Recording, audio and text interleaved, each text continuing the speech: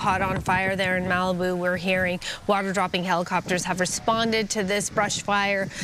In fact, I believe 4 or 5 helicopters had been seen when we were looking at our footage, dropping some of that the repellent down below and trying to assist in any way they can. Smoke could be seen drifted all over the area. In fact, if you're anywhere near Malibu, you're going to smell this stuff for sure. Okay, we're going to go back now to Stu watching the Ventura fire. All right, Stu, tell us what you're seeing now. We're making our way back. We were up on the north side of it. Now we're actually making our way back over to the east. So this is in the area where the fire started and basically has made its way through here. We did see a couple of homes out here, large homes in these agricultural areas. Folks are down there. And they have really good brush clearance on a lot of these homes. But it just kind of shows you, though, even some of these hot spots continue just to burn out here and put out that heavy black smoke. Makes you wonder what's underneath there. Maybe there's got some pallets or some farm machinery. That's part of that agricultural, that barn that we saw earlier on. Again, I am hoping and would venture to say that if there were any animals, they've gotten them out of there because we don't see any people around there and or firefighters. In through that smoke a few moments ago, I was looking. I did see some of those yellow fire trucks, and they are on those properties, and they are working with a lot of those residents and or farm workers that are basically moving equipment and livestock out of these barn areas and getting themselves safe, and also working to get those maybe protect some of those structures, maybe make a fire line if they can. But any kind of activity that they do down there against these high winds is going to be a huge job. I really kind of wonder what is burning right there because of all that heavy black smoke. A lot of times when you see something like that, that would be a structure or maybe a vehicle burning or perhaps maybe plastic pallets. But you can tell the difference right there. Whatever's burning in that location, definitely not vegetation. That's a very different look right there as well. Skyfox turning into the wind right now, and I can feel Chris really working those controls this morning. These high winds are really pushing us around, but you know, us is not really the issue. It's what's going on down underneath that smoke. Now, just because we can't see them with our eyes, we do know that the firefighters are down there. It's got to be a large number. I heard something about 8 or 10 engines down there. I would venture to say there's got to be more, and they know where those locations are. Like, we're just kind of looking around to see what we can see, but I would venture to say the fire department, they know this area, they know the area that they patrol, so they are going to homes and structures to make sure that people are out and animals could be moved to safety. But as far as these flames go, the areas where it started, when Skyfox showed up, this area is pretty much really starting to wane as far as open flames because all of the flames have moved off to the west. I'm going to take a look at that one spot once again. I'm kind of splitting my attention between the actual screen and looking out the window, looking for other things to show.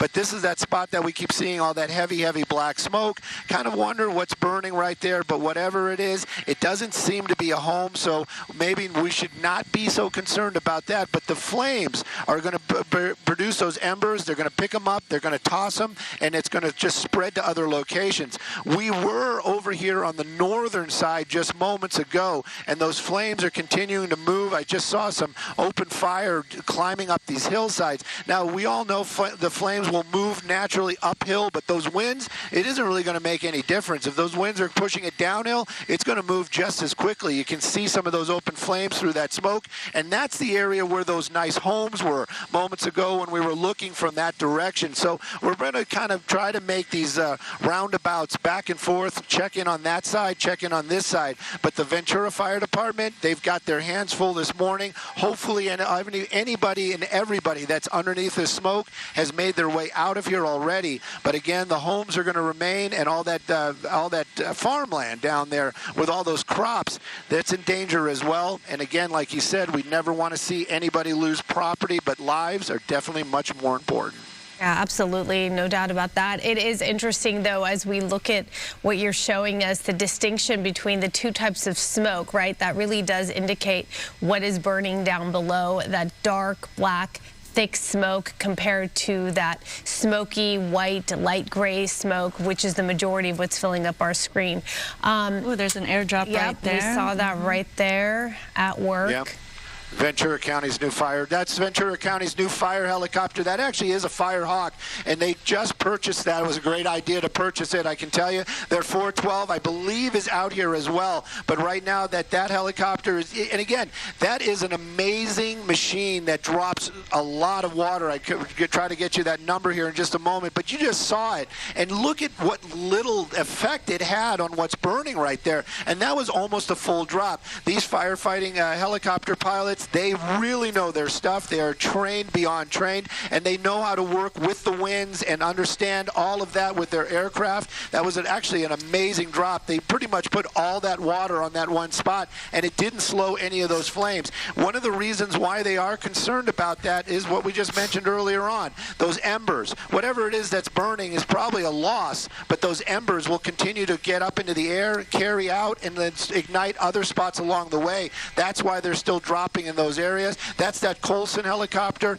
I believe that they are looking for an opportunity to make a drop, or just kind of just surveying to figure out where's a good place to do their firefight. All these efforts are being coordinated with what they would call a sky boss. That person is up here as well. And again, it is a lot of a coordinated effort out here between the ground crews and the aerial attack. But these flames, they just keep moving along, probably at 55 miles, or probably I would venture to say 40 miles an hour safely across the ground down there, and they are covering a lot of area, and those flames continue to move out to the west from that eastern area out here in Moorpark. Speaking of moving in the flames, the size of this fire has grown. Initially, the reports were 250 acres burned. Now the latest status report from what they're calling this mountain fire, it has grown to 1,000 acres in size. And talking about some of the evacuation orders, Araxia and Stu, you were mentioning that the evacuation orders were in effect from Walnut Avenue to Balcom Canyon Road. They have added an additional area for evacuation orders that remain in effect right now. So we're talking about the area North Highway 118 to the Ridgeline, west to Satakoy Country Club. So in those areas, evacuation orders are in place. Again, the evacuation shelter for people who need place to go, shelter, that's going to be at Padre Sarah Parish, as Araxia had mentioned earlier, at 5205 Upland Road in Camarillo. So clearly this is a big concern for the community there, as we're seeing some structures being impacted from this fire. If you don't have a place to go, there is that evacuation shelter available, but the orders have been expanded in terms of people who need to get out of that area. Maria, talk a little bit about the winds that we're experiencing and seeing in that area as well. These winds are really, really gusty, and it's exactly as we forecast this morning about how it was going to be near 40 miles per hour sustained winds.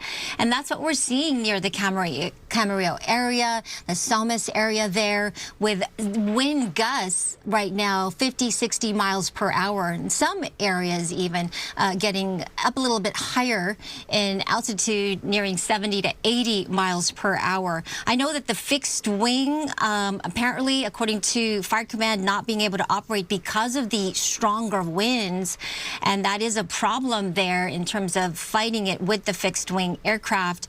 These winds are going to continue. In fact, they're going to maybe even get a little bit stronger as we get into the latter part of the morning and early afternoon.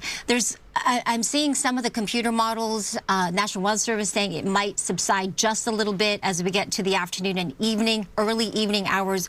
But until then, we're still going to see these winds, and not just in this area, all across SoCal. We've got the high wind warnings that are in effect. We also have those red flag warnings. This is our future cast, just to show you. Look at the brightly colored areas. Those are the wind prone areas when we get these Santa Ana winds.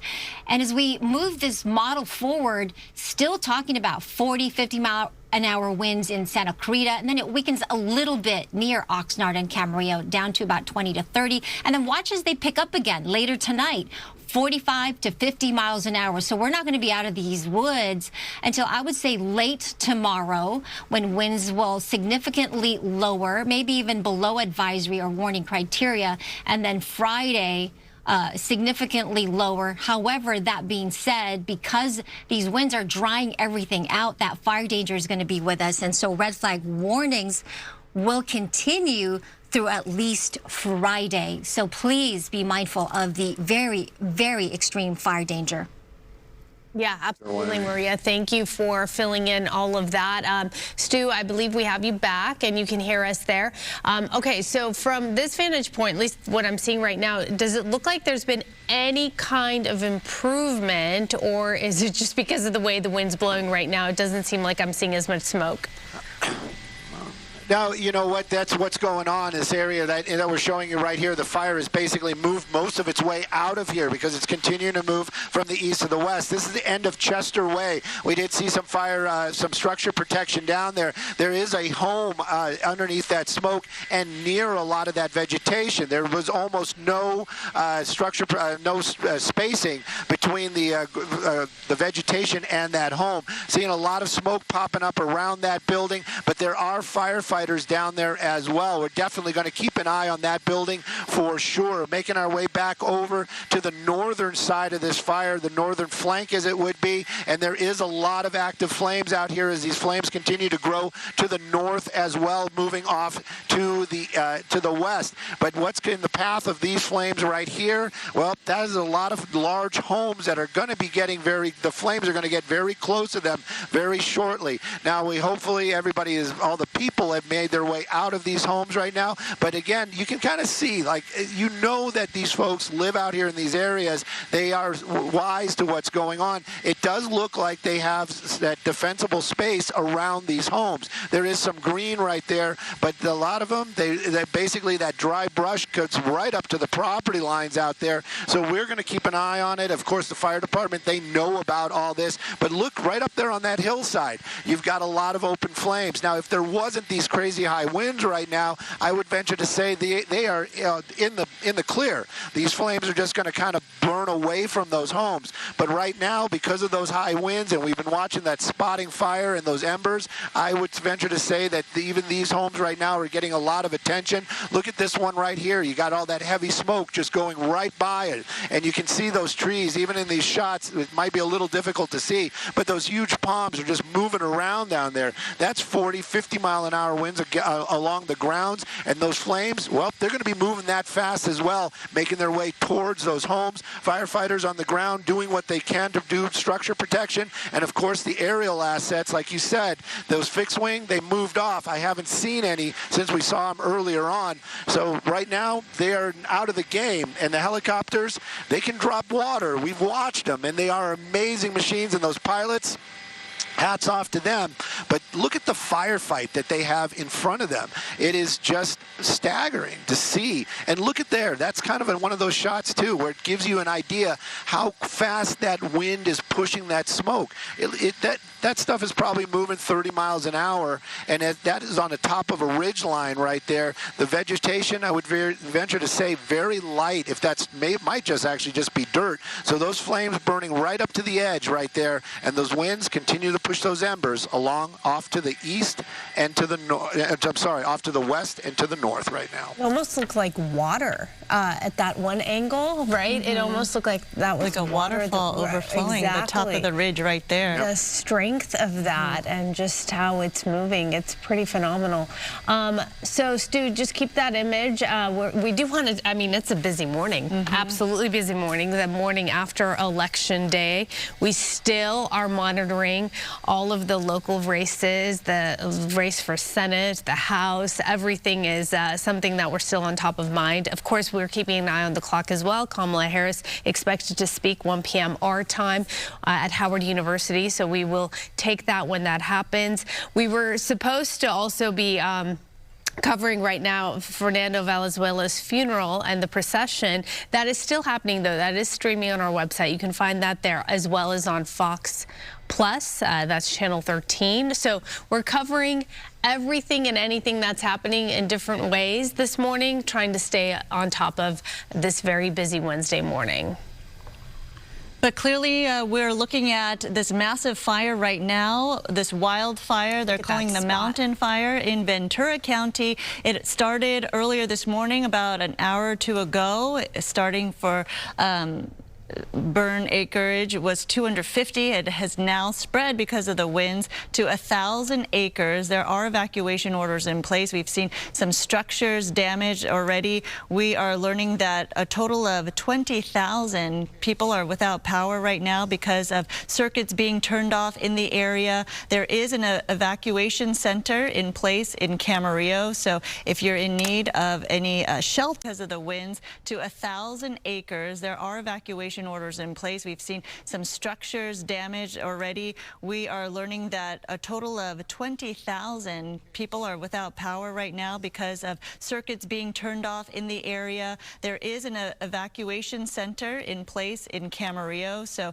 if you're in need of any shelter, that is available at the Padre Serra Parish. So clearly this is a big incident that we are staying on top of, as well as another fire in Malibu. So the winds, certainly a dangerous situation for all the emergency responders out there responding to any of this that's happening right now. But Stu, what is the latest from your vantage point over the Ventura County fire?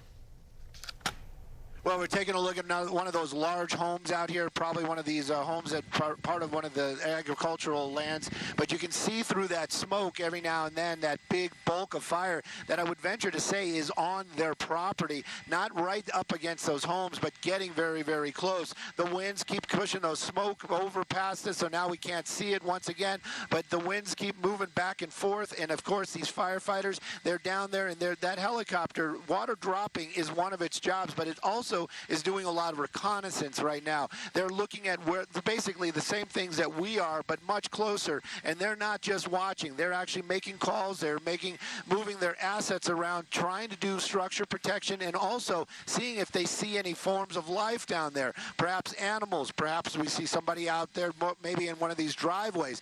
We don't, and I believe they haven't as well. But if they did, that would be of a concern to the fire department. They might actually dispatch somebody over there, maybe a truck, maybe an engine. Are they going to do structure protection? Of course they will. But they're going to have to see these homes in imminent danger before they put their trucks out there because of the speed of these flames and all this other area that they have to protect. So right now that helicopter dropping water for sure, but also doing a lot of reconnaissance. These flames continue to move, and again, this is we can't say it enough, how fast of a moving fire this is. When we arrived here earlier on, that spot that you see very light smoke right now, it might be a lot of that could be firefighting efforts, but mostly that is just because the vegetation in that area has been consumed. There is no more fuel for that fire, but those embers, they're still there, and that is also the concern. With all these high winds, picking it up, dropping it someplace else, and it continues to burn, and it just hopscotches away out to the west. This is in the Moorpark area, and those flames, they continue to move, and they're working their way through a lot of agricultural area out here, but there are a lot of farms out here as well. And when I say farms, I mean farmland with homes and also barns. So there are animals in this area, and of course they're doing evacuations. And we said it earlier on, I haven't heard of any issues. I haven't heard of any emergencies or firefighters need help in a certain areas, and that's great news. But I can tell you there are evacuations going on, and that people have gotten out of this area. And again, this is out in the Moorpark area. Bradley Road basically runs right through the center of that. I'm going to take a second here and use some of our fancy tech in Skyfox and maybe show you some maps so you get an idea of where all this is. We were talking about Balcom Canyon. You can see that road right there, and Balcom Canyon turns and becomes Bradley, and that basically is the area where the ignition point was. So it started somewhere up in this area right here, and because of those high winds and all that vegetation, it grew so very, very quickly. And you can see Balcom Canyon runs basically through, it turns into Bradley and runs right through the center of all that smoke. Along those roads are a lot of homes out there, a lot of farmland, and of course that's the spots where the fire department, public can't drive through there right now. And I would venture to say firefighters are being very cautious making their way through there as well. And if that is an evacuation route for somebody, it would be a very dangerous one indeed. Right now, though, they're doing what they can from the air and on the ground, but because of these high winds, it is basically just a reactive, not so much proactive, because they just can't get ahead of it because of all the winds and that dry brush. Yeah, it makes it dangerous, obviously, when the winds are out of control like this. You can't really get much ahead of it at all. You're just reacting to what's happening at that very moment. All right, we're going to let you get situated for a moment. As you do that, I want to remind people about the temporary evacuation point, which is at Padre Sierra Parish. That's 5205 Upland Road in Camarillo. And Maria, we had those stunning images that Stu and Sky Fox was showing us earlier, where the smoke and the way the wind was blowing, the direction it was blowing, it almost looked like water, like a waterfall. It was pretty phenomenal. Yeah, I mean, it just depends on the perspective, of course, of Stu and the camera. But these winds are definitely driving that smoke down towards the ocean. So air quality is going to be a huge concern, of course, for all of you if you are in that area, not just that mountain fire, but also that fire down closer to Malibu. The winds have been consistently very strong this morning, really since about 7, 8 o'clock this morning, as I've been watching these winds continue to strengthen. These are sustained winds that you're seeing on the map right here, nearly 40 miles per hour in Camarillo, so anywhere from 40 to 50 miles per hour. The wind gusts, and these are closer to the surface, closer to 50, 60 miles per hour. So you can imagine that higher up on those mountaintops, some of those slopes there, those wind gusts are more than likely closer to that 70, 80 mile per hour wind gust range. And this is going to continue throughout the day today. I've been watching the computer models sort of letting us know what we can expect here. And we're going to continue to see these winds quite strong through the day today.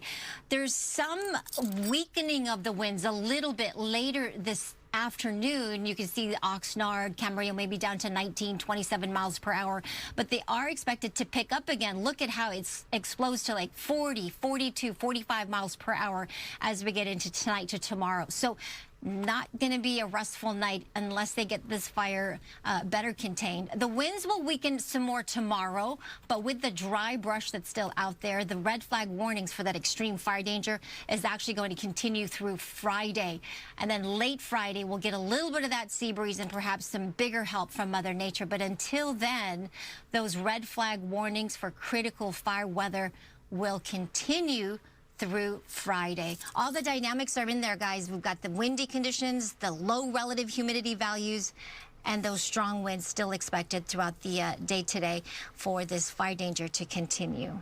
The wind's certainly making it challenging for firefighters and crews out fighting this fire in Ventura as well as Malibu. We understand that in Ventura right now, there are more than 140 firefighters on that scene, utilizing 58 fire apparatus, if not more at this point. Again, with helicopters, fixed-wing aircrafts also aiding in this, tried to battle this, but a big fight they have because the winds are definitely working against them. Let's go back up to Stu and Sky Fox with a shot right there of some of the help that they're getting from the air.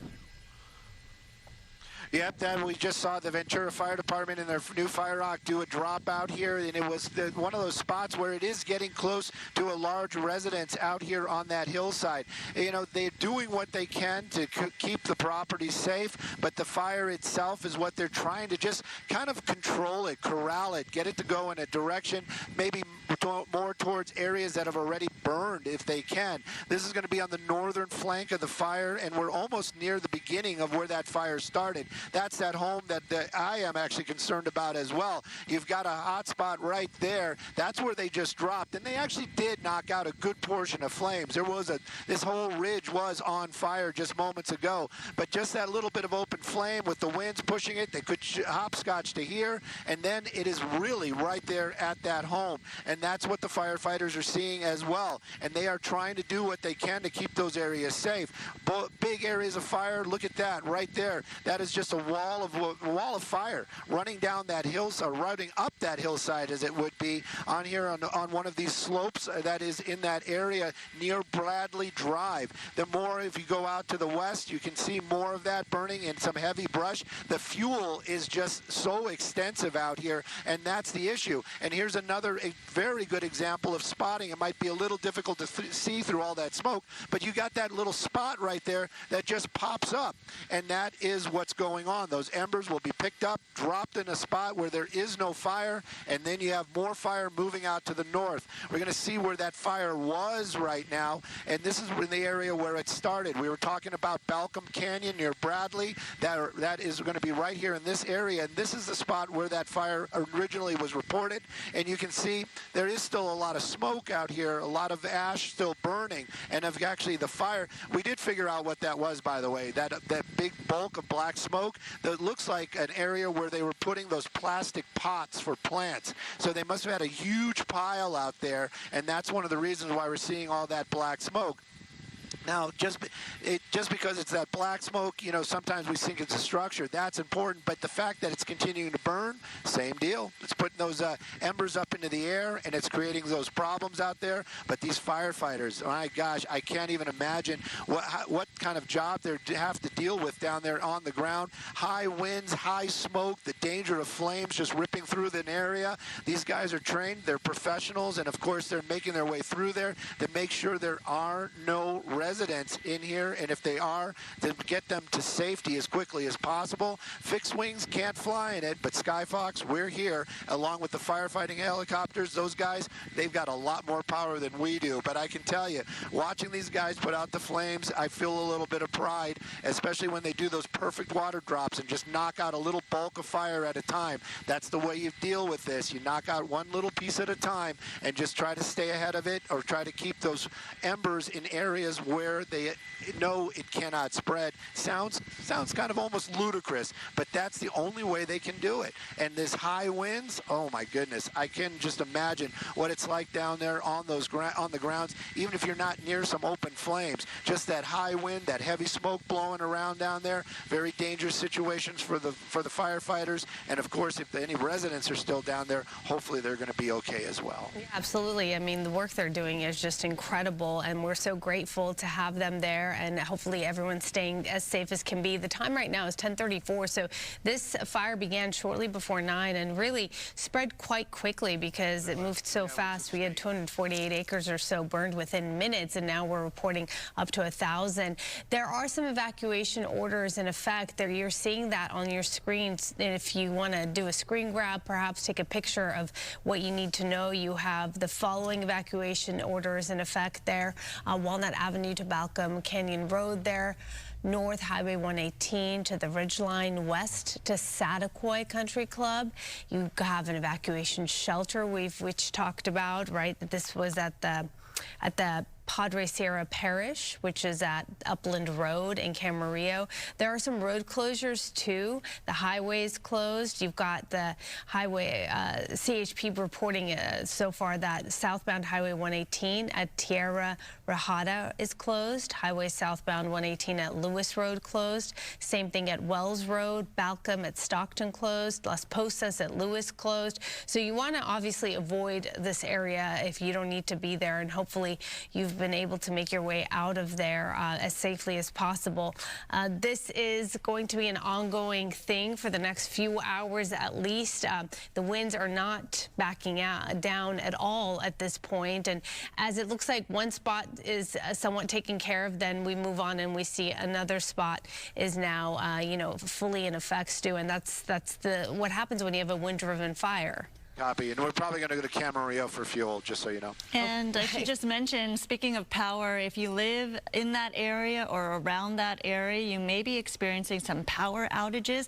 That is in place because of the fact that it could be more dangerous should those lines be activated. So the public safety power shutoff plan is being put into effect in certain communities, especially around the Balcom Canyon area. So right now we do understand that 1,500 customers in that area are with limited power because they deactivate some of the circuits. They de-energize in cases like this where there is a threat because of the high winds and also the fire. There are also areas of Moorpark and north of Moorpark, unincorporated Moorpark, where they're experiencing limited power as well. A total of 285 customers impacted with that right now, but there are plans for possibly imminent shutoffs to happen in and around that area because of this fire. So if you're wondering what the issue is with your power, that is why your community might be impacted, and they're doing this as a precautionary measure to make sure things don't get worse. Let's go back up to Stu, who could tell us the very latest on what you're seeing from the sky.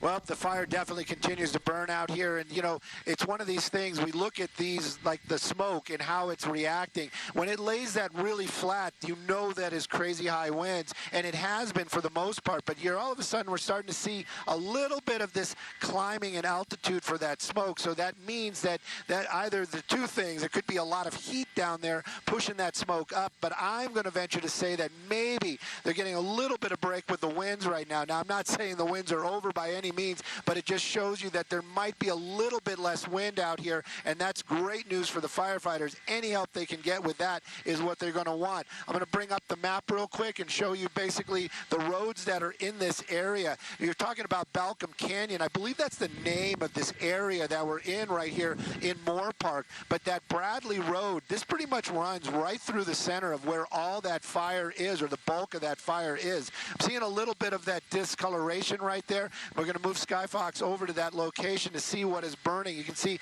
that different color of gray, brown inside that, inside the ashy color, and that might be something other than brush burning in that area. Hopefully it is not a home. Maybe it's some sort of outbuilding or maybe a vehicle. But right now, though, you can kind of see there's Bradley running right through the center. Very agricultural out here. A lot of homes out here as well. And you know, when you get out to these farm areas, these people, they've got horses, they've got other animals, and hopefully they've all gotten out and they are safe. Right here, you can see a lot of that bulk of fire. And again, those winds just whipping those smoke up and over this area. And that is what the firefighters have to deal with. This area right here with all that dead vegetation, that's going to be like a flash fuel. And you just saw it right there. You see how quickly it just kind of folded over on itself. And that's what that is basically the fire behavior that is so dangerous when we have those high winds and any kind of dry vegetation, which is basically describing most of Southern California. So these flames continue to burn. There are a lot of homes in this area, a lot of buildings, a lot of farmland, and hopefully the flames are just going to pass by a lot of them. We've seen this in the past where homes will be, you know, 2 or 3 will burn and 1 will just stand. In this case, we're actually seeing a lot of these homes still safe. This is probably as close as we've got as far as flames to these homes. And again, the wind is moving to the east, off to the west. So the top part of the screen is going to be the east. So the winds are blowing from the top of the screen to the bottom. So those homes, I'm never going to say they're safe, but they're in an area that would be less prone to them being in danger right now. You can see how those flames and the smoke is moving underneath Skyfox. Hope everybody took their Dramamine. We're going to do a little bit of a pirouette right there to keep those flames in the shot.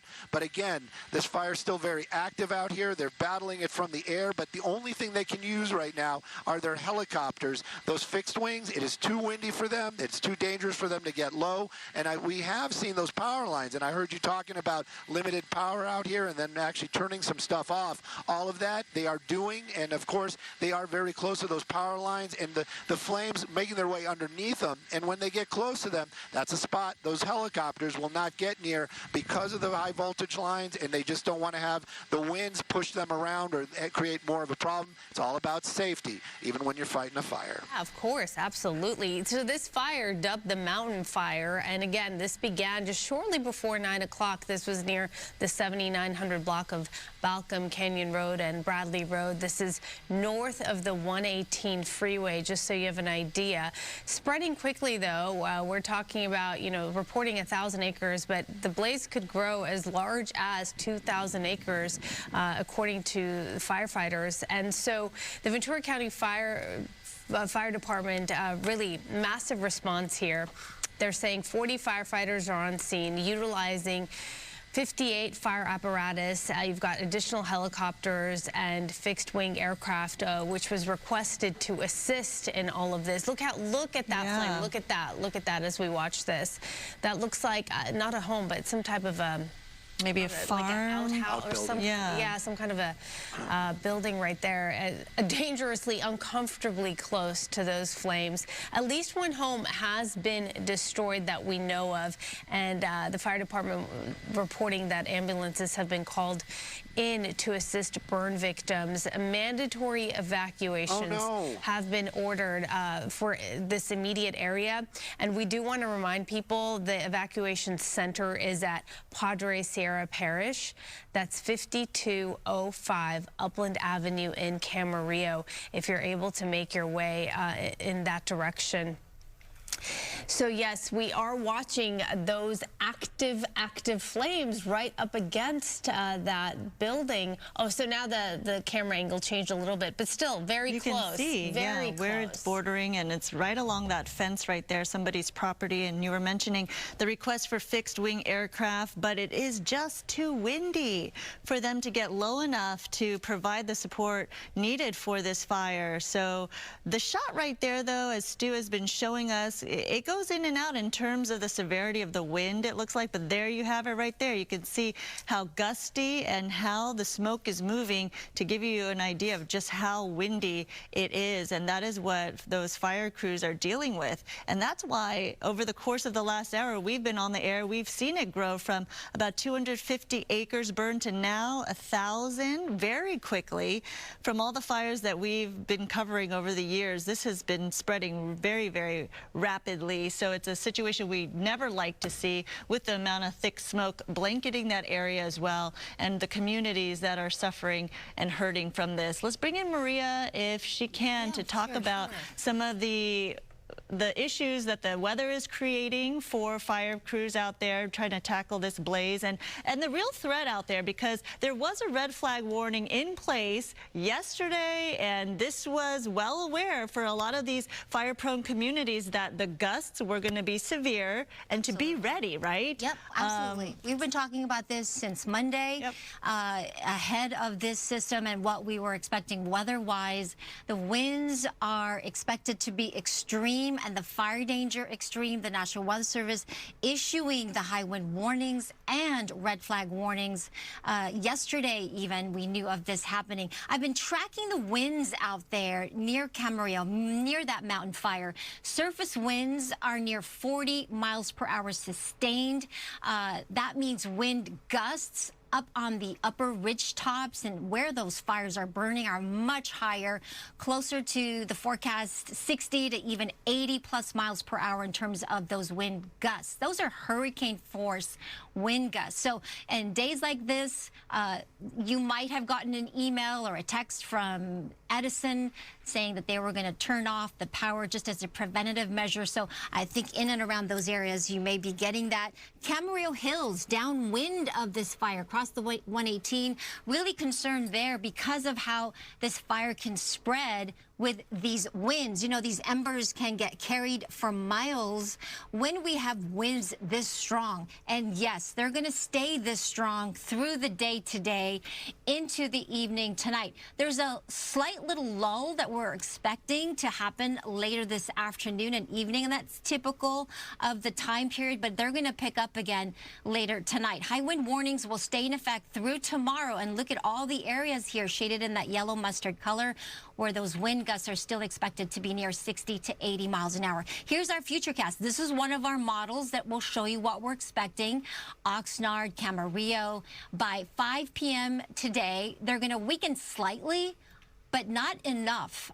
It's still going to be quite strong. And notice how it does strengthen again tonight, overnight into tomorrow morning. So these winds are going to stay with us. And as you can see, it's not just here, it's across the Southland, up towards the high desert areas, Santa Clarita, through parts of the 5 freeway, out towards the IE. Some very strong gusty winds are going to stay with us. So that red flag warning is going to stay in effect, you guys, all the way through Friday. Even though we're expecting the winds to sort of subside on Friday, that fire danger is still there. All these winds really drying out that vegetation vegetation. So that critical wildfire danger is going to be with us. And look at the area, widespread critical fire danger through SoCal, through tomorrow and Friday. The dynamics are in place right now. We've got a strong area of low pressure to our east. High pressure is building across the basin, and that is what's driving those winds out of the northeast. I do want to mention that when we look at these ridge tops, you can see how that fire is burning and how quickly it burned. Fire tends to burn even quicker uphill because what it does is in essence, it preheats all that land, all that vegetation ahead of it, and it just burns so much more quickly. The air quality, look at all of that air. Look at all that smoke. It is very bad air quality downwind here. So if you live downwind in Camarillo Hills, out towards near that Las Posas Country Club, Spanish Hills, towards the coast of Ventura, stay indoors. Keep those windows closed, because that air quality is going to be really, really bad, you guys. Yeah, if you have any kind of issue too, asthma, for example, this is not a condition you want to be in. That's for sure.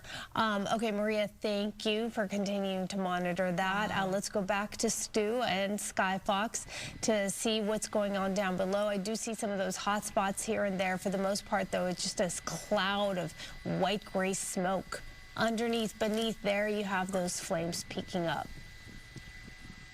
That's right, and that's what the firefighters, some of them are actually in that smoke down there, driving around and trying to do some structure protection. We did see a house that was actually not on fire, but definitely had flames getting very, very close, and the smoke was so thick over it, and there was one engine down there, and you just got to think that one firefighter with a couple of firefighters and one engine, basically it's tasked with keeping the flames away from that huge building. Here's another one of those fire trucks that we've been talking about. They're down there. They're basically, that is going to be your structure protection. They are going to do what they can if those flames start getting really close to any of those homes down there. It does look like there's an industrial building down there, but the flames still on the other side of the road, and the winds in the favor of that building. But we were hearing people talk about how the winds are the biggest factor in this fire. There is no doubt about that. If this was a day when it wasn't very windy, that fire probably would have been out in just a matter of moments. But because of these high winds and the unpredictability of those winds, it is going to be this crazy firefight that we're seeing. For the most part, we know that the winds will be moving from the east to the west, but a lot of the times when you get around these like hills and these dales out here, as it would be, those winds start whipping around, they start changing direction, and of course we've always heard it, we always say it when we're on a brush fire, that these flames or the fires will make their own wind conditions because of the heat jumping up out of this area, and that is basically what's happening. Here's another one of those spots where you can just see these are spot fires, like this little spot right here that's just really starting to take off, and there's all this fuel out here, that dry brush, that is going to be a flash fuel. Look how quickly it's just kind of spreading around, and there's another one right there as well. Those winds start picking up, and it just is like Maria was talking about just a moment or two ago. Those flames will heat the vegetation in front of it, and then it just keeps jumping and jumping and jumping, and it just moves faster and faster as the winds are pushing it, in this case, up a hill as well as the direction of the wind. Those firefighters, what can they do to stop that? Well, the only thing they can do to stop that is to try to work ahead of those flames and get those spot fires in check. But right now you can see what a awesome, what a task they have ahead of them there. We were just talking, look at it. Look at just a few moments that I've been rambling here on air about that tiny hotspot. Look at, that's probably started out as not even 1/8 of an acre. Now we're talking several acres, and those flames just keep running up that hillside. And this is the firefight that is going on in multiple spots underneath all that smoke that we're seeing out here in the Moorpark area. Now, homes, thank goodness, a lot of these people out here, they know where they live, they understand the terrain, and I would venture to say that's one of the reasons why we haven't seen as many structures burned, because they do have a lot of defensible space. They have built their homes in spots where they know the winds might not be as prevalent or might maybe move over their house, and so a lot lot of these structures right now are safe, but that doesn't mean they're out of the woods completely. The flames continue to burn. The winds continue to push them, and you can see what's been going on. This is the area where it started. So when Skyfox arrived out here, most of this area right here, we couldn't even see because of that heavy, thick smoke in this area. Right now, all that fuel, that vegetation is burned off. What's left are a couple of those hot spots, and you can see what's been going on underneath there. A lot of those homes, we did see one structure, not sure if it's a home, looked like a home, but one leveled right there. But other than that, thank goodness, we haven't seen many. And just moments ago, I heard you guys talking about that little outbuilding that we saw. Those flames very, very close to it. But again, the winds actually were helping that situation by pushing the fire away from that structure and moving it all away from that area. Let's see if we can find that small farm area. I believe it was over here in this general direction. But right now, that firefight, very, very active. And of course, anybody in this area, they've already got to know that they need to evacuate, and if they haven't, they probably will be here shortly. This is one of those hot spots that we were seeing earlier. Oh no, I think this was that house we saw earlier on where I saw the structure protection there, and now completely engulfed in fire.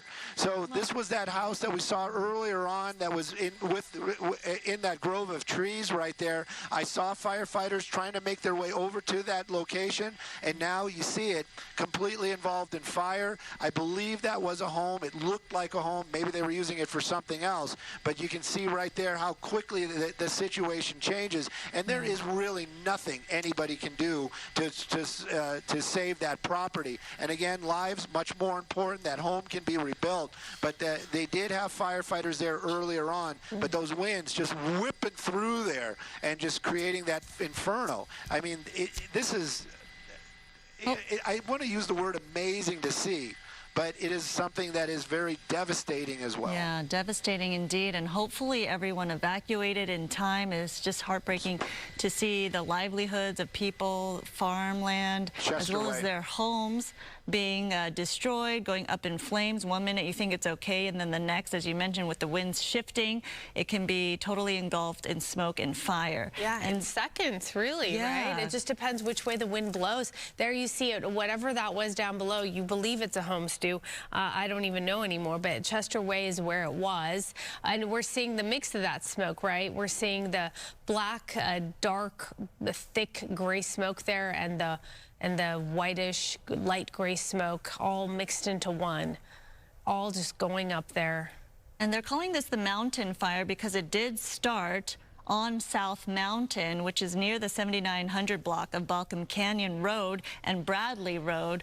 And you always wonder, how do these fires get their names, right? But it's usually because of the origin of the area that these fires start. And then obviously this has spread quickly from 250 acres burned to now 1,000, with firefighters having a really tough time because of the wind, as you see, being mindful of property. They always want to protect property and life first, but clearly unable to do so in every situation.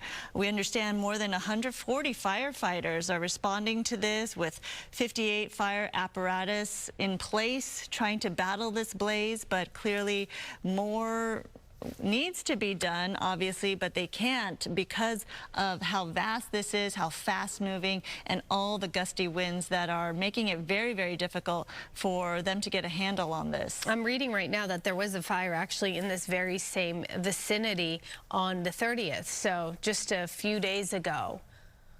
Wow, it is so unfortunate with the red flag warning in place. Obviously, so many communities around the Southland have to have their guards up because of the fact that fire and fire-prone areas is a real threat right now, including in the Malibu area. We are monitoring that situation on PCH Malibu Canyon. There's a 40-acre fire that broke out about an hour ago as well. Let's go to Brooke, if she's available. Yes, Brooke Thomas live on the scene right there in Malibu. You could see the winds and how tough it is for fire crews out there to really fight this blaze, Brooke. I tell you, listen, I'm like bearing down, just trying to stand up tall. The wind is that powerful out here. I will obviously want to get out of the way to show you what we can see just up from the barricade here. So you can see they are fighting this fire here, right here at a structure. And I know we've been told that a house has been destroyed just down near the beach from where we're standing, but look at what we can see. Just you could see how hard the wind is making this. We've seen video. There are helicopters actually flying above us, dropping fire retardant. And what's happening is the wind is catching that. The wind here, you can just see what we're dealing with when it comes to the wind. Obviously, you can smell the fire. This situation is bad simply because of what the wind is doing. Again, I'll hop out of the way because I really just want you to see what firefighters are having to deal with, how they're having to battle the wind out here. I am right up from Pepperdine University here on the PCH. We're dealing with the wind.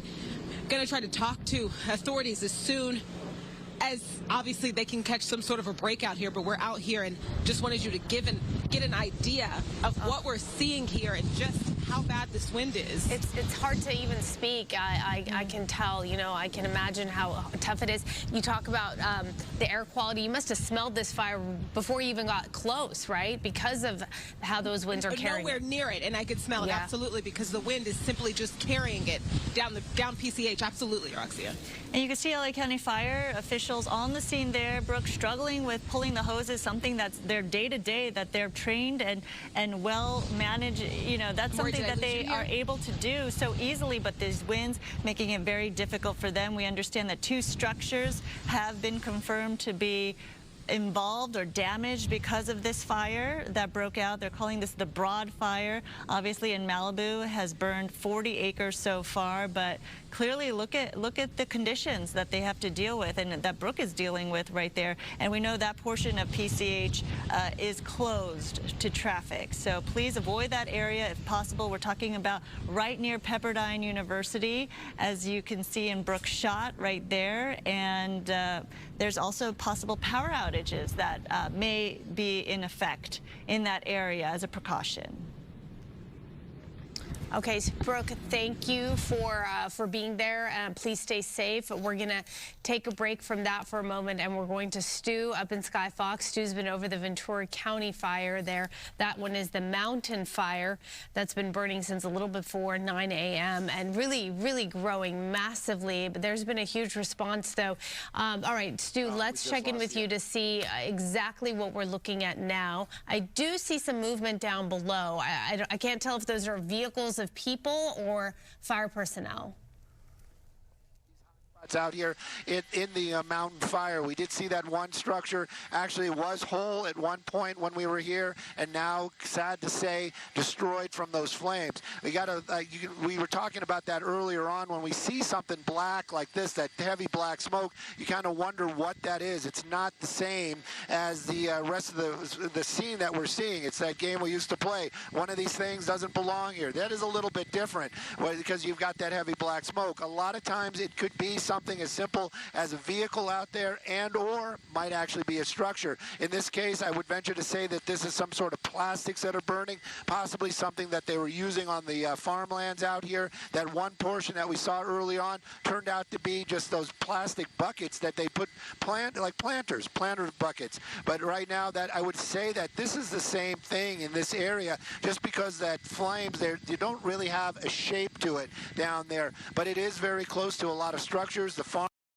in this area, the smoke, oddly enough, seems to be waning a little bit as we get a little bit of a wider shot. I can show it to you as it's making its way from the east to the west. That home that we saw earlier on, the actual town what that was in was Las Posas, and it was the end of Chester Way. But that house has been leveled. There was nothing that the firefighters could do to save it, and you also saw how it was so close to the vegetation. This is what I'm showing you right here. That's going to be the northern part of the fire. When we arrived here on scene earlier on, I would venture to say that it was just a little bit north of Bradley. Let me bring, I have it up.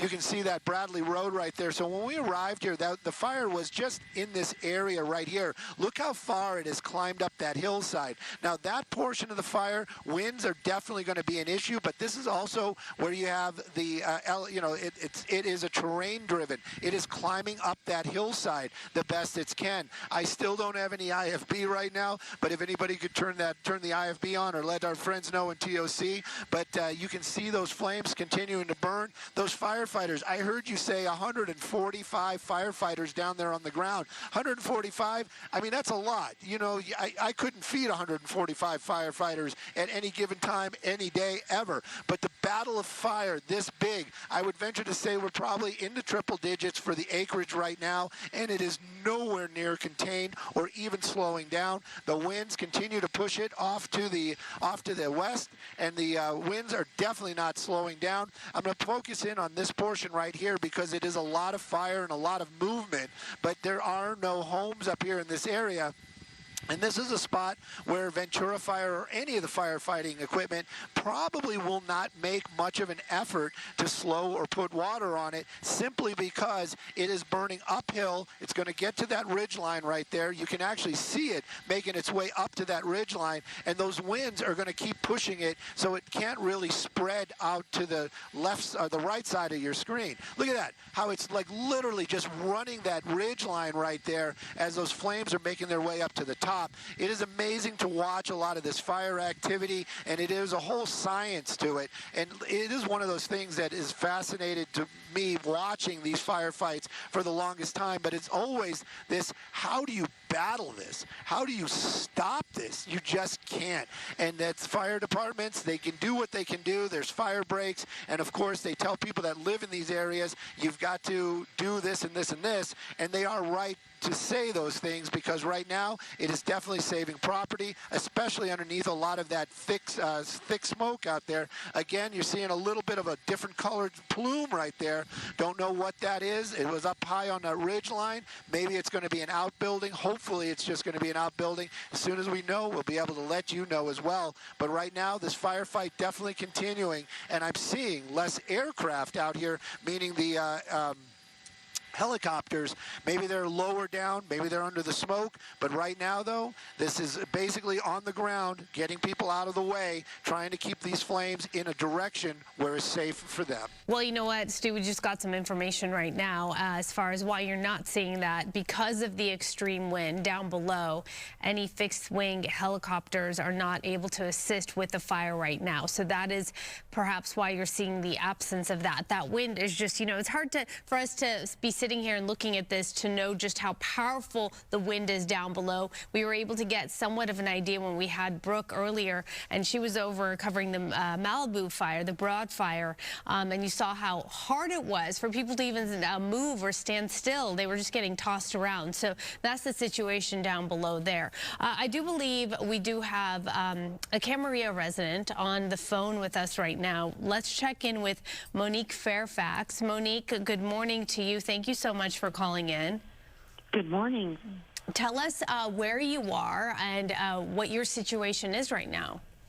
I am right across from the Sterling Hills Country Club in Spanish Hills off Las Posas, and I wanted to let you know they've just issued an evacuation center.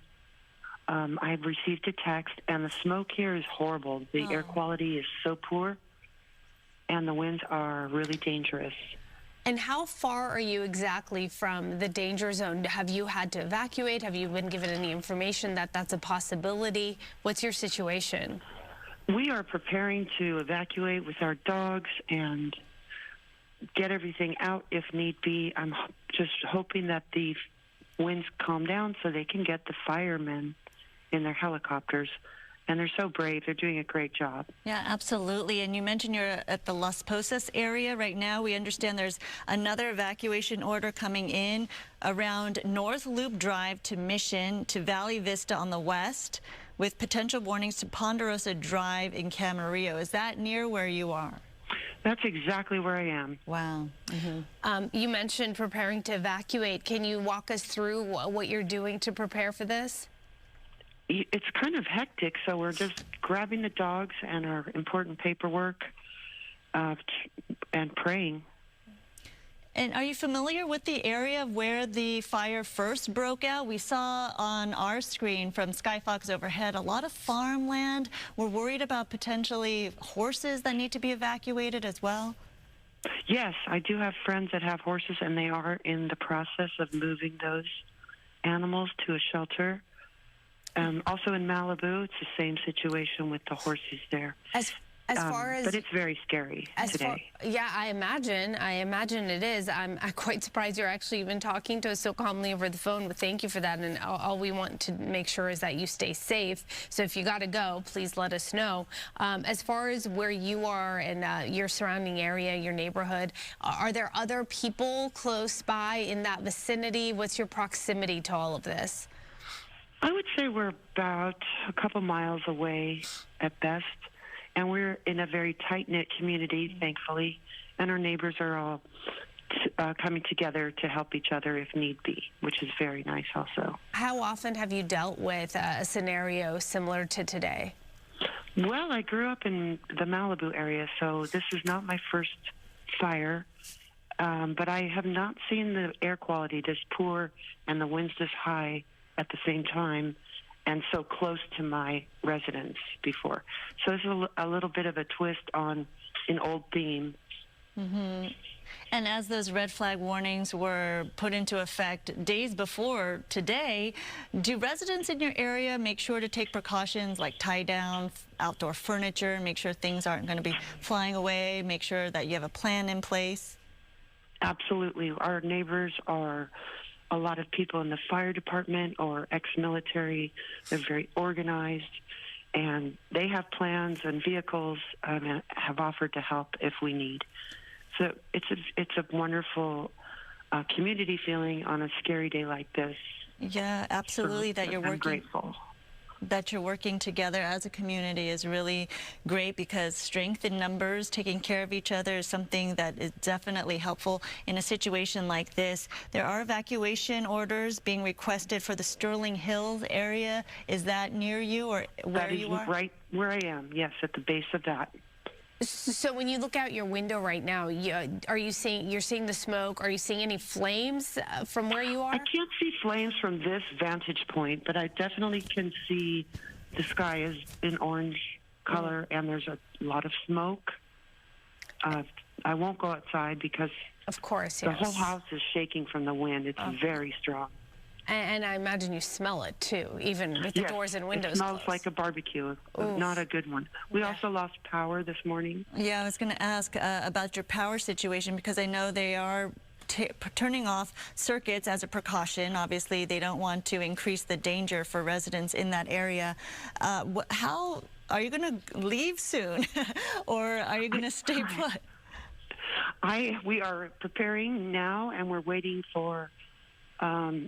we're waiting for the last minute. The evacuation is just a suggestion right now. I see. It's not mandatory, but we are prepared, and that's part of living in this beautiful part of California. Yeah, the timing can get very tricky, of course. Voluntary evacuation order can quickly turn into a mandatory evacuation order, and you want to heed and follow those warnings, because once you run out of time, then you're really in a danger zone, and you put other people and rescuers at risk as well. This is just a story that we see happen all the time, right? We see these types of things play out all the time, so you're ready to go at a moment's notice if need be, and we're hoping that things improve as we watch this, but it's going to take a while, because these winds, as we've been talking about, don't seem to be showing any signs of backing down.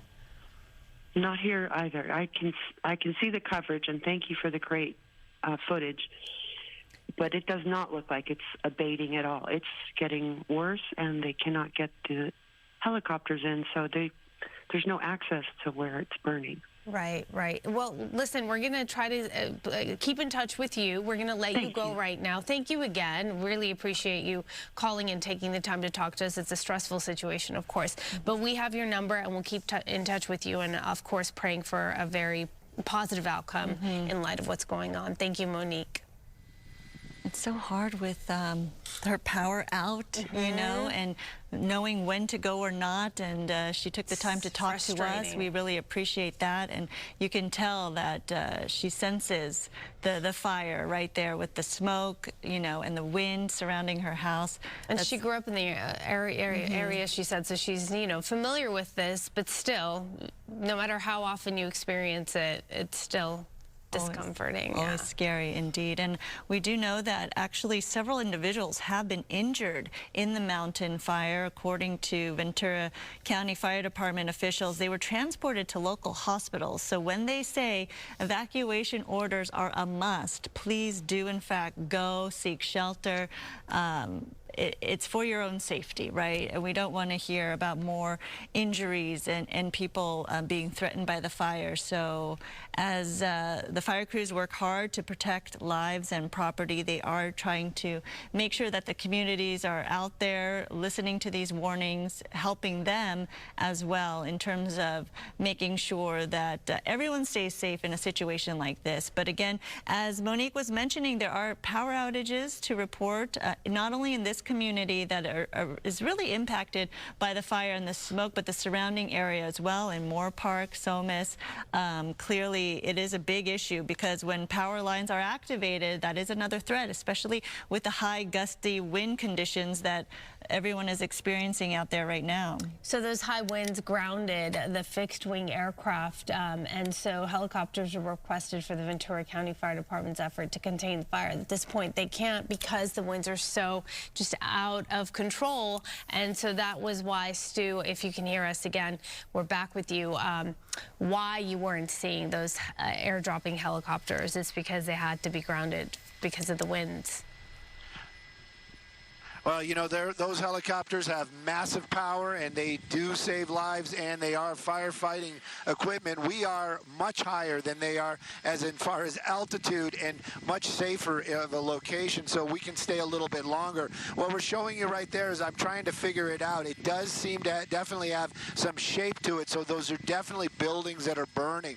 I venture to say that those might be outbuildings where we were looking at earlier on where we saw the fire maybe burning away from that one building, but there were more like stalls and corrals nearby. I believe that's what we're seeing right there. You also can get an idea of the winds out here. Those palm trees, look at those palm fronds just almost being pushed over to one side, and even the flames still really just getting pushed off to the west. Then that tree starting to catch fire as well. This is going to be more towards the Las Posas side of the fire. This is more in the area where that fire had begun, and we were talking about that the bulk of that fire had moved out of this area, but those hot spots, just one or two, that's what you're seeing right there. Now getting into some of these buildings out here. Hopefully there is no loss of life that we're seeing in those, but you can definitely clearly make out that those are some sort of outbuildings in this area.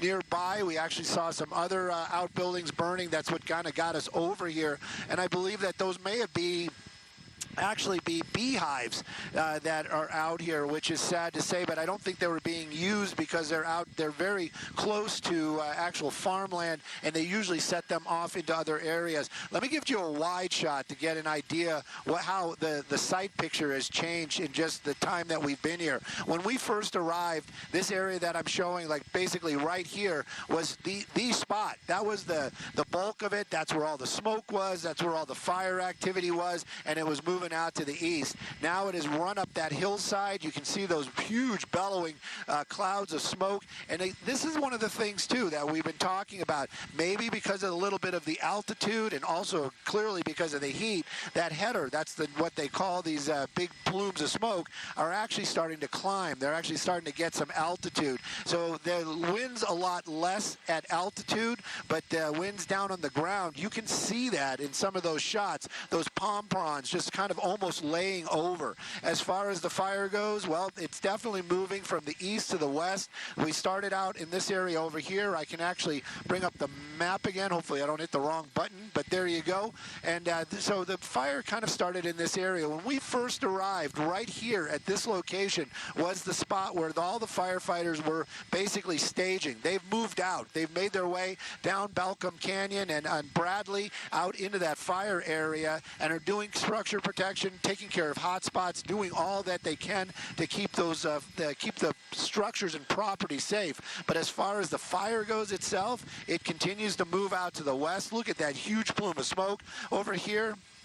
It's also moving its way to the south, and you're starting to see a little bit of that black smoke. This is a different type of agricultural area. They have those little huts out here keeping the vegetation the lighting separate. Maybe I'm not sure what they're growing, but that's going to be plastic. And I really think that as soon as the flames get close enough, that plastic's going to start to burn. But again, this is all vegetation and this is farmland. And these people understand fire behavior. And you can see the roads in the area. Those roads aren't there.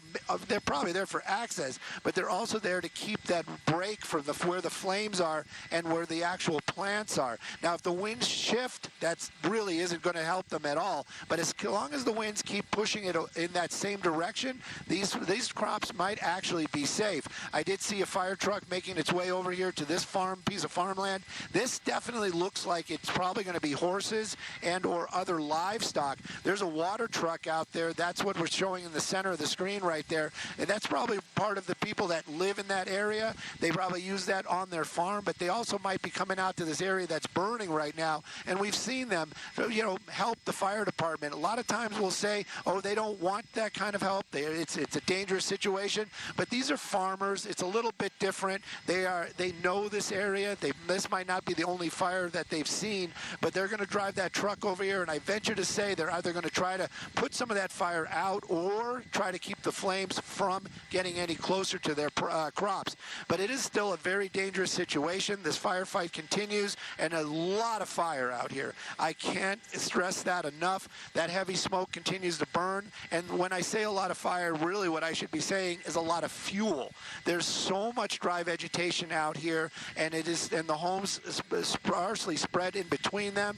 Right now, though, those winds just whipping through there, and anytime it gets into that low-lying grass, that flash fuel, it just runs through the area, gets into something that's a little bit thicker, and it's going to stay there, and that's where the fire department's going to make their way over and try to put out those hot spots. Here's another one of those homes. I'm concerned because the smoke, it seemed like the smoke was actually coming from that house. We're going to keep an eye on that one also as best we can. Maybe it was just a trick of the winds. Maybe they were just blowing through there. But you can also, again, there's a lot of defensible space around those structures. These people building their homes in ways that are keeping them safe.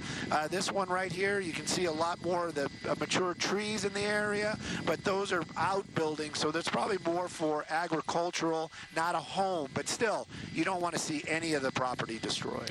Well, we were talking to a resident just a short while ago, Monique Fairfax in Camarillo. She was talking about how basically she grew up in the area, she's used to this sort of thing, but she did mention that although they are getting ready to have to evacuate if it comes to that, because at this point where she is specifically near I think she said the Sterling Hills Country Club, that it was a voluntary evacuation order. So they were getting the dogs ready and their paperwork and that sort of thing. And she did mention that the winds, as far as how powerful they are and just the way they're blowing, it was probably one of the worst instances that she could remember that comes to mind for her. So the winds certainly are the driving force here with this fire, the mountain fire, and a similar situation in Malibu with the broad fire. Oh, definitely. And, the fact that she said, I was listening to Monique talking just moments ago, the fact that she mentioned that the house was shaking, I believe it. The winds are howling out here. This is not it is a Santa Ana. We've all experienced the Santa Anas, but unless you're out in a hillside or in a mountain community, you really don't know what a Santa Ana is until you're actually out there in this type of situation. These winds are basically, you might struggle just to stand up. That's how strong these winds are. And in this case, with the fire going there, that's one of the reasons why we see this rapid movement of the fire. When we saw those couple of those spots where the smoke was just ripping through there, that basically was just the winds picking up on those on that smoke coming up off that ridge and just whipping it across there. And every now and then, there's going to be embers in that, and that just gets carried from spot to spot to spot. And that's where that spread rate just continues. This is that spot that we saw from a different angle moments ago, where I was talking about the plastics out here. Maybe what we're seeing is a lot of that plastic sheeting that comes in rolls. They keep it nearby. They have to when they want to cover up their crops. Maybe that's what we're seeing burning right there, and that's what's giving us that black smoke in this area. But also, it's not just the smoke. It's what's in that smoke, and it just carries, and it's going to jump from spot to spot to spot. As far as the acreage goes, I venture to say they're very busy right now, and they're not going to be, nobody's sitting there doing the math on the acreage, but I would venture to say we're well into the thousands, meaning plural, like at least 2,000, possibly even more, because this just continues to move. Look, here's a hot spot. Where is the closest flames to this? In that area. It just shows you how quickly it can just jump to spot to spot to spot. Yeah, it is just so heartbreaking to see these images, because you think about the people living there, the homes that are being destroyed, but people's livelihoods, these farms that are being impacted, and not to mention the health hazard for the air quality in the surrounding communities as well, and the unpredictability about the fire. As you were mentioning, hot spots popping up where there's no flames or smoke in sight, and then all of a sudden that area, that patch of land is up in flames. And Ventura County Fire, they do want to make sure that everyone is aware of the evacuation orders that are in effect. They are urging residents to follow these orders for their safety. Already several people have been injured, taken to local hospitals. I know it's a fact of life here in Southern California when you do live by a fire-prone area, but you never want that knock on the door telling you to evacuate. This is something my family has to deal with, and it's very, very scary, especially if you're more senior, elderly, to get that knock at the door and you having to leave your home at a moment's notice. And decide what to take, right? Right. It's just so stressful and so dangerous. Stu, you're up in Ventura County there over the mountain fire, but we also have Brooke over in Malibu, because that's another fire we're keeping a close eye on. And the city there sent a notice to residents saying, be prepared for potential evacuations, power outages, and hazardous roads. Brooke. Hey there, yeah, I mean, you can imagine the wind is brutal, and to a certain extent when you're in it, unpredictable. I just felt like, I was happy. It seemed to be I was in this pocket of clarity, and as soon, of course, as you come to me and we start talking, the wind gets to the point to where I'm struggling to stand up. Let me get out of the way, though, so that you can see what's going on behind me. Firefighters here, they were battling this structure, these buildings here that caught fire, obviously due to the wind. And just to give you an idea, I'm here right up from Pepperdine University. I can see it right in front of me. And as you remember earlier in the show on Good Day LA, I was in Santa Monica. On my way here, you wouldn't believe how soon I started to smell this fire. Before, nowhere near where we are right now, I could smell the fire, because that's just how powerful the winds are and how the winds are carrying this. Luckily, we have heard no reported injuries so far. We have heard word of a home destroyed and 2 structures damaged. Right now, the fire in this area is at 50 acres, I'm told. And obviously, I say I'm right here up from Pepperdine University. The campus is actually across the street from where firefighters have been battling this fire. Helicopters flying over, dropping fire retardant. I've got some information from the university's Emergency Operations Committee.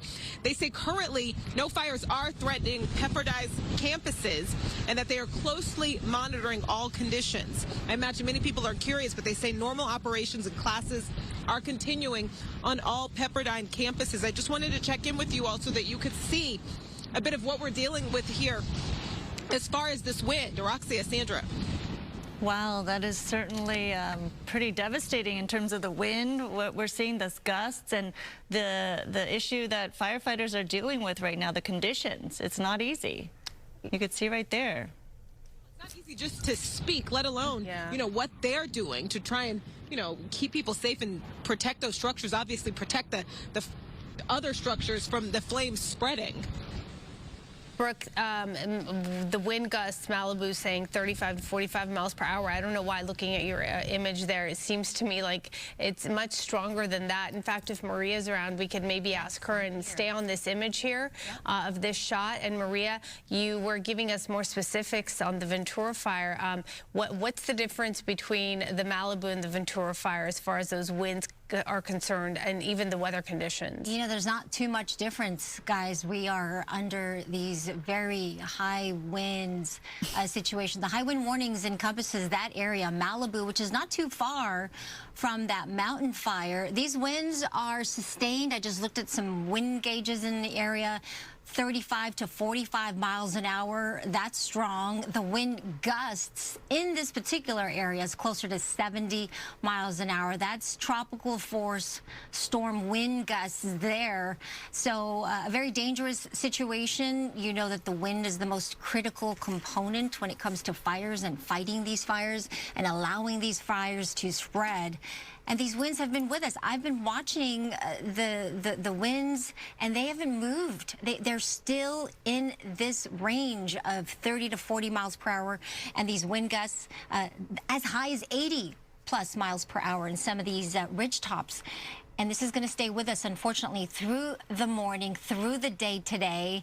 There's a little tiny window where they'll back down maybe 10 to 15 miles per hour later this afternoon, but they will be picking back up again tonight into early tomorrow morning during the overnight hours as well. So these winds, extremely dangerous conditions will be with us, and the fire danger with the red flag warnings will continue through Friday.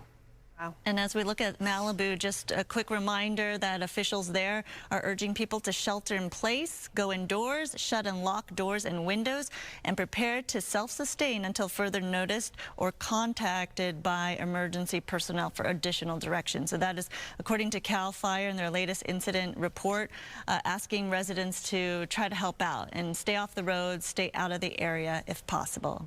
That's the shot from Malibu where Brooke is. We appreciate you guys holding that shot, and I know it's uncomfortable with how strong those winds are. We're going to go back to Stu up in Ventura, the mountain fire that he's monitoring and watching. We do have an update from CHP there in Moorpark. The fire has jumped the 118 west of Somas, and there are now mandatory evacuations south of the 118, and they're asking people to go to vcemergency.com, and you can get up-to-the-minute details as far as whether or not the area you're specifically in you need to evacuate or not. But that is certainly an update there, going from a voluntary to a mandatory evacuation order. Thanks for our... You know, yeah, that is right. Sorry about that. We were actually talking about some issues up here in Skyfox, but you know, we actually saw the winds change, and this is what we've been talking about with that spotting of these fires. Now the winds have changed a little bit. It was a solid east to west type of winds, but now it's moving a little bit to the south. Look at where the fire was, or the area where the fire has been burning, and then you've got the 118, which we do have a lot of closures out in this area. When I say 118, you can see it right there. It's more of a roadway out here, not the freeway, the 118 that you think about in the valley. There are vehicles still down there probably doing their evacuations, but no fire in all these areas. And then right here on this hillside, well, that fire did jump, and it is spotting, and it is starting to grow out here as well. Now on this side of the hill, I would venture to say there may be some structures, but what's going on the other side? Well, that's going to be this town of Camarillo, or the city of Camarillo. Look at all those homes in that area. Now they are starting to get covered in smoke. The winds are really starting to pick up again on the ground, 55 miles an hour on plus. We got the little bit of a skid in there in the shot, but there is an airport out there, and that's where Skyfox was going to go get fuel. Just, you know, we were thinking, well, you know what, we can stay up a little bit longer because that's the airport that we're going to use. But we just found out that that airport is called a towered airport. The tower just told our pilot they are closed for operations because of the high winds, and the only aircraft that are allowed in and out are going to be firefighting. So we're going to have to go make our way back to Van Nuys here shortly. But all that put aside, you know, our situation is more like just for us to deal with. But what's going on down there? Now, a lot of these homes in this area, I am concerned about them as well. Not just to have a little bit of smoke going over there, but we've been talking about those embers, those spotting fires, and all of that. Now, of course, we've seen it happening in a lot of that open land out there, a lot of dry brush, but there is a lot of vegetation down there. There's homes, there's eaves. There's a lot of things that could catch fire. And as long as those embers are moving across this whole area that is very, very populated, there's always that possibility that something might go sideways and there could have a fire start down there. And again, in an area, even though it's a neighborhood, they're still dealing with those same type of situations. High winds, and now you have fuel being a home or something, or vegetation near homes out here. That could change this whole situation. Right now, we've only had a couple of homes that have burned. Look at where this is right now. And again, I don't want to create any kind of panic, but you can see some open flames down in this area as it's making its way down. Oh, right there. Right there. There's that definitely looks like, I would venture to say, if it's not on the home, it is actually right next to that house, right there. And this is the problems that the firefighters have to deal with. And again, just because it's a neighborhood and it's not vegetation doesn't mean that they don't have the same situations down there. It is going to be those high winds, and of course now the fuel is not going to be vegetation, it's actually going to be homes and etc. So this is definitely a problem. And you can see it's going to be on Santa Cruz Way. They've got vegetation along the roadway out there starting to catch fire. Structure protection, they're out here. There's one of the fire trucks right there, but you can see the wind. You can see that those trees just whipping around down there. This is going to turn into something else, and hopefully there'll be no injuries to anybody. But underneath that smoke, it's becoming a very dangerous situation. Yeah, and we do want to remind people as we look at all of those homes that may be in jeopardy that there are evacuation orders in place right now for the mountain fire. The areas include Walnut Avenue to Balcom Canyon Road, as well as North Highway 118 to the Ridgeline, west to Sataquoy Country Club. So definitely emergency personnel say that if there is an evacuation order in place, please heed the warning and go. Most important is your life and safety. There's an evacuation shelter up and running at Padre Serra Parish. That's 5205 Upland Road in Camarillo, as you see right there on your screen. But these are the areas where an evacuation order is in place. And if you live in the areas, please go and make sure you stay safe. Yeah, absolutely. That fire, as we mentioned, crossed Highway 118, impacting Camarillo Heights area. Evacuation orders went from voluntary to mandatory in some instances. So residents ordered to, of course, follow safety protocol there. Several injuries have been reported and several people were transported to local hospitals. As you see, as we've been showing you, numerous structures under threat as we speak. Homes we've seen burn in front of our very eyes. The winds, just extreme conditions, and because of how powerful these winds are, the fixed wing aircraft unable to assist the firefighters in their efforts to try to get the fire under control.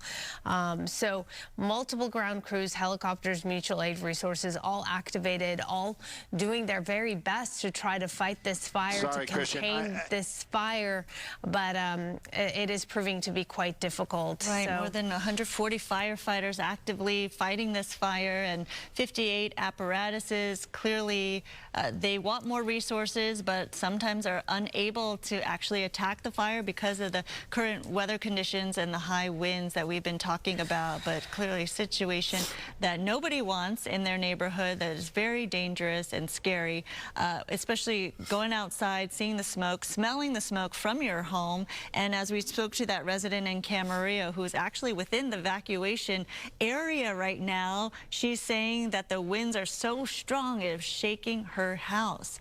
So again, a scary situation for so many members of the community right there.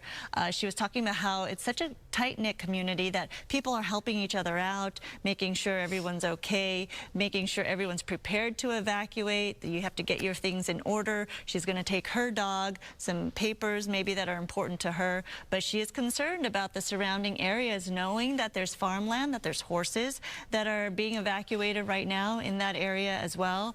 But yeah, it goes to, keep in mind, if you could help a neighbor, especially the elderly or those with children, if you could lend a hand, make sure everyone is getting out safely. It looks like a lot of people on the road right there perhaps evacuating. Yeah, talk about what's going on down below. It looks like kind of like a traffic jam already, right? A lot of cars down below. It is. These are the people evacuating out of the hillsides out here in Camarillo. What we're showing you right there is Las Posas near the cross of Mission. Now, the Sheriff's Department actually making that call, saying that it is a huge traffic jam out here. And now we took a look, and we can concur. There is a huge traffic jam out here in the Camarillo area. These are all the evacuees trying to make their way out of those hillside areas and just try to get as far away from this area as possible. First responders, they're trying to make their way into this area, and these are the problems that firefighters talk about all the time. This is one of the reasons why they say they would like you to evacuate as soon as there's a possibility of evacuation, because they don't want to have to deal with this while they're trying to get up to these homes. These people are trying to get out of this area. Take a look at that. You can see the fire trucks making their way up, other vehicles making their way down. Nobody's being allowed to make the turn into those neighborhoods. They have Sheriff's Department here on scene, but this is a huge area out here, a major road that's going to be near Mission and Las Posas. That's in the Camarillo area. Again, they're saying try to avoid it, but a lot of these folks, they're trying to basically just make their way out of this area to get clear from those flames, and that traffic jam really starting to build out here. I just hope tempers stay level and there are no issues like that, but you can see pretty much in every intersection they have some kind of gridlock, and if they don't have gridlock, they definitely have some sort of law enforcement, first responder there, not allowing people into this area. Give you an idea how close this is to the flames. I got to double it out. It is still far, but this is not that far. And of course, these are all the folks that are living in this area right here, making their way out of that area. That's the major throughway out here is going to be Mission Drive all the way out to Las Posas. And right now, huge traffic jams out here. And again, if you're in this area, try to avoid that road. If you don't have to be on there, if you don't have to get out to that area, stay away, stay safe in your homes. But if you're up over here in this area, I would venture to say evacuations might be in your future, and definitely start thinking about what you can grab and what you need to get out of that home. The timing of all this is really unfortunate. Maybe people left for work already, you know, given that the fact that the fire broke out around 9 o'clock this morning. Maybe people already left for the day, and then they find out that their home is threatened, that now they're in the evacuation zone, and maybe they left important things, medicine, paperwork, inside their home. So in many cases like this, as we've covered situations where neighborhoods and communities have had to evacuate, what you see right there is the traffic jam. Sometimes residents pleading with local law enforcement officials to let them back in their home just for a moment to grab something important. And that's where emotions flare, tempers flare. It is such a scary and dangerous situation to try to attempt to go back to an area where there is an evacuation order in place. But clearly you can imagine the heightened emotions that you feel if you've left something at home that you desperately need. So we don't know what the situation is right here, if people are able to get back into their homes to quickly grab maybe a pet or something they forgot.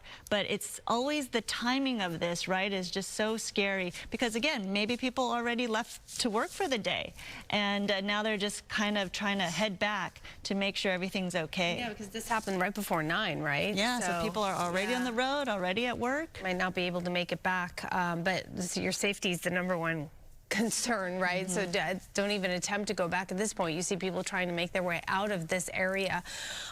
This big wide shot, it certainly paints a good picture and gives us a sense of just how far and how wide those the smoke is carrying itself throughout the area, where you're going to feel and you're going to smell the poor air quality this morning. It's going to carry on throughout the day and into tomorrow as well. We'll see how this goes, Stu. You know, from this vantage point with the wide shot, we're not seeing the flames and the hot spots down below. We're just seeing a ton of smoke, but down below there's a ton of action still.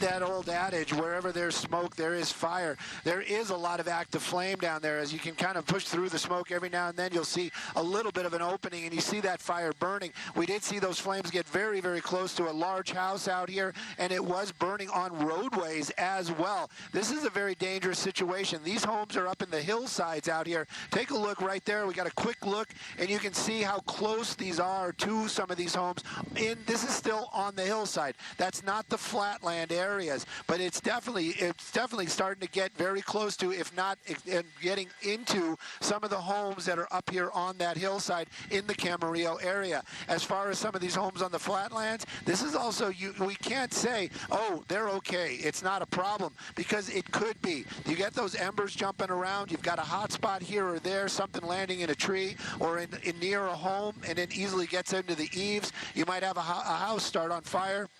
And we were showing earlier on how easy it happens in the wildfires, how you go from this spot to this spot to this spot. Even the spot where we're looking on by the 118, right here. Look, there is no fire anywhere nearby this area where that hot spot jumped to, and then now is creating this huge plume of smoke and maybe even burning 1 or 2 homes up in that hillside in the Camarillo area. The winds definitely have shifted in this area. You can see how the smoke is moving more to the south now. It was a very hard east-west movement earlier on.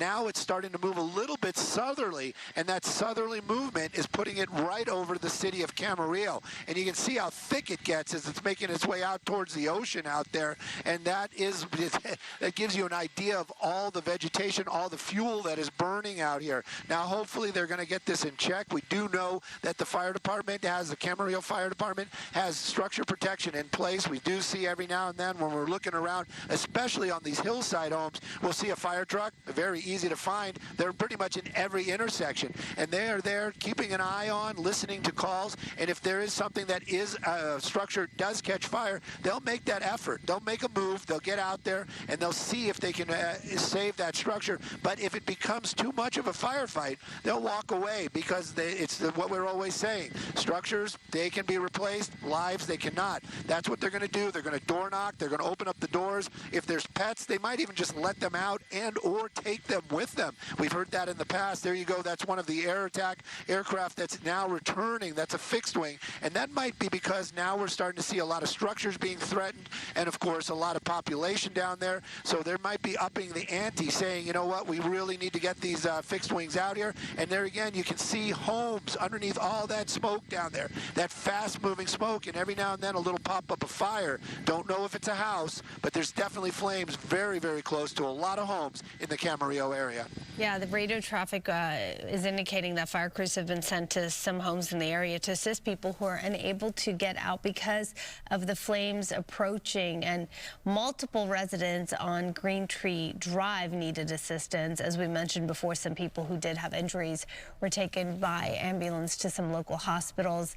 Again, Highway 118 closed in all directions in the Somas area. California Highway Patrol is putting that information out there, and large animals, because this is an area where people do have horses, they have been evacuated to Ventura County Fairgrounds. And then the smaller animals you were talking about, people's pets do, they can be evacuated to the county's Camarillo Animal Shelter. And the evacuation orders, again, in effect. You've got west to Saticoy Country Club, east to Balcom Canyon Road, and south to the 118, and the main shelter there located at Padre Sarah Parish on Upland Road, that is. So keep that in mind. Yeah, there's also an information hotline available for people who have concerns. We'll get that number up as quickly as we can, but it is 805-465-6650. 805-465-6650. Again, that's an information hotline that people can call should they need help or need assistance at this point. But clearly, animals are a big concern for a lot of people. Glad you mentioned the Camarillo Airport, because a lot of people with pets aren't sure where to take their small animals if they need help. But there's a whole Facebook thread about that, and a lot of people concerned about their small animals. So in fact, if you do have a situation where you need to drop off your pet or small animal, make sure you go to the Camarillo Airport. Also, we're talking about power outages, and the resident in Camarillo that we spoke with, her power was out about an hour ago, and due to the fire danger and high risk, Southern California Edison says that 46 electrical circuits are being monitored for potential public safety power shutoffs. So they choose to deactivate, de-energize these circuits if it's a threat to the area or potential danger because of the wind and smoke. And obviously we're looking at that right there, the impact on communities. So maybe what we're looking at, this whole neighborhood right there, who knows if they have power at this point, and they could be dealing with that situation as well. But clearly that is a big concern. Minimize the use of energy at this point if you're in that area, if you're in a wind-prone and fire-prone area as well. But be mindful that you may have a hit to your power lines, that there may be a temporary shutdown if you're in and around this community as well. Stu, thank you for the images you've been providing and all the information. We're going to go over to Brooke right now and her crew over in Malibu to check in and see how things are feeling and looking over there, Brooke. Hey there, guys. So the wind obviously still incredibly powerful. Again, I'll get out of the way. I want to show you what was going on behind me. You know, when we came out here, we drove here from Santa Monica, and initially had gotten word that there was a seaside home on fire, pretty badly damaged, later getting word of it being destroyed. And when we got to this area where we are, we're right at Malibu Canyon Road and PCH. Firefighters were working on two structures right here to my left, to the left of the screen. It should be in front of you. And there were helicopters dropping fire retardant on these two structures. Firefighters trying their hardest to put out these two structures. The wind was just not helping, as you can imagine, making things worse. And for a while here, it seemed like fire crews had gotten a handle on this, but they've kind of beefed up operations here. And again, as you can see, the wind is just making it hard to speak. The wind is actually making it hard to stand. I haven't been in winds this strong where I'm actually struggling to stay still, struggling to not fall over. That's how powerful the wind is. I am right here across from Pepperdine University, and at last we heard, their emergency operations unit says that they are closely monitoring the situations. That campus, at least, is not threatened by any fire, and as of right now, normal operations are continuing, all classes continuing on Pepperdine's campuses. We've been talking to you, though, about road closures, about PCH road closures, so I want to show you this map we have and let you know that, according to Caltrans, PCH is closed in both directions from Coral Canyon Road to Webb Way. As you can see where we are, things are blocked off here at Malibu Canyon, right here where we're standing, and like I said, the firefighting crews, they have beefed up, I mean, almost tenfold, it seems, since we got here. And again, at one point I did think that it seemed like crews had gotten a handle on this, but obviously things aren't getting easier if you can just see, you know, what we're dealing with as far as the wind out here. Roxy, Sandra. Yeah, so far 0% containment. Obviously, we get that information after the fact, but clearly they're working and trying their hardest right now. But we do know that in the short time that we've been monitoring this, about an hour or so, the acreage did grow from 40 to now 50 acres, as you mentioned, Brooke. So clearly they have a tough time out there in terms of battling this blaze with all that wind, Brooke, that you're enduring. Yeah, obviously the wind just not making it easy. You know, I was talking to you all earlier as we were driving up here. We were nowhere near this setup, nowhere near the fire, and I could already smell it. And that's just an idea of how far the wind is able to carry even just the smoke out here. Again, I'm having a hard time speaking, having a hard time standing up. It almost sounds like I'm sick or something, and I'm completely fine. It's just that's how powerful the wind is out here. Yeah, no, so you can imagine if it's simply hard for me to stand and speak to you, you know, you can't imagine what it's doing to flames. Yeah, absolutely. Thank you. We appreciate you certainly trying to speak to us and give us all this information. Going to give you a break, let you catch your breath there, you and your photographer, and we're going to go back to Stu up in Sky Fox to check on the situation in Ventura County where, yes, underneath all that smoke, we do see those flames.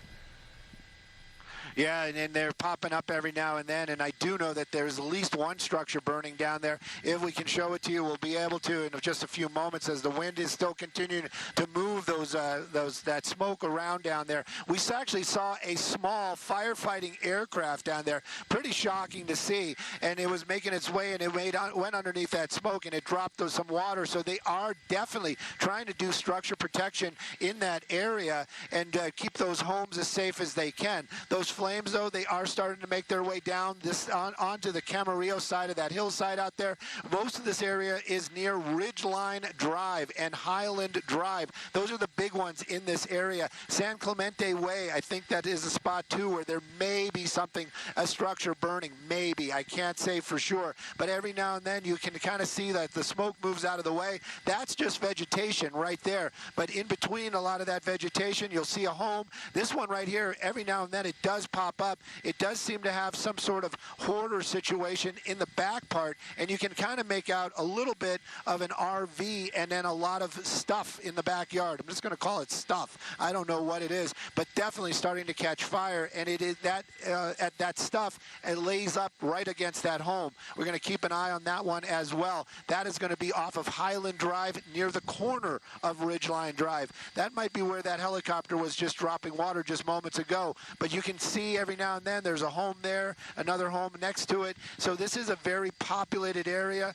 That wind shifted, something jumped that line, got on the other side of the 118, and now we have this area that is highly populated, and of course these flames making their way through there. That same situation we talked about earlier on, those high winds making it almost impossible for the fire department to slow these flames down.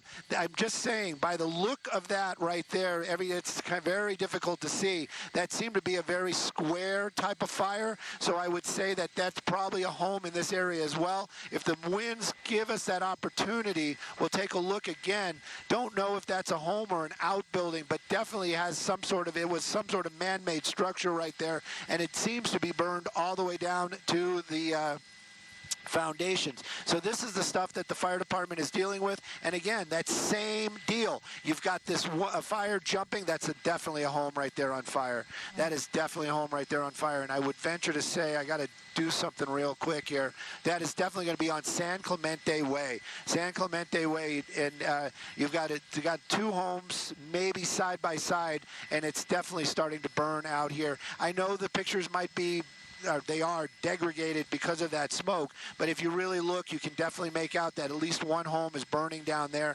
And again, the smoke's starting to move, and they're dealing with the same situation. That smoke probably moving 30, 40 miles an hour, and those flames, they're just hopscotching with it. It's going to be a very, very desperate situation for those a lot of the folks that live in the area. And of course, any of these firefighters, they've got a firefight on their hands that is monumental.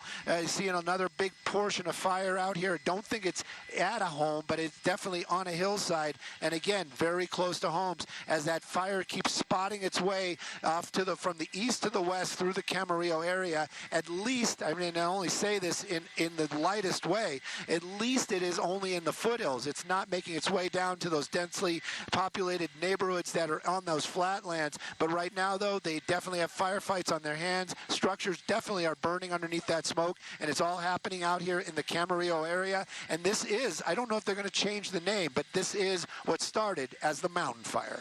And Stu, do you still see the traffic situation down on the ground there with residents trying to evacuate or not being able to get into their neighborhoods because of the blockage from law enforcement? Yeah. We're going to take a look right now. My pilot, Chris, is telling us we really need to start thinking about leaving. That's going to be Las Posas there. Now, this is kind of odd to me because the traffic seems to be in the other direction. This is going to be the westbound traffic on Las Posas. Earlier on was the area right there. This is coming down out of the neighborhoods. I can give you guys the map for this one, that one right there.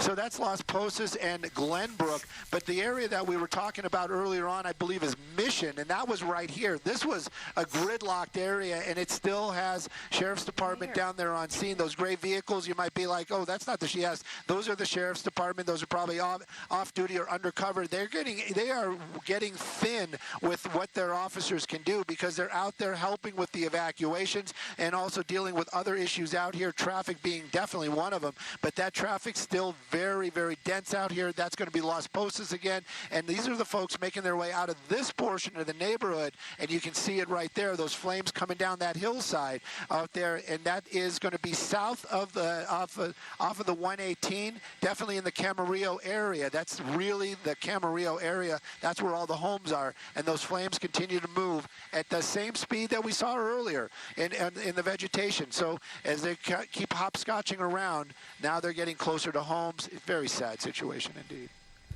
Stu, thank you. Appreciate all of the information you and your pilot have provided for us and all of these images.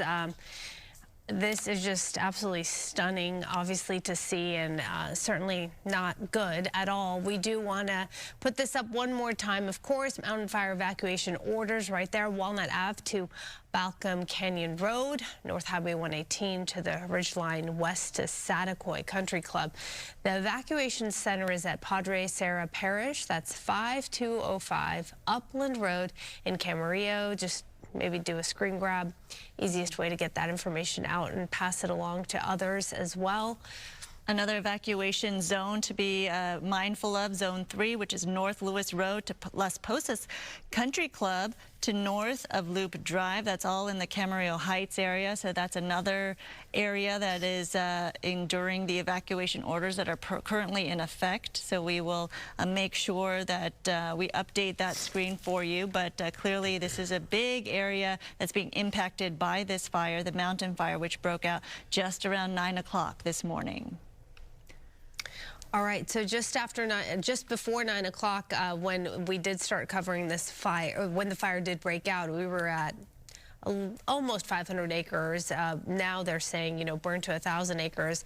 They're thinking it can go up to 2,000 acres in a short amount of time, just because the winds are so powerful and the winds are spreading this fire, that is for sure. So we're keeping a close eye on things, getting information that there has been structure lost, there have been homes lost, people have been injured, people have been taken to the hospital with ambulance.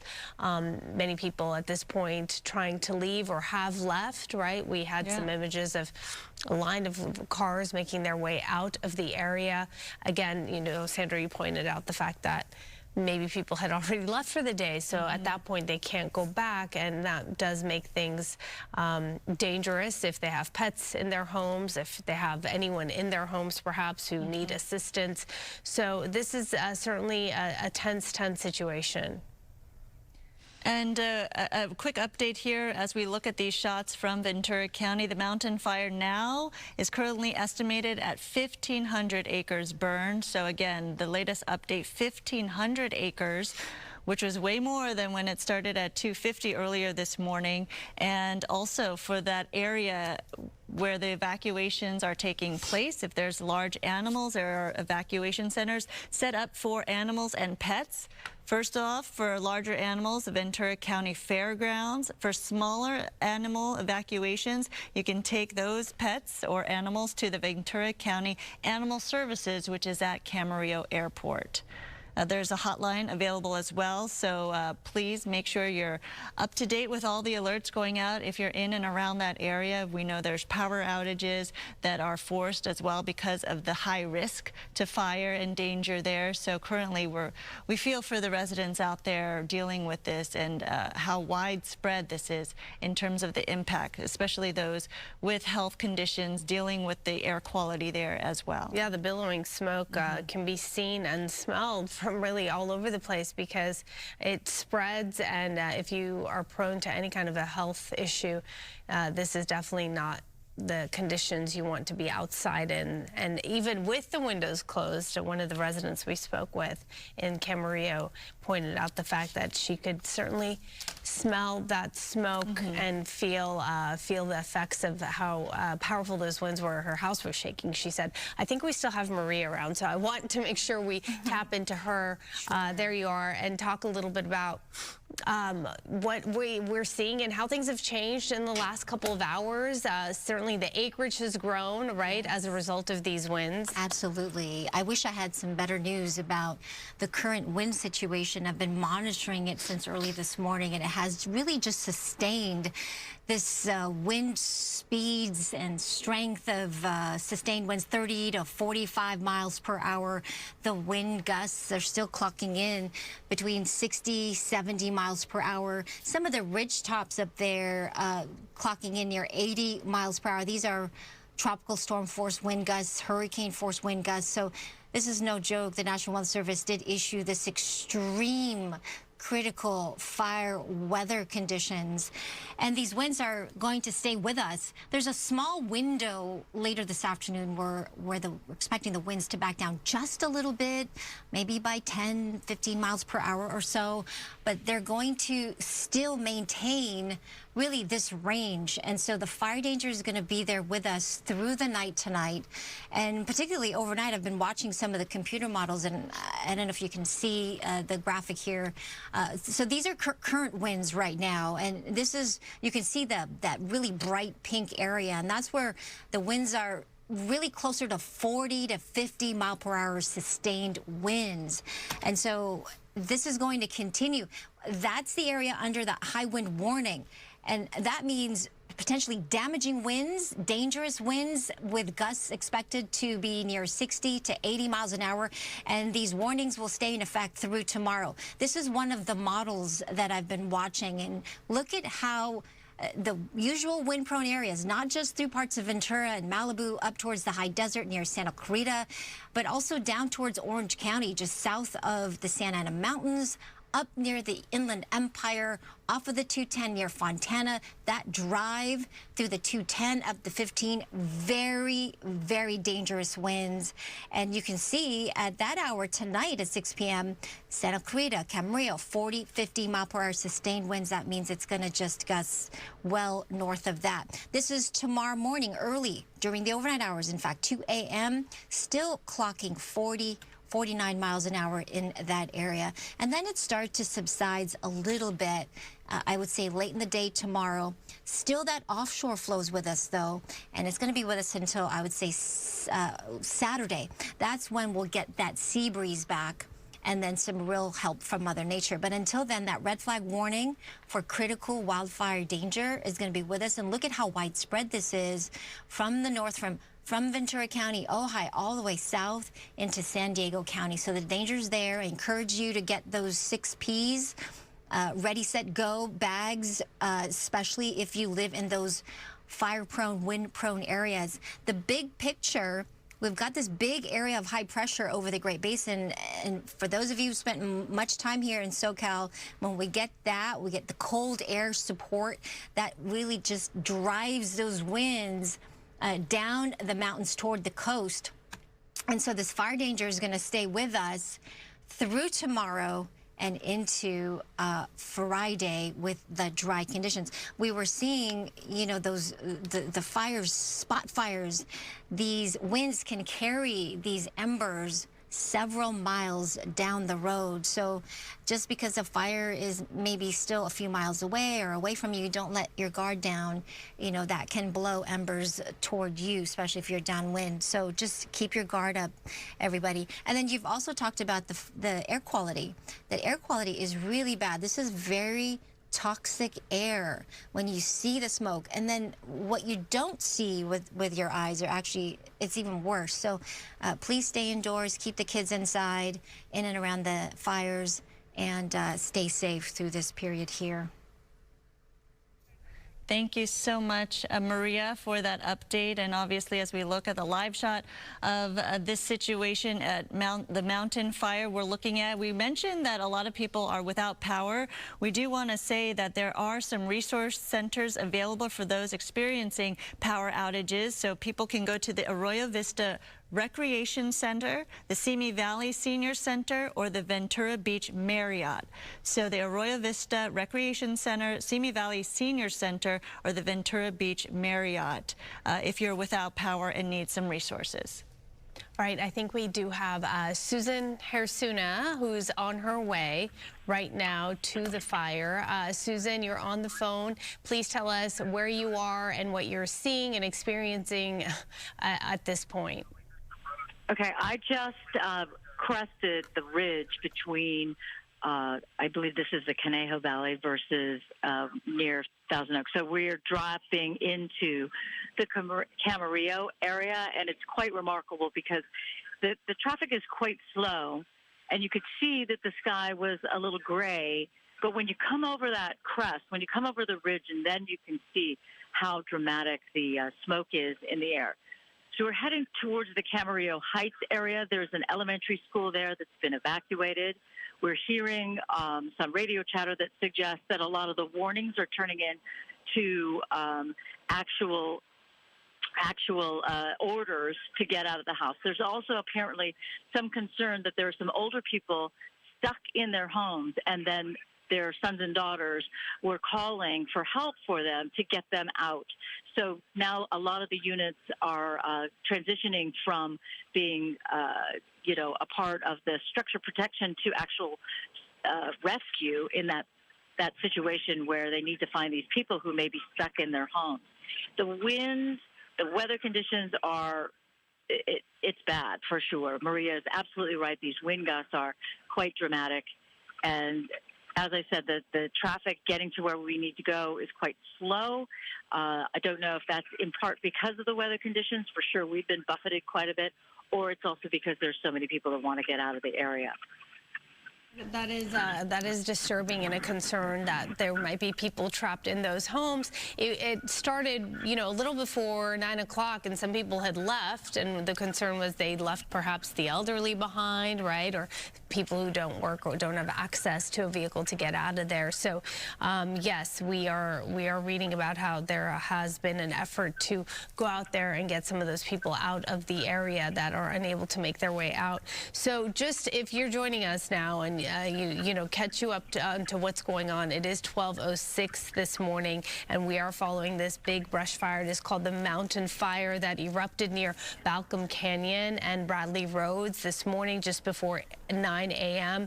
And, it started small, almost maybe, 248 acres, and quickly spread to 1,000 acres. Now we're reporting 1,500 acres. They believe it's going to go up to 2,000 acres in a short amount of time because the winds are so powerful. Gusty winds from 55 miles per hour to even up to 70 miles per hour. Maria did say that at some point in a few hours, perhaps those winds would back down a little bit and give a little bit of relief to firefighting efforts and help in the situation because it is a wind-driven fire as we're seeing it, but certainly dangerous Santa Ana winds fanning that blaze.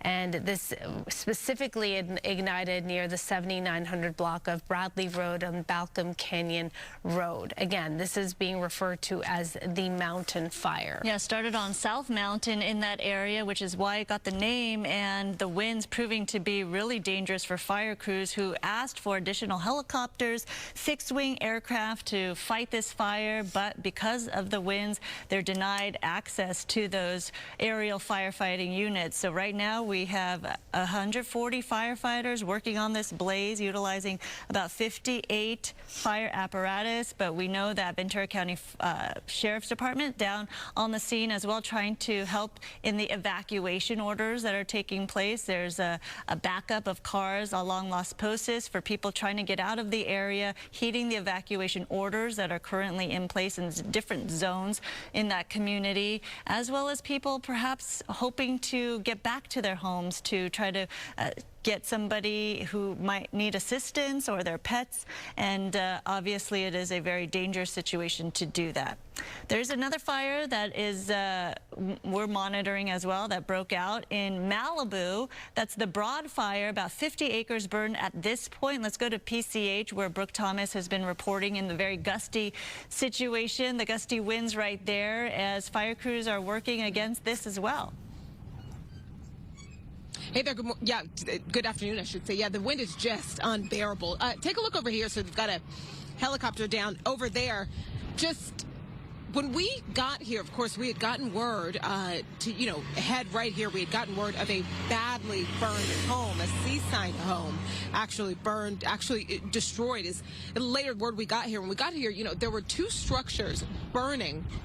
Right here, I'll show you right here behind me, and fire crews were working intensely to try and put those flames out here as the wind is just spreading the flames. There were helicopters in the area dropping fire retardant, trying to deal with this. The wind, again, is just unbearable, not making this easy. The fire quickly growing from 40 to 50 acres.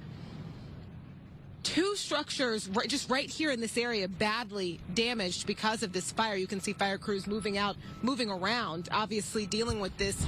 Just to give you an idea of the wind, I've been saying this all morning long because it was just unbelievable. I've gotten to a point to where I was nowhere near these flames. We were nowhere close at all, just barely on the PCH. And I mean, I imagine you can hear the wind right now, but the smell of the fire because of the wind.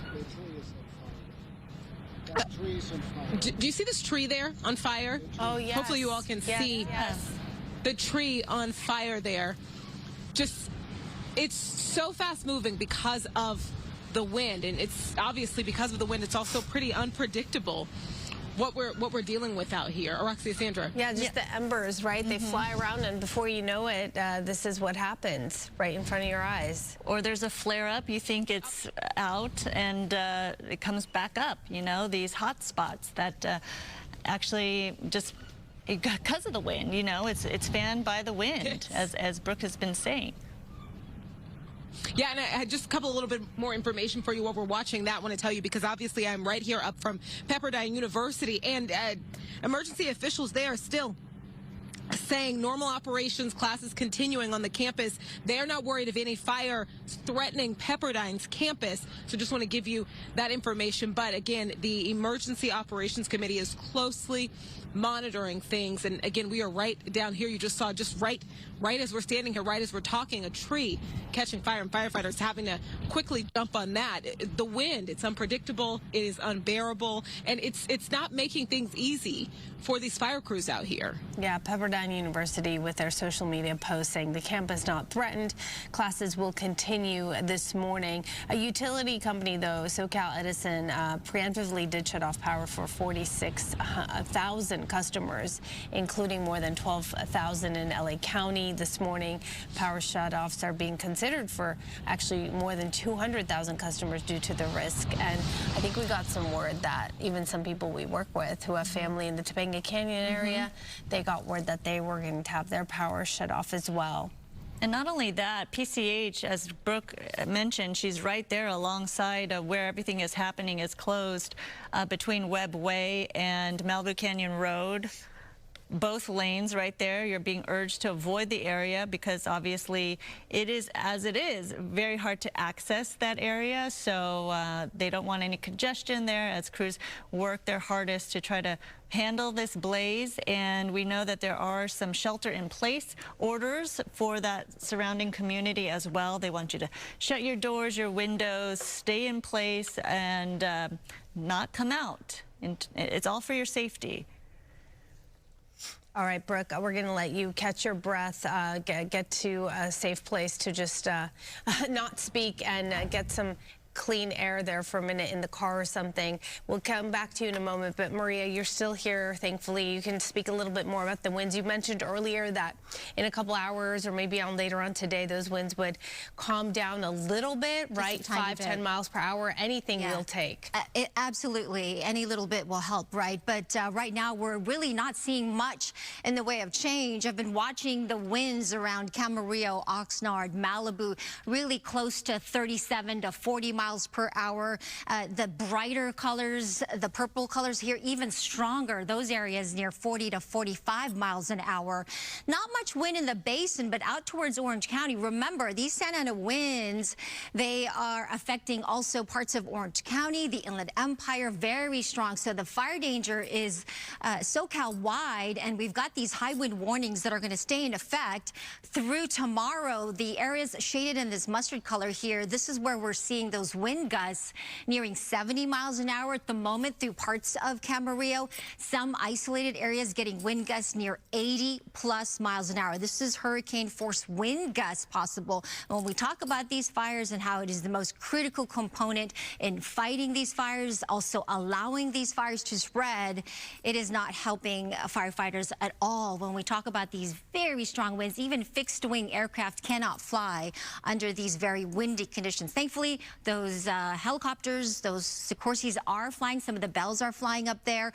But this is our future cast. Watch as we take it to this evening. It is still quite strong here in this area, maybe 25 miles an hour. So this down between 5 to 10 miles per hour. But watch as it strengthens tonight into tomorrow morning. Notice how it goes up to 35, 45 miles an hour. Again, this is sustained winds. So the wind gusts are going to be closer to that 70, 80 mile per hour range. The winds start to dissipate tomorrow, but they're still going to be gusty. Certainly not quite below advisory criteria, and then by Friday we'll really feel the difference. Still going to be that slight offshore flow, so that still dries out that vegetation even more. So we're going to continue the red flag warning through at least Friday, and then I think Saturday we'll get that sea breeze back and hopefully get a better handle on these critical fire weather conditions. So red flag warnings will stay in effect, like I mentioned, through Friday, and this is what's happening. This is sort of our view from space. We had this area of low pressure that dropped down.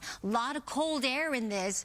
That cold air really helps to drive. It gives it support in terms of these winds that are coming from the Great Basin, and that's why we're feeling these strong winds from the northeast. Very high fire danger, as I mentioned, will continue, and the National Weather Service issuing the extreme. That wording of extreme is the highest on the scale for these potentially very dangerous conditions. So exercise caution. Of course, we don't know how that fire started, but the smallest spark can cause a fire and it will spread rapidly. That's what it means when we have these high wind warnings, that it can spread rapidly. So please be mindful of the cigarettes, you know, where you park. That can cause a fire if you park over that dry brush. So this fire danger will be with us for a while, you guys. Back to you. All right, Maria, thank you.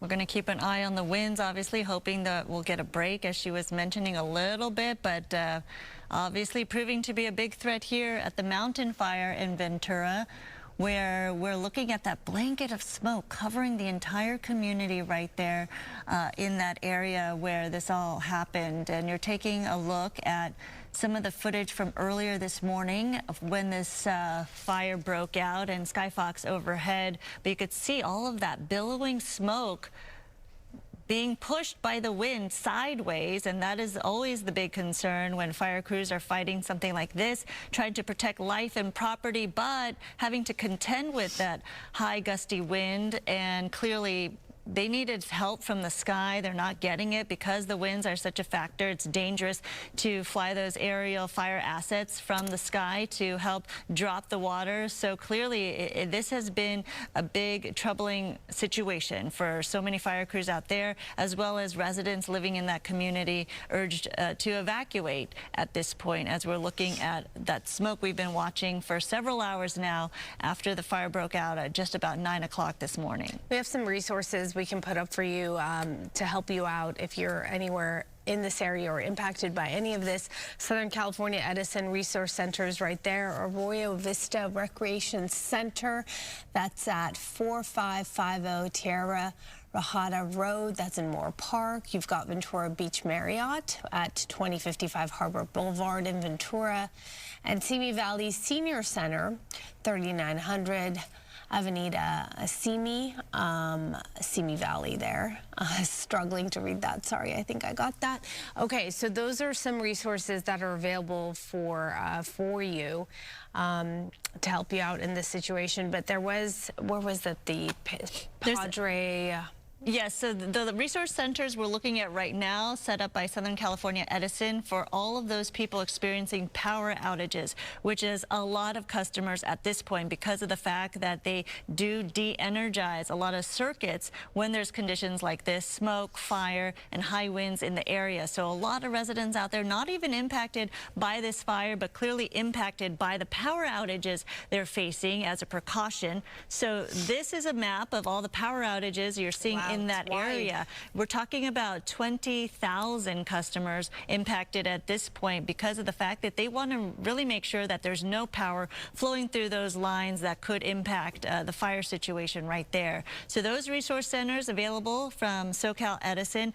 The evacuation center that you were mentioning, Aroxia, that is set up in Camarillo for people who are evacuating and need a place to go. That is obviously a big concern with all the evacuation orders in place, and that is at the Padre Serra Parish in Camarillo. So clearly, if you need help, assistance, please go there as well, because that was set up early on in the morning, and by now, hopefully, there's a lot of resources available for you there.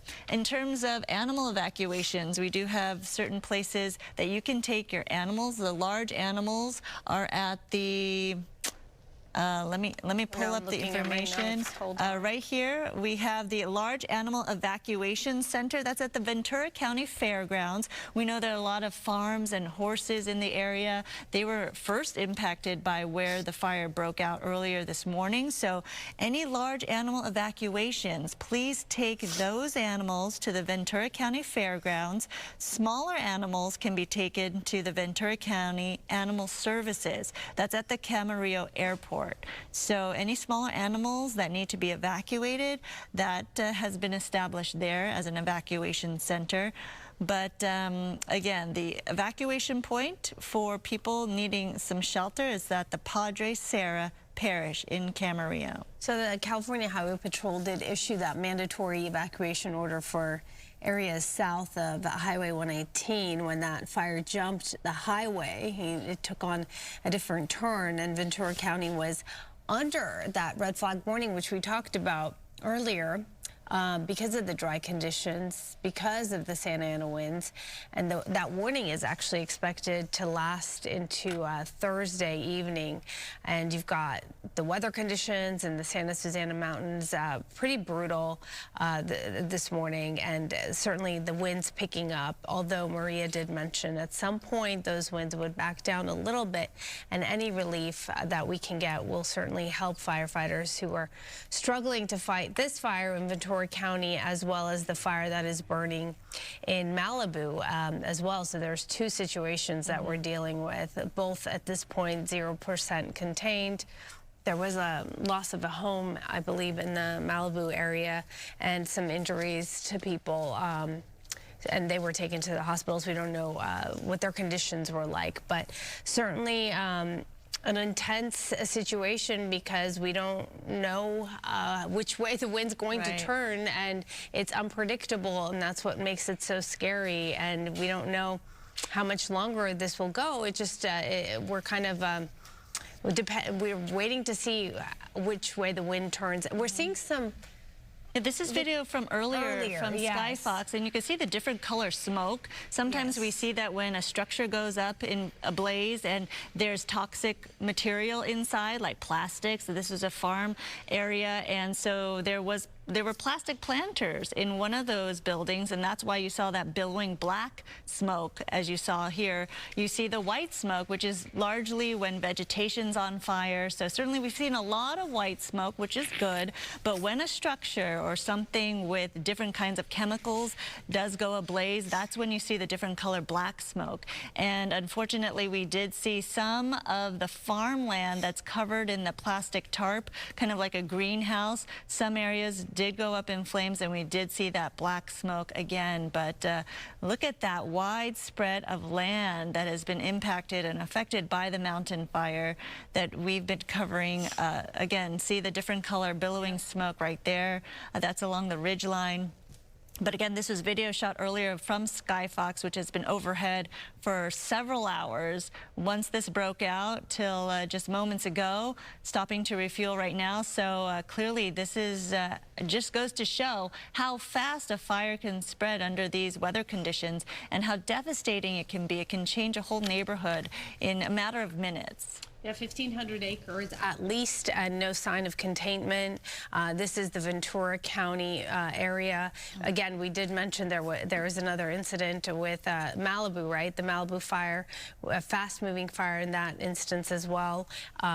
Over 40 acres, and yes, at least one home was lost in that process. PCH closed in both directions as far as that area is concerned. But really quite phenomenal to see that 250-acre fire in Ventura County. Just in a matter of a short time, it went from that to 1,000 to 1,500, and they're predicting in a short amount of time that's going to climb to 2,000 acres. So yes, very much the wind is ruling the way this is going. The mountain fire burning, the mandatory evacuations in place. We spoke to a resident a little bit ago who was in the Camarillo area, saying grew up here, you know, is familiar with these types of scenarios, but did mention that this felt a little different in the sense of how powerful the winds were. She mentioned her house was shaking, the windows were shaking. Of course, she could smell all of that smoke, even with the doors and windows closed. That is something Brooke was talking about and mentioning. Her way to the fire, just in Malibu, she could smell it before she even got anywhere near the area. So the evacuation orders now have been elevated to mandatory evacuation orders from voluntary, and one of the big concerns was that there were people in these areas that couldn't get out, whether it's because they were older or they had some other inability to leave the homes. And so you had firefighters who actually had been advised to go door to door to try to rescue some of these people, get them out of there and to safety.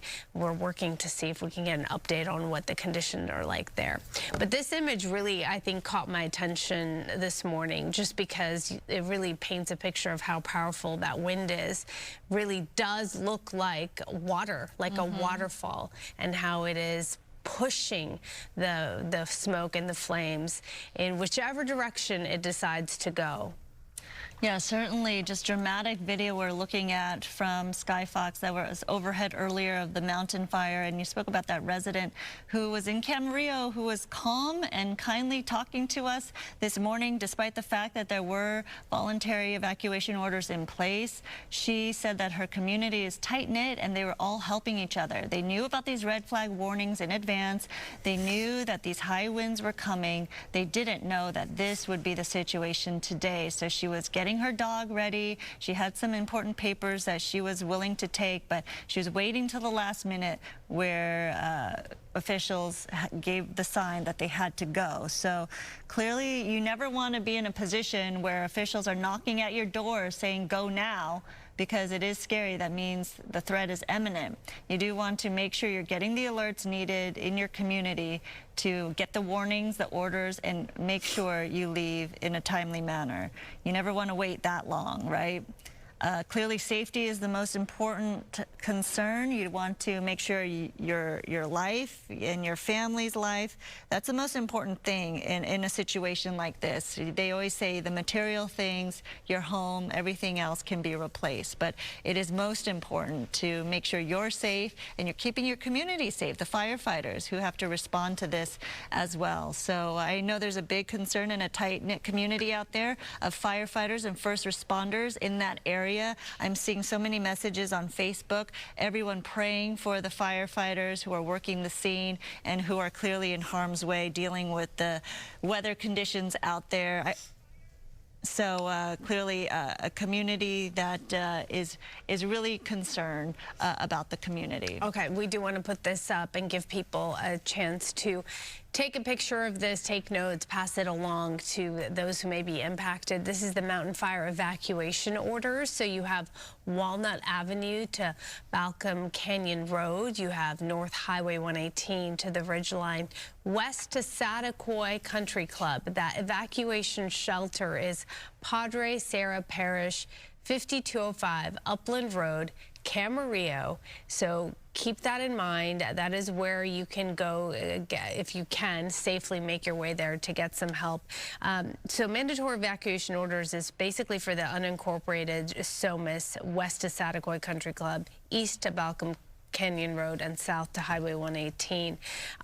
For large animals, we mentioned earlier, but worth mentioning again, because this is an area where many people do have horses or farm animals of that nature. Ventura County Fairgrounds, that's located at 10 East Harbor Boulevard in Ventura.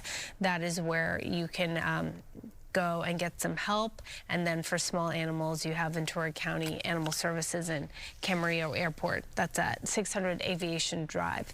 All right, so let's give you a look here. This is just coming into our newsroom. This is evacuations in Moorpark. You can see exactly what we were talking about.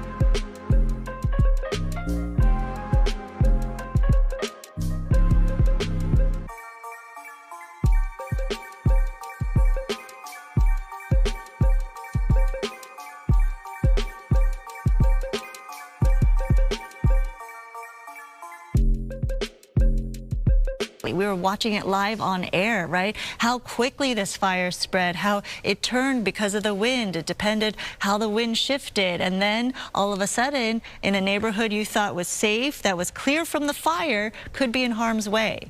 So this is definitely the situation that this area was enduring this morning as they got the call that these voluntary evacuation orders then became mandatory. Oh my gosh. And you know, as you mentioned, time is of the essence in many cases. Getting the help you need, getting the help there quickly, and then being able to facilitate these people who need the most help into safety.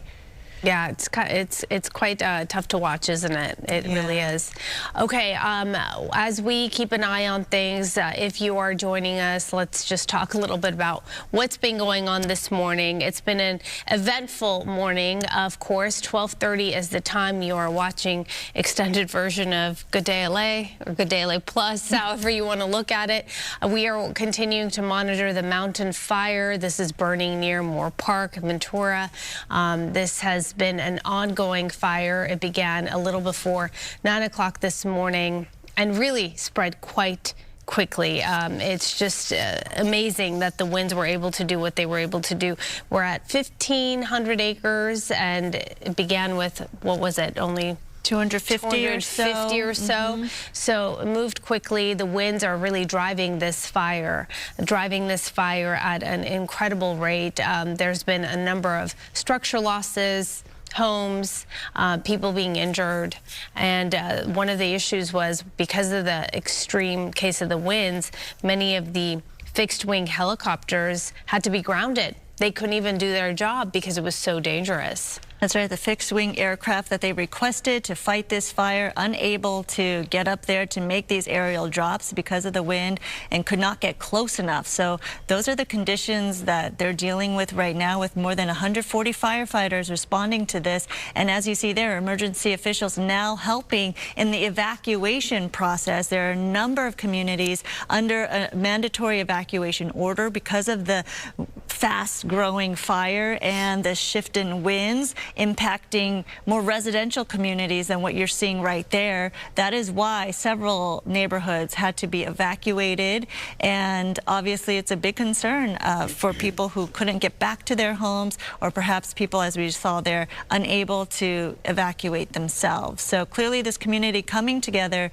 and helping each other, hoping that everyone stays safe, and the first responders do what they can, and they do what they do the best. So clearly this is a scene we've been monitoring. We should mention there is another fire that broke out in Malibu earlier this morning as well, along PCH and Malibu Canyon Way. We're monitoring that. That's the Broad Fire. It's burned 50 acres so far, and we know that it's right near Pepperdine, and one structure was involved in that. But speaking of the winds, now we're looking at the situation near the Malibu Broad Fire right there, and you see Pepperdine's campus as aerial crews try to use the resources there to fight that fire. Let's bring in Maria, who is talking about the winds and the situation firefighters are facing. Yeah, it's unfortunately, it's really not changing too much. I mean, these winds are maintaining their strength.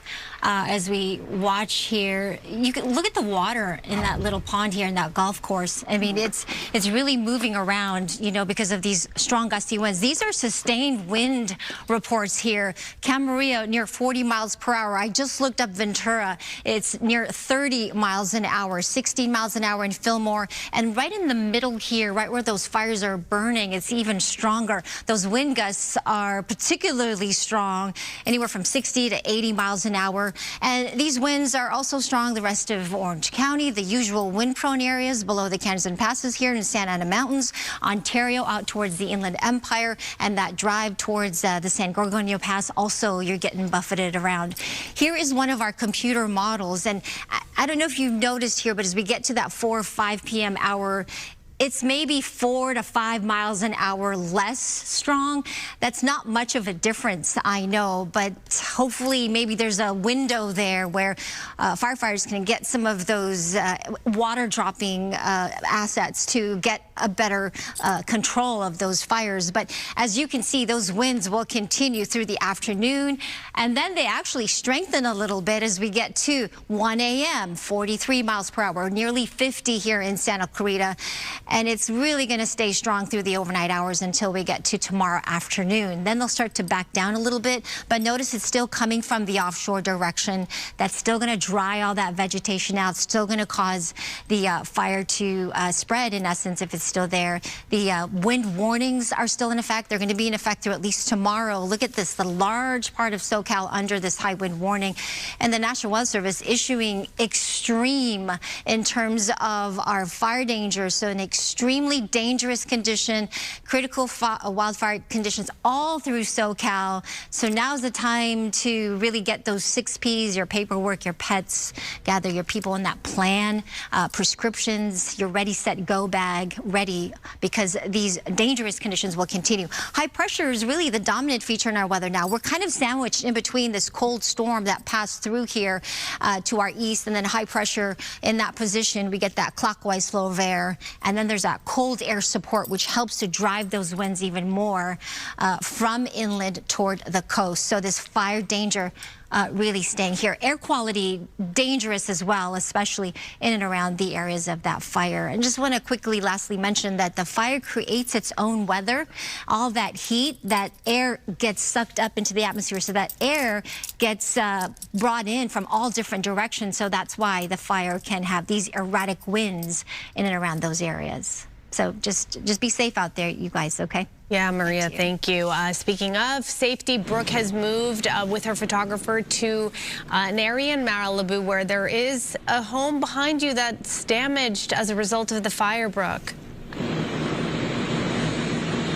Obviously, once we got out here, initially when we got called out here, we gotten word of a seaside home badly damaged by the fire. I want to step out of the way and here kind of walk you over to the damage that we're seeing here. We were able to get down here to get a much closer look at how badly this home was damaged. This home just destroyed. Just take a look here. We're able to get pretty close for you just to see what happened to this home. And as we were just driving down here closer to the house here, I'm just able to see just the vegetation, just the area here. I want to show you over here because how bad the wind is all morning long. And just take a look at this. Take a look at how the wind carried those flames. It's jaw-dropping. It's horrifying. And then of course here we have the home across from me. We were able to come down a bit. Earlier today there were two structures also up the hill pretty badly damaged by the fire. And just as we were talking to you, dealing with, sorry, now you're coming from school? Yeah,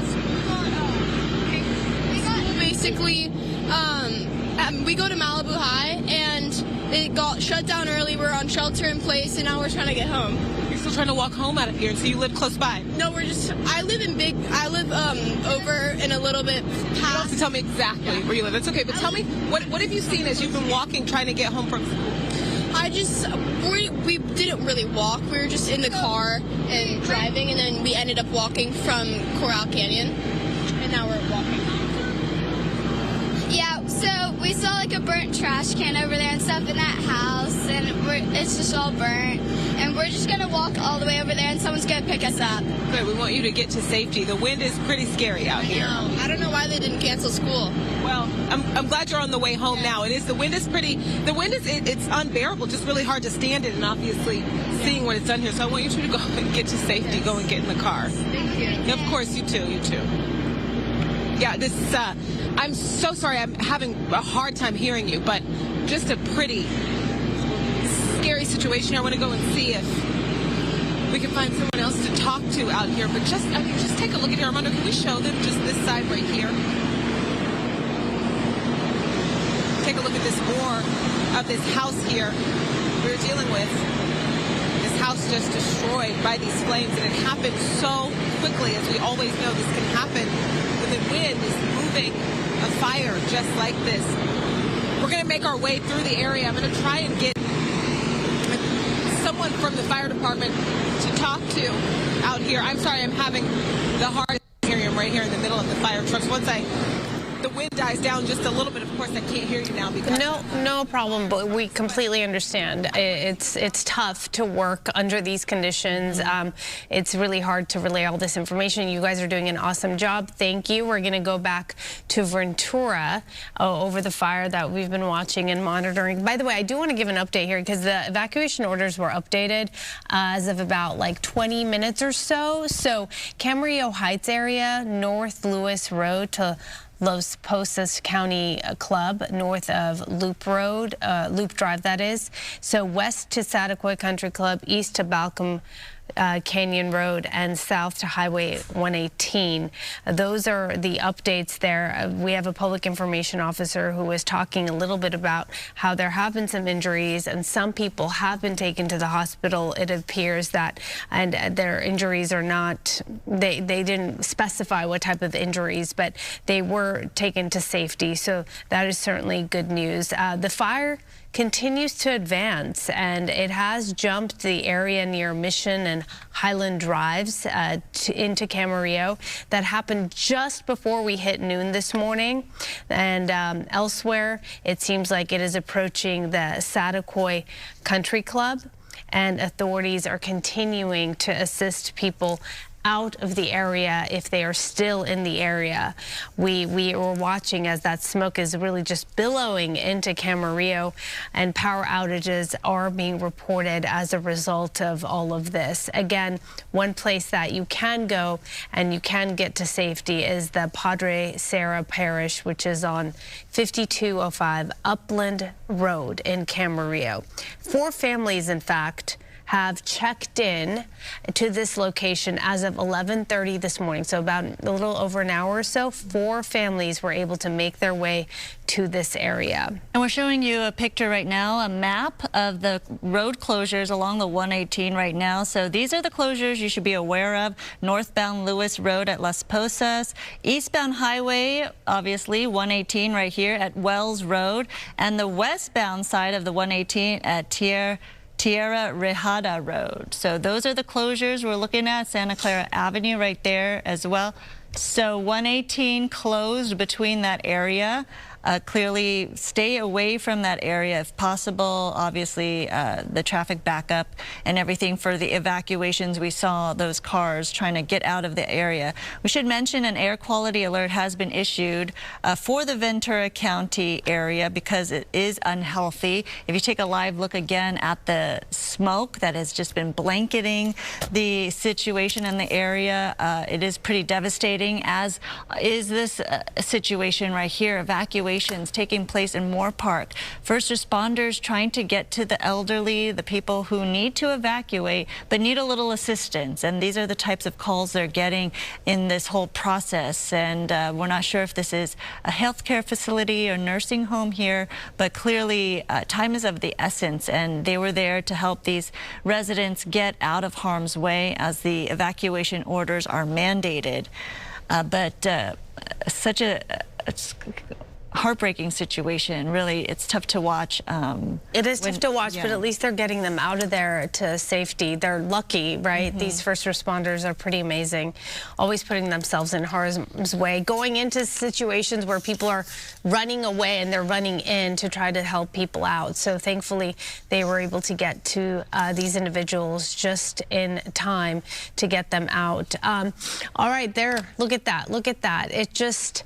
It's a live picture, and it tells the story. All that smoke making it difficult for crews to do their job, making it tricky. Also, you have those hot spots.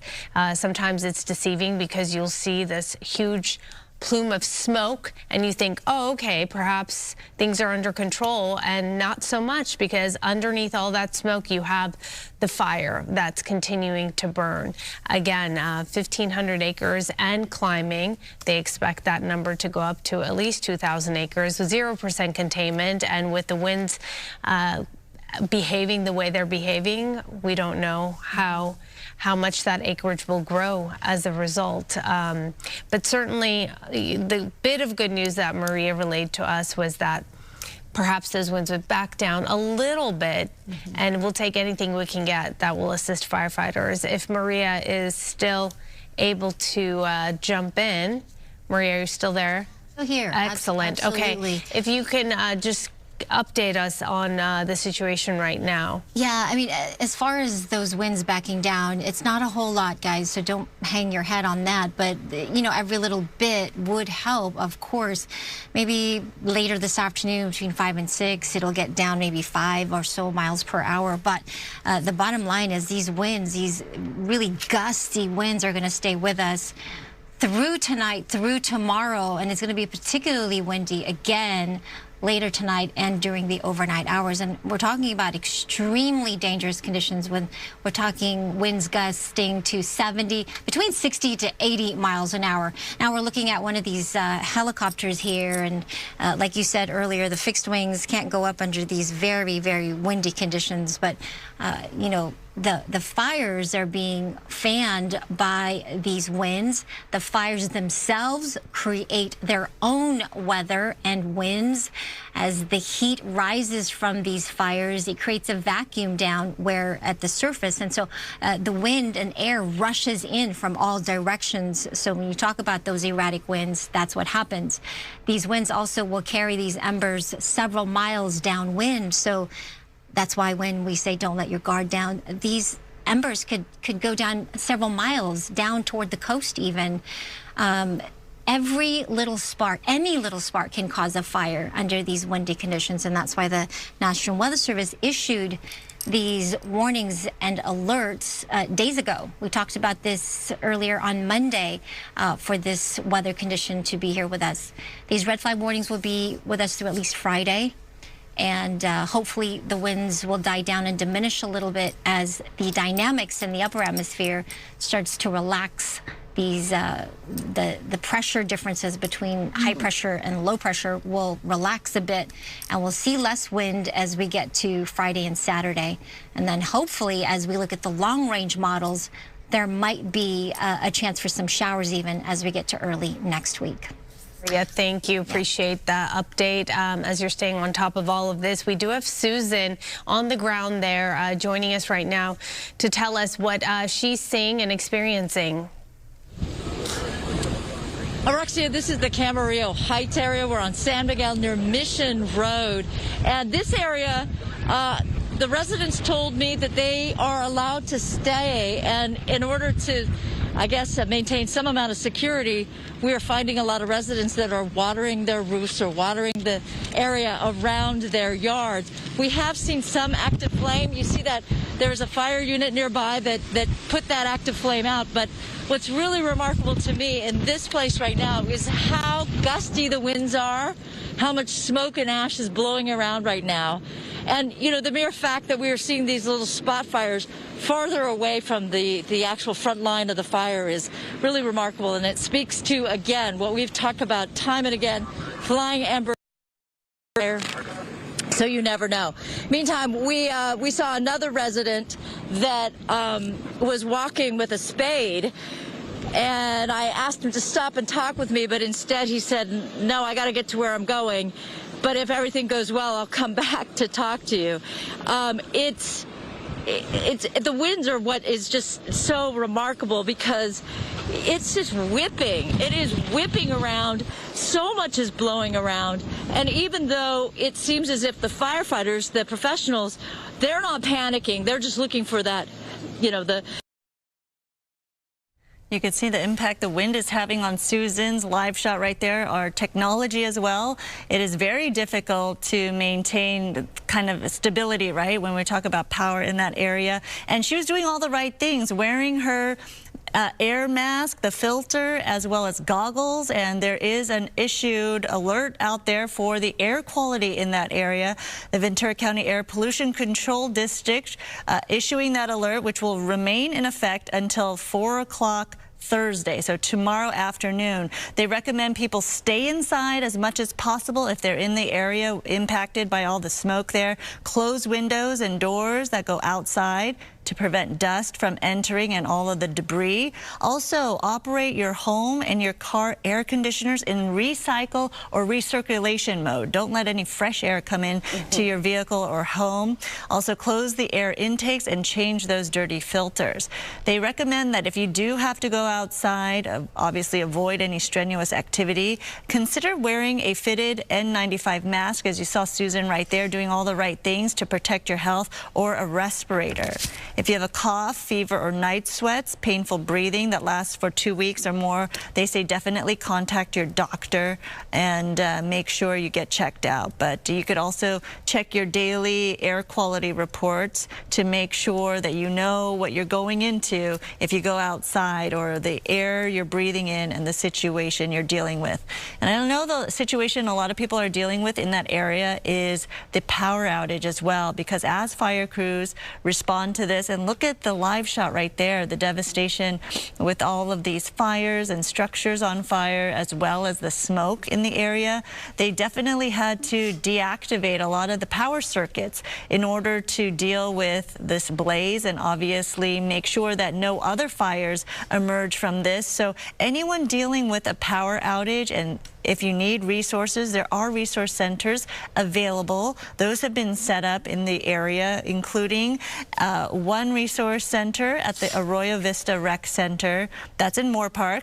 If you're in Simi Valley, you could check out the Simi Valley Senior Center, and in Ventura, go to the Ventura Beach Marriott. Those are all resource centers. If you're dealing with power outages, you see the addresses right there on your screen. Obviously, the impact is wide, with more than 20,000 customers impacted in that area alone without power as they struggle to deal with this fire. You know, things to think about as you prepare to evacuate always is that to-go bag, right? the prescription medicine, paperwork, even family photos are important. If you have pets, you got to get that stuff done and in order. Also, having your vehicle facing forward, right, on the driveway, so you easily can make that exit. These are things we talk about time and time again, but until you have to do it, every little bit helps to save time so you're not doing things last minute. That's why when they talk about voluntary evacuation orders that can quickly elevate to a mandatory evacuation order, you're able to act quickly and take care of those things properly.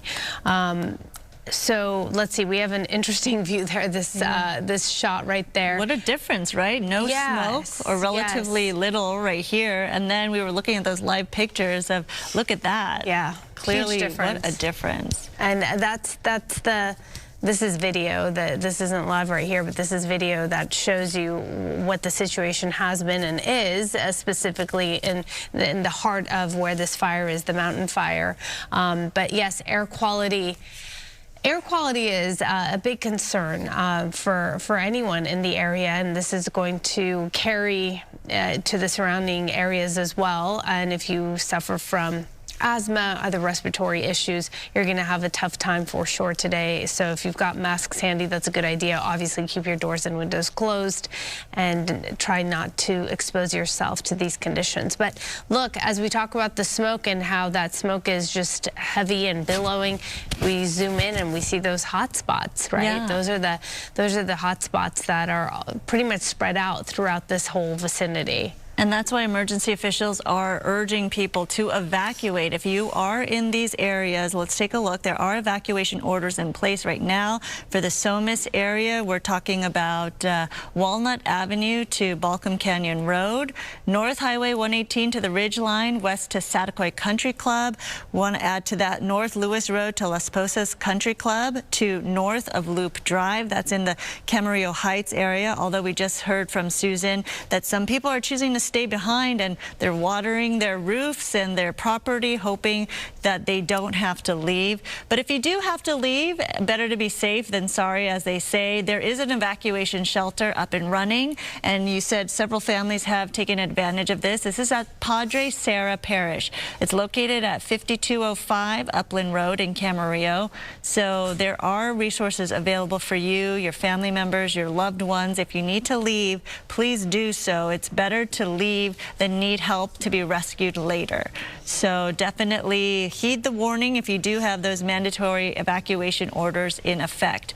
And now you're looking at the power grid and the power outage map. As we've been telling you, 20,000 customers without power at this point. It's impacting a lot of residents, and you don't realize, you know, how much we rely on power, right, in your everyday lives until it's gone. So if you do need help and you are without power, there are resource centers available that have been set up in Ventura, Simi, and Camarillo. So clearly utilize those resources and those resource centers if you need the help.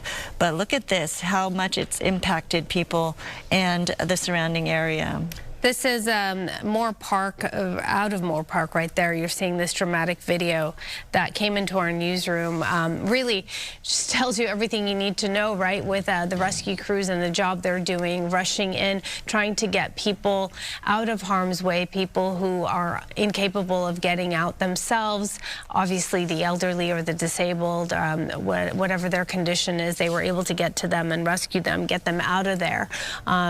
It's tough video, actually, to watch, and it's hard to see, but thankfully they were rescued and taken out of harm's way. So thankfully that's good news right there. But scenarios like that playing out this morning, this seems like it's specifically a center of some sort, but we also heard from others where they had a situation where they perhaps live with a grandparent or someone who's incapable of taking care of themselves, and then they had left for the day, for the morning. Again, this fire broke out just a little before 9 o'clock this morning, and then they were unable to get back in the area. So you did have situations where firefighters and other rescue crews had to go into these neighborhoods to try to assist and get people out of harm's way. Again, you've been watching our live coverage of the mountain fire burning near Moorpark in Ventura County. This started at just about 9 o'clock this morning from 250 acres, spreading now to more than 1,500 acres, impacting several communities in that area with mandatory evacuation orders, as well as a lot of people impacted by this in terms of air quality, health, and first responders responding to the scene without much help from fixed-wing aircrafts able to tackle the fire from above. We're also keeping an eye on the broad fire that broke out in Malibu along PCH. That happened earlier this morning too. About 50 acres burned at this point. We actually have some news out of there, which is good news. They are making some progress with that fire. 15% contained right now, the broad fire in Malibu. So that is some good news. And we were checking in with Brooke not long ago, where she was showing us in a neighborhood where she was some of the damage from that fire in some homes that had been hit, but 15% contained. Okay, so this right here is the mountain fire. This is where we spent most of our morning talking about and showing you what was happening down below. No word on any containment regarding the the mountain fire, but certainly one thing we kept talking about and showing you was just how powerful these winds were and how this was a wind-driven fire, and it really progressed rather quickly. 1,500 acres, approaching the 2,000 acre mark as far as acreage and what's burning.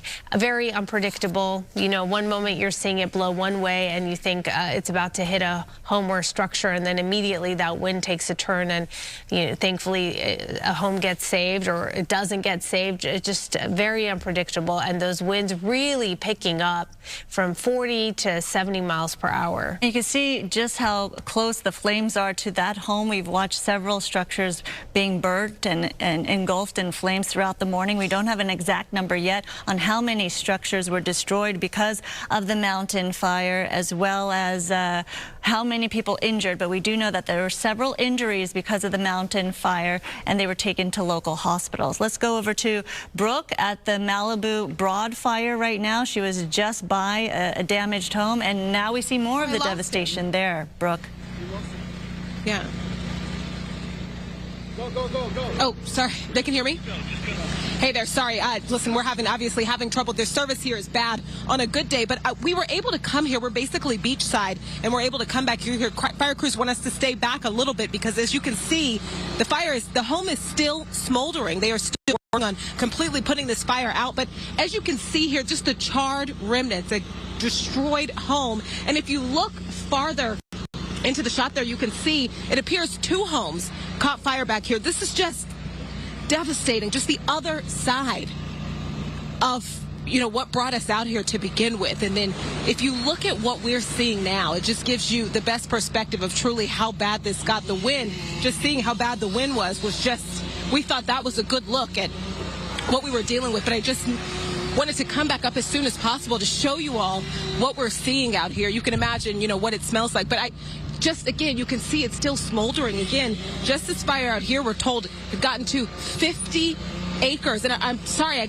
I'm not able to hear you if you all are talking to me, but this seaside home here just destroyed by these flames. And right now, here we are hours into this, fire crew still working on this and working on keeping people safe. I was able to talk to a couple people, actually a family, just a bit ago, 4 children, cousins, a friend, and a father who told me he had gotten word about the fire. His children were at the high school and his nieces, and he made his way from Beverly Hills here, and immediately he got his kids, but they got stuck. And so they end up walking here through this neighborhood just trying to get out, and they're all just so happy that they were able to get the kids. The problem is, he says, the kids are devastated. Some of the kids talking to me about some of the kids at school and how they have these fears and these memories of fires in years past, and they were terrified once the power went out there at the school. But I just want to give you a closer look of what's happening here. Obviously, the wind still not making things easy. As you can see, the smoke blowing because of these winds. I'll send things back in the studio, but just want to leave you here with a look at what we're seeing. Certainly devastating. Thank you so much, Brooke, for giving us those images. The good news is the broad fire did hold at 50 acres burned, and it's 15% contained at this point, but still a lot of work to be done ahead. Thanks, Brooke. We thank you for watching extended coverage of the fire we've been covering for hours now. It's been an eventful morning, that is for sure. Of some video here again that you're seeing out of Moorpark where people were rescued, thankfully, and they are out of harm's way. But intense situation. We're continuing to monitor all of these things, but of course the election is something that we have been focused on this morning as well. And right now we are approaching, the time is 1:02. We're going to toss it over to Christine, Alex, and Marla, who are here covering Vice President Kamala Harris, who's about to speak out of Howard University, and we expect to hear her concede the election. Yeah, we'll take that breaking news right here. Thank you so much. We're going to also show you what's happening with the fire at the bottom of your screen at some point in time here. We do want to continue to monitor that throughout Southern California. I'm Christine Devine. Thanks for joining us on this election continued coverage. I'm Alex Michelson. And I'm Marla Tejas. So Vice President Kamala Harris was expected to speak at 1 p.m. Pacific. That hasn't actually started yet. As we know, she is going to be at her alma mater in Washington, D.C., Howard University. This is where all of her supporters gathered last night, and they went home feeling the utmost disappointment, especially when a campaign spokesperson came out and said, we're not going to be hearing from her tonight. But there is a new crowd that is in place in Washington right now. Hopefully we can take you to the live picture of that crowd as they get ready to hear from Vice President Harris. A very different speech than what she was expected to give last night, which she was hoping to be a victory speech. We do understand that Vice President Harris did call Donald Trump today. The two of them had a conversation. The former president saying that it was a good conversation and that she was gracious in conceding. We also know that the current president of the United States, Joe Biden, also had a call with former President Trump. He congratulated him and also offered to have him come to the White House for a meeting about the transition. If you remember, Donald Trump was the first president in modern history to not extend that same courtesy to Joe Biden back in 2020. Donald Trump has still not conceded that election, but the Democrats conceding this election within 24 hours and inviting Donald Trump to come to the White House. I remember in 2016, Barack Obama did something similar. I was actually reporting from the White House that day when Donald Trump visited Barack Obama, one of the more extraordinary moments in recent modern American history. And we expect now, you think about, Christine, the bad blood between Biden and Trump, the debate stage when they were on there together, and now the thought that they're going to be working together on a peaceful transfer of power. And also Kamala Harris having to transition to J.D. Vance when it comes to being Vice President of the United States. But what you're looking at right now is Washington, D.C., Howard University, where Kamala Harris is going to step up to that podium there and give her concession speech. A crowd gathered there, still a campaign that made history.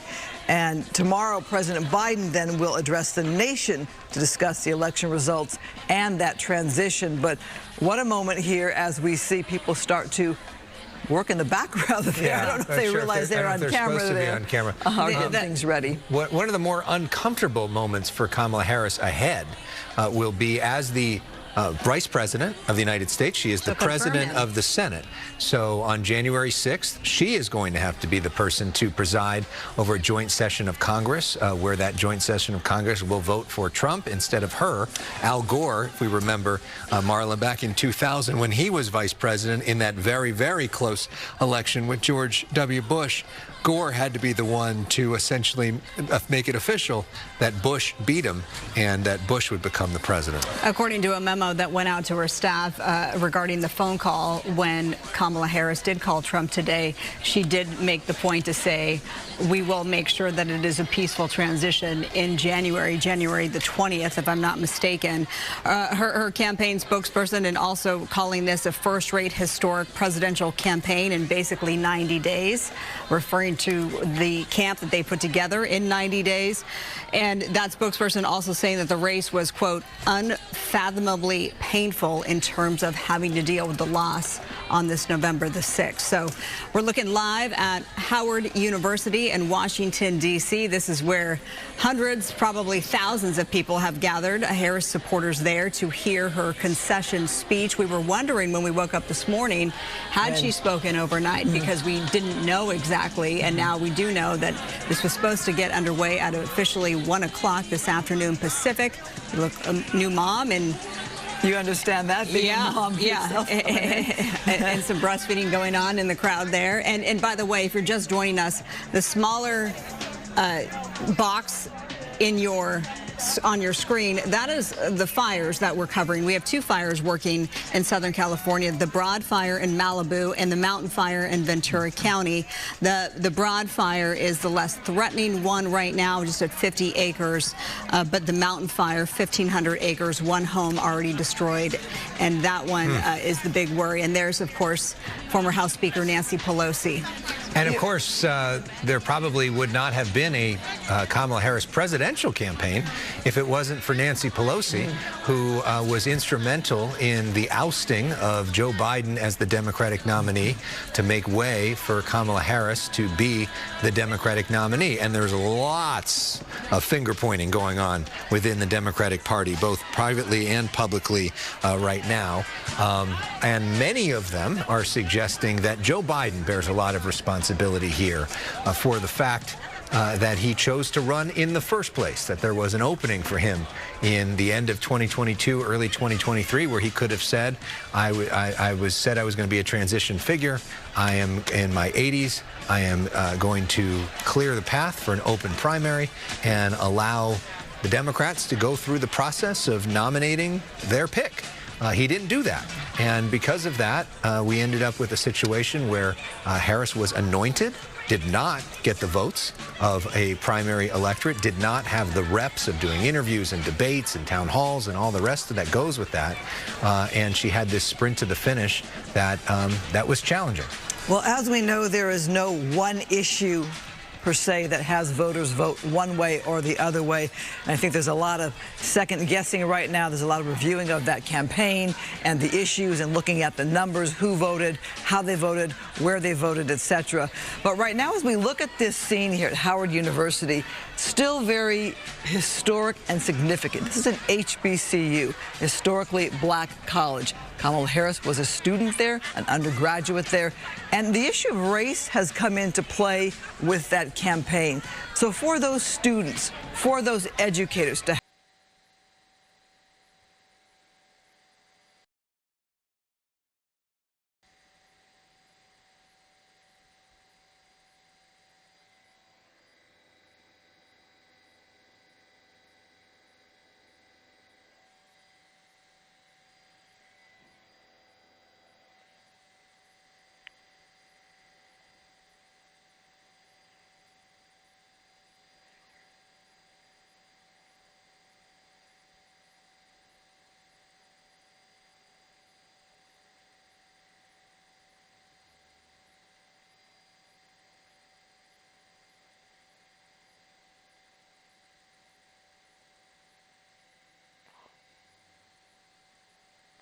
Copy all.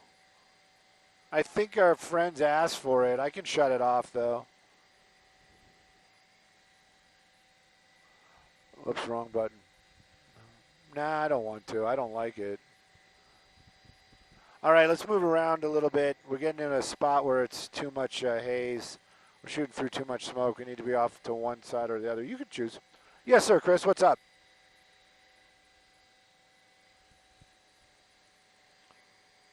Of course.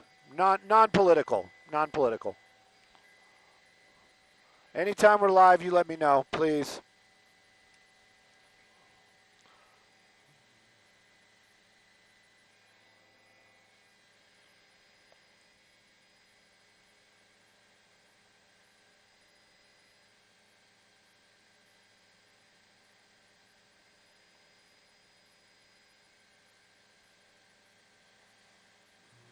You know, I think for some reason the lighting is better if we go to the south. because I just want, I want to stay over that neighborhood, and it's kind of losing it here in the. I don't know if that's our shot on CBS right now, but that's pretty smoky. I don't think that's ours. Yeah, because our skid's in the shot and stuff. That can't be ours.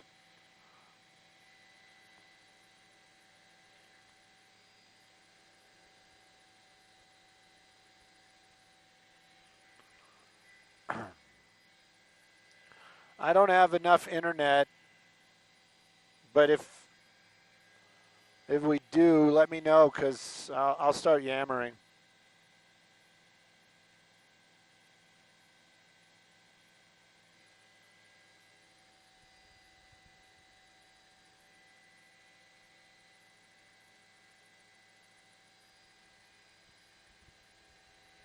Okay. Hey, so if you guys are just joining us, I appreciate the join. We are up pretty high over here today. This is going to be the mountain fire, but this is the portion of the mountain fire that made its way over to Camarillo. Just before we went live, we were in a different spot. We're going to try to make our way back over there. And the reason why I'm stopping and starting is because I keep hearing stuff in my IFB, but I'm pretty sure nobody's going to be talking at us. So that fire that's been burning out here in the Camarillo area, we counted 20 homes, either leveled or on fire to the point where it is destroyed. We'll make our way over there as soon as we can, and it's not really so much soon as we can. We're also kind of waiting on the smoke to clear again. This is a fire. We're up pretty high because we need to be. And when I say need to be, it's because of the firefighting activity below us down there. That not one of the homes that we counted, so now we're probably up to 21 homes. But this is what's going on. We'll show it to you. I'm telling you, we'll get there.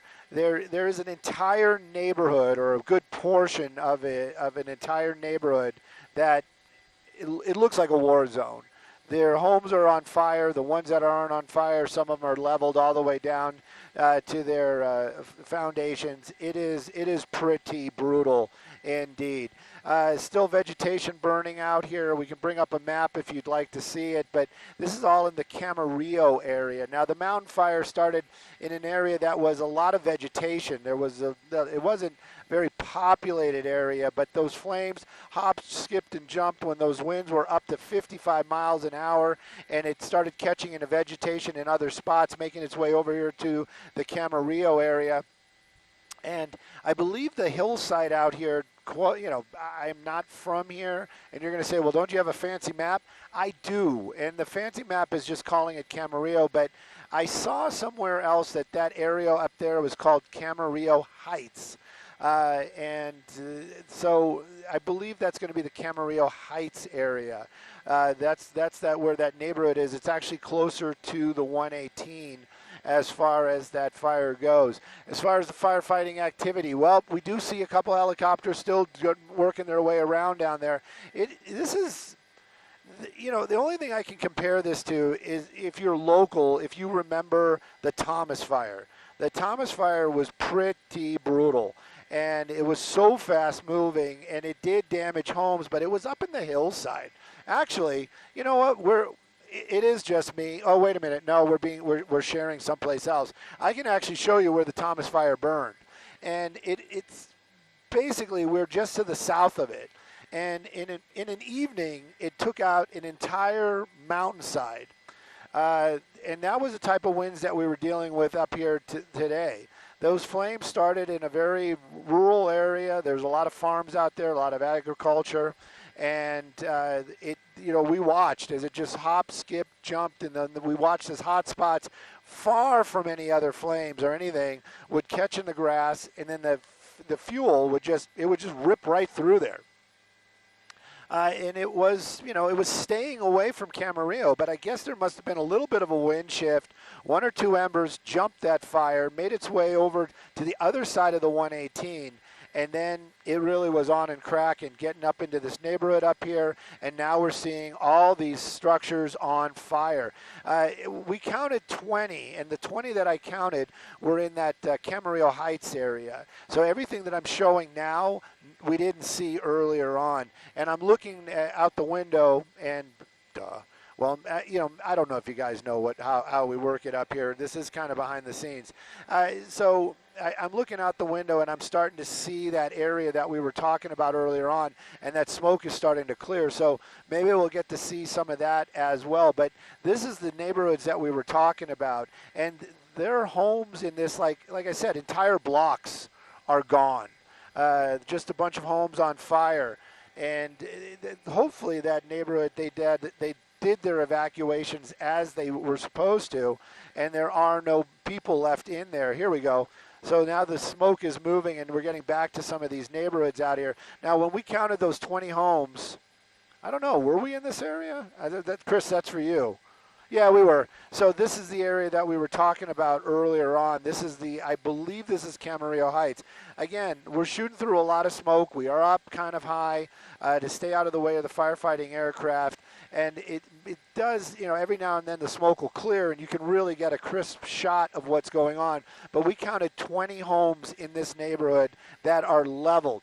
And there are others that were still on fire that I just couldn't make out. Is that a home? Is that a portion of a home? So I didn't count them.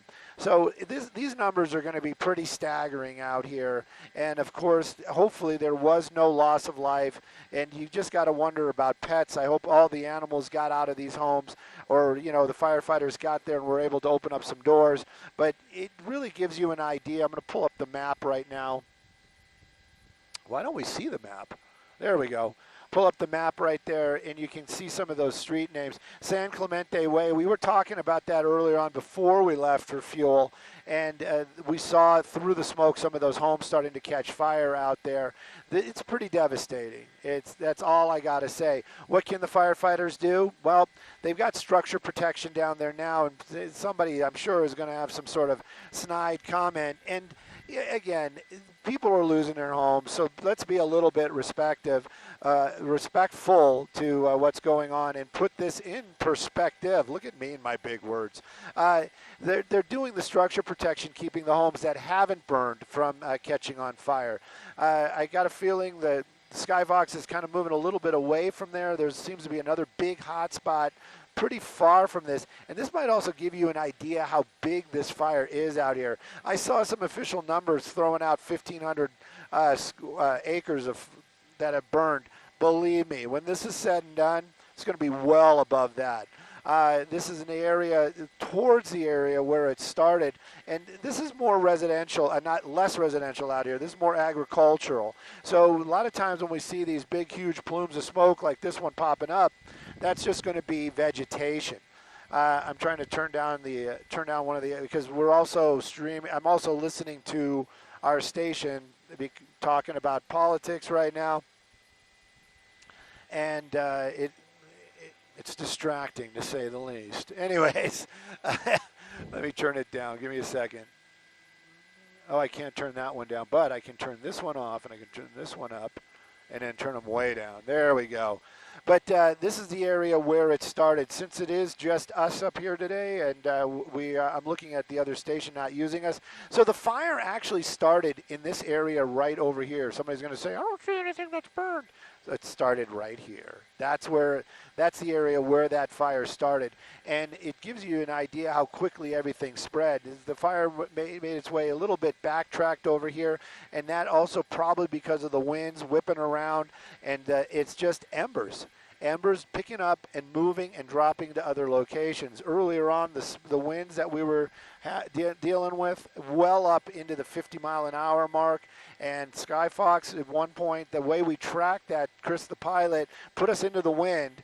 We weren't really moving, but then we have indicators saying, you know, what our airspeed is, and it translated to at least 55 miles an hour on the ground. So that means that the winds were basically blowing across the aircraft at that speed, and that's how we got those numbers. Now, you have to remember as well, we were up at 5,000 feet when all that was going on. I couldn't imagine what it was like down on the ground. Some of the shots that we had earlier on, you could see the palm trees basically just folding over with all the high winds.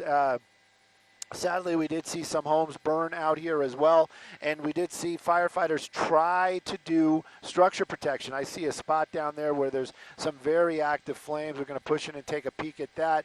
And this, again, this is all very agricultural out here. There are homes, but they are very sparse, and we talked about this early on as well. I would venture to say that the people that live in these areas, they are more familiar with the fire danger. They are more respectful of Mother Nature down there, being farmers, working the agricultural fields, and they created the right amount of space. They built their homes in the spots where they knew the fire would hop, skip, and jump over them. So a lot of the homes out here were saved. But as that fire worked its way over more to, let's call them the townies. Yeah.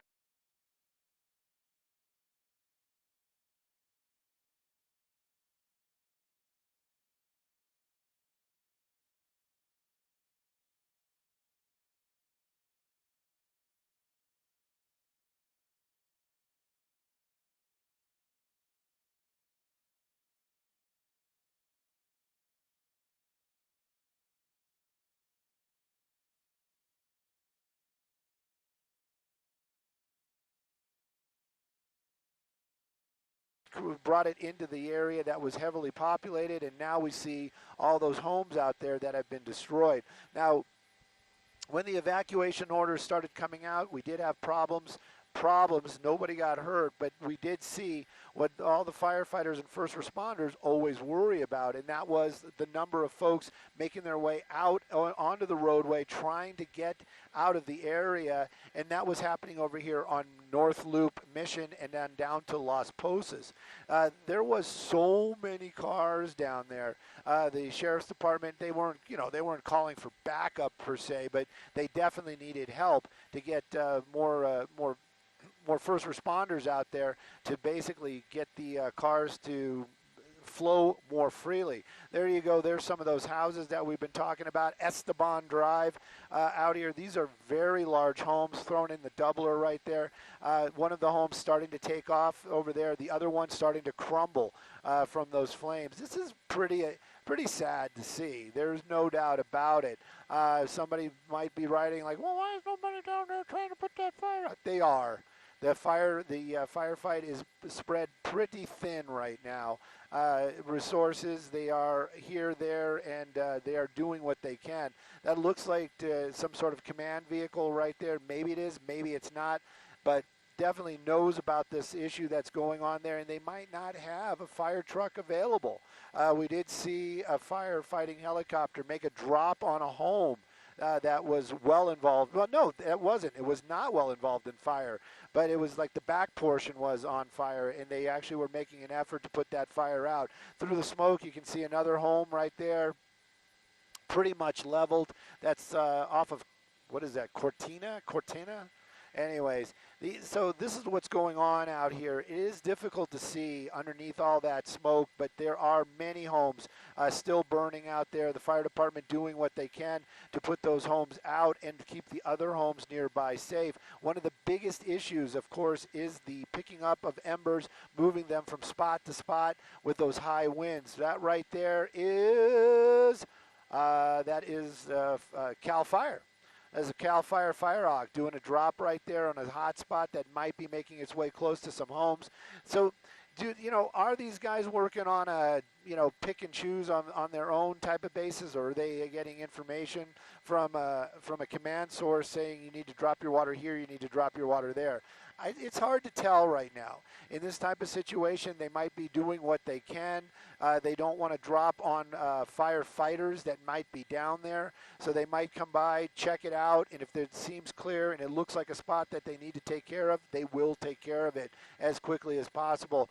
It is a target-rich environment for me to pick and choose the homes that are burning right now. There are so many, and the sun, it is making the glare pretty difficult. We're going to try to stay on this side of the smoke, because if we get on the other side, we're shooting into the smoke.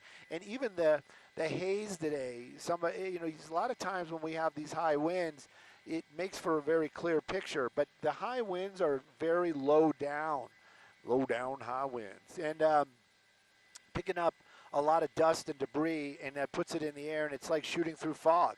It makes things very, very difficult for the pictures. This is very devastating, though. There are so many lives being affected out here, and these flames continue to burn. There is like 0% containment. The only thing that really will help is, I understand, as the evening progresses, the winds actually will slow down.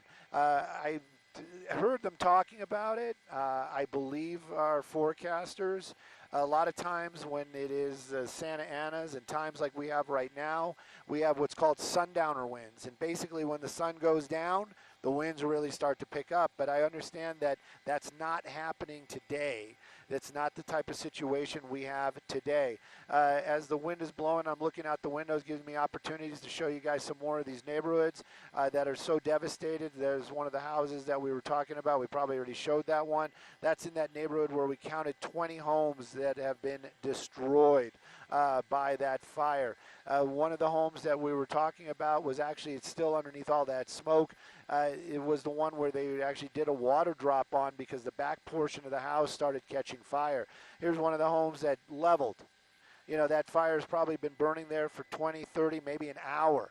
And you can see it all the way down to the foundations. It is very sad. It is very sad to see. And you have to understand that a lot of these people, some folks might have that little bit of an issue where they're like, oh, these are rich people. Oh, I don't disagree with that, but I also know people that worked all their lives to live in a neighborhood like this, that these are their forever homes that are now on fire. And, do they have insurance? Hopefully. Here's a house that we can actually, I know a little bit about fire behavior. You can see in the eaves right there, you can see all that heavy smoke starting to puff out of those vents. So that means there is definitely a fire starting to root itself under those eaves into that attic area. And if that doesn't have a fire suppression system inside that home, which many residential homes do not have, that is definitely going to start catching fire. We'll keep an eye on it the best we can. We only have about 2 hours. Well, we've been up here for a few minutes, but probably I would venture to say by 3 o'clock, we're going to be out of here.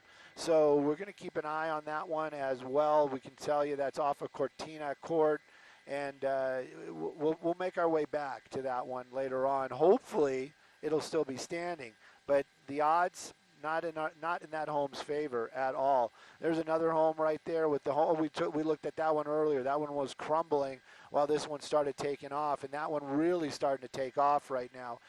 Again, really sad situation out here in the Camarillo area. These flames continue to devastate neighborhoods and to, devastate lives as well.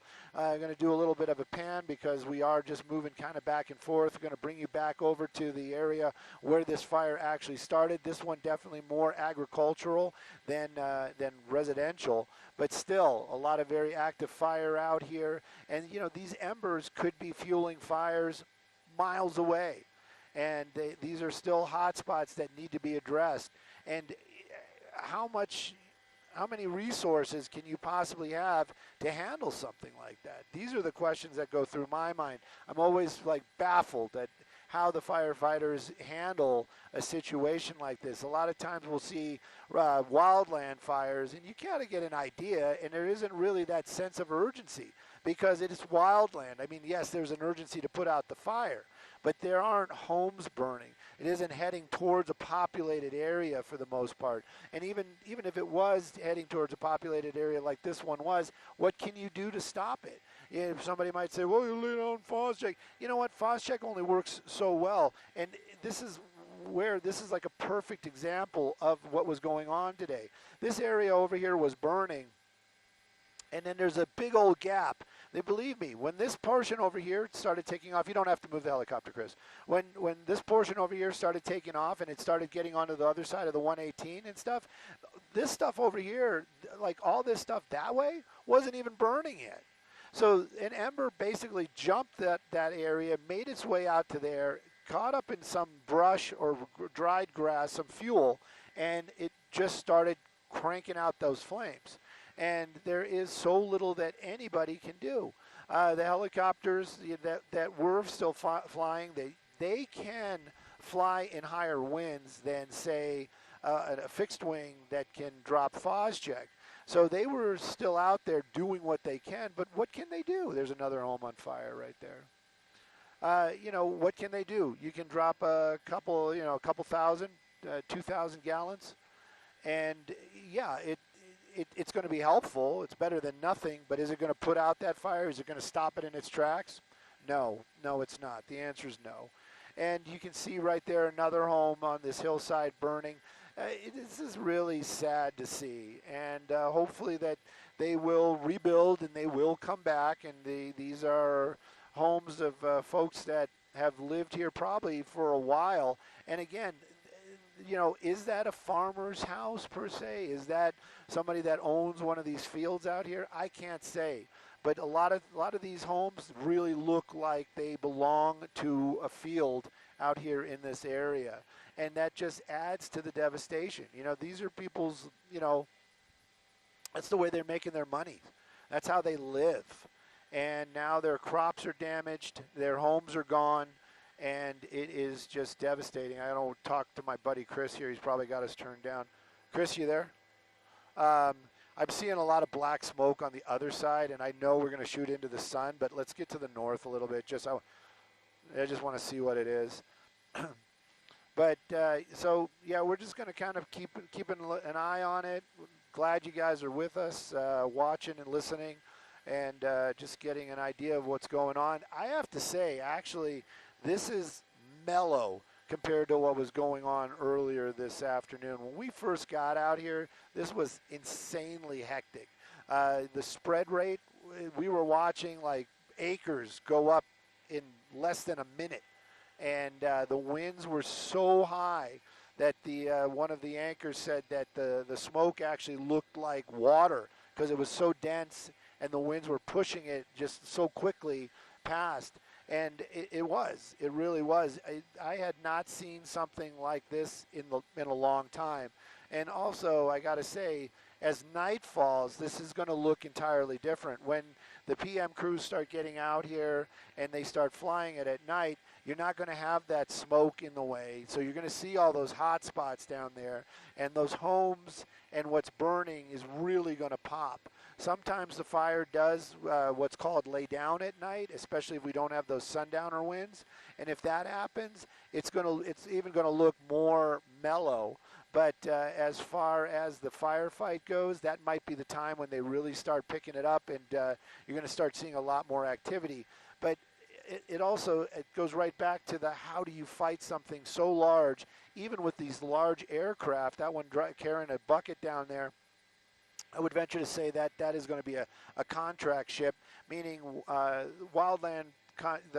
They stumbling over my words. I'm tired. Believe me, we've been doing this for quite some time. But they do contract wildland firefighting activity out here, and they might be nearby. They might be at the Las Posas forest north of here. And because this is going on, they'll go ahead and they'll get activated and come down here to work these fires. I would venture to say, yep, that is going to be a dozer down there. That is another big firefighting tool, especially for this kind of wildland fires. I don't know if that's a D10 or a T9, but that is a very large dozer down there and building fire lines as we watch them. As you know, some folks might say, well, why isn't he putting out the fire? His job is not to put out the fire. His job is basically to clear brush so that the fire cannot burn past that line. He's creating a line down there. And when we hear those containment numbers, that is actually what we're hearing. We're hearing how much of a line around the fire has been made, and that's how they do containment. So they are starting to do that right there, which is a very positive sign. And, you know, Ventura County Fire, hats off to these guys. What's the matter, Chris? Oh. But, yeah, keeping an eye on some of that fuel right there, continuing to burn. And even this, you know, it's a good chunk of fire is nothing compared to what was going on here earlier this this morning. This thing just was ripping through these hillsides, and it's actually spread its way even farther north, making its way down a hillside. And people that might know about fire behavior, fire doesn't burn downhill easily. So right there, that's going to show you that you still have some kind of strange winds going on out here. Either that or it is just straight out spotting. Some ember bounced around, made its way down that hillside and entrenched down there, and then the flames will burn back onto itself, which, good or bad, eventually when it hits an area that's been burned, it's going to put itself out. There is no fuel there. But this is a huge fire out here. And this is happening in the Camarillo area, Moorpark, and going to clean up the shot a little bit, but take a look at that. That is just devastating, the amount of fire that's been burning out here in the Ventura area. I'm going to have some coffee, oddly enough, even though I'm going to have to sleep in 5 hours. Yes, sir.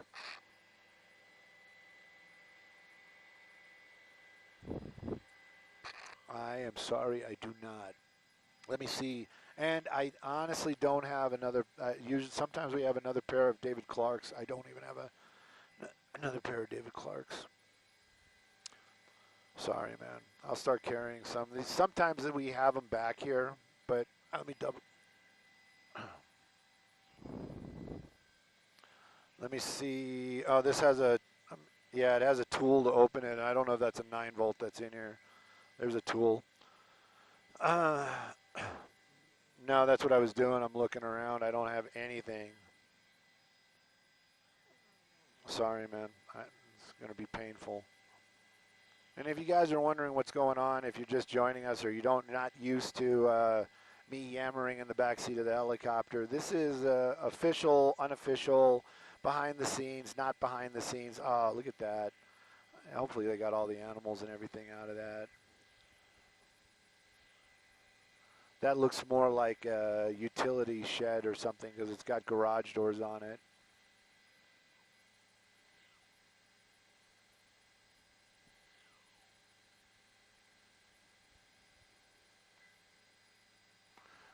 So yeah, and I'm not up here by myself, clearly. We have a pilot.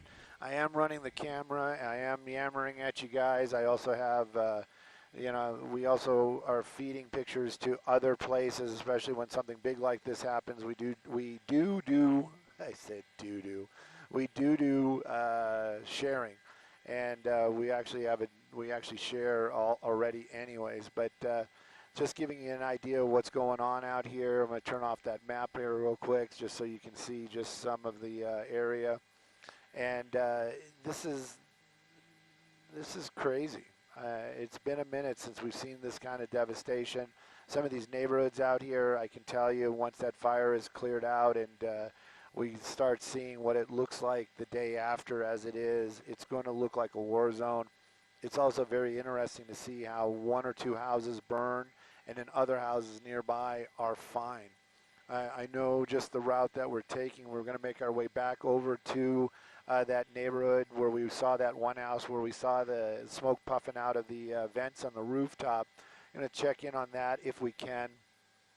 And then also look at some of those other homes out there, see if there is some firefighting activity driving through those neighborhoods, perhaps working to put some of those flames out. But it shows you right here, like this portion of the neighborhood, we do see a lot of smoke right there. So I wonder if there is something burning right there, because the winds would be pushing it and clearing it out. But it's this neighborhood right here seems to be just fine.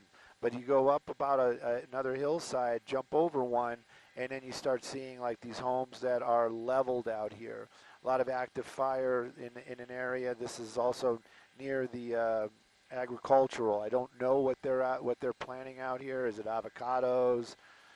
What is it? I'm not really sure. But whatever it is, it's going to have a smoky taste to it when harvest time comes. And no, then maybe that wasn't. That's not funny because, like I said, this is an area that. This is people's livelihoods out here, and it is just sad to see when these fires just rip through these neighborhoods. So I think this was near that house where we saw. That is not it. but you got another home right there. You can see the fire almost leveled it, and the home next to it, like the neighbor, that house right now still looking okay. But you know, how long is that going to be? And or will it just be fine? A lot of times they are. And this is what we've seen in the past out here, especially when we look at these big fires that make their way into these neighborhoods. And this is the neighborhood that really is devastated. This is where we counted 20 homes. And I think that's the house that we were talking about, where they did a drop earlier on trying to put it out because the backside of the house was on fire. Yes, Fox IFB. I'm back on Fox IFB. Oh, I have no IFB. You got to give me IFB. I have no IFB. I'm not receiving it. You have to reset the IFB. There we go. Yes. Well, this has been very, very devastating out here for sure. We've been watching this fire since almost the inception, and it has just grown exponentially. And, you know, at one point it was in the very rural areas, a lot of agricultural out there. And that was devastating to see in itself. But then it kind of jumped the 118 and started making its way south into the Camarillo area. And that's when everything really, really changed. These flames working their way into these neighborhoods out here. Skyfox moving around. We are up very, very high. And we also have to deal with that smoke out here. Maybe Chris, my pilot, is listening. We got to turn around and come back the other way. And we can get you some shots of some of these neighborhoods out here. Neighborhoods devastated. In one of the neighborhoods, we counted 20 homes just in that neighborhood that are on fire or have been leveled. Right there in the shot, it's very difficult to see, but there is at least one house on this little block that is now clearly on fire. Others nearby leveled. We're going to move around the best we can. It is going to be very slow going, and again, we're dealing with a lot of smoke out here, but there are so many homes out here that have been destroyed because of this fire. Those numbers, I saw some updated acreage where they're talking about at least one house on this little block that is now clearly on fire. Others nearby leveled. We're going to move around the best we can. It is going to be very slow going, and again, we're dealing with a lot of smoke out here, but there are so many homes out here that have been destroyed because of this fire. Those numbers, I saw some updated acreage where they're talking about 8,000 acres now. I believe that. It has moved so very, very quickly. I'm going to take it out of the doubler. I'm also going to put up a map for you so you can start seeing all these neighborhoods down here. Earlier on when we were here, we saw a lot of these evacuations from this neighborhood in the Camarillo area. All these folks, where are they going to go? Well, they're going to get out. They're going to try to get on. Stu, we're going to interrupt you real quick. We got to get down to the ground really quickly where some breaking news is happening. Haley Winslow joins us now from the scene. Haley. Hey there, Alex. Yeah, we are here right by Camarillo Heights at 1099 Garrido Drive, and these houses are in flames. There's about 20 of them. We're right on the ground from where Stu was. These houses, you can hear every about 10 seconds you hear something break, and that's part of the house falling down. The one next to it, there's only a chimney left. It is so devastating. These firefighters doing an amazing job. There's about 15 engines out here. I'd say about 50 firefighters. I've lost the signal, so I'm just going to keep talking. It's really hard to breathe, but also really hard to get a signal out here. You can see LA County Fire just pulled up. LA City Fire's here. Ventura Fire. She's got her hose getting ready to spray it. I don't think there's anything left to salvage, though. There was this really, oh my God, unbelievable moment when we first got here. Are you okay, Sam? Hang on. And this, oh my God, this, sorry, we can't even see anything. This bird was dying in the middle of the road. And the bird, like, was just looking, like, so helpless. So Sam, my photographer, and I saved the bird. It's in our car right now because there was literally nowhere to let it go where it would be okay. But this is just really, really sad. So this address right here where we're at is 1065 Garrido Drive. The one next door, 1067 Garrido Drive. We're gonna Show them this. There's just two. We're going to let you do your job there with safety in mind first. Very concerning to see those gusts there, that heavy wind there. We know there are fire trucks right near Haley and her team as they show us these homes there. Let's go now to Susan here soon, who's right nearby in Avocado. What are you seeing where you're at, Susan? Well, you know, what's really remarkable is that we have seen so many structures burning. In this case, the deck of this beautiful home that once had a gorgeous canyon view is now gone. We've got Santa Barbara County firefighters that are here doing their best to make sure that none of the embers take to the building itself. Right now, the building seems to be okay. The home itself seems to be okay. But at one time, this was a lovely home to sit on the backside. And there's a pool here, and you see that some of the water has come out of a pipe. I don't think that it has anything to do with what's going on. And you can see down in the canyon, there is some smoldering down there. What's also remarkable about this particular area, we stopped because we saw a lot of active flame, is that at one point, we saw this house, we saw how the flame was coming up over the roof, and we actually had a firefighter tell us, no, that house is a goner, you guys got to get out. So they left, and then it wasn't long after that that the Santa Barbara County firefighters arrived. Now let's take a look at what they're doing right here, Justin, because they want to make sure that the roof of this house and that there are no embers that go into those little crevices that would allow for a fire to consume the home. We also saw, in addition to what you're looking at right now, there are a few palm trees nearby, and they were absolutely on fire, just like Roman candle style, where there was so much burning embers and blowing ash and soot that it got quite dangerous. In fact, I started without a helmet, and then I realized after I got kabonked on the head by a good piece of the palm that flew off that it was better to go get the helmet. And meantime, other areas, this is not the only building that is at risk. This is not the only home that's at risk. This is kind of like a narrow, closed road with several homes on the lane, and more than one is in danger right now. But again, what's really remarkable is the winds and the weather condition and how much of this soot and embers and burning material is just flying all over the place. Every once in a while you can see through the smoke and you realize that it is a beautiful day, or would be if not for all this fire and smoke. And we have seen some helicopters, so the good news is there is some aerial support. I had a quick conversation with one of the firefighters because I mentioned the fact that there, a couple units left, and he says, we're sort of in triage mode. There are so many houses on fire. There's so many properties that are at risk that we just have to do what we can with what we have.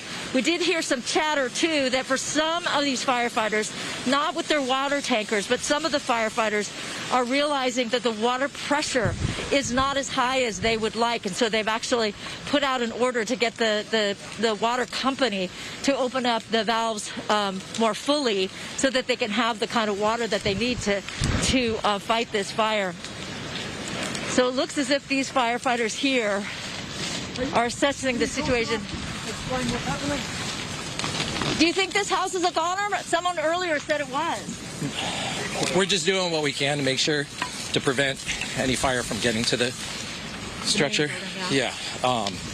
It dies down and then it kicks up again. So as case in point. Yeah, exactly. So I'm gonna get back to doing what I'm doing. Thank you, sir. So there you have it, Christine. So we're right in the thick of it, and we see them coming back and forth. And I'm not a professional, but I'd be like unable to figure out the best way to protect this property. And as I said, this is just one on this narrow lane off of Avocado. The home seems to be evacuated, so no one is in the house, but we do see people have lifted their garage doors and given access to the firefighters, left their gates open or what have you, so that the units can make it down here. But honestly, I've covered wildfires for my entire career here at Fox 11, and I've never been in a situation where I thought I had to wear a helmet and you know, wear all of the protective gear that was only just issued to us recently. So it really is quite a remarkable situation. I'll send it back to you at this point, Christine. Susan. And Marla. And Alex here too, Susan. You know, sometimes when we see these, every few years, these firestorms that are so bad, that there's so much happening that the fire department can only go so far and do so much, and they basically have to triage and let some stuff burn. Is that basically what's happening here?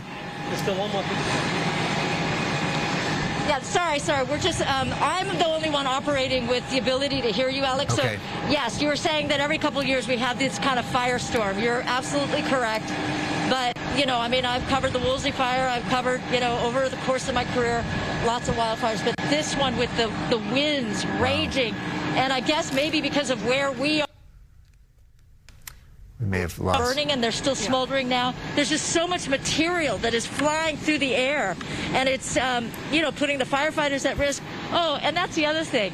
Like, I came out and immediately put on the N95 mask, okay? And then typically you look at the firefighters and they don't bother because they've been around this kind of stuff so much.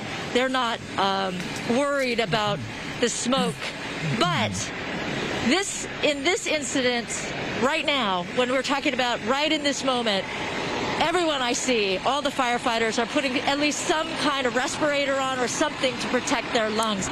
So that's how severe the situation is here. As Justin gives you another look at the firefighters coming out from behind yet another house. This is the back end of this street. So this is I guess it's not really a cul-de-sac, but it's just sort of like this is where the properties end. There's two properties here. Susan, as we're looking at this, and Justin's camera there is all marked up right now with scenes from that fire there, I'm wondering, are you getting the sense that everybody in this area has evacuated? Yeah, you know, I talked to some other people. They were on San Miguel, so really a couple of streets farther north of where we are, north and a little east.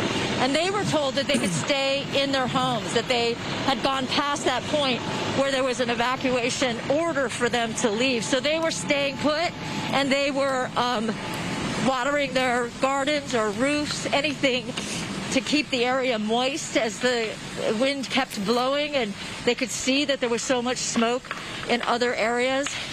But again,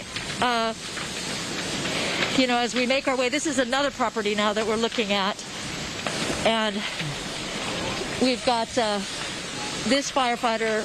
Well, there's one firefighter who's tending to a palm tree that's smoldering. Let me get closer to where Justin is now. We've got a number of firefighters back here. This is CAL FIRE back here. They arrived not long after Santa Barbara County as they try to figure out what's the situation here. 72. Like how I think it's crazy, but you're the professional, so tell me. So right now we're getting a really good handle on it. We're in a neighborhood area. We have more resources from outside the area, from our partnering agencies, and we're able to secure to the water system so we can throw a lot of water down so we can start saving these homes, and they're doing it all over this area. That's good news. At one point I heard that the water pressure wasn't strong enough. Is that true? Did you encounter that? Well, there were certain areas where the water pressure is a little low, but we work with our great partners here in the city of Camarillo, and they're able to boost the pressure for us, and we're able to make a great fire attack. Okay, so you'll be able to protect this home right here. Yeah, I'm working with Santa Barbara County, CAL FIRE, and Ventura County. We're here going to be protecting this neighborhood, watching that hot spot down below. Do you have any idea how many homes are in danger right now? I do not. I'm in the ground. You're going to need to talk to our PIO at Ventura County Fire. Captain, what's your name? Captain Brian McGrath. Thank you so much, sir. Yeah. Okay, so then there you heard it. And he's not the only one that told me that they don't really have a full sense of how many homes and structures may be at risk.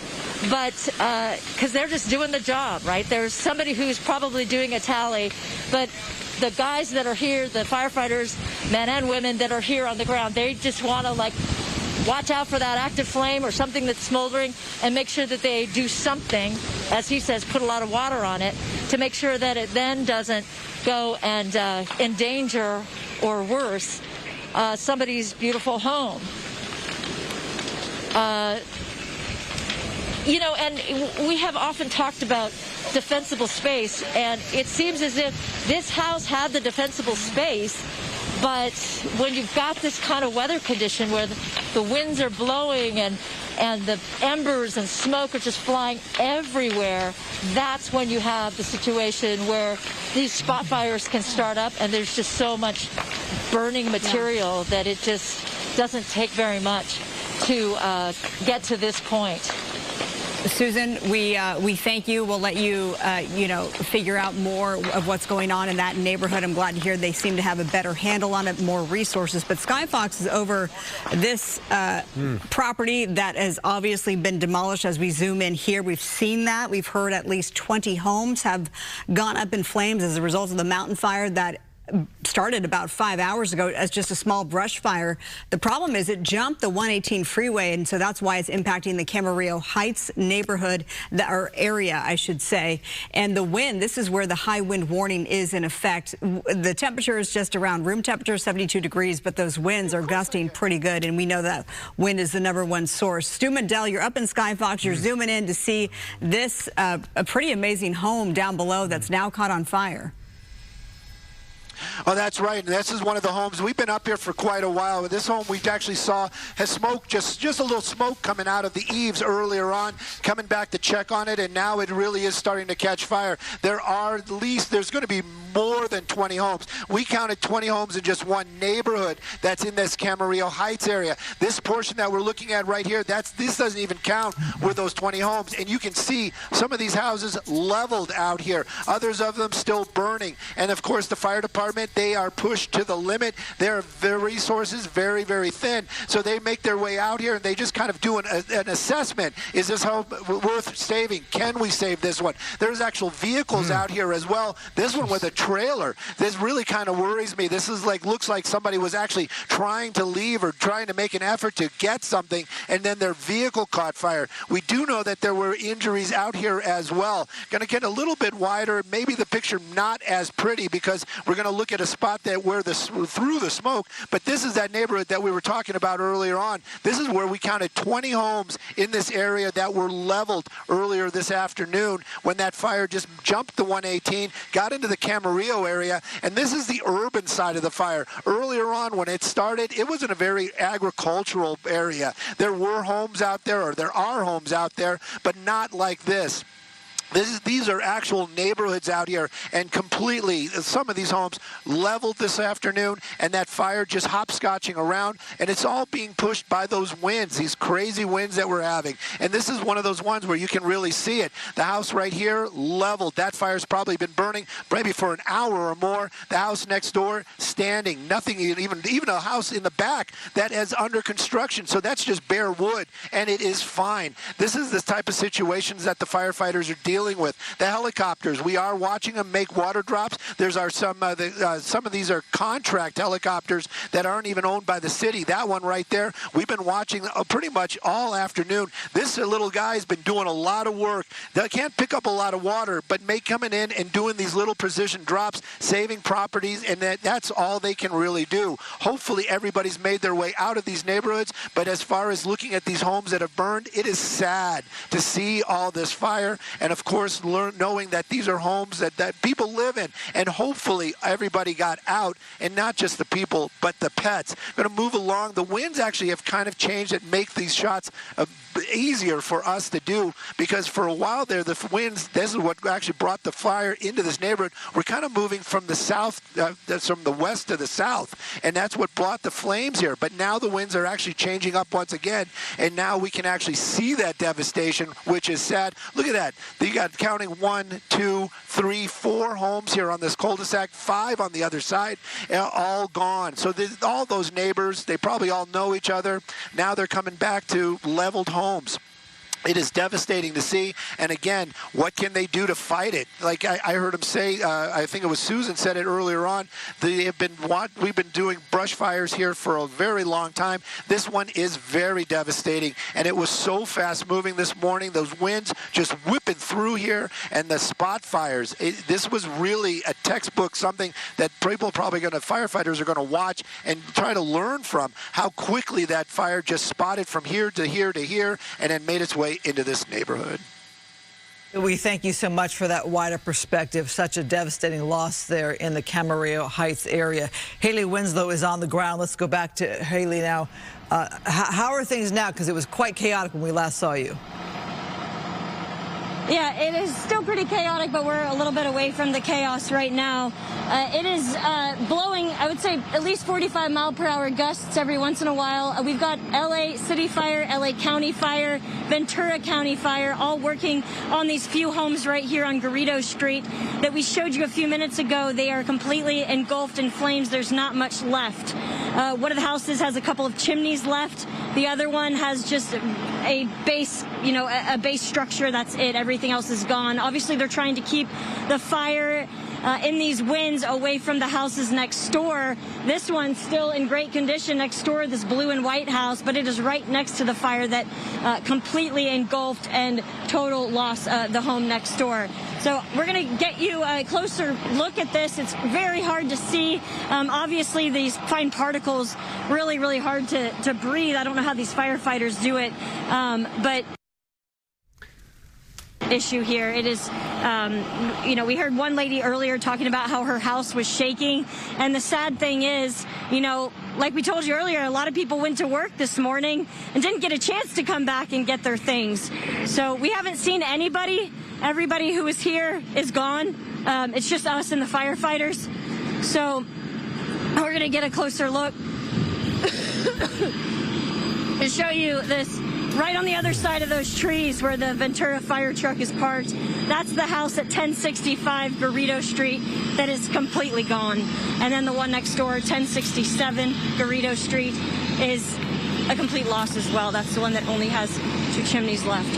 So you can see the firefighters working as hard as they can. There's not a whole lot they can do with these homes, but they're, of course, trying to protect the houses all around it.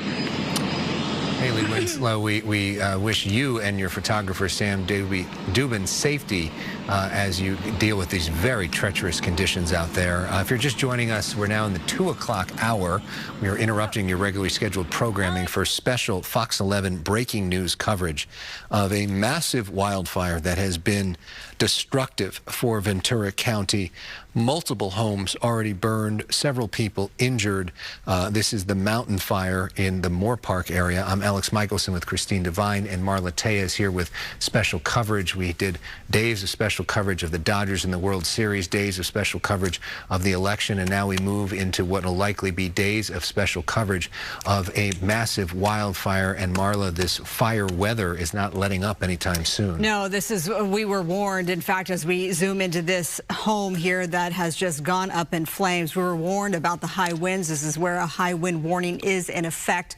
At least by our own crews count, at least 20 homes have been destroyed. We have a view from Skyfox, and we have a couple of crews on the ground as well. So home after home, and those flames easily being spread by those high winds out there. The firefighters, Christine, all hands on deck, because it started with Ventura County. We've seen CAL FIRE out there, LA County Fire out there, and even Santa Barbara County coming down from the north to help with those firefighters. Basically no rest for the weary with all the things that have been happening here in Southern California, the good, the bad, the elections, now these fires. We knew that there were going to be wind issues today, and to see this move so drastically, so quickly, as Stu Mandel said, is quite shocking. We have our Susan Hirasuna on the ground there to bring us quite the perspective. Susan. Well, Christine, we're in at a property just next door from where we were once before. And you see Santa Barbara County Fire here now at this property. And what's really remarkable is the homeowner is still here, and he was directing the firefighters to try to take out some of these spot fires. I tried to talk with him, but apparently he doesn't speak much English. But he was sort of pointing to a lot of the active flame that is surrounding his property. Now, he's got a pretty good defensible space. He's got a lot of concrete patio between the gully and where the home is.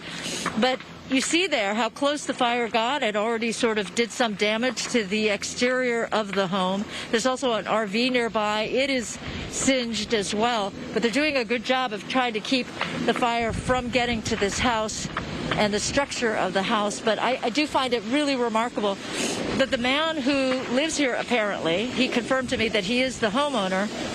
He's walking around with a bottle of water, and that's it. He does not have any protective gear on. Every once in a while, he'll get a little too close to the flame and the smoke, and then it's clear it's affecting him. But he's staying out here. I think a man who just wants to make sure that his property is protected.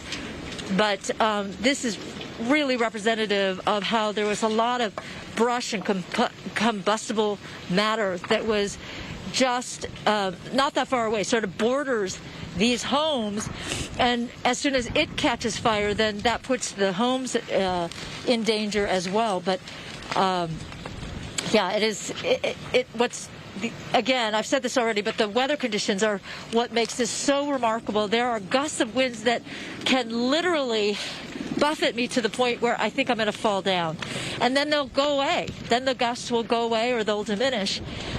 Same with the smoke. Sometimes the smoke is so heavy you can't see the sky, and then suddenly it'll die down a little, it'll be tempered a little bit, and you'll see bright blue, beautiful sky that is just beyond the smoke. Now, I can hear, but I cannot see that there's some kind of helicopter coming our way, perhaps to give some air support. We've seen at least one helicopter that dropped water nearby to try to get a palm tree, a little grove of palm trees.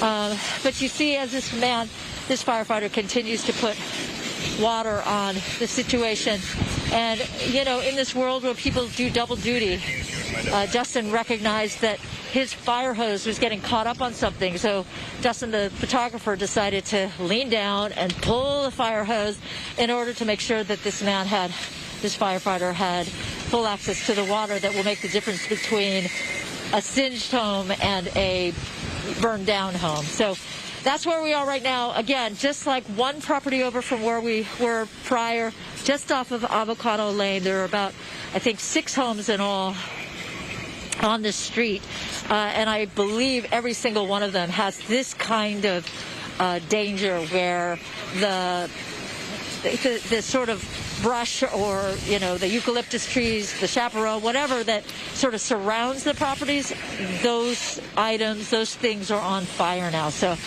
again, it's really quite remarkable. But all they can do is put water on it, and all this man can do is just stand by. I'm looking at him, and he's looking quite a bit lost, frankly. But what are you going to do? I mean, nobody's telling him to leave. I would tell him to leave, but he's not going anywhere. So that's what we have here. Such devastation and despair. I feel so sorry for him, and what a beautiful property we've seen. You know, all the patio furniture that has been lost, the bike rack that you can make out the skeleton, if you will, of the bikes that went up in flames. Very, very sad to see. And again, at least 20 homes have been destroyed by the mountain fire. Now, let's talk about the power outages that are being experienced right now in this area. So here's a map of the power outage information from Southern California Edison. The orange represents power warning shutoff, so those are just warnings.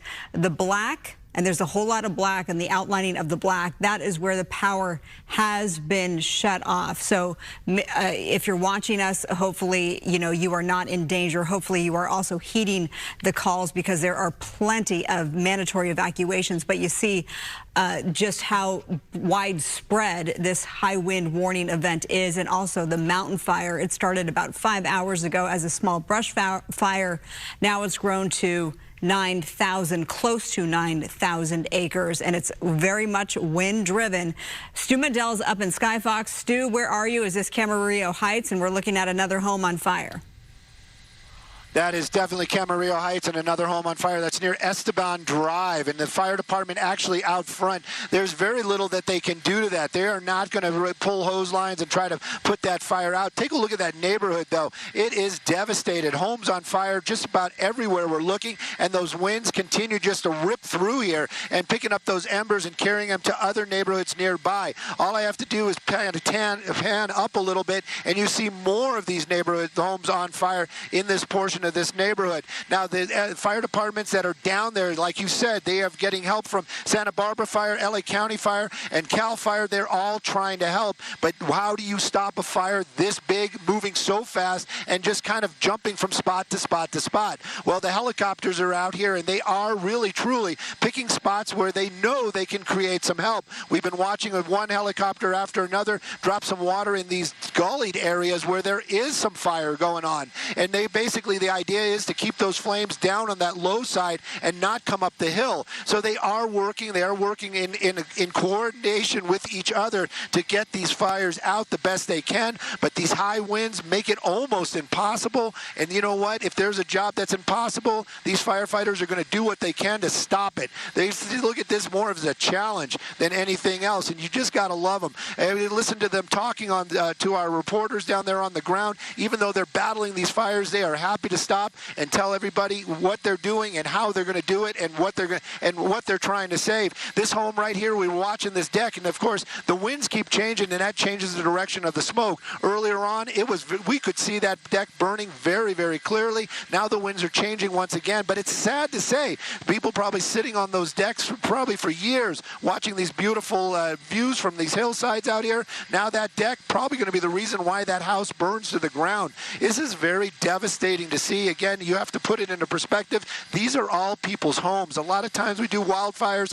and it is just brush, and it is dangerous. There's no doubt about it. But right now, these are homes. These are lives. These are people that probably spent, saved almost their entire lives to move in and live in this area and probably loved it. And now their homes are gone. And again, I can't stress it enough. We were talking about it, how people were working, going off to work this morning and expecting to come home to their houses, and also hopefully their pets as well. I can't imagine what it would be like to come home to something and realize, you know what, my pets were in there. I thought everything was safe, and now there's a problem. That's going to be the Ventura County Fire Hawk. We don't know where they're going to drop, but we'll just keep an eye on him. If he does make a drop, we'll zoom in. But very active firefight out here. These firefighters doing amazing work, even though the deck is definitely packed against them. But look at all the jobs that they're doing, and of course, the winds and this is really what's causing all these problems out here.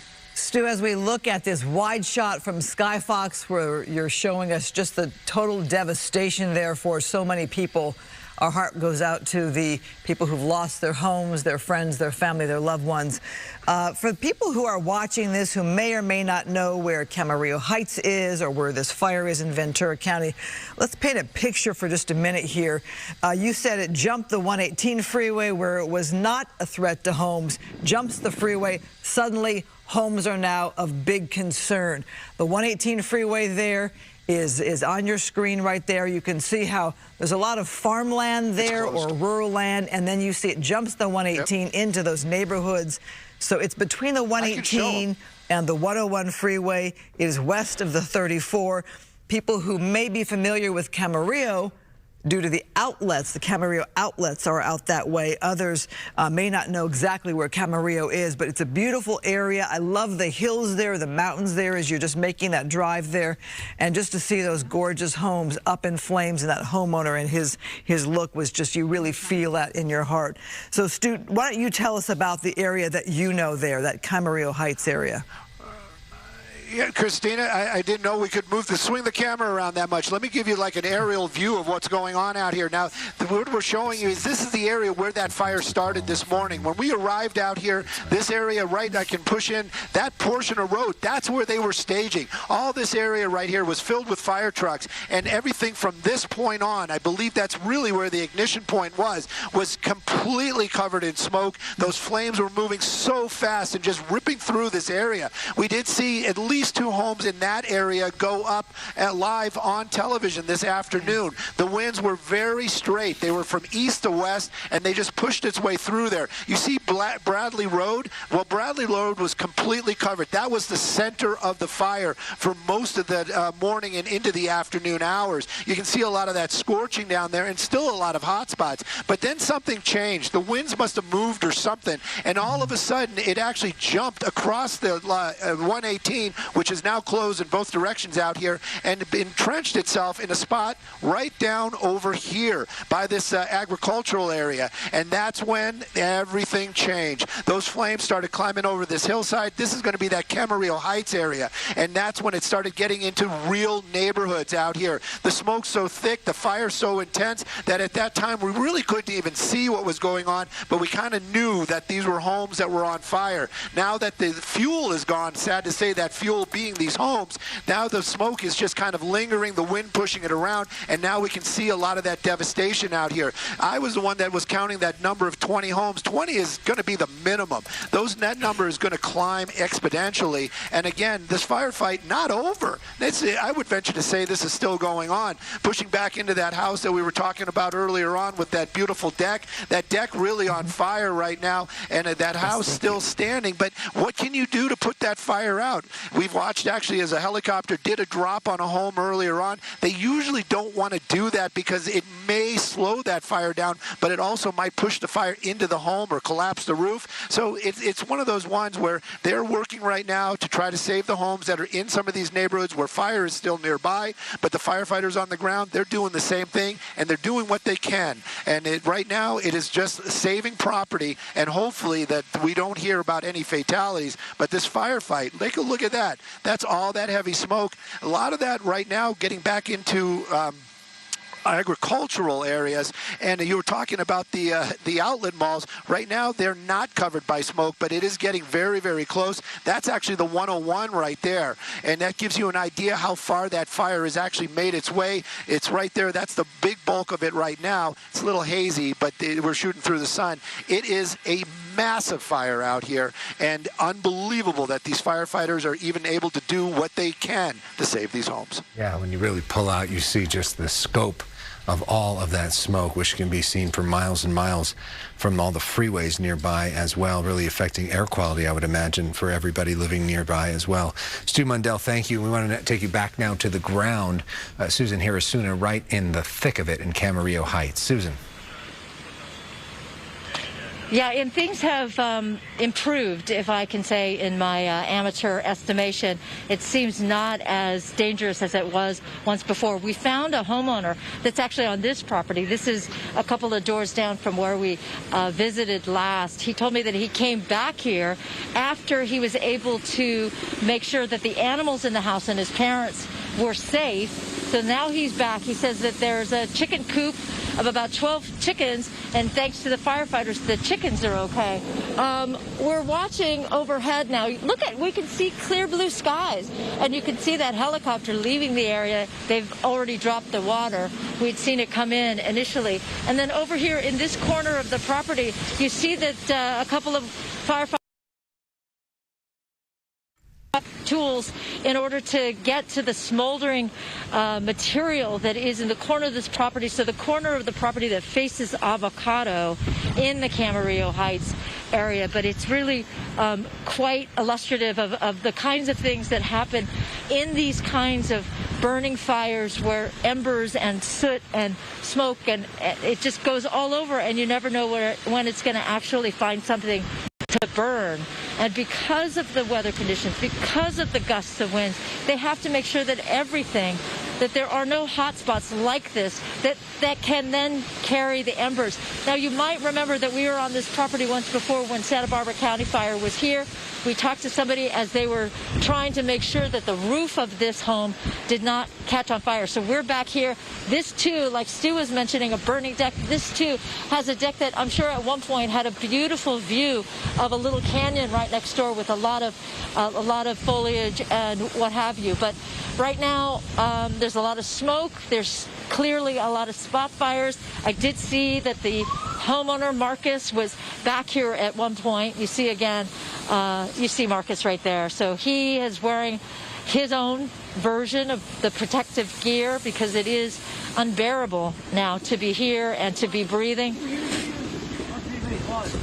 Are you feeling? I got work to do, sorry. Okay. So that there is Marcus, who told us earlier that he was able to get his animals out, his parents out, so he was feeling better about the situation. But right now he would prefer not to talk to us as he wanders around the property. is doing what the firefighters are doing, which is to keep an eye out. Oh, we see overhead, we've got that aerial support from this fire. Dropped a little bit of water, but there's still the nozzle down, which suggests that perhaps it has another part of its water load to drop. And we see another fire truck arriving on scene. Again, it seems as if the situation is a little better than when we were here. And equally as important, there's a small grove of palm trees, and that's what we noticed first when we arrived, I don't know, an hour or so ago. Wait, something's gotten very dark over here. So I don't know what the situation is over here, but all of a sudden we see this big black loom up of smoke, which then is going to worry us and that something new is fire, or that whatever fire they were trying to keep at bay has finally reached something that it allows it to burn to this point. So now we're going back towards, this is a different property now. Okay, so I miscounted, there's about 4 or 5 houses on this street. So there was that big loom up of black smoke, but we can't quite see what it was that caught fire. But this is one of those situations, guys, where, you know, all it takes is some kind of foliage, some kind of you know, oily bush or whatever that will catch fire and then just go up in a big burst of flame, and then the black smoke follows. So right now that we're deeper into this street, I'm not seeing what specifically it was, but there's still a lot of smoldering here. And again, I'm seeing this with you guys. I do see a couple other firefighters at the back of another property where we haven't seen them prior, and more aerial support, which is good news indeed, because as CAL FIRE told us, you know, in this kind of situation, oh, we just see another, this is really remarkable, where you just all of a sudden see this big, you know, loom up of black smoke. And that's now in a different area of this neighborhood. Okay, Justin's going to give you a view of the firefighters that are back here deeper in this property. And I don't know what they're doing, because right nearby is a good little fire, but they don't seem to be putting any water on it. Do they have hoses? I don't see from where I am.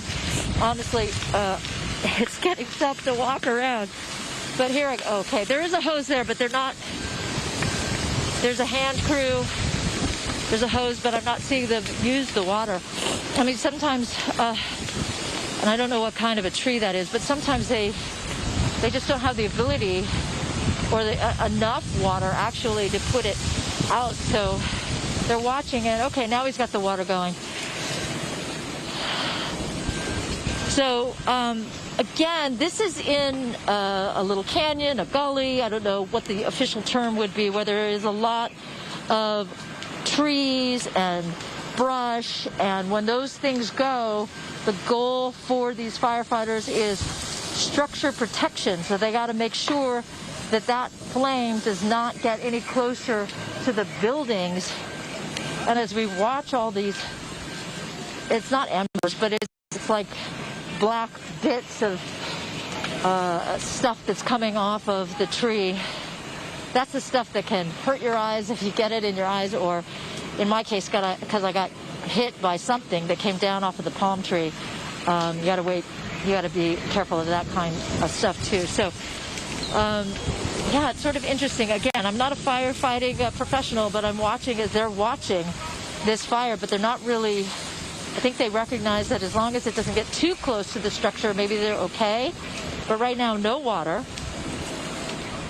Susan? But there are firefighters with their hand tools. Yes. Yeah, you've given us an incredible perspective as to what's going on there on the ground there.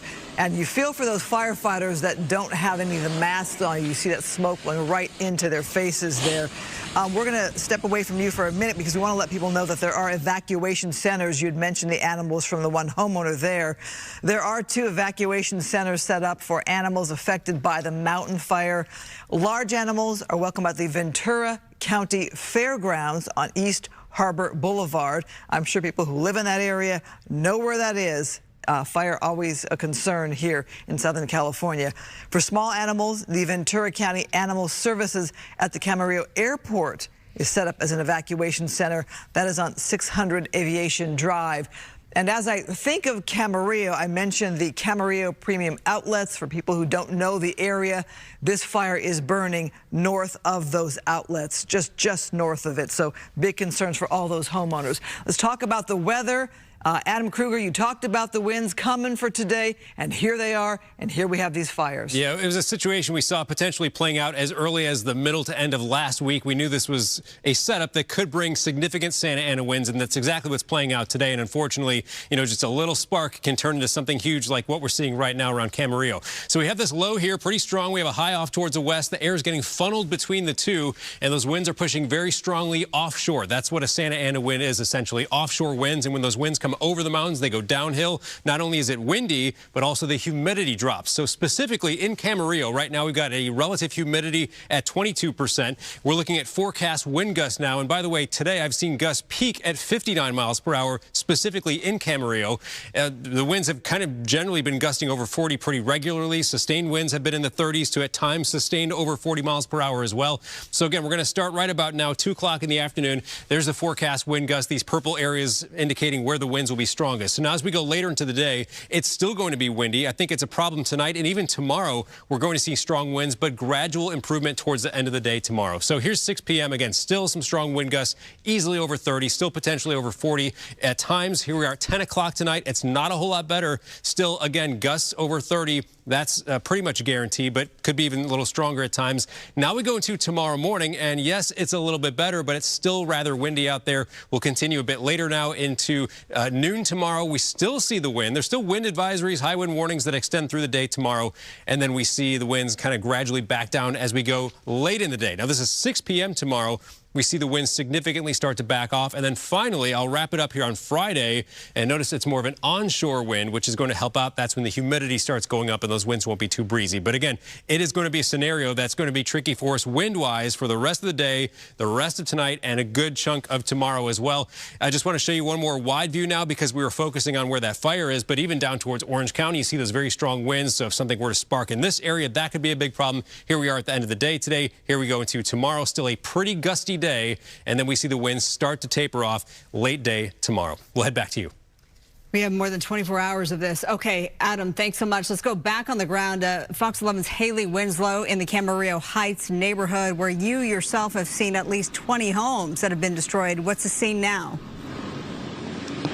Marla, there's another one that is completely engulfed right now. We're on Vista Del Mar Avenue, right off of Valley Vista. You can see it fully engulfed. I mean, everywhere we drive, every corner we turn, we see another house on fire or a telephone pole on fire. We've got Oxnard Fire Department. We've got Culver City, Beverly Hills, El Segundo, Redondo. Every fire department you can think of is here trying to help as this 9,000-acre fire continues to burn. We'll show you this one.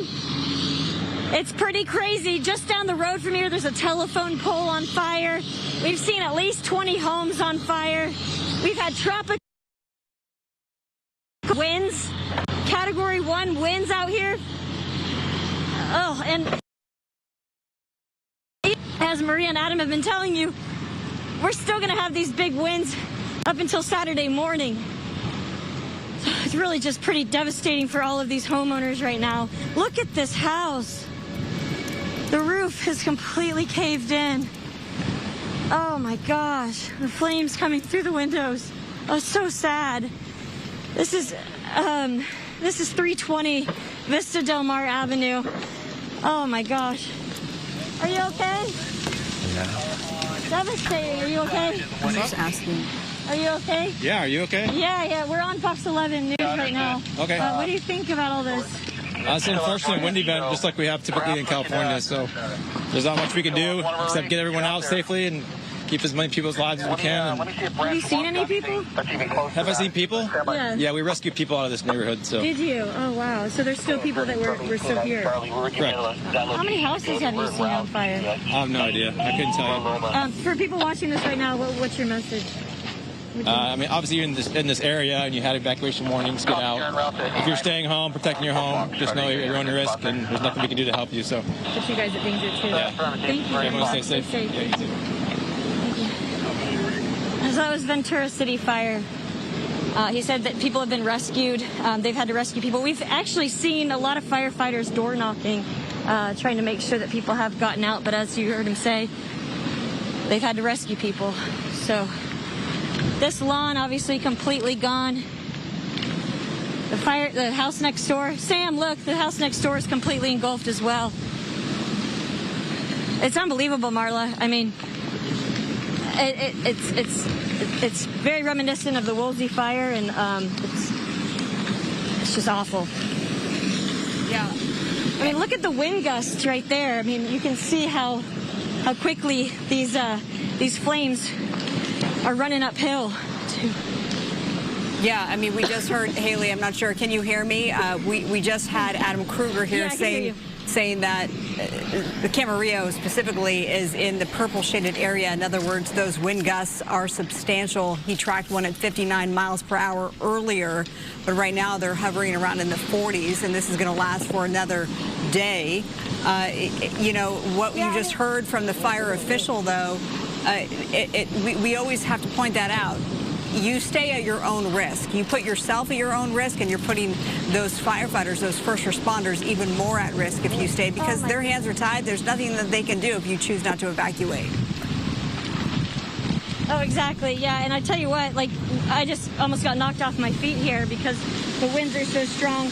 I'm pulling up the National Weather Service right now, and I'm sure Adam went over all this, but right now, just in the last 15 minutes, there have been 46 mile per hour gusts, 58 mile, 41, 43. I mean, and sustained winds 30 miles per hour right now. So look at that. I mean, just billowing up, the black smoke. It's just horrendous. I mean, if you are anywhere near this area, get the heck out right now as fast as you can, because this doesn't look like it's going to be calming anytime soon. And you can see the look in these firefighters' eyes. I mean, they feel hopeless, I think. I mean, there's not a whole lot that they can do except for try to keep it away from the houses next door. Wow. I don't know what the containment is right now. Let me look it up. I don't think it's anything. It's zero. Ventura County, I'm on their page, of course, on social, and they haven't put anything out in a few hours. Obviously, their public information officer is slammed trying to get the word out about the mountain fire, Alex. Yeah, and Haley, we know sometimes that fires kind of create their own weather conditions. Can you just talk about what it feels like to be in the middle of that, between the winds and the smoke and the flames and everything that's happening right in front of you? It's like something out of a movie. Can you see the sun right there? I mean, the whole sky is this, oh my God, this ominous like pink color, and then there's this black, obviously smoke billowing up. You see the roof melting right in front of you. And the house next door, I mean, this is something out of a movie. I mean, there are no words to describe. I'm so sorry if you live in this area, if this is one of your homes. It's devastating.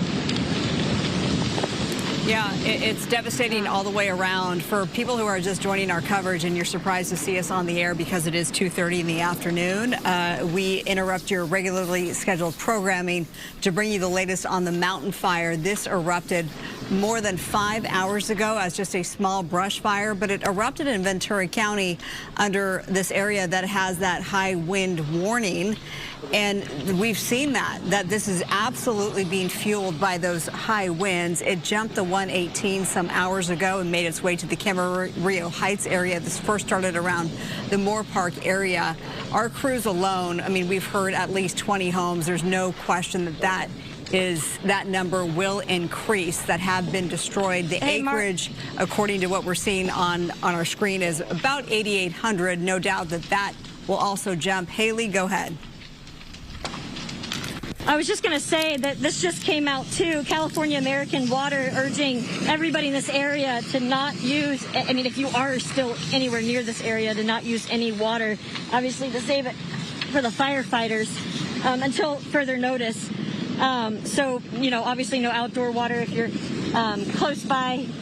Obviously, if you're in this area, I hope to God you've evacuated. But if you're anywhere near Camarillo Heights, in this mountain fire area, which is now 9,000 acres, please refrain from type of water use if you can. Yes, and there are resource centers, by the way. Let's make sure that our viewers know that, because if you are in Ventura County and you want some answers, there are Southern California Edison resource centers set up in Ventura County. Those are happening. You can see that this is a map of that whole area, but those resource centers are at Arroyo Vista Rec Center, that's in Moorpark, and then also Ventura Beach Marriott, that is another resource center. So this information is now on your screen. And lastly, the Simi Valley Senior Center in Simi Valley. All three locations being dubbed the Southern California Edison Resource Center. We've seen a lot of animal evacuations as well, because we know that there are a lot of animals out there. We have information about that as well. 2 evacuation centers for animals impacted have been set up in Ventura County Fairgrounds on East Harbor Boulevard. That's for the larger animals. And then for the smaller animals, the Ventura County Animal Services at the Camarillo Airport is set up as an evacuation center as well. So large animals go to the fairgrounds. The smaller animals go to the Camarillo Airport, where they've set up a special evacuation center. So it's not just people, Alex, that are impacted. Of course, a lot of people have these larger animals that are impacted just as well. Especially in this particular neighborhood. Stu Mundell, let's talk about the kinds of homes that we're seeing here. These are big homes, a lot of them. A lot of them probably do have horses or other sorts of animals on the property. I mean, some of these are real massive estates. Definitely massive estates. There is no doubt about it. These are all $1 million plus homes with probably spectacular. We were just discussing when you're talking about sparks. I think we just accidentally changed choppers. I don't know if we can go back to the signal from Stu. Okay. We will hopefully go back to Stu when we can. Sorry about that technical problem there. As we were talking about, some of these homes are $1 million estates, and they really are quite something, and it's so sad to see them burn. Let's go back to the ground now. Haley Winslow is there. Haley, what are you seeing from your perspective? I don't know if you can hear me. We just put the camera on the ground for a second because Sam, my photographer, is just trying to get his earpiece back in. But yeah, you were talking, Alex, you were asking me what it's like out here. I mean, in addition to the 40, 50 mile per hour gusts we're feeling, you can feel the heat, you can hear the propane tanks, you can hear obviously the flames crackling, but also the roof literally melting and caving in. And you can see through the front door of this house, you can see flames all the way on the other side to the other side of the house where it would go into the backyard, and it is fully engulfed. I mean, can you hear that? Can you hear the propane tank and the crackling of the flames? That's a roar. There went part of the house. Yeah, it really is roaring. This is one of about 20 homes in this area that are on fire right now. We've seen telephone poles on fire. A lot of panicked people. Yeah, and then I'm not sure if it was you or Susan who made the point that they got up on November the 6th this morning to go about their business, many of them obviously off to work, and they didn't have an opportunity to come home to get any belongings, so to speak. So we know that the number one role of firefighters, Haley, is protection of life and then protection of property. So it's so sad if you go to work and then you come home and your house has been destroyed by fires, but thankfully you have your life. Yeah, we were talking to one woman who said her house was literally shaking as she was getting her animals and her important papers together. Surprisingly calm. But yeah, I mean, just like you said, they went to work this morning, didn't even get a chance to come back home and get anything that was of value to them. And the sad thing is, you think about people who left their pets at home and went to work, or they're elderly, you know, and went to work. And I mean, this obviously grew out of control within a couple of hours, from 250 acres to now 9,000 acres. And with this red flag warning, this high wind warning, and there's also a dense smoke advisory here. But with these high winds for the next couple of days, this is going to be an issue. I mean, this is not going to die down anytime soon. Even when we get that lull in the winds for a little bit today, they're going to kick right back up.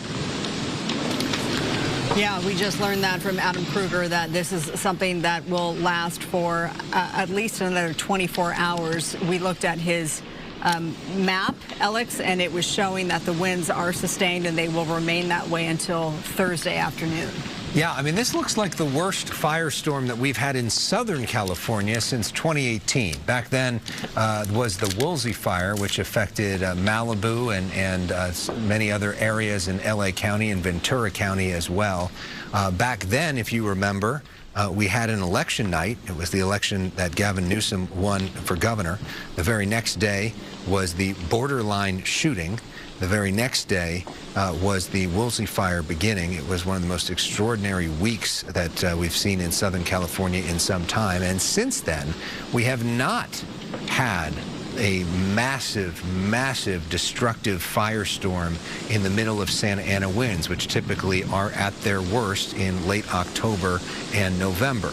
We've been very lucky. We've had a lot of rain, but this year and this week, Adam Kruger, it seems like we have that perfect mix of everything that is leading to these fires, and it's going to be very tough, Adam, to get these fires under control anytime soon.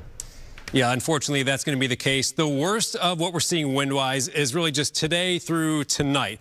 While there is some improvement tomorrow, it's still going to be very difficult, going to be breezy, going to be tough for firefighters. But yeah, putting this forecast together, I mean, I was sitting here with you guys last night, obviously a lot of election coverage. I'm looking at the, what the weather's going to be like for today, and there's just this feeling of like, I know it's going to be like this today, and we just hope that a fire doesn't start somewhere, because if it does, something like what we're seeing now could play out. So there was kind of this like pit in my stomach feeling last night, knowing that it could be very bad, and we see at least around Camarillo that's the case right now. All right, so fire weather warnings or red flag warnings obviously are in effect for pretty much the entire area. That's today and tomorrow, and in some pockets of Southern California, this even extends into Friday morning at 11 a.m. But a lot of the area, this will expire at 6 p.m. tomorrow. So that kind of gives you a little idea as to when the worst of the winds and the driest air is going to kind of break up and improve for us a little bit. Then we see the advisories here with the winds. So tan colors, that's wind advisories where it's windy, but the most extreme would be the high wind warning. And again, we see that up north through the valley over towards Oxnard, north of there, and again through Ventura County, where we see this fire around Camarillo right now, and then through parts of Orange County to the Inland Empire, high wind warnings are in effect. So if a fire were to start somewhere else, we could have a very big problem on our hands, again, today through tomorrow especially. So these alerts, again, they go through the day tomorrow.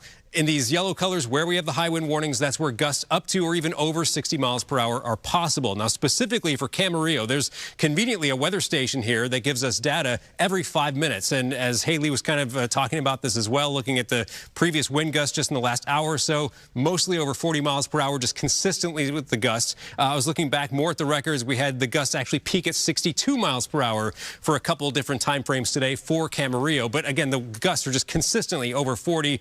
There's not a whole lot firefighters can do in this scenario, like we talked about, just kind of doing what they can to protect life and property in their immediate areas. But as far as the weather, I mean, you just kind of got to let this play out before you can really put a good dent into managing a fire like this. So the gusts, we're going to look at this forecast wind gusts again. Here's your timestamp. Keep an eye on that. So from 3 p.m. to 6 p.m., it's still quite strong. Again, I mentioned this earlier where we have these magenta colors. That's where the strongest wind gusts are.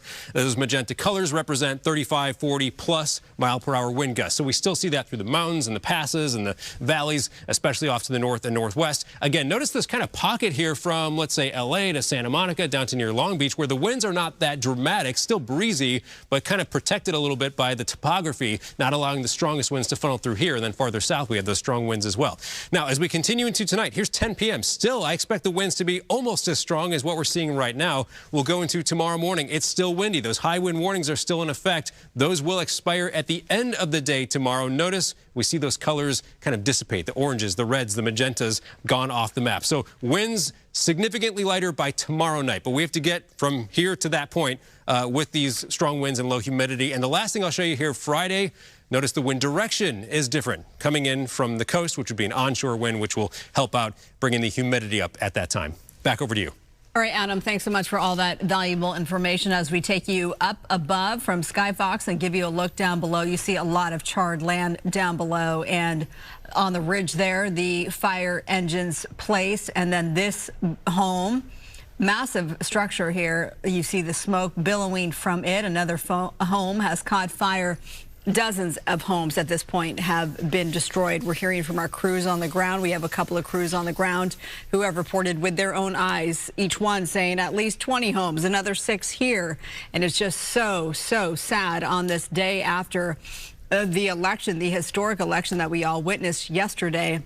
And here we are less than 24 hours later on this Wednesday afternoon, and Ventura County really just getting pummeled by the mountain fire.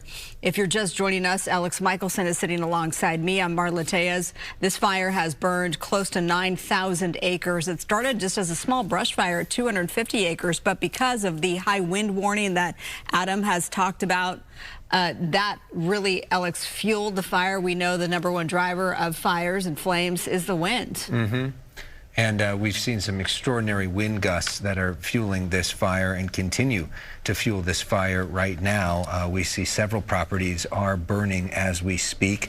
Stu counted at least 20 different properties that he saw that have burned, and it could be a higher number than that. We know that at least a few people have been injured. We don't have a lot of specifics on their specific injuries.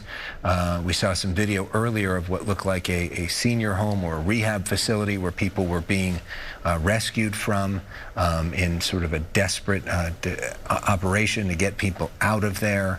But we've seen some real harrowing scenes on this day. And this isn't the only fire we've seen. We saw there was a fire in Malibu earlier today that also did some damage. We saw at least a couple properties burning in that one. And because these are so dangerous, and we see this fire near the freeway here, you know, other communities in Southern California are potentially in danger as well. You think of some of the communities in the Inland Empire and other places that are prone to fires. You know, if there's any sort of spark with these kinds of winds, a fire can take off real fast. And because all these firefighters are being stretched in all these different communities that are not that close to each other, it makes it harder to have the unified command and everybody jump on something and get it out. And some of these fires can be really taking off before they can get adequate resources on them to stop them. Well, Alex, you just brought up, as we look at this impressive water drop here, you mentioned the video, really heartbreaking video of people being evacuated earlier this morning. Here's a look at that. This woman in a wheelchair, first responders, Ventura County Sheriff there, getting her out safely. Again, these are evacuations that we captured in Moorpark earlier today. Just a harrowing scene. This man here, and it's just interesting to see just how the sky, you can see the blue sky sort of in the background here, and then on the other image it just looked like, you know, it was almost nighttime. So first responders doing some heroic work, and that's what they do. So thanks so much to the Sheriff's Department, Ventura County Fire. We know that this is all, here's another woman who was taken out. This is an all hands on deck mountain fire, a fire that is erupted. In that, this started with Ventura County as the first responding agency. It broke out in Moorpark and that area earlier today, and then it got so out of hand so quickly that they called for other outside agencies. LA County Fire responded, Cal Fire is out there, Santa Barbara County is another responding agency. So it certainly is all hands on deck as Skyfox now just zooms out to give you just the better vantage point of all of that smoke that has enveloped the air right now. Air quality obviously is not good. And the temperature, as we saw from Adam, it's not hot, thank goodness. It's about room temperature in the low 70s, but it's the wind that we're most concerned about. And it's an area where you do typically have temperatures that are pretty nice, which is why we see so many crops that are grown in this area. You see, it looks like some of that right there, some really, you know, important farmland that helps feed our entire country in this Ventura County area. We see it in Camarillo, we see it in Oxnard as well for anybody that drives through that area. Although if you had to pick, you would pick one of those burning as compared to some of the homes where people could be inside. Unfortunately, we've seen a lot of homes that are burning at this moment. Looks like things have calmed down a little bit from even maybe an hour ago, but still a lot of damage has already been done, and it's a real challenge ahead for firefighters on the ground. We have multiple reporters on the ground. Susan Hirasuna and Haley Winslow both have been working hard and dealing with some treacherous conditions on the ground as we look at Skyfox. I don't know if we can go to either one of them. Well, we just got some new information. So earlier we were reporting about 8,800 acres had burned. Now Ventura County Fire telling us that it has exceeded the 10,000 mark. 10,400 acres is the new estimated size of the mountain fire. So how quickly it has grown. In terms of containment, we haven't heard anything as it relates to that. So we can assume that that is 0% contained. Unfortunately, I hate to have to report that bad news, but until they give us a number. And containment just means they have lines around the fire so that it cannot burn around those containment lines. Well, let's see if we can get some new numbers right now. Tony McHale is the Ventura County Fire Chief. He joins us live on the phone right now. Thanks for being with us. I know you all must be very, very strapped right now. Give us the latest numbers, what you know in terms of what's happening here. Hello, yeah, I just want to clarify. I'm a fire captain, not the chief. Okay, sorry.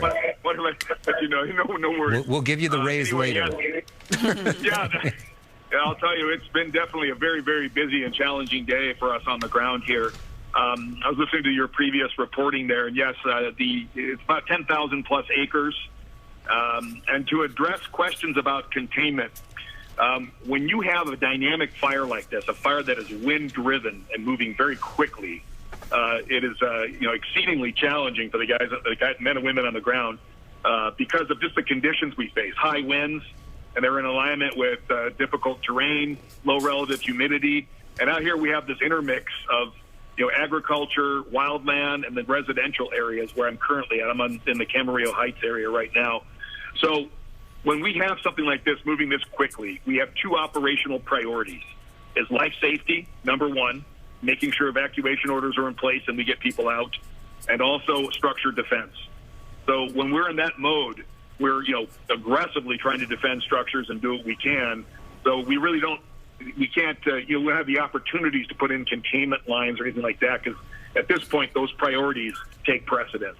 So that's the mode that we've been in most of the day, because we're faced with extreme fire weather, extreme. I mean, earlier today we had 60-mile-an-hour gusts, 50-mile-an-hour sustained winds in some areas.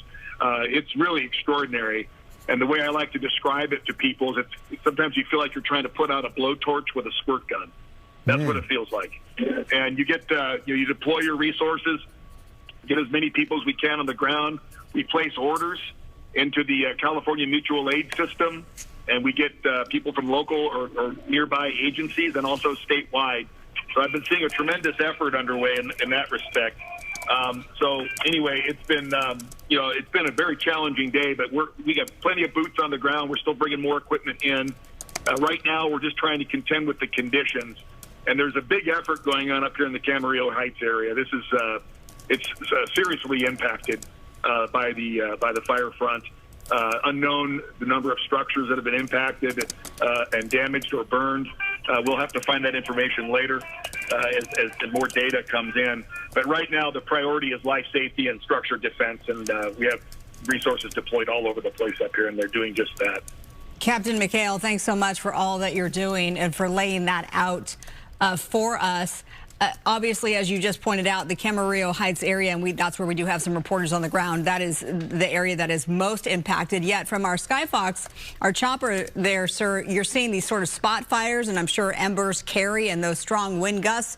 In terms of mandatory evacuations, is that just widespread in this particular area? Can you speak to mandatory evacuations or what you want folks listening to know?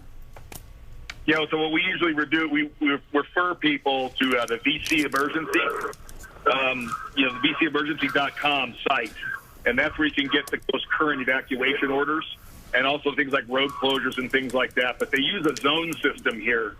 So the current evacuation zones, you have like the North Lewis Road to Las Posas Country Club, in the Camarillo Heights area. We also have unincorporated Somas and Satakoy Country Club, Falcon Canyon, east of that way. So those are the extents. And what they do is the VC alert system, okay, so vcalert.com, is once people get enrolled in that, they send out pre-alerts. And, of course, our law enforcement partners are out and about going door to door, issuing evacuation orders. But this area up here is under a mandatory evacuation order because the threat is serious. This is, like I said, we're dealing with very extreme conditions. And we really want to make sure people are safe. We get them out of there, and then we can really concentrate and focus on structured defense operations. And as more equipment comes in, that gets more intense. And then, firefighters, we're opportunists. We're opportunists. We look for any opportunity where we can go make the best impact with the resources that we have on hand.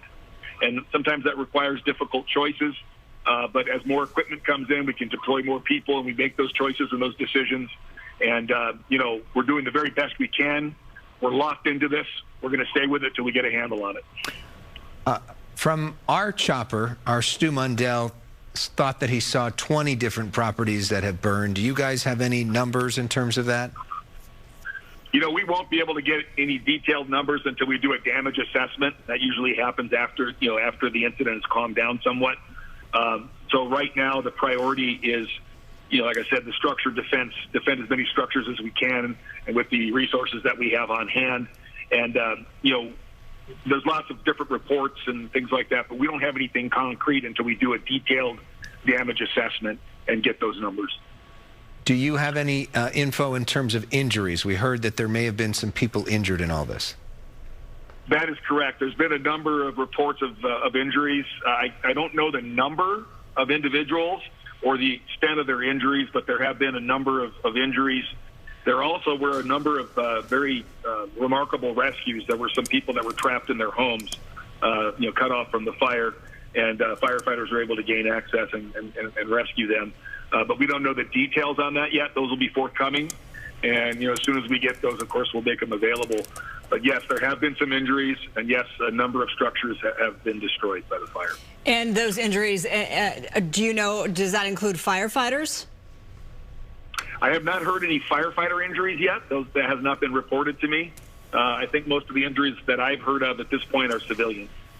Any final thoughts before we let you go, because we know that you're so busy? Yeah, we just want people to remain, especially in this area, to remain vigilant. If fire conditions are extreme, of course. Watch the local media. Go to VC Emergency and follow the latest updates, instructions, things like, like large animal evacuation, small animal evacuation. If you have elderly people, we have a program that they can go to on our website called Ready, Set, Go on the Ventura County Fire Department's website. Ready, Set, Go gives really good information on how to prepare for a wildland fire and what to do when one starts. So we usually try to get that word out well in advance, year-round. But for people that are interested, they should check it out. But remain vigilant. Watch over your neighbors. And if you don't like what's happening in your area, you're sensing a lot of buildup of smoke and it's uncomfortable, please, by all means, evacuate, clear out. Really great information. Captain McHale, thank you. I'm on vcemergency.com, and it has all of the zones that are under mandatory evacuations, the zones under evacuation warning, road closures, animal evacuation centers information, potential school closures, a hotline, resource information. So it's very helpful to our viewers, vcemergency.com. Captain McHale, thanks so much for taking the time out, and best of luck in this firefight. You bet. Thank you very much. Thank you for your time. Okay, we want to go back to the ground now. Haley Winslow, you see her right there. What are you seeing from your perspective? Alex, just in the last few minutes, there's not much left of this house. The left side, if you're facing the house, is now completely collapsed. All that's left is literally the frame of the walkway. It is just devastating. Black smoke obviously billowing up through the windows, through the roof. It's gone all the way to the other side. You can see the backyard on fire. It's so upsetting to watch. I mean, in just a few minutes, there's not much left. And the house next door, same thing. It's gusting 30, 40, and Adam told you earlier 50s. He's clocked 60-mile-per-hour winds here. Those are the same conditions that we had during Woolsey, 50 and 60-mile-per-hour gusts. that, you know, obviously led to 300,000 evacuations and 100,000 acre fire. This has quickly grown from 250 this morning to 10,000 now. And we've at least passed, just with our own eyes, we've seen about 20 homes on fire. Right now we're on Vista Del Mar. The 320 is the address for this poor house. I'm so sorry for the people that live in this area. We're near Camarillo Heights here on Vista Del Mar. We were earlier on Garrido, 1099 Garrido, 1065 and 1067. Those houses completely destroyed. There's about 3 on this block. And I'll tell you what's really impressive to see is all the fire departments from all around Southern California. We've seen in the last 20 minutes, Santa Barbara fire, LA County fire, LA City fire, Manhattan Beach, Redondo, Culver City. You name it, they're here in unified command trying to help this because they realize the magnitude of this. Sorry, I've got another phone going off. They realize the magnitude of this fire. But yeah, the wind gusts have literally knocked us off our feet several times. What's going on, King? The wind has knocked us off our feet several times. Look at that. In just a couple seconds, a huge gust shoots those flames out the window, and then the black smoke just billowing up here. It's really ominous. I mean, the sky is, when you can actually see something, it's just like this eerie pink color, and then mixed with this black and gray smoke. The sun, like a very strange pink color as well. It's just, I don't know, almost ominous of what's to come. Yeah, and you think about, when you look at this, and you think about all of somebody's memories and belongings and picture frames and furniture and memorabilia and everything that you build up over your entire life, and to watch it burn. And frankly, that person who owns that home may be watching this live on TV right now, and just how unbelievably heartbreaking this must be. That's what I keep thinking about too. I mean, there was one point where the only thing you could make out here was a wrought iron bench that was on the front porch where, you know, they take off their shoes, or I'm sure sit on many times. And after that, once the walkway collapsed, all you could make out was the chimney inside. That was all that was left that hadn't burned. And now you can't even see that. I mean, I can see from this angle just parts of the roof still on what's left dropping now. You can hear it. But once, I would say 5 or 10 more minutes, and this right side of the house is going to be gone too. It's so hard to watch. It's so hard to watch, and the visibility, as we've seen, goes in and out as well, just because it is so gusty with all the smoke. Haley, what are you pointing out? Oh, just the door. It's so scary. It's like out of a horror movie. I mean, you can see the flames going through that side door. Just how quickly this right side of the house is going up. I would say it's going to be gone in 10 minutes. Yeah, the flames work quickly. Firefighters doing everything they can. Yeah, and you know, just for people who may be just jumping on with us, you don't actually see the firefighters in this shot, but they are there. There are strong resources throughout these neighborhoods. Yeah, they are everywhere. They can only do so much. Let's talk more about those strong wind gusts. We have Chief Meteorologist Adam Kruger standing by with a look at that. Oh gosh, looks like some daunting numbers behind you. Yeah, right. So this is not the most TV-friendly graphic, but I'm taking this straight off of a website showing the weather observations at the Camarillo Airport, and lucky we've got an observation there where they show the data for every 5 minutes. I don't know if we can scooch it to show the left side, but basically every row we're looking at here is 5 minutes going back from now. And so these are the temperatures. Here's the relative humidity. You see that in the low 20% range. But notice the highlighted or kind of colored numbers right here. So the blue numbers, all right, there we go. So there you see the time. That's 2:55 at the top, and it goes down by 5-minute increments. So the blue numbers here are sustained winds. That's how strong the wind is measured over a couple minutes on average. Then you look at the purple numbers. That's the instantaneous gust. gusts, how strong the winds are kind of bursting at individual times. And those have just been steadily over 40 miles per hour all afternoon long. Now, a little farther down, I don't know if someone's controlling this, but if we can scroll down, you'll see what we had earlier in the morning. So we've actually seen the winds kind of come down a little bit compared to the intensity we had this morning. So back around 11 a.m., 10 a.m., 9 a.m. this morning, that's when winds were just consistently gusting over 45 to 50, and we had a few gusts at times in the 60 to 62 mile per hour range. I'm trying to look closely here, but you get the idea. So again, here's the 9 a.m. hour. You see these really, really strong wind gusts. There's a 62 right there with a sustained at 43. And so I just want to show you this to indicate that first of all, just how strong the winds have consistently been all day long. The morning, though, they were up just a notch compared to what they are right now. I mean, still obviously very windy out there, but the winds, I think if you know, we were charting like the winds, we're just over the peak of all this. We're starting to see them back off a little. Still dangerous, still windy, still very dry air.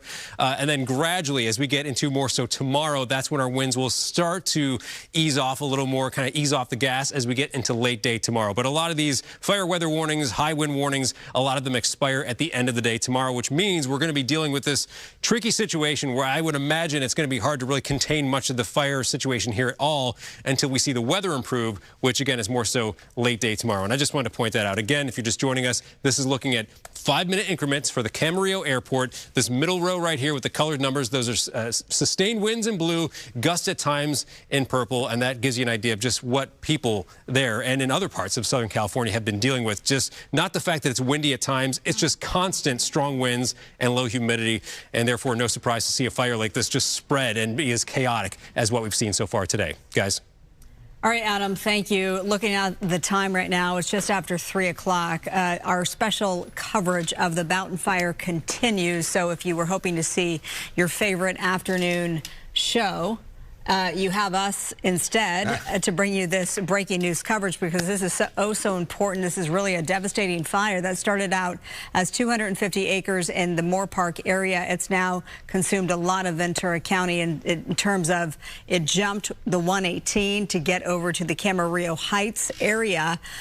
For those who may have been watching for some time, you know that I'm from the Bay Area. I'm bringing this up only because I just got a message from some folks who I know up in Northern California, where I am from, the small town of Sebastopol. They are sending teams from Sebastopol right now to Ventura County. So we've talked about, Alex, that this is a all hands on deck, and most of the teams down there are local teams from LA County to Ventura, of course, the lead agency, CAL FIRE in Santa Barbara County. But then when we're hearing about Sonoma County teams being sent down there, that's pretty extraordinary. And that is the way that it works in California. You know, this mutual aid of everybody coming to each other's aid when needed. So we see a fire or a water dropping helicopter at work right there. And you're seeing a lot of white smoke, but as we're seeing from some of these pictures and from the pictures on the ground, we are not out of the woods yet, including that home right there, which continues to burn as we speak. That thing is going to be a total loss. We've seen, by the count of Stu Mundell, at least 20 properties that he thinks are going to be total losses, and it could be more. It's hard to get a total grasp on everything that's happening right now because that smoke is so thick and widespread that it's hard to tell even from Skyfox exactly what is happening right now, including what we were told by Ventura County Fire Captain Tony McHale, who basically said we don't have a total yet in terms of how many burned because we're just focused on the emergency situation in front of us. He also used a phrase which was quite something to describe how difficult fighting this fire is, saying that it was like trying to put out a blowtorch with a squirt gun, which gives you perspective at how much fire there is, how intense these winds are, and the relative lack of resources to put it out given all of those factors. And the fact that it is so windy so many other places makes things potentially precarious too, Marla, because if you take, for example, all the resources out of the Inland Empire right now to bring them to Ventura County, and then a big fire breaks out in the Inland Empire in a half hour, which I'm not throwing that out into the universe, but not impossible if that would happen. Then you don't have anybody to fight that. So although they move some of these resources from other places, they also need to leave a certain number of resources in case they need them themselves. And that's the challenge in these situations when we just have the weather that creates firestorms up and down the state. We have seen that a few other times in the past. Thankfully, in Southern California, we haven't had anything that bad here in many years. But when it happens, at some point, firefighters have to allow certain things to burn and triage a situation because they just don't have enough men and women to put water in every single place that they would want to. All right, no surprise, along with the mountain fire comes power outage warnings, power shutoffs, and that's this map here. So the red is the areas that have been deemed power shutoff warning zones, and then the black, and you see a lot of the black outlines there, that is where, in fact, SoCal Edison has shut off power. So we're looking all the way into Thousand Oaks, into Camarillo, and you know, if you're living in this area, you know exactly if you're impacted or not. A great resource is SoCal Edison, but we just learned from the Ventura County fire captain who joined us that VCemergency.com, VC as in Ventura County, emergency.com, is just a wealth of resources for residents who are dealing with potential evacuations, if they're wondering if there's going to be school tomorrow, because this firefight is going to go on for some time, because we learned from the captain there that the #1 priority is life safety and then structural defense to protect those homes. They're not even considering how to put a containment line around this thing yet, because they need to deal with the flames that are being pushed. It's a wind-driven fire, so they have a whole lot ahead of them. In addition to that website, if your power is off and you don't have access to your TV, we encourage you to download the Fox Local app or the Fox LA, Fox 11 Los Angeles app on your phone. You can stream us for free in these situations to try to get some of that life-saving information about your house, about emergency shelters, about all the rest of that as well. We want to go to Haley Winslow now, who is continuing to follow what's happening and the sad reality of this home behind her burning, and not the first you've seen today. No, I would say this is one of 20 that we've seen. You may hear the helicopter. They're about to hopefully drop water on this home or one of the many nearby. You can also now see the swimming pool in the backyard. Goodness, the right side of the house is now about to cave in, the left side completely gone, the house next door completely gone, and you can see the black smoke billowing up. You know, I actually have a couple friends who live in Malibu who have this ability to use their swimming pool, all of the water from it, and they have some kind of device that allows them to take all the water out of the swimming pool and drench their homes. And some of them I've talked to on PCH today have had to do that. Obviously, they didn't have that option here. But yeah, you can see the backyard is on fire. The swimming pool is pretty much the only thing you can make out. The left side of the house has completely collapsed. But yeah, the wind's pretty strong here, blowing sustained in the 30s. We've had obviously some bigger gusts here that have knocked us off our feet. As this black smoke continues to billow up, you can probably hear the, excuse me, the crackling of the flames. It's really hard to breathe too, because they're obviously the fine particles. Even with an N95 mask on, I don't know how the firefighters are doing it, because I've seen a lot of them without any kind of mask on. But yeah, I mean, if you're watching this coverage, we are on Vista Del Mar Avenue here, right by Camarillo Heights. Earlier, we saw telephone poles on fire. We saw many houses engulfed on Garrido. 1065 and 1067 were the addresses specifically that I remember over there. And we talked about it earlier, but the unified command is impressive. I mean, Marla was talking about coming all the way from San Francisco, Santa Barbara fires here, all the way down to Manhattan Beach, Torrance, and everyone in between, really joining forces on this as it's grown from 250 acres to 10,000. It's hard to make out anything in the sky. The visibility changes, obviously, depending on the wind gusts. but it's been about a quarter of, well, I checked the National Weather Service too, and it's been about a quarter of a mile visibility here at times, which makes it difficult to see, but also to drive. We haven't seen any people. We've also heard, as you guys were reporting earlier, about those people who were burned. That doesn't sound like it's anything major, thank goodness. But we did talk to firefighters a little while ago who said that they definitely had to rescue some people on this street on Vista Del Mar, which is really sad, but thank God they got to them. So obviously no one in this home, and the other sad reality that we've of course been talking about is that a lot of people did not get the chance to come back here and get anything, get any of their 6 Ps that we talk about, their papers, their pets, their prescriptions. I mean, everything's a complete loss. So we haven't really seen a soul around. There's a lot of evacuation orders obviously in place for good reason as this fire continues to grow. And as far as I understand, still at 0% containment. Have you seen, Haley, many people out there in terms of, you get the sense that most people have evacuated? I haven't seen a soul. It's eerie. I mean, other than the firefighters, there's no one around.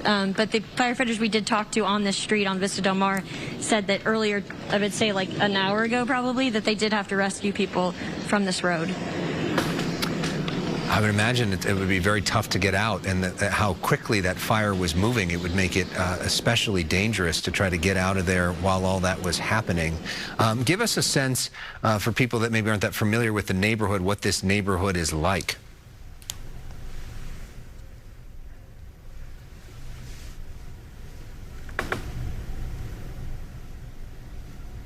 I'm not sure if we just lost Haley's audio there. I think we may have. So we will try to get back to her as soon as she is ready. As you can imagine, the challenges are immense given all of the smoke and all of the problems getting a signal in some of these more remote areas on a good day. And everything that's happening out there makes it a little bit challenging to broadcast. But her and Sam Dubin, her photographer, have been doing a great job, along with Susan Hirasuna and her photographer, Justin O'Brien. So we are now looking at these live pictures from Skyfox. You can see what is always remarkable in these situations, how some homes are completely destroyed, and yet the home oftentimes right next to them or right across the street is completely fine. And it is remarkable when you're reporting to pull up to these neighborhoods and see how one property just got lucky and the other properties around it did not. But you can see towards the top left portion of your screen here how that one neighborhood there really did not do well. A lot of destruction right there. We're not seeing those dramatic open flames from this picture that we were seeing about an hour ago. Hopefully that's a sign of progress, but still you see a lot of problems for this neighborhood, Adam Kruger, when people are going to return to their homes and not find their homes. Yeah, and I don't think things are going to improve much in terms of the weather until late day tomorrow. So we have the fire weather warning continuing into tomorrow. We have these high wind warnings as well. Something I mentioned earlier, and if you've been watching for a while, last time you saw me, we were kind of doing a recap of what the winds have been doing all day long. Strongest winds were this morning. If it's like on a 1 to 10 scale, it was like a 10 this morning, and it's like a 9 now. So not much improvement, but it is still, again, just getting a little bit better. We expect tomorrow gradual improvement as well, as this low, which is helping to stir up a lot of the wind, will start pushing a little farther away. But between the high and the low, the wind is just getting squeezed between them. It's that offshore wind, or Santa Ana wind, which is an offshore wind, comes off down the mountains, goes downhill. That not only is that wind accelerating, but also the humidity drops when the wind goes downhill as well. So we just have dry, windy conditions. Here's the fire weather warning for pretty much all of Southern California. This goes through tomorrow. But if there were different categories of red flag warnings, and kind of unofficially there are, right now, we're in a particularly dangerous situation type of red flag warning. That's the tag the National Weather Service gives to the most severe or intense weather scenarios. So it's a PDS for short. PDS red flag warning for now. That PDS part of it goes till 9 a.m. tomorrow. Still beyond that, the red flag warning or fire weather warning continues. But the most intense, most dangerous part is from now until 9 a.m. tomorrow. And that's because the winds will start to gradually come down tomorrow. Again, the most extreme winds are in these high wind warning areas in yellow. That's where gusts could be 60 plus. We've seen that even in Camarillo. We had gusts earlier today over 60 miles per hour. In tan, it's not quite as extreme, but it's still gusty and windy where we have wind advisories. That's where gusts could be up to 45. We've seen breezy winds, not to the destructive level, though, around a lot of L.A. today, kind of protected a little bit by the topography, but it's other spots, and not just north, but over to the Inland Empire, down in Orange County, where, again, high wind warnings, very strong winds are blowing as well. And so if something were to spark in any of those areas, we're going to see probably it get out of control. So we hope nothing else sparks up. So looking at future gusts now, we'll start at 3 o'clock today. We'll go forward the next few hours. Notice how it's still very strong winds. Keep your eye on the red colors, the magenta colors. That's where the strongest winds will be. Again, part of the LA basin kind of protected by the strongest winds, but we do see the really strong winds down towards Orange County as well. Let's keep going forward to give you an idea of what it looks like. Even at 10 o'clock tonight, we still see gusts over 30, and at times I would imagine gusts still over 40 or maybe even a bit stronger in some individual locations. Here we are 6 a.m. tomorrow. It's still windy, not as intense as what we're seeing today, and then gradually through the day, here's noon tomorrow. Again, still a pretty gusty scenario, not quite as strong though, and then late day tomorrow, this is 6 p.m., then we start to see more of a drastic drop-off in the winds, and that's why a lot of the wind advisories and warnings expire at 6 p.m. tomorrow. So again, I talked about the worst of the red flag warning conditions. That ends at 9 a.m. tomorrow. A lot of the advisories overall end at 6 p.m. tomorrow. And I'll take you all the way now into Friday just to show you not only do the wind speeds look lower, but notice the streamlines on here showing the wind direction changing by Friday. That helps us out a lot. Once we get that onshore wind, then we have higher humidity. And by this point, I would think the firefighters should be able to kind of put more of a dent in containing it. But between now and a lot of the day tomorrow, I think it's just kind of, you got to wait for the weather to improve before you can really kind of tackle this scenario. Back to you. Adam Kruger, thank you for that. A live picture from Skyfox right now as we get a sense of the scope of this fire. In a moment, my colleague Christine Devine picks up our coverage. All right, Alex, thank you so much. We've been monitoring these fires, and it is just a tragic day for Southern California as we saw those winds jump the 118 freeway and go into the Camarillo area. This is an aerial shot here that really is giving a perspective of the homes that are threatened by this fire and the strong winds as we see what appears to be another home there on fire right now, a very large home. And as you can imagine, how devastating for the family members, the people who live there as they watch their home now on fire. The numbers seem to keep growing when it comes to the numbers of homes that are on fire. As firefighters said, their goal is saving lives first. Their goal is to get people evacuated if they need to be evacuated. But you can look there at the farmland, at the rural area that is in that Camarillo area. And to the right, I just saw a home look like it was on fire as well. As we zoom in here, you can see this very large home now on fire. Some of the homeowners have been at home. We've had our reporters there on the ground as they've seen homeowners there walking around almost in a dazed look as all he could do was watch firefighters there at work. Another one had his breathing gear on and kind of pushed past our reporter saying, I've got to work. And you can imagine they're trying to do what they can to save their homes. Obviously, a lot of homes in that area. And those winds can carry those embers where you can have one home completely safe and standing and the home to the left of it there on fire. So a devastating day here in Southern California. We knew these winds were coming. Adam Kruger talked about the winds coming. We knew they were coming Wednesday. We wondered if it would happen during Election Day, but Adam had told us it was Wednesday, the big concern. And here we are, a bigger concern than we could perhaps even ever have imagined as that fire went from really the outskirts of town, jumping that freeway and just tackling that neighborhood. And you can see the smoke in such a wide, vast area of that neighborhood. Camarillo Heights is the area. If you are familiar with the Camarillo area, it is off the 118 freeway as we see that big home just being eaten up by flames. For many people, they don't know the Camarillo area. It is where the Camarillo outlets are. That's a familiar spot to a lot of people. And the fires are burning to the north of the Camarillo outlets. You have the 101 freeway there, and then you have the 118 freeway.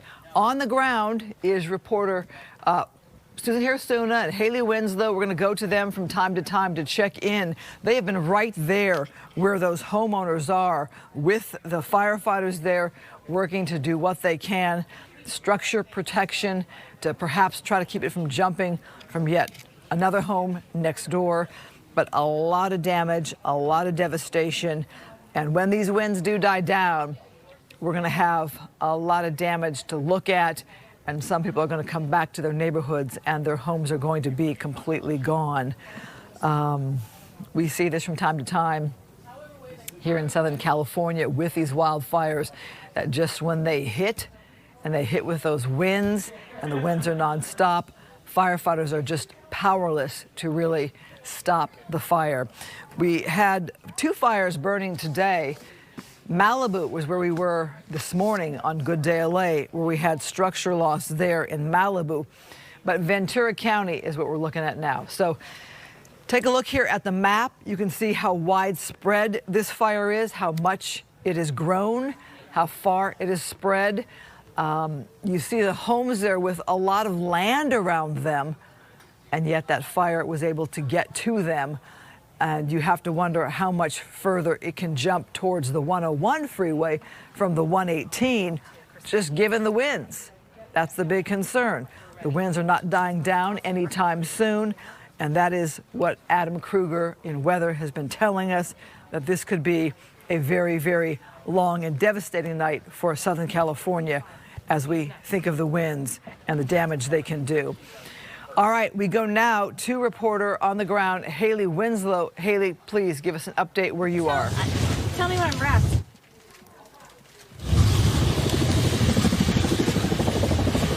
Christine, yeah, if you can hear me, we just had a water drop next door. This is a house here on Vista Del Mar Lane.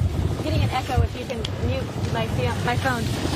The right side of this house, all that's left, you can see on the other side some pool furniture, the swimming pool. That's about all you can make out.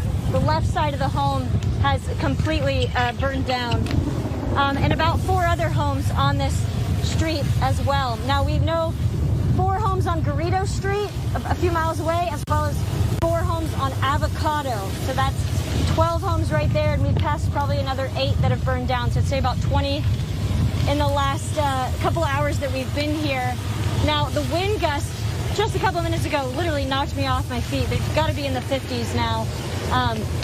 The conditions just horrendous. When the winds gust, you can hear the popping, the crackling of the flames, and obviously the black smoke billowing up. You might be able to hear the helicopter as well. That's been a couple doors down, dropping water. Now the next door house to here, Christine, is completely demolished. It's a total loss. It's burned down completely. And this is 320 Vista Del Mar, and then the house next door. And Ellis was talking about earlier, he made a good point, which is so true, where you've got one house that's a complete loss, and then right next door, 2 doors down, that house is completely fine. People walking around in the daze, but also, I would say, the firefighters have been walking around just you can tell, I mean, just very subdued, just they know the magnitude of this fire. So with the 50 to 60 mile per hour gusts, that's the same conditions, those northeast winds, those Santa Anas that we had during the Woolsey fire that caused so much devastation. Those are similar conditions that we're seeing today. Started just before 9 o'clock in the morning, grew from 250 acres to now more than 10,000 acres, and every fire department from here to San Francisco and down south has been helping out, down to Manhattan Beach and Redondo and Torrance. We've seen hundreds of firefighters. Obviously, they're not here right now. Redondo Beach just drove by a few minutes ago. There's not a whole lot they can do with this home right now. They're obviously trying to protect the next ones and try to get some containment lines around this mountain fire. I don't have an earpiece anymore, so I'm just going to keep talking, and you guys can just cut me off whenever. Okay, so keep talking. Okay. I'm sorry, I don't have any kind of communication with you, Christine, but I know you've been watching our coverage before you jumped on the desk, but I would say in the last 30 minutes, the left side completely collapsed. And now the right side is about there as well. The only thing you can make out between the swimming pool and the hot tub of this poor home is the wrought iron pool furniture that's in the backyard. Do you want to come over here so we can show them this house next door? I don't know if you can take it off the sticks. Again, I'm sorry that I can't communicate with you, Christine, but we're gonna come here next door to show you what's going on. Try to get some containment lines. We lost the signal around this mountain fire. All right, we are looking live now here at the fires from the air. You can see the area that is being covered here, this Camarillo Heights area. It is below the 118 freeway. It is north of the 101. So it's right that chunk there in between the 118 and the 101 freeway. And if you know the area, there's a lot of farmland out there. It's really beautiful country for anybody who is watching us from other parts of the state or the country. And Camarillo would be northwest of Los Angeles, Ventura County. It's very well known for the Camarillo premium outlets, which are just below these fires on the 101 freeway. So as we've seen these fires just devastate some homes, we know that there are animals and pets there, firefighters there on the scene trying to do what they can, but they are truly outmatched by Mother Nature there. A mere hose like that does so little when you think of a wind-driven fire that's covered a bit of territory. As Haley said, 10,000 acres when it started this morning around 9 a.m. Helicopters making those water drops, doing what they can. The big issue is imagine the wind gusts, 70 miles per hour, 100 miles per hour. That's the big concern. You might have embers there that can be carried for miles that will attach to a home down the road. That's why you see one standing, one on fire. Some of these homes are very large, designer, beautiful homes. Some are more modest in nature, but bottom line, these are people's lives, their livelihoods, their treasures. Their family members have perhaps grown up in these homes. Perhaps that's somebody's dream home that they spent a lifetime trying to create. Looks like there might be, well, I was going to say a water dropping helicopter, but I think it's just wind carrying that smoke. You do see the white smoke there, which might say there are firefighters on the ground, perhaps making a difference there. Hard to tell. The winds are very, very gusty. And just look at the territory as we pan out across this area of Camarillo.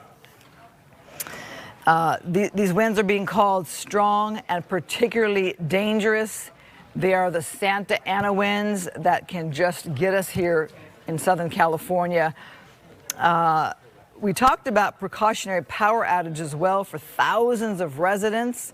That is to prevent fire being sparked by power lines. These winds, again, clocking at up to 70 miles per hour in some areas. We're talking the San Gabriel Mountains. These conditions are expected to continue into Thursday. They're calling it a very strong, widespread, long-duration Santa Ana wind event. And they said it'll bring widespread, extremely critical fire weather conditions in Los Angeles and Ventura counties. That's according to the National Weather Service. And as we look at these fires here and we look at that home there just engulfed in flames, it's a reminder, if you live in any of these fire zones, to have your belongings at the ready, to have that to-go box, so to speak, of treasures, those things that are irreplaceable. We're talking passports, a family photo, a treasured heirloom, something you just can't replace. And I would say anybody in this broader area should take note, because we know that these winds have caused these fires to jump. When it jumped the 118 freeway into the neighborhood, that's when the real concern happened. So as we're looking here at this wider area with these strongest winds anticipated for today, gusts 60 to 80 miles per hour. We're talking the mountains and the foothills, including the Santa Monica's and Santa Susanas. Winds could gust up to 100 miles per hour, they say, in certain areas of the San Gabriels. And this is an issue that we're thinking about for Thursday as well, Thursday night. So we're just coming off of election coverage. We're coming off of the excitement of the World Series, and then to have this devastation, this tragedy here in Southern California as we see yet another home burn. Let's go back on the ground to Haley Winslow, who's been there for us all afternoon. Haley. Hey, yeah, it's Christine. We're still at this house, 320 Vista Del Mar. It's a huge property, so I actually thought it was two different houses, but it's the same one. This is the right side of it. It's all that's left. It's completely devastated. The only thing that you can still make out, actually the grass is still green, surprisingly, in the backyard. I'm not sure if that's astroturf or real grass, but other than that, the swimming pool and the hot tub and some wrought iron pool furniture, and that's literally it. Other than that, you see the water drop. Other than that, it's just the frame of the house. Now, just to give you kind of a recap, we've passed about 20 homes that are on fire or completely destroyed. About 4 were on Garrido, 4 on Avocado, and 4 on Vista Del Mar Avenue, which is where we are right now. I can't even imagine how many firefighters are in unified command. I would say easily 500. We've seen every single fire department from southern to northern California. We've passed telephones on fire. We eerily have not seen any people, Christine, but we did talk to a firefighter from Ventura City when we first got here on Vista Del Mar, who said that he had to rescue people on this street, on Garrido, who hadn't evacuated yet. Sorry, the particles are really fine, and even with the mask on, they get in your system. So, it's just, all I can say is it's just really upsetting. It's so hard to watch this home and all the pictures and all the memories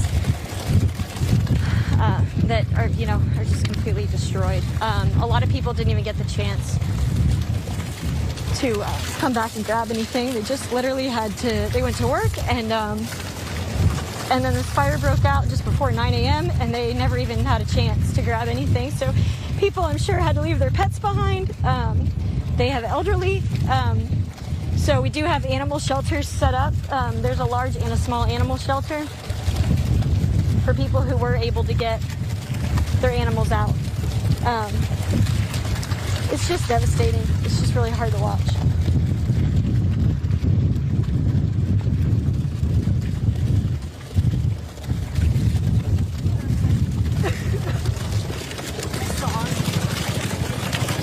I'm not sure if you can still hear me, but the conditions, the winds have died down just a little bit. I don't know if you can see how eerie it looks. It's very, very ominous. The winds have calmed a little, which we expected, but they definitely are gusting. Christine, I would say a few minutes ago, I didn't check, and Adam would know the specific numbers, but I would say they were easily gusting in the 50s a few minutes ago, and we've seen sustained winds here in the 30s. But those 50 and 60 mile per hour gusts is all it took. Those are significant, obviously, but that's what it took to cause the Woolsey fire and cause 300,000 people to evacuate and 100,000 acres destroyed. And we're seeing very similar conditions here. We saw tropical storm force winds today, hurricane force winds. 74 miles per hour is a Category 1 hurricane. We've seen that here, 60 to 80 mile per hour gusts here in Camarillo. I would just say it's really remarkable how quickly this fire spread. How quickly these flames can run uphill. And from 9 a.m., 250 acres to 3:30, it's more than 10,000 acres. And that's, it's probably grown even more since then. And as they're fighting to try to put containment lines around it, far as I know, it's still 0% contained. These winds are going to be really gusty for the next couple of days. I know today, tomorrow, the worst of it, but we're still going to have some gusty winds on Friday and into Saturday morning. I'll send it back to you guys. I'm not sure if you can still hear me, but we're here on Vista Del Mar here in Camarillo Heights, and firefighters just down the street from here doing everything they can to try to get a grasp on this. It's really. Okay, Alex Michelson going to take over from here. Our thanks to Haley Winslow for that. We are looking now at Encino Avenue in Ventura County. You see flames right there by that home. Thankfully, that particular home not on fire, but not a lot to stop it. We do see some fire trucks there trying to defend that particular property. But the challenge with these extraordinary winds is not only can they spark a fire right there, but embers can travel for miles sometimes and start a fire somewhere else nearby. So the neighborhood we're looking at now is Via Vista. You see some really extraordinary properties here. This one, exceptionally large, that has area around it. I'm not sure if that's a winery that's around it. At least the side of that property is on fire. You hope that firefighters will maybe be able to get some water on that and save the rest of the home. And as we get another look, as we pan around from Skyfox, you get a better sense of what is happening here. And some of the properties that have been spared and some of them have not. So this is the mountain fire in Ventura County. We're at over 10,400 acres that have been burned so far in this neighborhood, but no real close end in sight, and we do expect that number to rise. And as we do get that look from Skyfox, you get a sense of the size and scope of the smoke here. The good news as we pan around now, we don't see as much open flame as we did even a few hours ago when we first went on the air with this. We've been covering this fire for many hours now. I believe we started our coverage around 10 o'clock in the morning. 9:30, 10 o'clock in the morning is when we first started. And you see this particular neighborhood here, Santa Cruz Way and Highland Drive. Some homes have clearly been destroyed there. You see some flames remaining. You see that home right there looks like it may have just caught on fire and starting to burn. And you feel for that homeowner who may be seeing that for the first time.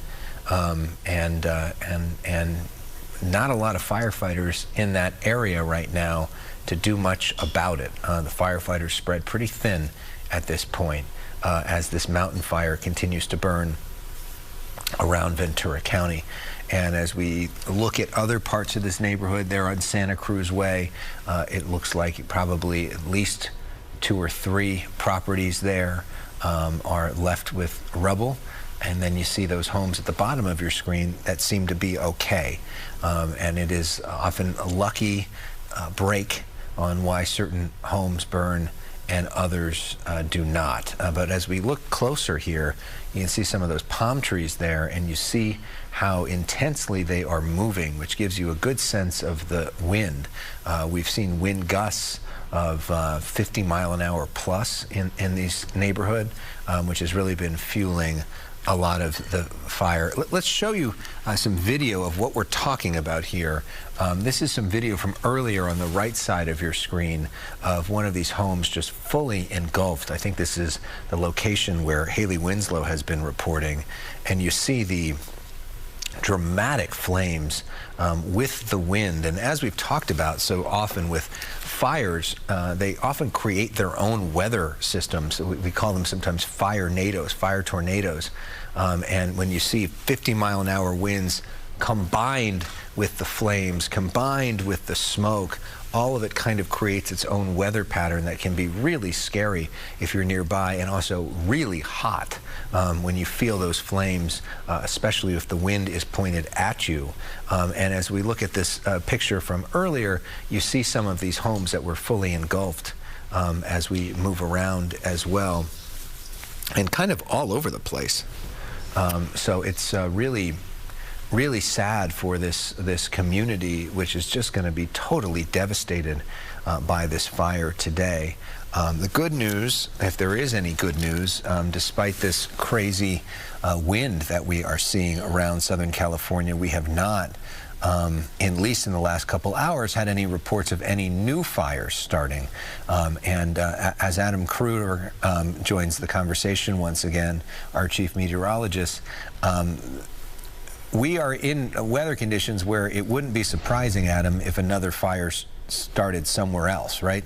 Yeah, and you know, that's one point that I'm going to elaborate more on, and I want to go back to what you said a minute ago too, with the fires kind of creating their own weather conditions. So there's a couple things we'll tackle here, but I'll talk about that first. So yes, when you have fires, and especially a large area, so maybe not quite to the degree of what we see now, where it's these spots here and there, but especially a large fire roaring up a mountainside or something like that. That is a very hot, heat source, and air rises when you have a heat source. And so sometimes, you'll have broad winds going in one direction over a region, but then you add that uplift where we have those fires, and then that kind of creates air being drawn in towards that fire and going up, and you can have winds kind of swirling in different directions. So that is one challenge, yes, Alex, that you mentioned a minute or two ago.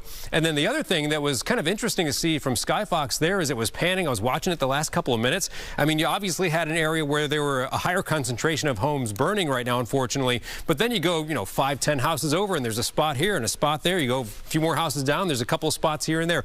I would imagine that would just be really, really difficult, and I know it is, for the firefighters to deal with right now, to kind of chase what's going on as these winds sweep these embers across the area. I mean, you just kind of have to, at this point, react to what's happening. But we know the weather conditions are not going to improve much until the end of the day tomorrow. Let's talk a little bit more about that now and into the forecast. So here's why we even see this Santa Ana wind event. And if you're new to this area, you don't even know what Santa Ana winds mean. That's what we call it when winds blow offshore, meaning going from land towards the ocean. And especially here around Southern California, when those winds come over the mountains, they go downhill, it creates drier air. The air essentially just dries out as it goes downhill. And we also add the gusty winds to the mix, and you have very high fire danger. And if something sparks, even if it's really, really tiny, it could just turn into something huge, kind of like what we're seeing right now around Camarillo, I should say. So red flag warnings or fire weather warnings in effect for basically all of Southern California. This goes through the day tomorrow. However, there's kind of like unofficial different degrees of or classifications of red flag warnings. We're in the worst one right now. It's called a particularly dangerous situation, or PDS. The National Weather Service uses that phrase for the most extreme weather situation. So the PDS, or particularly dangerous, part of the fire weather warning goes until 9 a.m. Then we go through the day tomorrow. It's still going to be dry, still going to be gusty, with the just overall fire weather warning continuing until 6 p.m. But this gives us an idea that the worst should be through tonight and into early tomorrow morning. But even today, we've seen the most intense winds, and specifically for Camarillo, the most intense winds were this morning. Gusts were consistently up around 50 or above, and now more like gusts 40 and above. Still windy, just not quite as extreme as it was earlier in the day. So that maybe gives us a little indication that we're over the peak of all this, but we're nowhere near being, home free with the winds backing down just yet. High wind warnings in yellow. That's the most severe classification of wind alerts. Then we see the tan, which is a wind advisory, which means still windy, just not quite as extreme. So gusts maybe up to 45 in these tan colored areas, but gusts up to or even above 60 miles per hour, which has proven already to happen in the yellow spots. We've been focusing a lot around Camarillo. Still, if something were to spark out towards the Inland Empire, Orange County area, we could see something very bad play out. It would spread very rapidly, like we've been seeing around Camarillo today. So forecast wind gusts now. Here's an important thing to look at as we round out the next day or two. So we'll go a little later in the evening. Still strong winds, still same direction, blowing towards the ocean. We go into tonight. And notice the red, the magenta colors indicating still it's quite windy, gusts 30 to 40 or even above at times.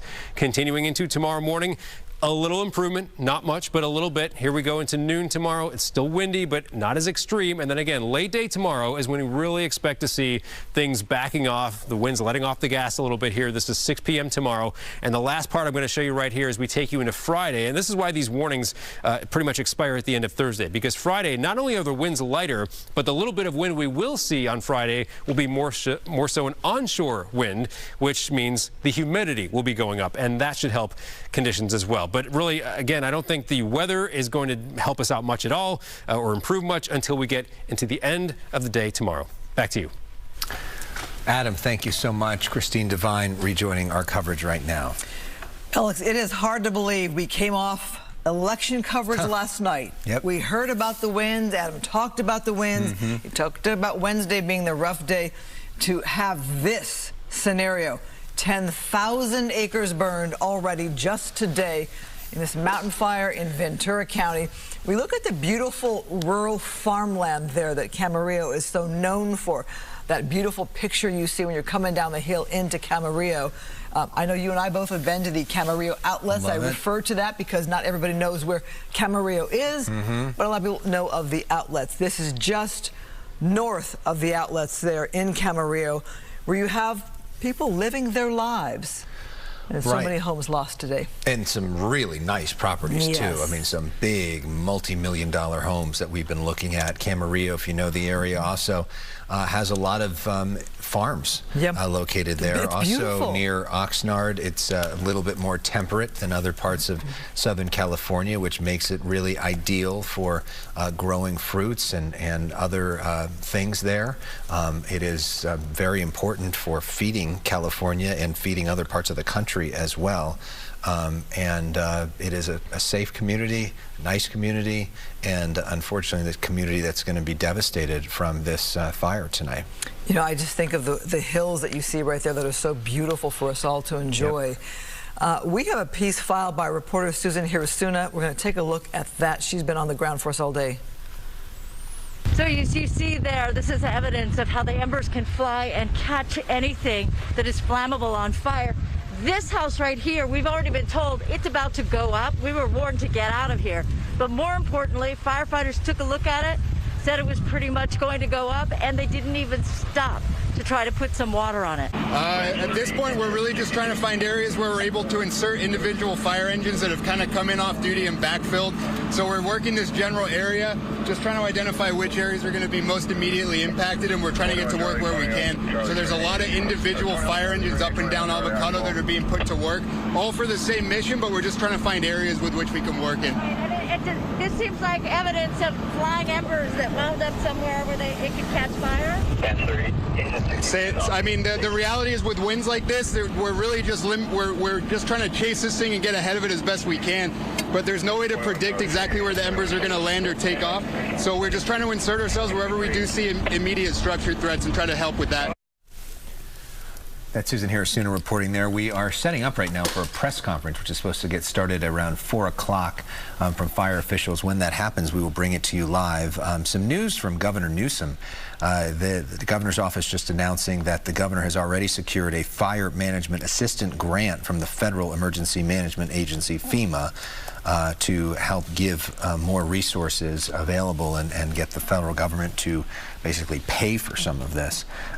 So that is something that they've already granted, even though the fire only started a few hours ago. I'm thinking, right, that was fast action, given that this fire has just, developed throughout the afternoon. We were on a Malibu fire earlier this morning here on Fox 11, and now this fire has just grown to 10,000 acres.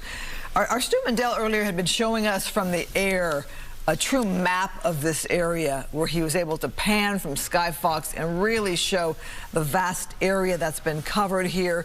You see the fires there to your right, but obviously there are fires there to the left as well. And he said once it jumped that 118 freeway to the south, that's when they knew they were in real trouble, because that's where the homes were. Before that, they weren't as worried because there were no homes in the area.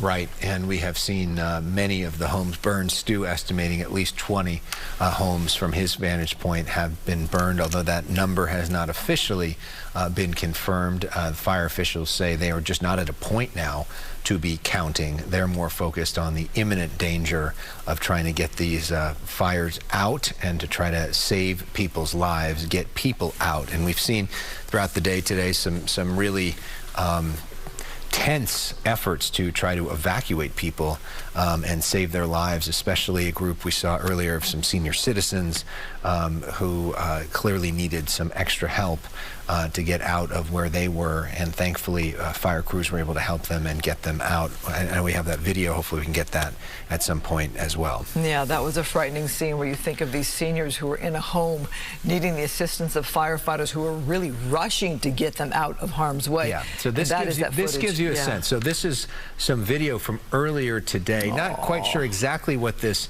center is, not sure if it's a senior home or a rehab facility, but it's clear from just the crisis situation here that many folks come out of there in a wheelchair. You can see this gentleman here, you know, not able to operate entirely on his own, not able to get out of this wheelchair on his own. So you see here the rescue crews doing the tough and important work of lifting this man out of the chair and literally saving his life, bringing him to safety. And when, Christine, we think about this idea of mandatory evacuations, get out or you're going to be on your own, you know, you don't necessarily think about folks that look like this, who can't just leave their property on their own, who need help, and it's not easy for them to move quickly anywhere.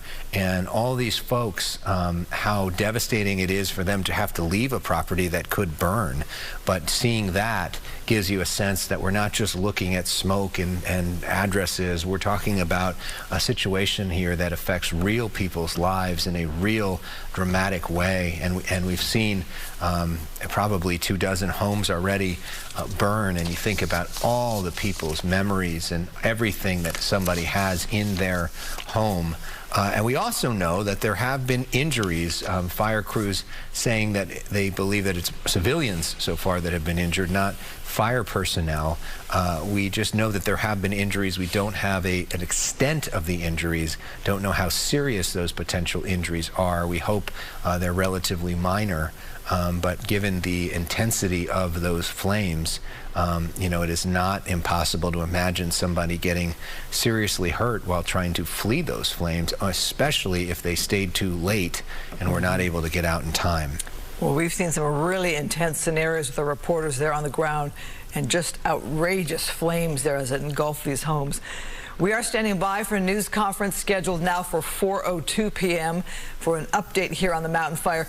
We're looking at a map, too, of where this fire is burning. You can see how widespread it is here in the Camarillo Heights area. Now, look there to the top.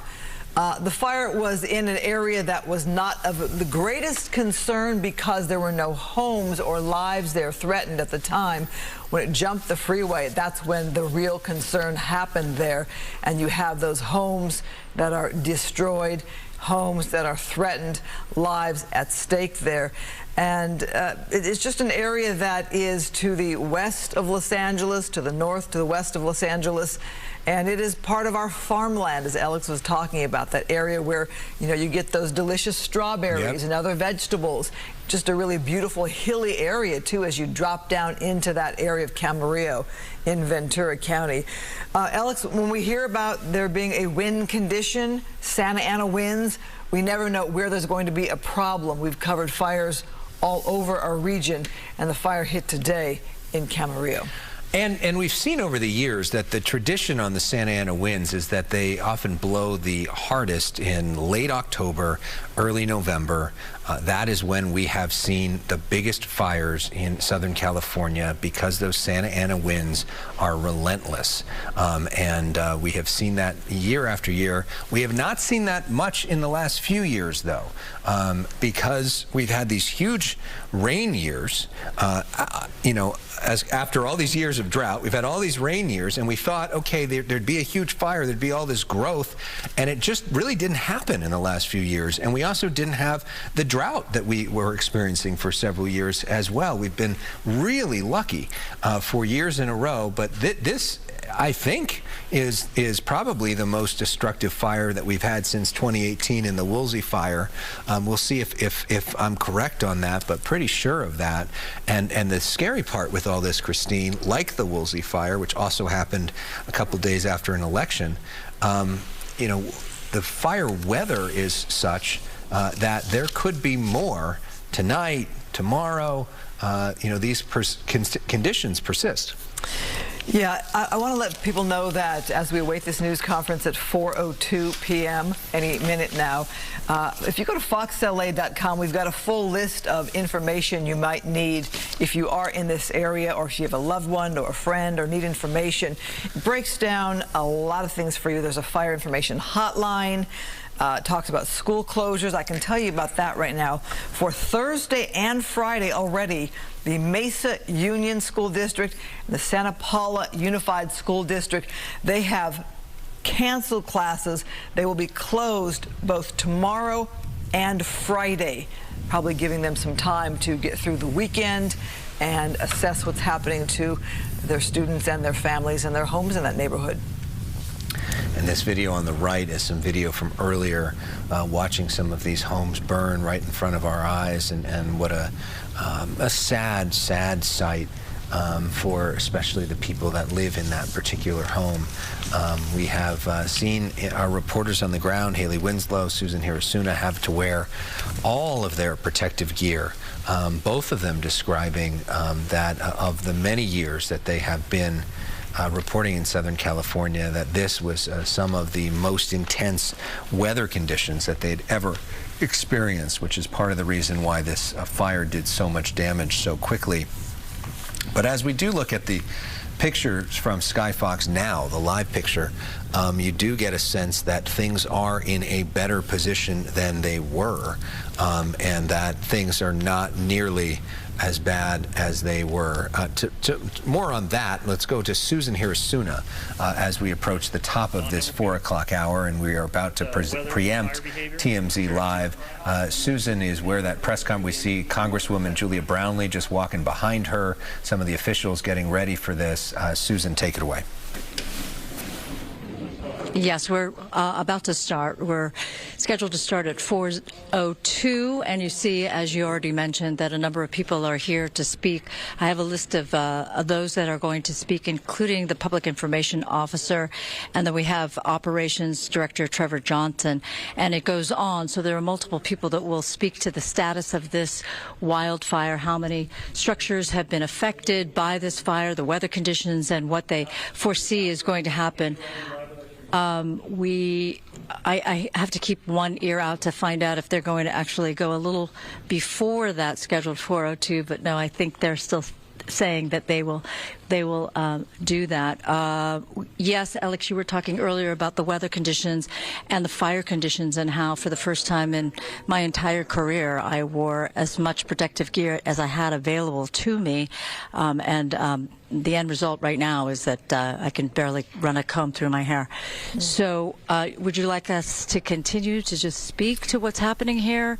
Producers in the booth, because okay, because right now we're just waiting for when they start. Okay, so I'll throw it back to you guys, but yeah, in a couple of minutes you'll be hearing from the principal speakers. Yeah, Susan, Alex? can you just talk about what that felt like, and even give it some context compared to doing this for 30 years here. You've had a lot of experience covering fires.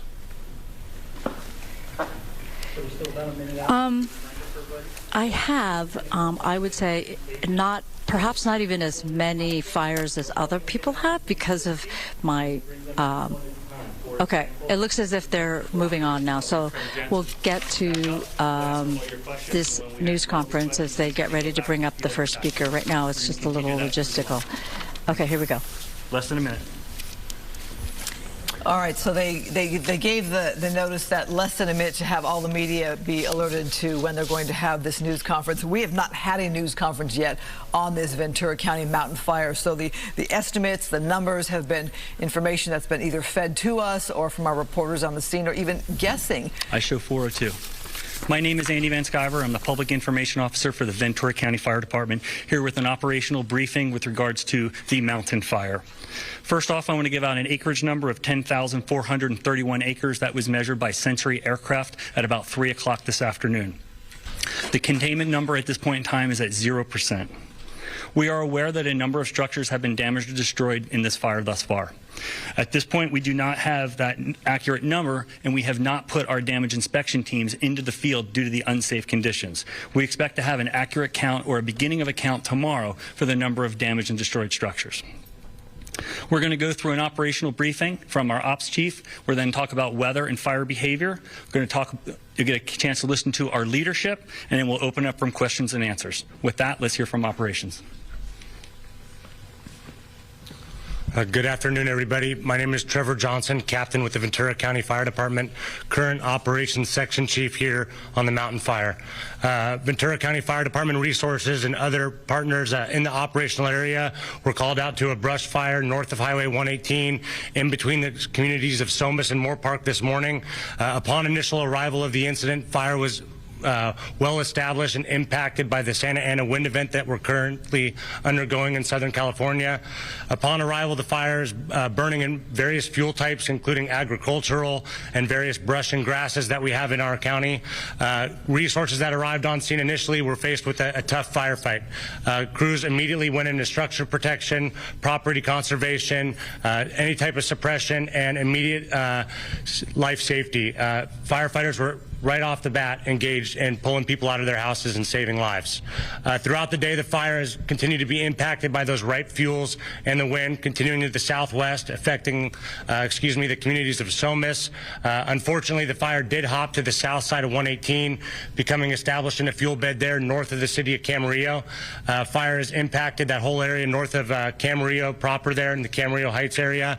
It's continuing to run to the southwest there towards the Highway 101 corridor in the Central Avenue area. As it kind of progresses to the west, we have high confidence in stopping the southwestern progression of the fire. Resources are actively engaged right now in life safety and property conservation throughout the incident.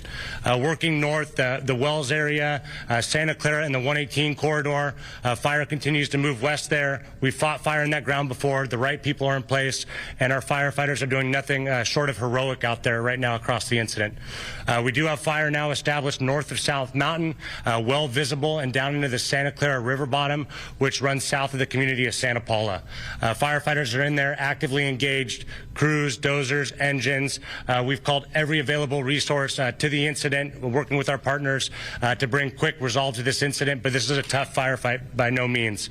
We have the best people out there doing a great job right now, utilizing all the technology and stuff we have at our fingertips, but that's your current operational update for the Mountain incident. Thank you.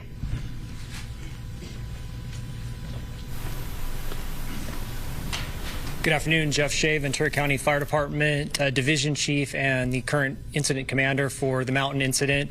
With a quick weather update, again, as we have seen, we're in red flag conditions. Anticipate these conditions to continue now through at least sundown tomorrow here in Ventura County. What that means is critically low relative humidity. The amount of moisture in the air is less than 10%, which is critical for us and for fire behavior, and the sustained Santa Ana winds or the northeast winds here, which have pushed the Mountain incident as Captain Johnson described. Again, 20 to 40 with gusts to 60 and as high as 80 miles an hour, and we anticipate those conditions to continue until tomorrow night at about 6 o'clock.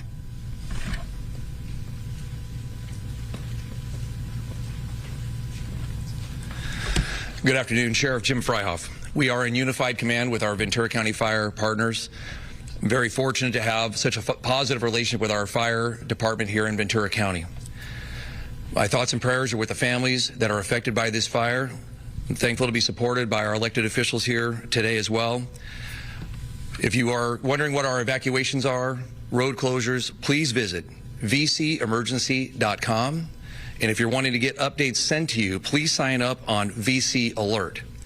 If you have any animals that need shelter, large animals will go to the Ventura County Fairgrounds. Small animals will be at the Camarillo Pet Shelter near the Camarillo Airport. We're providing information to the public as soon as we receive it on our social media platforms. You can follow it at #MountainFire. Our goal as law enforcement, much like fire, is preserving life and preserving structures. We have made over 14,000 contacts to evacuate people within the community. Please continue to stay out of the area unless you absolutely need to be here. Please stay away. Again, if you've missed anything that I've just said, please refer to vcemergency.com.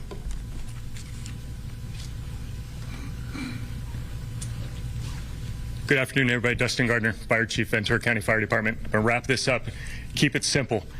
This is a classic Santa Ana wind event. We've got sustained winds more than 50 miles an hour with gusts over 80.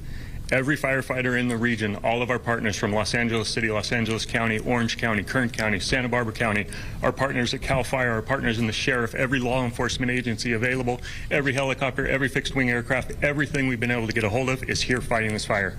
And it is moving at a dangerous rate of spread. This fire has spotted more than 2.5 miles out in front of itself.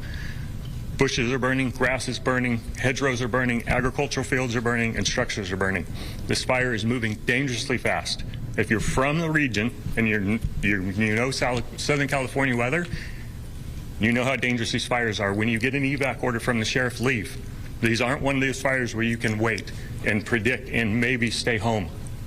Your homes can be replaced, your lives can't. Leave. If you're from out of the area, pay attention to VC Alert, pay attention to the news, get your updates and stay out of the area.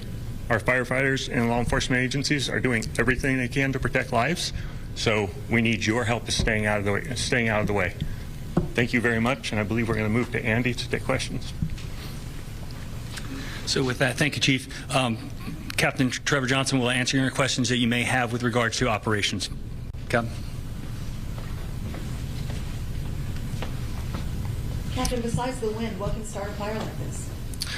There are multiple things that can start a fire like this. You know, coming into the event, all of our resources in the operational area were upstaffed because we knew this was coming. So we're well prepared ahead of time for this incident. As far as the nature of what could start it, it could be a variety of things. I'm not going to get into the details of that. The fire is currently under investigation. That's down the line and not for us to really to dive into. We're here to put the fire out, protect all the people in the area, and you know, you guys provide for our lifestyles, and we're here to serve you by no stake of means. So everybody's out there on the line right now doing exactly that. Thank you. Can you clarify where you're most concerned that this fire could move? Yeah, well, throughout the course of the day, it's moved into those areas. Your areas of concern were Camarillo Heights. We're the Camarillo Estates area there, northwest of city of Camarillo. The Highway 101 corridor, super valuable for commerce, travel for everybody in the area. So those are all super valuable to us. Right now, there's infrastructure threats around the whole fire area, not only with our partners with Southern California Edison, but gas companies, so all super valuable. The city of Santa Paula. We have a vested interest, and those are the citizens we protect, so we have the right people in the right place to protect those all areas of concern. But with a fire of this magnitude, there's so much going on at once that you can't handle every issue. So what we do and what we train to do is prioritize. Prioritize what's important, what's valuable, and what difference can we make on the ground. And I believe throughout the operational period, we've done just that. And what is valuable is the people of Ventura County, the people traveling through our county, and their homes, their property, and their well-being. Are fixed-wing tankers able to fly this fire yet? Yeah, so great question. Upon initial dispatch, we launched a variety of aircraft to the incident, both rotor wing in the form of helicopters that drop water as part of initial attack, and we upgraded our amount of fixed wing needed to the incident right away. So how that works is an air tactical group supervisor or supervisor in the sky comes overhead and makes an assessment on whether or not retardant drops via fixed wing is applicable to the incident. Based on the wind conditions, upon initial assessment, that was not feasible for a variety of factors that they deal with up there in the sky. Throughout the day, we continue to assess that based on fire in different areas. We have dropped retardant in some areas. We're continuing to scout for opportunities to use that to our advantage, and we'll continue to do so through the remainder of the incident. I saw one search and rescue team. Do you have others out there, and how were they dispatched to where? If the chief or sheriff wants to take that one, but we work with our sheriff partners, and they're responsible for search and rescue in our county. So through our system, I'll let the sheriff cover it, but we get ordered up and we're in constant communication. I'll answer that when they have any other law questions, so let me finish your questions. Okay. What about injuries? Injuries on the incident, I can't report on that right now. It's what we're doing right now out there on the ground is very dangerous. The firefighters out there, they open a door and the door can crease and bend and go out of service on them just to locate fire hydrants when the water system is failing. Everything is dangerous out there. Driving, they can't see 5 feet in front of their engine. Operating in and around power lines, gas lines that are on fire. So there's a variety of dangers out there. None injuries that we're going to report on right now. Everybody is doing good. No significant injuries that I've been told throughout the incident, but we've also established multiple ambulances, not only for public safety, but for firefighter safety on the incident. Can you also speak to water pressure? I understand at one point the pressure was too low. Yeah, so water pressure, and without getting into the nuts and bolts of all that, the Camarillo Heights area isn't up at elevation compared to the valley floor. So up at that, there's certain systems in place, but we're in constant coordination with all the water companies that serve the fire hydrants up here. Our partners did a great job of quickly establishing maximum pressure and volume to give our firefighters. We combine that with water tenders that we'll utilize to fill our fire engines, and so we're working in great coordination to keep our fire engines topped off and keep staying in the fight with all of our engine resources on the incident. So you say there's a lot going on, you have to prioritize. How does that prioritization system work? How are you ranking what to address first? Yeah, great question. So prioritization, it comes from, we all have a great deal of training. My mentors are here and in the room, and when we prioritize, number one is life. So right off the bat, our department stands for that, our cooperators stand for that, so life is our paramount concern. So with the fire of this magnitude and moving that fast, getting people out of the way is paramount. And due to the rapid nature of this fire, it was moving so fast where our evacuations, it takes a long time to work in those areas. So we work in a combination with our sheriff's partners, our OES department to give out public messaging for evacuations, and then our fire engines, I directed them this afternoon to go directly into saving lives. And they were doing just that, pulling people out of houses, driving them off their street in their own fire engine to get them to safety, and taking any means necessary. After the life safety portion, we know that these are people's homes, they're their livelihoods, so those are valuable too. So priority one is life safety, followed by property conservation in a nutshell. Captain, in all your years, how do these winds rate with you, the magnitude of these winds? Yeah, our county is notoriously windy. The way the Santa Ana winds work with that high pressure over the Great Basin coming out to the Pacific Ocean, we study the weather. And throughout my training and career, I've been given many lessons and been on many Santa Ana wind fires.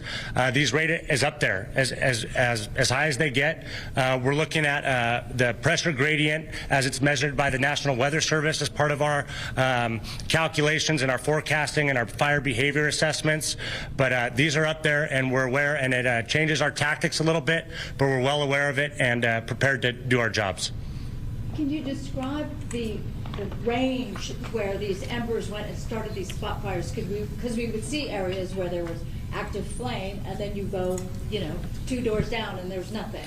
So can you be more descriptive than I can about how far-ranging these fires were? Yeah, so the initial start I pointed out earlier in the briefing, but as our Fire Chief Gardner described, up to 2.5 miles. So there's multiple types of spotting. There's short-range spotting, what we would call medium-range spotting, and 2.5 miles we would qualify as long-range spotting. And that's due to a variety of factors. We get a well-established smoke column above a fire like this. The fire embers can travel within that column and then fall down wherever that column is leaning. So upon initial start of the fire, that column leaned directly southwest due to the Santa Ana wind, and you can get fallout everywhere. And in order to deal with that, we placed resources out of the head of the fire to monitor, to pick those things up. We had truck companies getting on rooftops and making sure we're not missing something on a rooftop. We're using our aircraft resources, infrared technology to monitor for all those types of spots so that we can prioritize those and keep them small. And that would explain your map, because it looks like 2 separate fires. Absolutely. So you can see that top fire there in and around the community of Somis was the initial fire, and then basically right in the line with how our mountain ranges here in Ventura County work. That wind lines directly up and through that spot fire out ahead of us. We had plans in place, and we shifted our focuses into Camarillo as that came about and got established. Any further questions? As it crows flies, it's from Somis to Santa Paula? Somas to Santa Paula are basically in a south to north configuration, so that whole ridge system or south mountain proper, but then the fire is moving more westerly at the moment, south to southwest, in alignment with that easterly or northeasterly wind being funneled by our mountain ranges.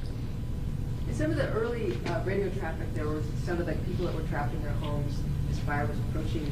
Were you able to rescue them with ground crews, or could you fly them out? Or? Absolutely. We got those reports initially upon scene. And again, to your point earlier about prioritization, I hear a call on the radio like that somebody's life is in danger. We're immediately shifting our focus and our priority to do that. So fire engines were driving in either an overhead, like a battalion chief vehicle to pull people out, fire engines, and all were ground rescued today. Due to the nature of the wind, our helicopters, and due to the smoke conditions, limited visibility, and it'd be unsafe to put a helicopter on the ground. So all rescues today were performed by ground firefighters, to answer your question. Given the speed of this fire, what was the intensity like trying to get people out of those situations? You know, I don't think I can quantify for you what the intensity is, but it's as intense as it gets. The hair on the back of the firefighter's neck, I'm sure, was standing up. This is a day where you're truly prepared to do every part of your job and to risk everything to save everything. These things are valuables, and all the firefighters out there, they value the people that they serve. So they took every attempt, made risks, took risks, and did everything they can to evacuate and rescue personnel. So I don't have a quantification on how intense it was, but your life's at risk when you're in these moments, sir. Yes, ma'am. Have the water pressure issues all been resolved now, or is that still a challenge? It's still a challenge always for the duration of the incident, but we're in constant coordination through our IC, Jeff Shea. He's working with a variety of our other partners, being in unified command, to make sure that all those notifications, cooperative agreements are all engaged so that we can have that worked out for the firefighters on the ground. Thank you. Thank you very much. Answer a little bit of the question on the injuries.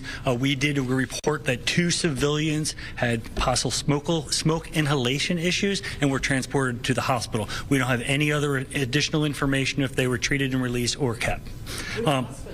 We do not know where they were transported to. With that, I would like to bring up Chief Shea to answer questions about fire and weather conditions, fire operations, and also answer questions from IC. Good afternoon again. Jeff Shea, Division Chief, Ventura County Fire Department, and current incident commander of the mountain incident. What kind of animals are you seeing being evacuated? Because it is horse country back in the Camarillo area. Correct, and like has been alluded to by Captain Johnson, we've worked closely with Ventura County Animal Services to work with landowners, property owners to again get any animals or livestock to safety. Some were sheltered in place, basically staged where they work. So that was the most safe area to do that, and some have been relocated to the Ventura County Fairgrounds.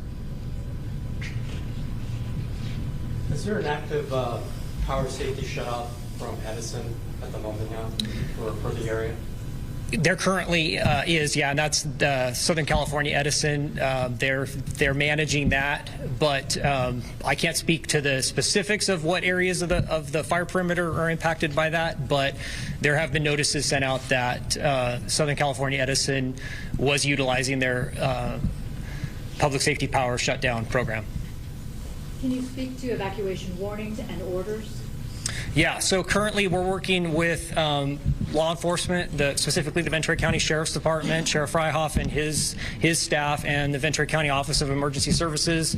But we have implemented, I'll call it layers of evacuation. So we have evacuation orders that stretch the entire fire perimeter, and then evacuation warnings that are some of the areas that we anticipate could be impacted. And as this incident progressed, we implemented both. We had evacuation orders, and then as the fire continued to progress, those warnings became orders, and we're continuing to move that specifically into the community of Santa Paula and into Satacoy, specifically the Satacoy Country Club adjacent to Highway 118 and Wells Road are going to be the areas that we anticipate the next area of impact. Give us a sense for how many homes we're talking about?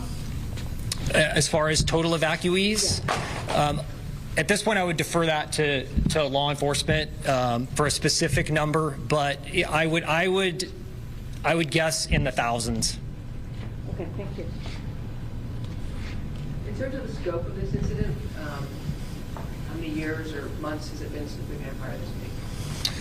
Well, obviously, as has been alluded to before, every fire is unique. The impacts are real. Again, the Ventura County Fire Department and all of our cooperating agencies and every responder to this incident, law enforcement, fire, we trained for this. We were able to implement all of the tactics and strategy that we do for a wind-driven fire. As far as one that relates to this in terms of community impact, it'd be along the lines of the Thomas Fire or the Woolsey Fire, but every fire is impactful to the community that we serve. Is some of this fire in the burn scar where the Thomas Fire burned in 2017? Not necessarily the Thomas Fire. It's more of the South Fire. It's kind of has bumped into that. But as we all know, we've been fortunate in that we've had significant precipitation over the last few years, which has led to grass crop, which again is just the natural evolution of the topography. So again, it's as we've seen, we're definitely susceptible to significant wind-driven fire in Ventura County. Sir, from being an incident commander, dealing with the resources you have for structure protection, how does the speed of this forward progress of this fire, how challenging is it for you to be able to get enough units to go out and protect all the homes? Great question. So it's extremely challenging, and obviously we have a finite number of resources. We have a very robust incident or ability to order additional mutual aid resources, which we did, but there's what we call reflex time, the time to order it, the time for it to get on the road, and the time for it to get here. Now, we deployed every asset possible. As was mentioned before, we were in our highest level of augmented staffing for fire resources going into this event. We knew it, we trained for it, but again, we continue to shift our priorities throughout as this incident moved and as communities were impacted. But our priorities remain the same. First is life safety. So we want to, if we can evacuate people, get them out of the way, that's number one. Two is structure and infrastructure defense, which has been spoken about already, that people's property is our priority as well. And then ultimately, the final variable is perimeter control, where we actually go direct to and put the fire out. But at this point, early on and continuing now, our priority is life safety, evacuations, getting people out of the way, and protecting property. Thank you.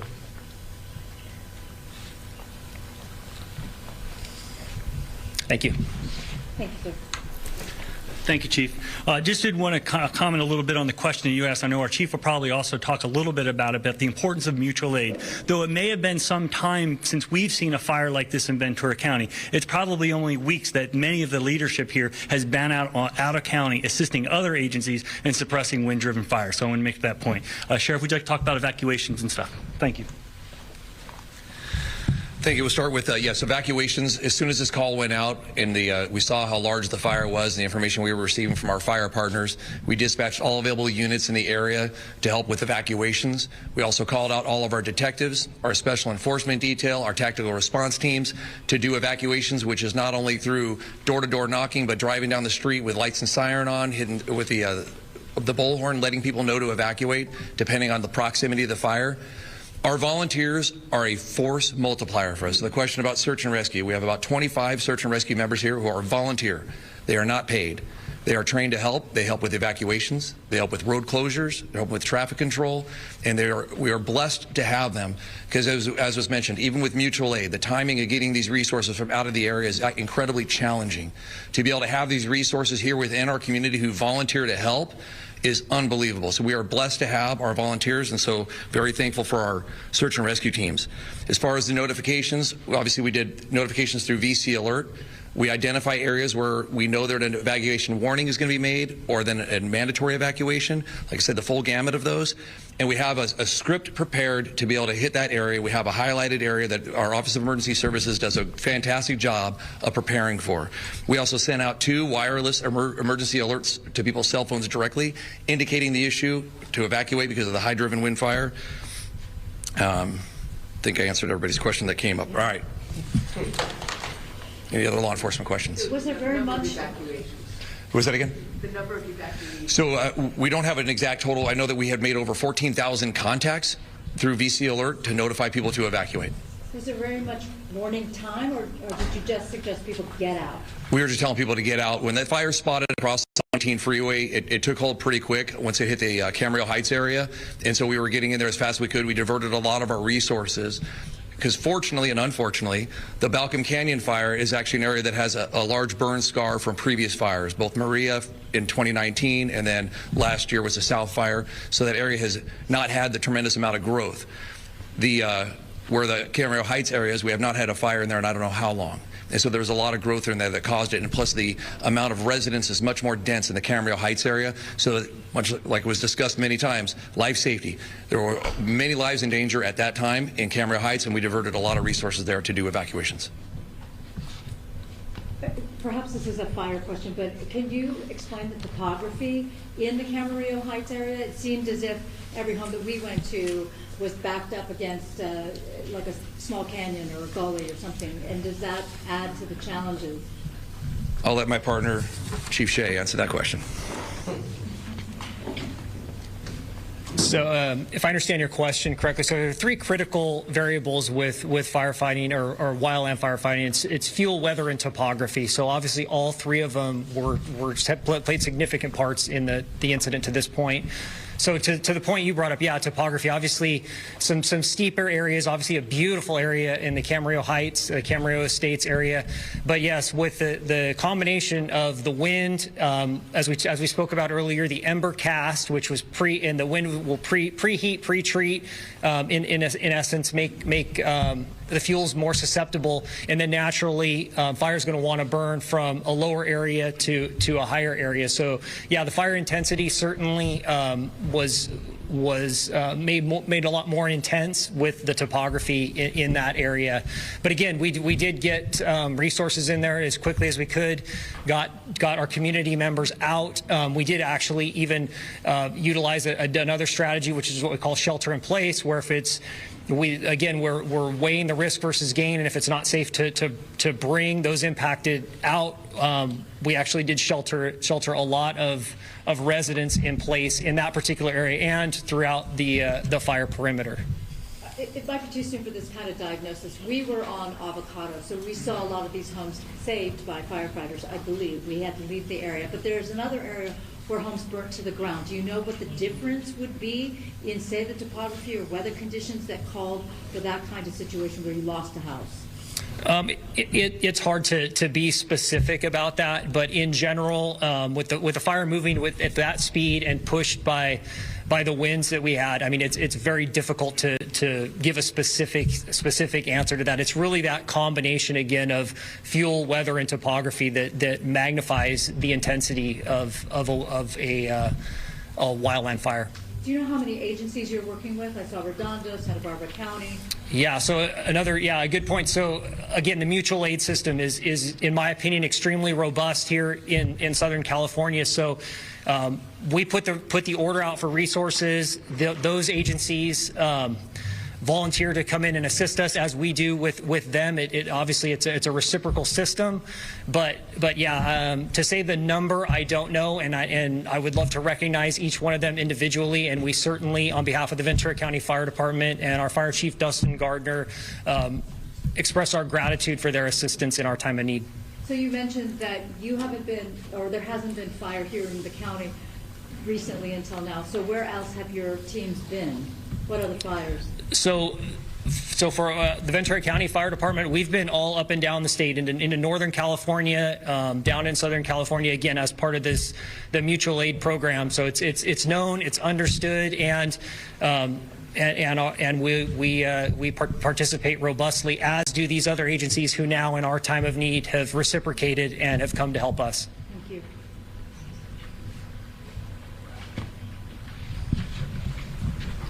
Thank you. We're going to bring Sheriff back up for any additional question for him. Were there any people reluctant to evacuate, and then? So anytime we have evacuations, we do have people who are reluctant to leave. I don't know of any specific incidents, but in my 34 years in law enforcement, that's very common for us to go to a person's house and tell them they're under mandatory evacuation, and they choose to stay and either try and fight the fire on their own or stay to protect their property. We will not force them to leave. We simply just get their name, if we can get it, the number of people that are in the home, and then we quickly move to the next house to make as many notifications as we can. People have the right, although I don't encourage it, to stay. When these fires, they're very unpredictable. They're very fast moving. As mentioned, this fire can spot up to 2.5 miles away. Any dry brush around somebody's home can cause it to catch hold. And by the time the fire is taken hold, you oftentimes don't have time to get out. And with the amount of traffic that we see with people that are evacuating, you can find yourself quickly trapped. So we encourage you, when you get the notification, please leave.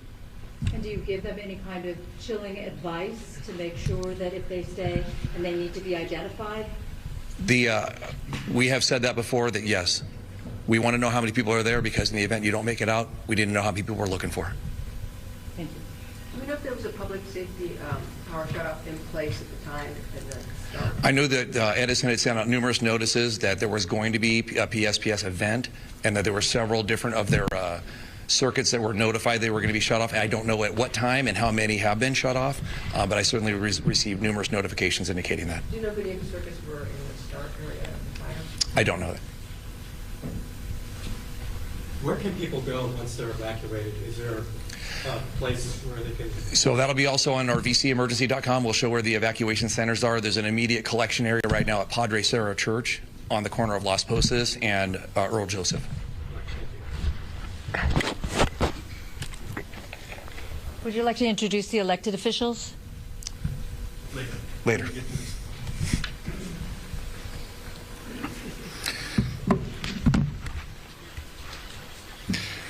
So I'm going to give an acreage update, but it just came in from text, so just give me a second.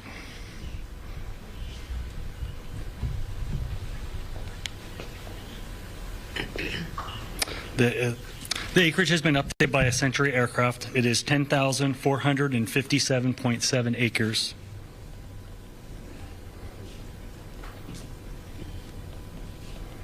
We want to remind the public that this is a dangerous fire, and we strongly encourage them to avoid the area if possible. This creates a room for our firefighters and our first responders to aggressively attack the fire and for individuals to evacuate safely. We encourage you to follow us on social media at VC Emergency, or follow us on vcfd.org, and also visit VC Emergency for the most updated information on PSPSs, evacuations, and as a map there includes the fire perimeter at this point in time. With that, we're going to conclude this, and we'll bring the electeds up to introduce themselves, so you have their name. You're looking at live coverage here of Ventura County and the mountain fire. I'm Christine Devine here along with Marla Tejas shortly after 4:30 as we're looking at yet another structure just engulfed in flames. Here's what we know about this mountain fire that started burning at 9 o'clock this morning. It has exploded in size. The update we just heard there was 10,457 acres. Dozens of homes have been destroyed. We have seen them on the ground there with our reporters bringing us this coverage right here. They haven't given an official count. They're going to give that perhaps tomorrow, but we are saying more than 20 homes have burned.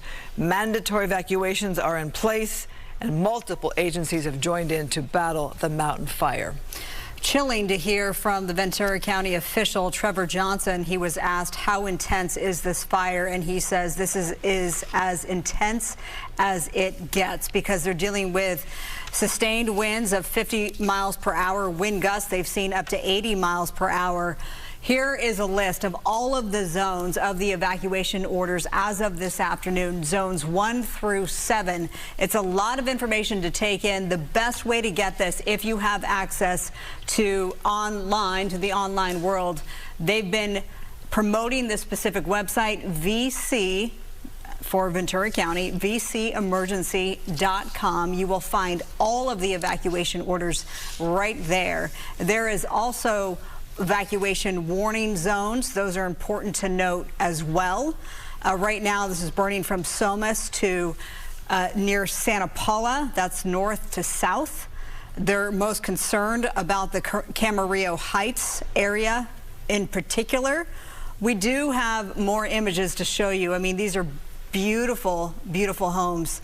And this is a live picture from one of our photographers on the ground right now. And Christine, obviously a 2-story home with what an entrance this is. And just to see this on this Wednesday afternoon go up in flames. We've seen this time and time again. And our reporters on the ground, they've shown up to a street and they've said, I've just seen at least 20 homes that have been engulfed in flames. You saw firefighters there on the scene of this latest home that we're bringing you this picture with reporter Haley Winslow there on the scene as well.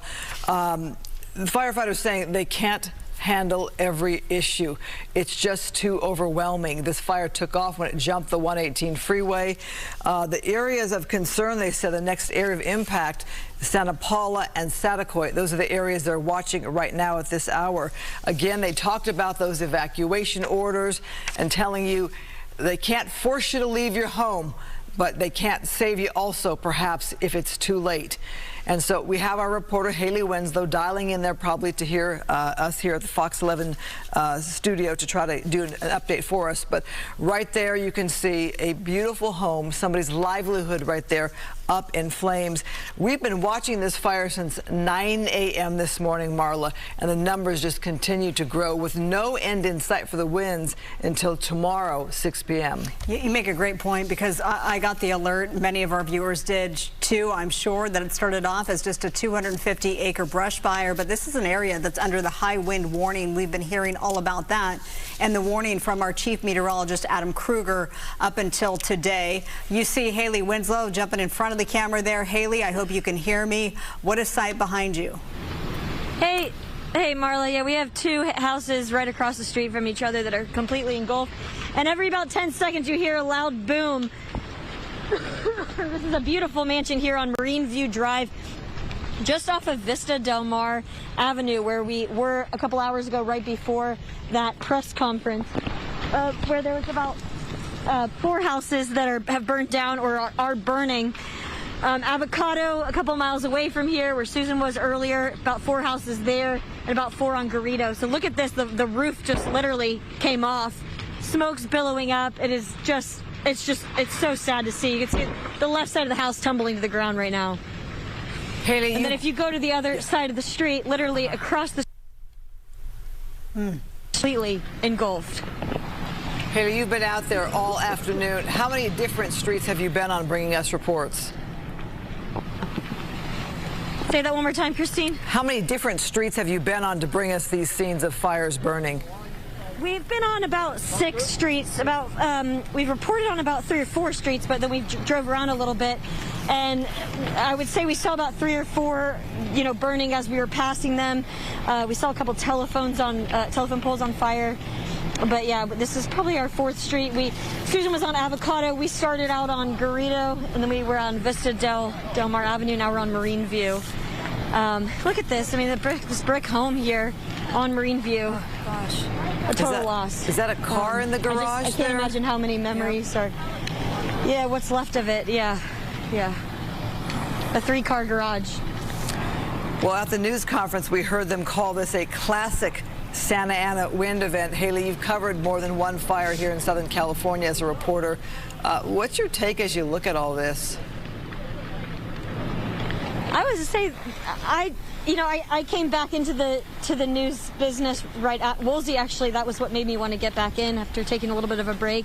So I didn't experience Woolsey firsthand, but this is, in 20 years reporting, I would say this is the worst wildfire involving homes that I've ever covered.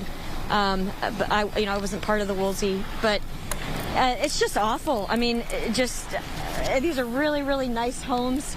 And as we were reporting on earlier, a lot of people didn't get the chance, because this happened about 9 o'clock in the morning, Christine. A lot of people didn't get the chance to come home and grab anything. And so, yeah. They've lost everything. So emotional, so devastating. You compared it to the Woolsey fire. You're not alone. We heard from Ventura County fire officials. They also compared it to the Woolsey fire. And it should be noted that the Woolsey fire ignited on November 8th of 2018. Today is November 6th, so that was almost exactly, 6 years ago. Yeah, eerily similar, with the election too. And the same conditions, really. Obviously, the classic Santa Ana wind event for Woolsey. Wow, turn around, Sam. But it's the same thing, I guess. Just, you know, everywhere we turn, it's the same thing. Smoke billowing up on either side of Marine View. But yeah, these were the same conditions too, is what I was going to say, as Woolsey. 50 to 60 mile per hour gusts, which is what we are seeing today, 60 to even 80 mile per hour gusts. And these winds are going to be an issue for the rest of the day today. So we have firefighters right back here on 68 blowing out, you know, Sam, you want to come across the street again right here if you turn, if you do it 180? I don't know what they can really save. Yeah, just complete devastation. It's really, really awful to see. And I'm so sorry if you're watching this and you live in this neighborhood or are seeing your house up in flames. But yeah, I mean, you think about people who were at work and had their pets at home or their elderly parents. That's what we keep hearing about every minute or so now, is that big popping noise. You know, we're seeing you, and if you need a break, please, by all means, just let us know. Your safety is priority. Wow. We're seeing you front and center, and I know your shot comes in and out, and we can understand that. And it looks like, okay, so you're back. My question to you is, if you know, I'm a viewer, just like everyone else right now, what does it look like behind you? Are there a lot of fire crews in this particular area, or is this an area that they just haven't been able to get to at this point?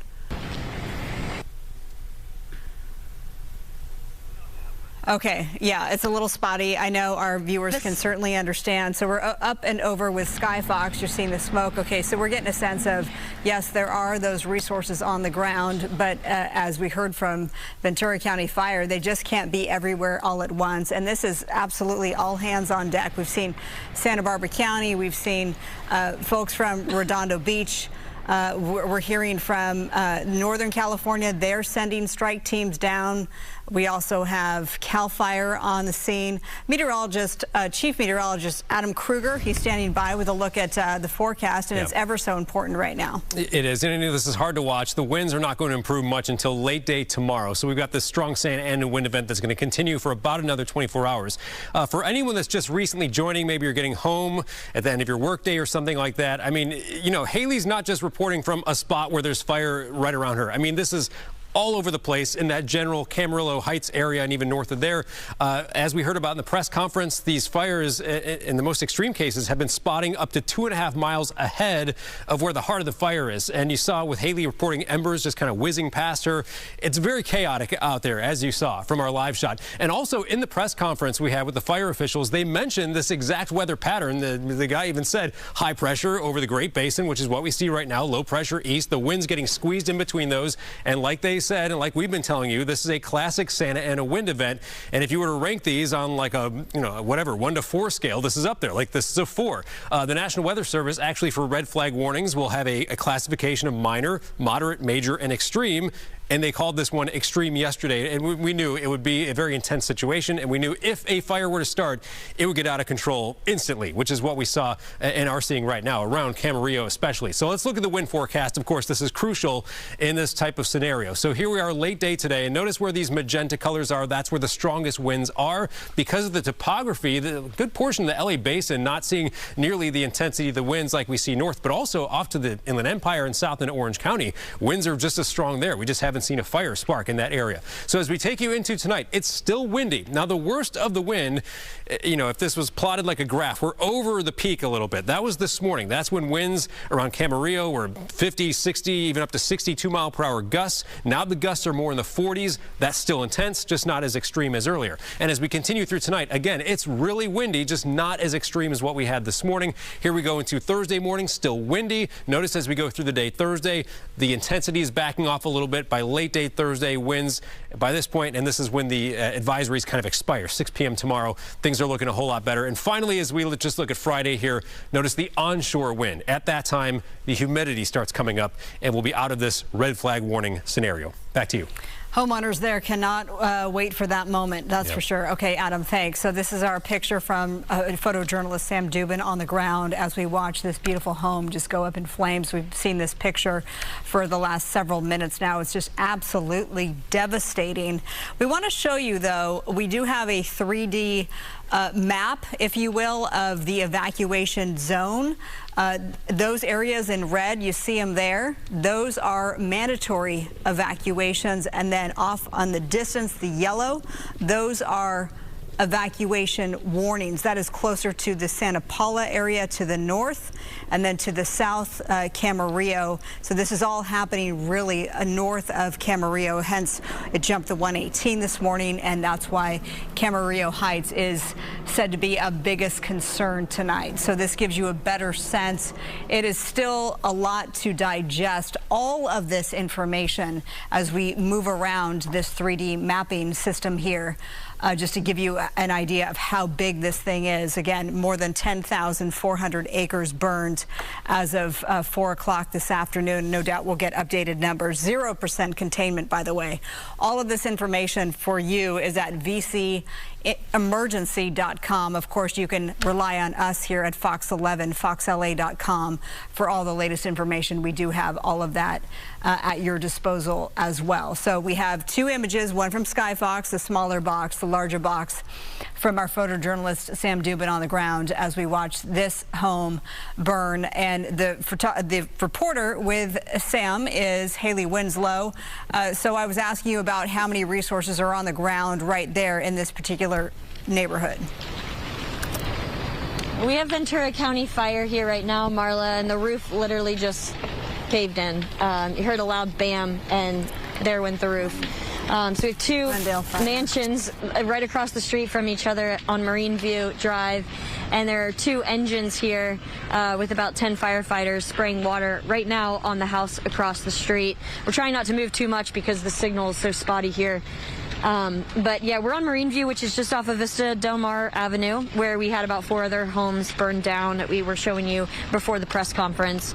And if you're just joining us, the other streets where we've seen homes destroyed, if you live in this area, are Garrido and Avocado. If for some reason you are still in this area, get out, because it is definitely not safe. These winds are insane. I mean, it's been 50 to 60 mile per hour gusts. We've had some really, really, really big wind gusts that have taken the embers pretty far. And that's all it takes to keep spreading this with these Santa Anas. So not a whole lot left of this house either. You think about all those people's memories inside and their pictures, and, you know, hope to God if they had pets, they're out, and of course if they got out. But yeah, it's just remarkable to see how quickly this fire grew. Haley, we haven't seen any people or any animals at all yet, but we saved a bird earlier, but other than that, we haven't seen any animals. But firefighters we spoke to earlier did say that they did rescue people on Vista Del Mar. Yeah, and Susan's live shot, she had 2 homeowners who were there still on their property. We had that news conference just a few minutes ago where they talked about residents being asked to evacuate, saying they couldn't force people to evacuate. And if you said, no, I'm not going to leave, I'm staying, they would take your name and number and get the amount of people that are in the home in case you didn't make it. We know that the fire can move so quickly, so rapidly, that if you don't evacuate, you can be on your own there. And we look at this home go up in flames here. And Haley, let's go back to you there on the ground as you are watching this house burn completely. Well, Christine, as firefighters were saying during this press conference, this is not the kind of fire where you can just wait and just see, well, maybe I'll leave when it gets really bad. There's no time. Like, this is the kind of fire where you need to leave now. So yeah, that's definitely hard to hear, you know, asking how many people are in your home in case they need to do a head count if you don't leave. So yeah, I mean, there's not a whole lot left. The roof is completely gone, Christine. You can see straight through from the flames, and there's even little embers right here. This is kind of how it all starts. This is how it spreads. You can see how much this is whipping. Just this little ember right here. Last I checked, Adam would have the exact numbers right now, but 30 to 40 mile per hour sustained winds here. We're near Camarillo Heights. And yeah, the winds aren't going to die down anytime soon. This is going to be red flag warning conditions for the next couple of days. We talked about this at the news conference being the classic Santa Ana wind event. the kind we see in October and November. You don't know where it's going to strike. We've been talking about the Woolsey fire from the past in 2018 and reminded at the news conference they said 0% containment on this fire. Well, that Woolsey fire, it wasn't contained until November 21st. It started on the 8th. Wow. Just to show you how bad that fire was there in Los Angeles and Ventura counties. And in that fire, 96,000 acres of land destroyed, 1,600 structures, and 3 people killed. As for evacuations, nearly 300,000 people were evacuated. So that is one of the more devastating fires in our community. And Alex will bring you back into the conversation. You were talking about that fire earlier as well. Yeah, and those numbers give you some sense. As big as this fire is right now, that fire was 9 times as big as this fire is right now. Obviously, it burned, as you mentioned, for several weeks. Let's hope that this does not become that, and that they're able to sort of get out of the woods with what is now burning. That you end up in a situation, which Haley's seeing right there, where basically on some of these, you know, they are burning, and the fire department has basically made the decision there's no saving them, and the best strategy is to let them burn and save our resources for other areas, and that's what you're seeing. But you see that fire truck right there in the middle of a street, and on one side of the street a house is burning, and on the other side of the street a house is burning too. They're trying to knock down some of these embers that have come off of those to try to stop this from spreading even further. But it is a real challenge, and you look at that and you think about all that's left and somebody's memories and somebody's whole life just destroyed there. So that's yet another property that we have seen. And then across the street, as we move over here, you can see even more active flames. And it's something, Christine, for people that see this and see the firefighters right there and say, why aren't you putting any water on this when you're right there? But there's no stopping this thing. Well, they talked about the water in that situation as well. They're in an area that might have water issues in that they have to use their water tenders, their trucks, their fire trucks that carry water to bring in extra water. They've had to check the pressure in that area. They've been in touch with water companies. This is called Camarillo Heights. Not just Camarillo, but the Heights, and that could be perhaps in a hillier area that has some water issues. Let's go back to Haley Winslow there on the ground. Haley. Oh, Christine, this is so sad. Look at this. So there's 4 homes here in between these 2 currently on fire that there's nothing left. So this is 20 Marine View. This ragged American flag, that's so sad to see. And behind it, there's nothing left. This property next door,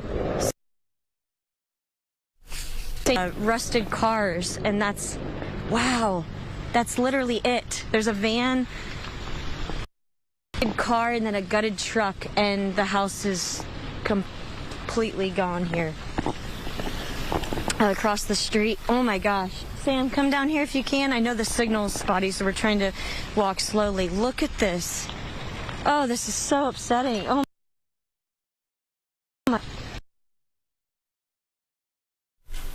Yeah, I mean, this signal is coming in through cell phone service, and as you can imagine, the cell phone service isn't great in that area, so sometimes when Sam, our photographer, moves, the signal starts breaking up. But you get the sense there, though, of just the real devastation and how that whole neighborhood was burned up, and you look at that car that was almost burned up, and it looks like they're now trying to move out of there into a different area. But you know, just so sad when you see that just everywhere burned. And we've all covered fires in our lifetime, in our careers, and to just see Haley Winslow out there right now, you could feel the emotion, the reality of witnessing that, the reality that that is somebody's livelihood, their vehicles, their treasures, their photos, their heirlooms, their properties, and again, hoping everybody's getting out of these areas safely and acknowledging that we are in a Santa Ana wind event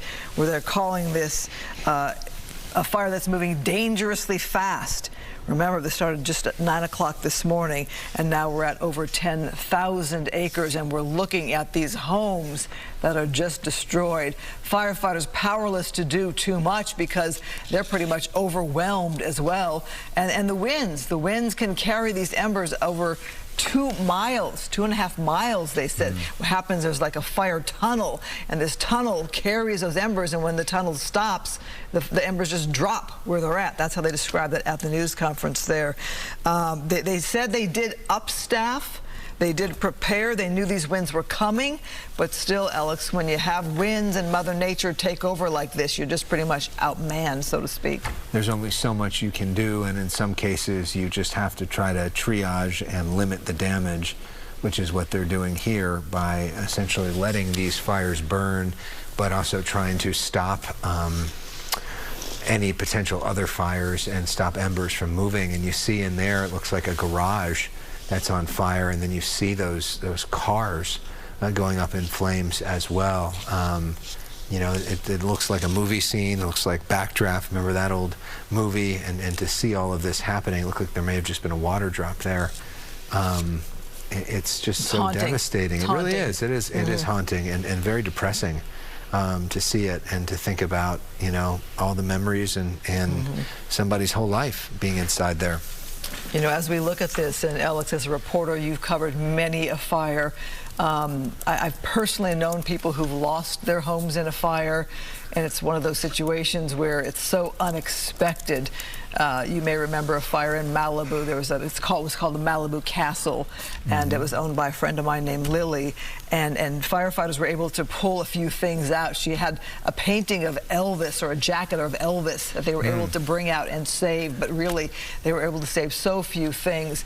And you think of people having to rebuild their lives with their memories and their loved ones around them, as they have lost so much of the physical things that we're so attached to and have built throughout a lifetime.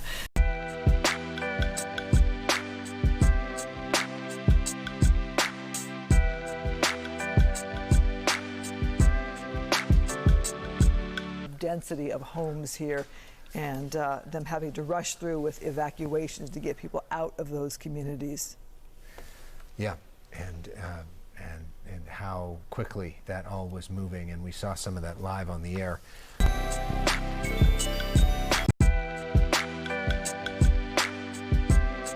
Coverage of this all started 9:30, 10 o'clock in the morning, and it is still continuing now. We've been in special coverage all day long, and as we approach the top of the hour, we are going to join you for our live special breaking news coverage, not only on Fox 11, but also on Fox 11 Plus, Channel 13. So we're going to pause for a moment as our simulcast begins on both of our networks. Now we go to more breaking news. We begin with that breaking news in Ventura County. Welcome to a special edition of the Fox 11 News at 5. I'm Alex Michelson. And I'm Christine Devine. We're showing you information on the mountain fire. It's exploded in more than 10,000 acres. Dozens of homes are destroyed. Sky Fox is live over the area of Camarillo, where we have seen so much devastation. You see some of those pictures right there. We're looking at homes that have just burned to the ground, and with that, we do want to officially welcome you to our breaking news coverage on Fox 11. I'm Christine Devine here. And I'm Alex Michelson. Welcome inside. Here's what we know at this hour. The mountain fire started just before 9 o'clock this morning. It has exploded in size to more than 10,000 acres. Dozens of homes have already been destroyed, at least. Those are the ones we've counted. Mandatory evacuation orders are in place. Multiple agencies are battling it right now. Let's go to reporter Haley Winslow, who is there on the ground bringing us updates there. Haley. Hey, Christine and Alex, we're on Marine View Drive, and there are 5 or 6 homes that are either engulfed or fully destroyed. Not much left. This house completely flattened by the fire. Just a chimney, and then a couple of embers burning, engulfed or fully destroyed. Not much left. This house completely flattened by the fire. Just a chimney, and then a couple of embers burning. But other than that, just completely burned. This whole cul-de-sac here on Marine. We're having a hard time with Haley's signal right there. We hope to get back to her when we have a little bit better picture. You're looking there from Skyfox, though, and you see all these different areas now that are burning. And as it starts to get a little bit darker, Christine, you really get a sense of all the different sort of separate little fires that are happening. I think when it gets dark, it just feels so much more ominous because the fire stands out so much. But you can see right there by that map how widespread this fire has burned.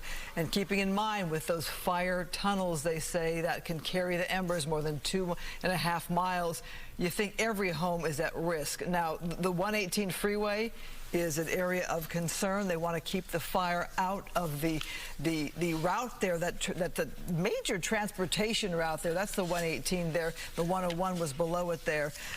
You know, you think of all the trucks that are going through there. That is a big agriculture area there. That's the 126 you're looking at.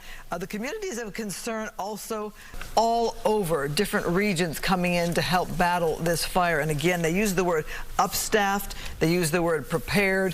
We knew from our own weather team here that the winds were going to happen on Wednesday and carry through to Thursday. So it's not a surprise. Just Mother Nature has you overwhelmed. And you certainly see that from pictures like this. Look at this live picture of this home going up in flames piece by piece. We do see them putting some water on it to try to limit the damage, try to potentially stop some of the embers, but it's going to be hard to fully protect that home, which looks like it's been seriously structurally damaged. Adam Kruger is taking a look at our weather. And Adam, the last few days we've been so busy talking about the Dodgers and talking about the elections, but you've kept bringing this up, that fire danger was coming on Wednesday, and it's no joke. Yeah, I mean, we knew there was going to be this 1-2 punch. So we had the moderate Santa Ana wind Sunday into Monday, and then we knew this next one was going to be stronger. That's exactly what we're seeing today. Today, the worst of it. Tomorrow, still windy and still dry, but the worst of the winds actually this morning, I would say, because already it's backed off a little. And that's not, you know, saying we're in the clear at all. It's still windy, still dry. Here's a look at forecast wind gusts in the next hour, which gives you a good idea that still we're going to see gusts over 35, 40, 45 for a lot of these areas in magenta. I've been focused on that Camarillo area a lot during our coverage here this afternoon, obviously because that's where the big fire is. But I also want to point out, as we look farther east into the Inland Empire and Orange County, still these areas are seeing weather conditions just like what obviously because that's where the big fire is. But I also want to point out, as we look farther east into the Inland Empire and Orange County, still these areas are seeing weather conditions just like what they have over towards Camarillo. It's just that there hasn't been a fire out here. We hope that continues to be the case. But still, if something were to spark somewhere else, it could spread very rapidly like what we're seeing around Camarillo right now. I'll mention, I was looking at every 5 minutes, there's a weather station at the Camarillo airport, puts out reliable weather data. So I was looking back at that today, and this morning wind gusts were consistently over 45, peaking as high as 62. Since 2:30 this afternoon, wind gusts have been 45 or less during that entire stretch. So that's telling us that the winds are already past their peak. But again, it's still dangerously windy and the air is still very dry. So Santa Ana winds that blow towards the ocean, when they come over the mountains, they go downhill. Not only is it windy, but the air, when it goes downhill or descends, it gets even drier. So we have that very low humidity as well. It's 21% humidity out towards Camarillo right now. Here's a look at 10 o'clock tonight. Again, the same pretty much scenario is playing out. Even through the night, it's going to be windy. Notice as we go through the day Thursday now, we do expect some improvement, but still the red flag warning, the wind alerts all continue through the day on Thursday. We expect by Thursday evening dramatic improvement in terms of the wind speeds. And then another thing we're going to see help out by Friday is the winds change direction back to an onshore wind, which means the humidity will go up. But again, it's the fire weather warning that continues until 6 p.m. Thursday.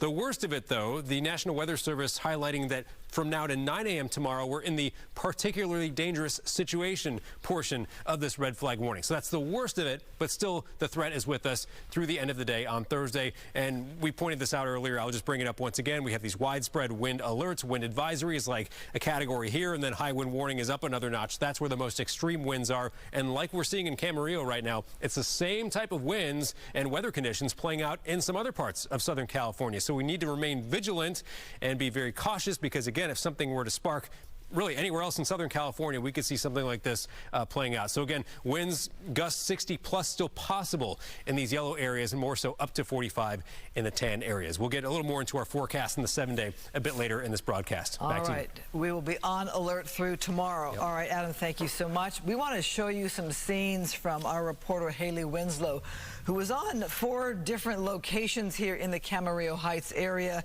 Among the streets that she was on, Marine View Drive, Vista Del Mar, where she saw homes just destroyed. The top of your screen is a live shot that you're looking at as well as we look at Camarillo Heights, which is south of the 118 freeway in the Camarillo area.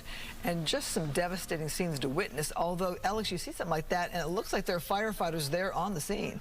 Yeah, you can see them putting on water, but they were not able to save that particular home. As far as we can tell, they were not able to save about dozens of homes. Here's a look at another one of them. You can see here, shot by our photographer Sam Dubin, of just the fire weather and the extent of those winds. And as we look at another picture here, you see right in the middle of that neighborhood, so many flames and just the whole area just engulfed. What a sight. As you look at those firefighters there in action, you think of all that they are taking in as they breathe and the hard work that they have before them. Much respect for them there on the job. We see Haley Winslow there walking in that shot, just checking out the different structures. And for those of you that may be watching and you know people who own these homes, or you yourself are watching your own home burn to the ground, we do want to send out our thoughts to you and to let you know that our heart is with you as we watch this devastation here in Southern California. And Alex, I'm thinking how we talked about the winds just a day or two ago, and to witness this is truly devastating for our neighbors and friends. Yeah. I mean, yesterday it was all about the elections. A couple days ago it was all about the Dodgers, and right now it is all about these fires and really overwhelming stories to cover, each in their own unique way. This one obviously the most devastating, especially for people that live in this neighborhood. So there's another live picture. As you can see, the buildings there are burning. So as the sun will be setting soon here in Southern California, the visual is going to definitely change as it gets dark out there and you see the visuals of the fire against the night sky. And you realize that this fire in the Camarillo Heights area, Ventura County, this mountain fire, is 0% contained. And I'm reminded, Alex, that we started out this morning with a fire in Malibu, with a structure or two damaged there. Apparently they did enough work there that's not of concern anymore because we're not covering it. And then you have this separate fire. They don't have a cause on this one. That's going to take some time to figure out the cause. It started as a brush fire. Firefighters arrived on the scene and they knew they had a problem right away.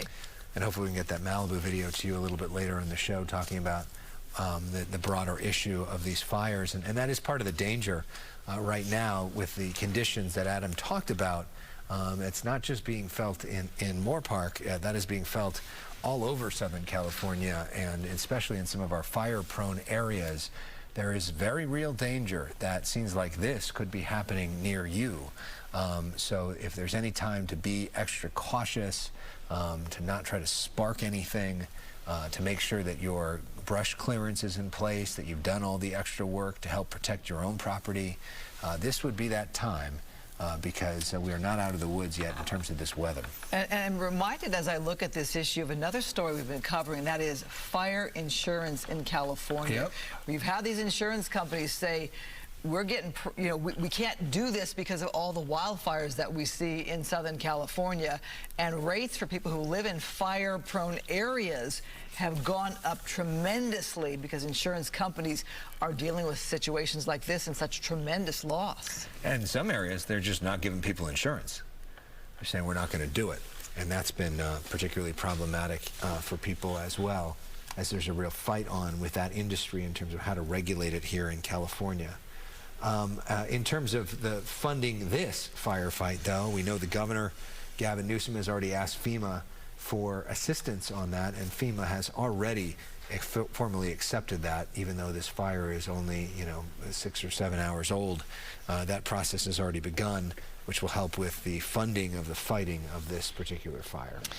We talk about the Santa Ana winds. Nothing new to Southern California. They are calling this one strong and particularly dangerous.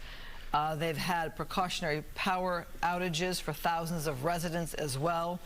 Gusts clocked at 70 miles per hour up to 100 miles per hour. Strong, widespread, long duration Santa Ana wind event. Could be a very long night and long Thursday here in Southern California, as those winds are going to be extreme as well through 9 a.m. but continue to 6 p.m. So, Alex, as we watch this, we know that we have some serious concerns in Southern California tonight. Yes, indeed, and many different neighborhoods as well. But the relatively good news, if you look at that picture, which is obviously a horrible picture, but from Skyfox, you do see some areas burning, but you don't see widespread 15, 20 homes burning at the same time out of control, like what we were seeing earlier today. So a little bit of progress as we near nightfall here in Southern California, this neighborhood here, Ventura County. We do know some school districts in the area have canceled classes for tomorrow and for Friday.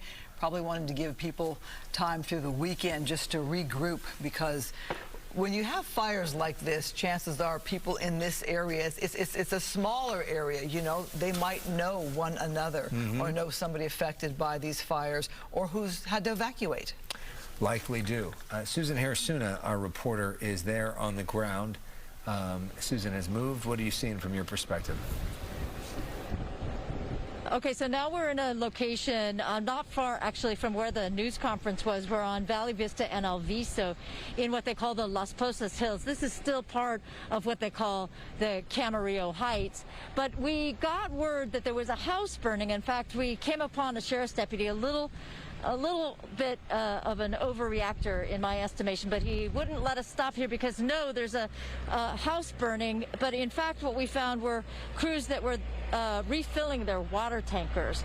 So they've come around to do that. We do still see a lot of smoke in the air.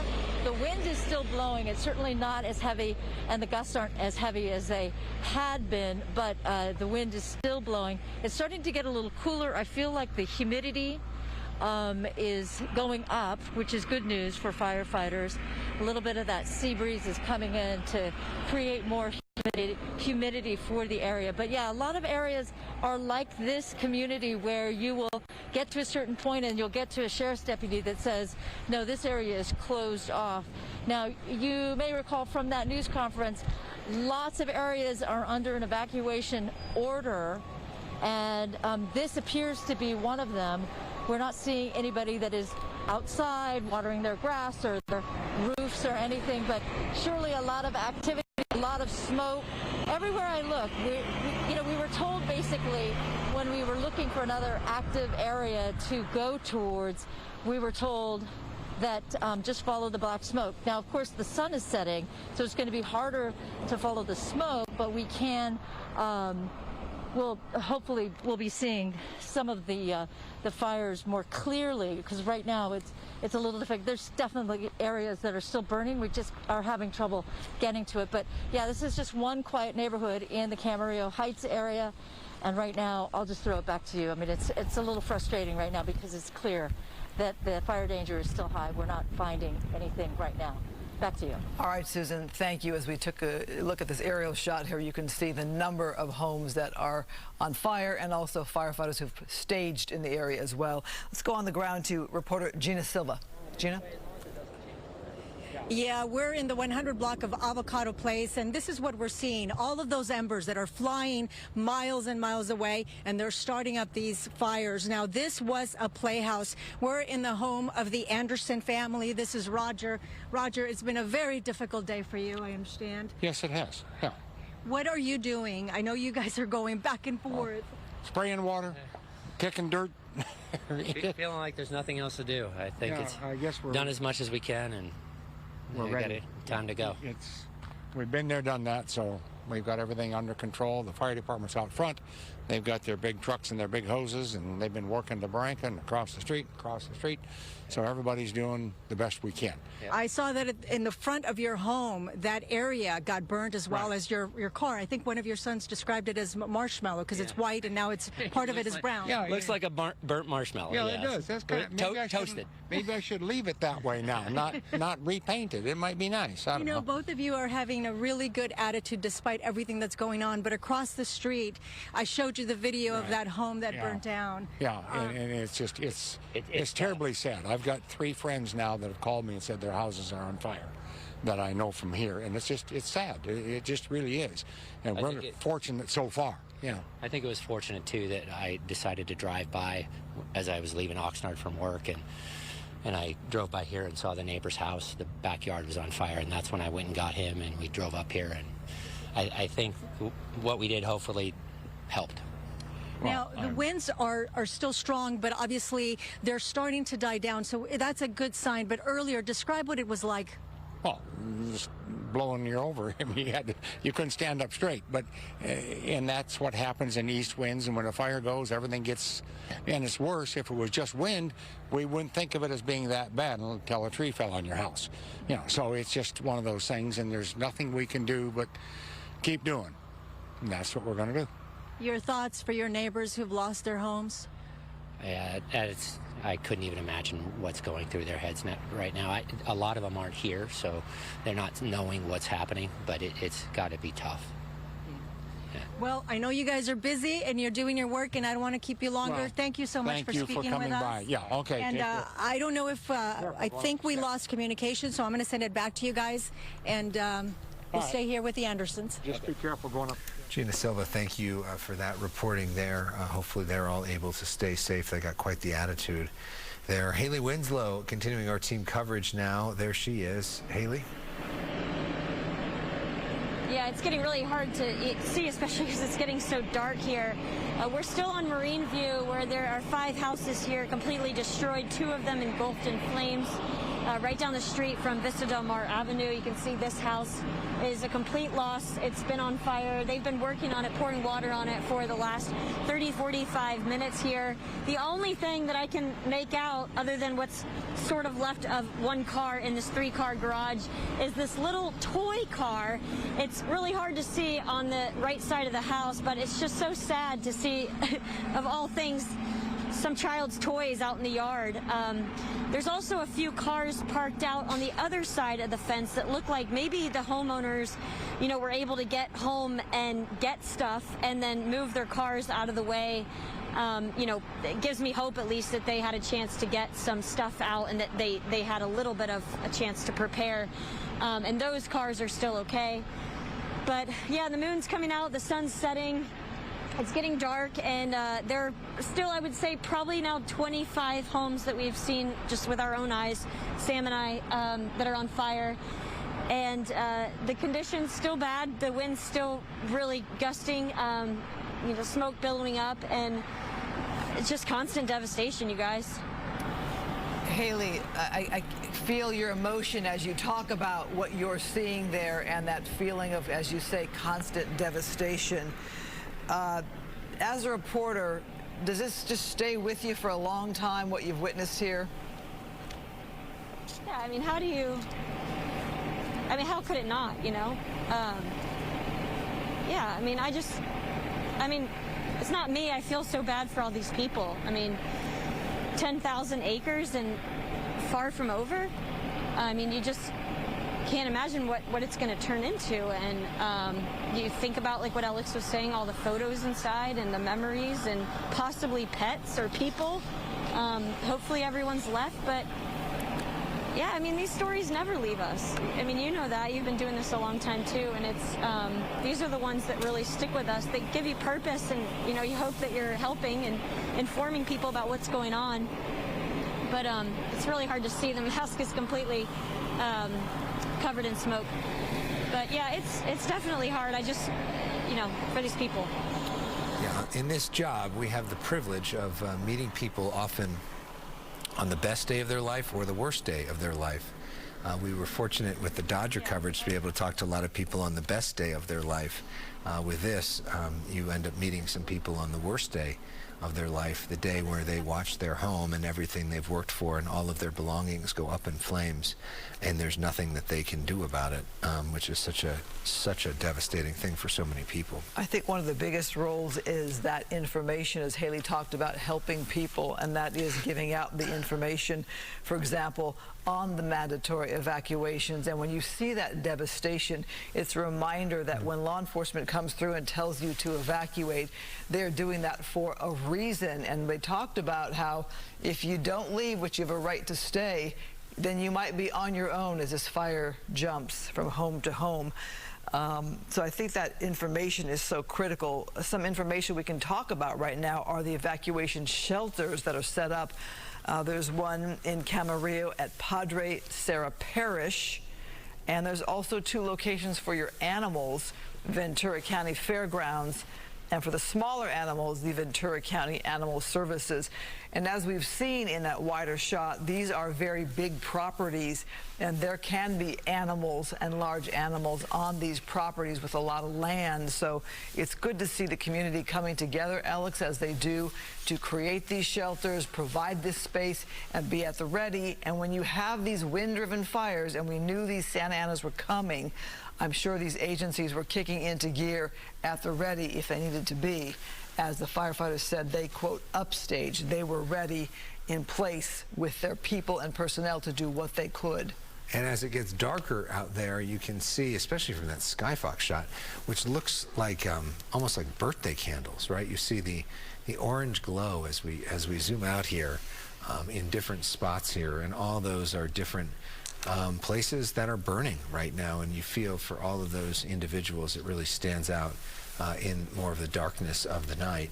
Gina Silva back with us right now, looking at some of the damage. Gina. People are battered. Hey, so we're still on Avocado Lane, and you can see this is 168 Avocado Lane, and the entire house right now has gone up in smoke. You can see the flames. When I was here earlier, I could hear, and even now, you can still hear the popping sound. If I just stay quiet for a second, you might be able to hear it, but it has been going. Let's see. Yeah, this is the property across from just a few houses down from the Andersons. They know the people who own this property, and obviously they talked about how, you know, it's just devastating for the residents here, obviously watching their livelihoods. And this is such a beautiful neighborhood, and many of the families have lived here for many, many years. The Andersons were telling me that they've lived at that property for 50 years. So these are homes that, you know, these families have lost, and it's just absolutely devastating. So as we are looking at your shot, Gina, and yes, reminded of the loss to people whom we consider our greater Southern California neighbors here, I'm looking at your camera shot. Is it embers that I'm seeing that are blowing across your camera shot there? Oh yeah, yeah, absolutely. The embers keep flying because of the strong winds. Although I have to tell you, earlier when it first broke, the winds were a lot stronger. Still, obviously, you know, not helping the firefighters. You know, as we speak, we get a gust of wind here. So yeah, it's absolutely not helping these firefighters. This wind is not going to get much better until Thursday. What is today? Wednesday, until Thursday. So they've got a long night ahead of them, and this is what we're seeing, because these embers, they can go miles and miles and start up a new flame. It really is something, Gina. We can hear some of that popping, which must be really loud in person, and sort of a reminder of somebody's property literally being destroyed right in front of you. Yes. Earlier, I interviewed a gentleman. I don't know if we've been able to turn that sound around. And he just described, you know, just how devastating it is, where you wake up, everything is fine, and then in a matter of seconds, boom, everything is gone. Hello, sir. Do you live in this neighborhood? My family does. Right next door. And how is your property? It's all right. Just the back is burnt. It's not my property. It's our friend's, family friend's property, but it's just the back got burnt. Our Placinia and our barn, and that's our neighbor. I got to go find my brother-in-law. Okay. Good luck to you, sir. Yeah, I mean, everyone that is here, you know, is sort of in a panic mode and not necessarily willing to talk to reporters, which is understandable because they've got to try to save their homes, which is what they're doing. What the Andersons were doing was watering their backyard, trying to make sure that these embers don't start up another flame and take their property along with their neighbors. I'm thinking of that man walking down the street into the darkness there as it is nightfall here in Southern California. And Gene, I can't imagine how they're going to try to fight this fire in the middle of the night. Are you still seeing or hearing of any helicopter drops? We heard a helicopter drop about, I would say, 30 minutes ago. But now it's awfully quiet, so I don't think that's the case. It's like, as you can see, it is very dark out here, and it's obviously too dangerous for them to do that. But, you know, it's possible with the current situation, they may try to do that. This has been a ground battle from the start because of all these winds, you know. It's just been such a difficult, intense battle for these firefighters from different agencies. And some of the aerial craft out there, including the Chinooks that we've seen out there, do have the ability to fly at night. One of the things that the fire departments have invested in, especially in the quote-unquote off-season of firefighting in the last, over the summer, was more choppers and planes that can fly at night, that have that ability, that give them the ability to fight this thing basically 24/7. And they are armed with more of those weapons to try to take care of some of this, and we'll see how much of that fight goes on overnight compared to just sort of letting things burn. We have reporter Susan Hirasuna on the ground, and Susan, I was moved by what you said when we last went to you. You said it was feeling cooler. You were feeling the humidity, that the sea breeze was moving in just a bit. How is it feeling out there right now? Well, I mean, the wind is gusting far more here in this location, and we're not even that far from where I talked to you last, but oh my gosh, what a difference a couple blocks makes. I just want to show you this home right here, and yes, we do feel like the humidity is going up a little bit, but look at this. This is a burned down house in the forefront, and in behind that house, there is a fully burning that we have been watching for several minutes now. I see a lot of fire units here, but I don't see anyone where we are to get rid of some of these hot spots and the smoldering bits. We did find one downed wire, so we're a little reluctant to go closer to where some of the fire units are down the street. This is Viento Street, and this is a, you know, just a casual count, but there may be as many as 8 houses that were burned down. And then you've got that house in the background that is just burning. But there's also a lot of gas lines that are on fire. You see that fire right there, that is related to the gas line. And the winds just keep gusting. When you were asking about whether or not Gina was experiencing flying embers in front of her lens, those are the kinds of things that we're seeing regularly, where it just takes a gust of wind and these embers will go flying. The other remarkable thing that I can tell you from that news conference was that they had the fire map there to show the perimeter of the map. That's when the fire was at 8,800 acres, and now, of course, it's over 10,000. It was so remarkable that a primary part of the fire closer to Somas was a big swath of land, and then there was a break, and then it became this area that is engulfed in flames, about a 2.5 mile distance away from the point where it started beforehand. And now we're just here, and it's just remarkable. And, you know, to echo what other people have said, sad to see that people's homes and lives have just been burned down to the ground.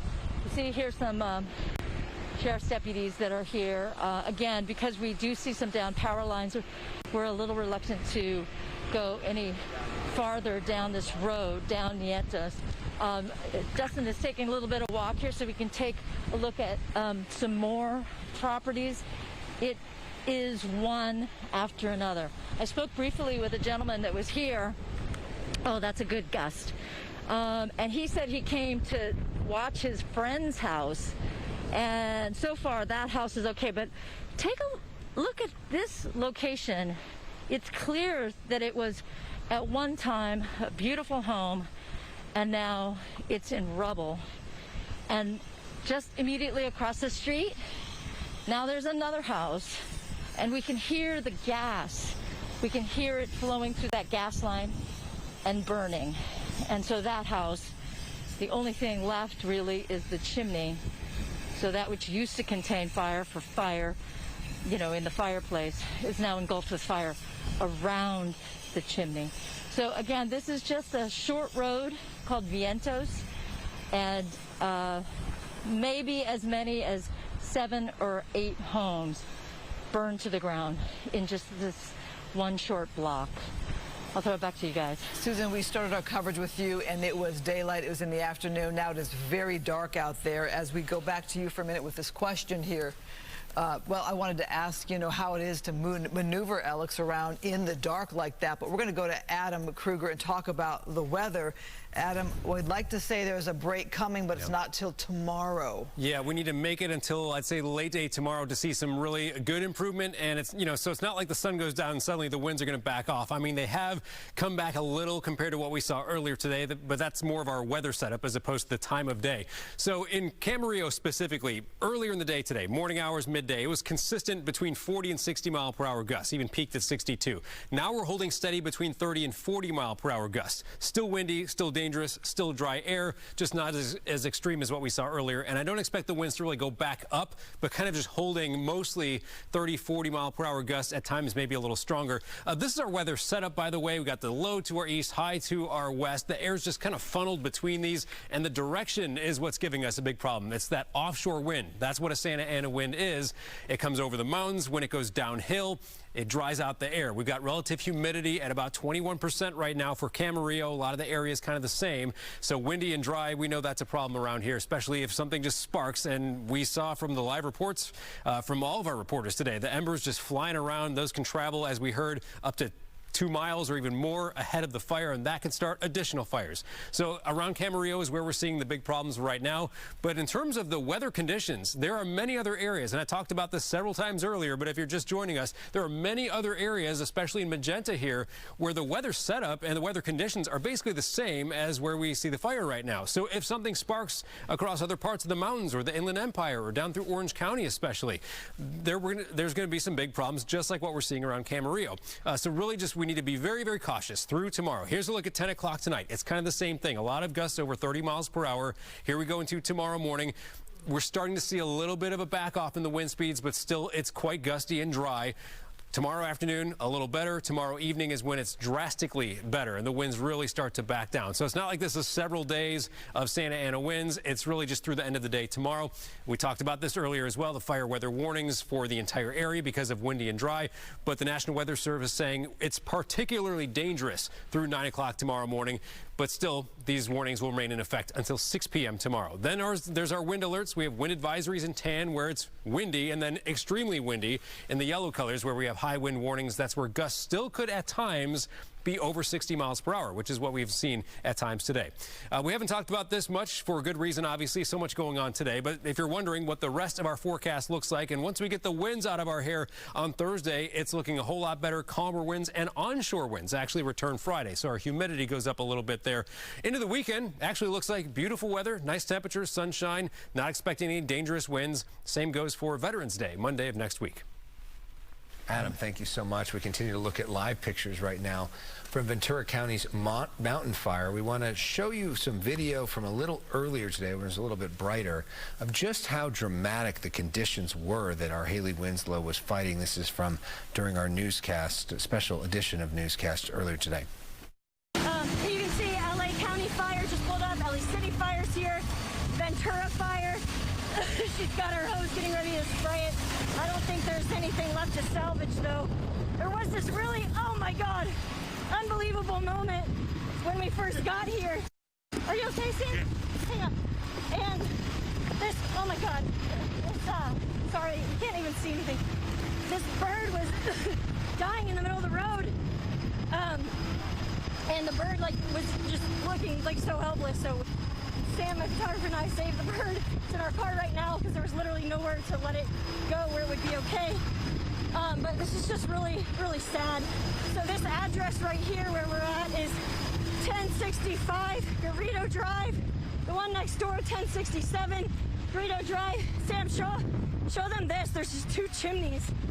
And I'm sorry, Alex and Marla, I can't hear anything. I don't have a signal, so I've completely lost IFB, which is our earpiece. So I'm just gonna keep talking. You can just cut me off whenever. But look at this.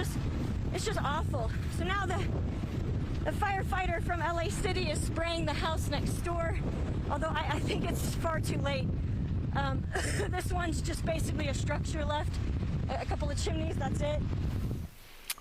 Goes to show you how gusty it was out there, how dangerous it is out there. A reminder that our Haley Winslow was right there stationed by firefighters doing their job, so we felt that she was safe enough to finish that live report. We did give her a break right after that and said, please make sure that you and your team are safe. But you could see what it's like to be out there on that scene with those Santa Ana winds that are considered dangerous at this time, moving dangerously fast. And tonight we're looking at this live shot where it is now dark out at night. You can see the many fires burning.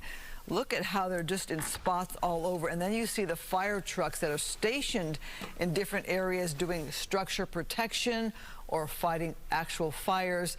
But you can see it could be a very long night there in Camarillo and Ventura County as those fires are burning. So often what we see in terms of our fire behavior is that in the middle of the day, early afternoon, sometimes fires just explode with the wind, where all of a sudden, boom, you see a bunch of homes go up. And usually by middle of the afternoon or the early evening, certainly after it's dark, they've really dissipated and there's not much left and you got a lot of white smoke. Here, you still got a lot of open flames in a lot of different places, not just 1 or 2, but a lot of different places where firefighters are either letting something burn or trying as much as they can to limit the damage. But you see fire there. And that also gets to the point earlier that they made about the embers could fly as much as 2 miles. You see how far that flame was from some of these other pictures. And this is a close-up picture from the ground of one of the homes that is going down. I'm thinking, Alex, of those residents that we saw walking around the neighborhood that our reporters encountered from time to time, and what it must be like there to be on the ground in the dark, that feeling of uncertainty and fear and concern and worry and helplessness as they see their own homes or their neighbors' homes go up in flames. Let's go to Susan Hirasuna, who's talking to people there on the ground. Susan? So just stay and sleep in it. I trust that it's Yeah, in so good hands. we're talking to a couple of residents. They're trying to get out of the area. They had been evacuated and then they came back.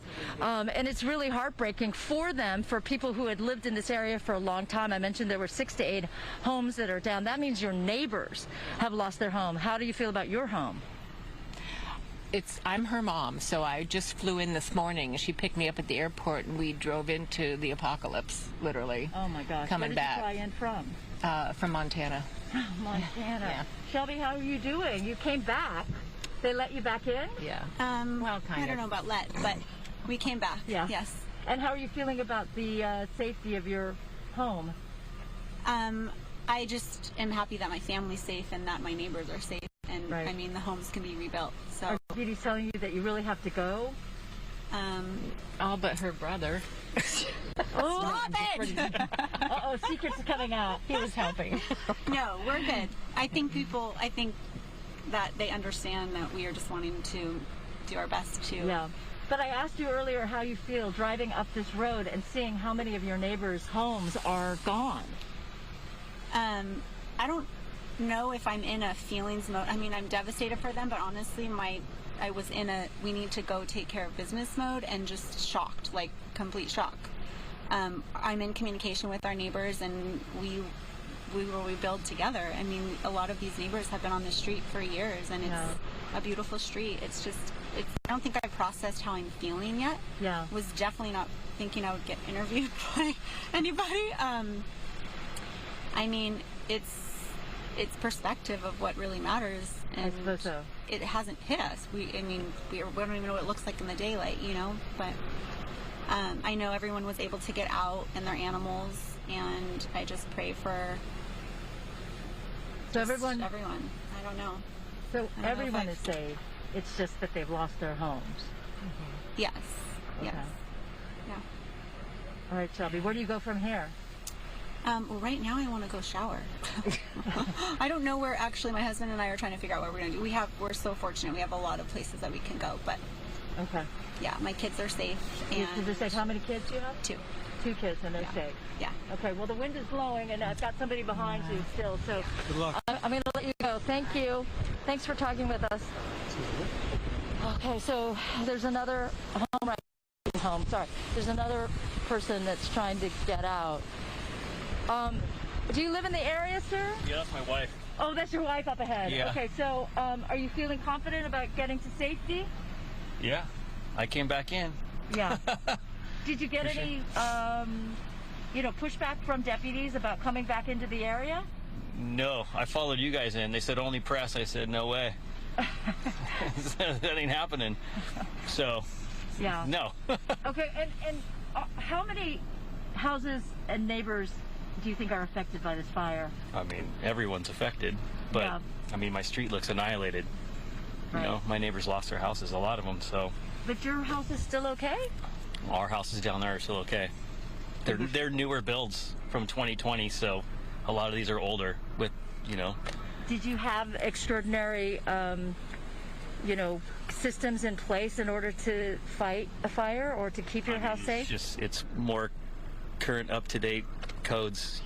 We have a cement roof, cement siding, whatnot. So. I see. And what is your name, sir? Jesse. Jesse, thank you. Thank you. Yep. Thanks, Jesse. Yep. Be careful. Okay, so I don't know. I may have lost my ability to communicate with you guys as well. But so married couple there leaving the area for the second time. They were evacuated. They decided they wanted to come back and make sure that their house was locked up and safe. But as you heard, this is not an extremely long street. These are beautiful properties, to be sure. They're larger than normal properties, but 6, 8 houses are burned to the. And we see here another fire personnel coming into the area. A lot of flying embers I'm still seeing, and I'm seeing a lot of the wind pick up and then die down. So that's the situation as we continue to watch. There's another house back here. We believe it's on Cerro Crest. And what's going on? Going up further back to the studio. Got it. So anyway, Cerro Crest is over there, and the house continues to burn. So I'll throw it back to you guys. So right now, I think Susan's photographer, Justin, can hear us, but Susan cannot hear us, so we appreciate Justin No, I can hear you guys. I can hear you. Oh, okay. I do. I can hear you guys. I can hear you. Okay, great. Well, I don't know why Justin said that I couldn't. I could hear you, and I could hear you, or the producer tell me to wrap it up. Okay. So that's where we are now. So Cerro Crest is behind here. Good to know. Okay, Susan. And the house is burning. Thank you very much. We will go back to you, and we'll do more of a conversation with you next time. In the meantime, though, let's check in with Haley Winslow. Hopefully she can hear us as well. Alex, yes, I can. We're on Marine View Drive with some kind of interesting information. So, first of all, we have this ember cast. So see just where this beautiful home was that is completely gone now, and you can see the shower of embers coming off of it. There's not a whole lot left of it.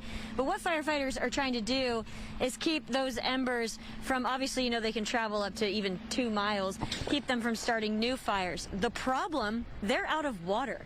So this is Ventura County Fire Station, and the fire hydrant is dry. And the problem is, it's not just dry here, it's dry on the whole water grid. So this whole area of Camarillo is basically out of water. So one house usually would have about 30 firefighters working on it. If one house is on fire, there's 3 of them here. And I just walked by them a minute ago and they looked so defeated. And I said, "Are you guys okay?" And they said, "We're out of water. We're completely out of water." So they've obviously notified their boss, but everyone's dealing with the same problem. These fire hydrants, they run dry, and usually they said it's like a continuous kind of like replenishing system, but there's nothing left. Like there's nothing more to replenish. So that's why they were talking about earlier, saying California American Water Company was asking people in the area not to use any water, which I'm sure they haven't, but there's just so many houses on fire they're trying to fight. And now they don't have any water to do it with. So I don't know how deep the problem goes, but I know in this general area of Camarillo, the firefighters are saying it's not just them. Well, let's talk about the area there for a minute, Haley. At the news conference, they talked about working with the water companies and bringing in water tenders, those fire trucks that carry the water. Are you seeing any of those trucks with water? No, so they're completely out. There's one fire engine here, number 134 from Ventura County. Look at their hoses. They've nothing left to do. They have no water to work with. So I'm sure they have a system in place because they've dealt with, the Woolsey fire. I know there was issues with that too, but aware that there's other issues in this Camarillo area.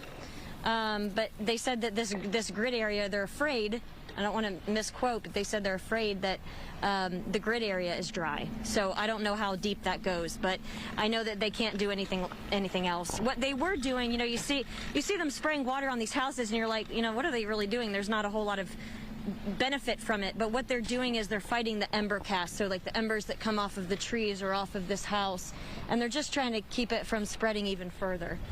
And so that's what they were doing until they ran out of water. Well, it's an alarming thought about not having water in the middle of a fire. And like you said, they probably have some kind of game plan for that area and the amount of water that they have or they don't have to work with.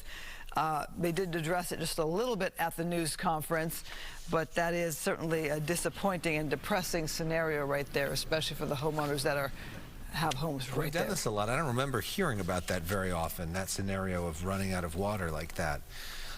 Okay, as we look at the fire from different perspectives, we go back to Gina Silva now, and that is not a welcome sight. Look at that.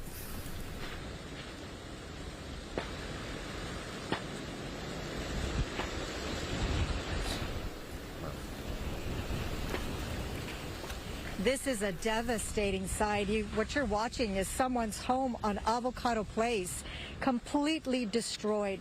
Right now, we are surrounded by flames, hotspots everywhere. And obviously, this wind is just making matters worse. We are watching these embers just fly over us, fly all over the place. Miraculously, the house that is right next to this one that is burning is intact. It has not been damaged at all.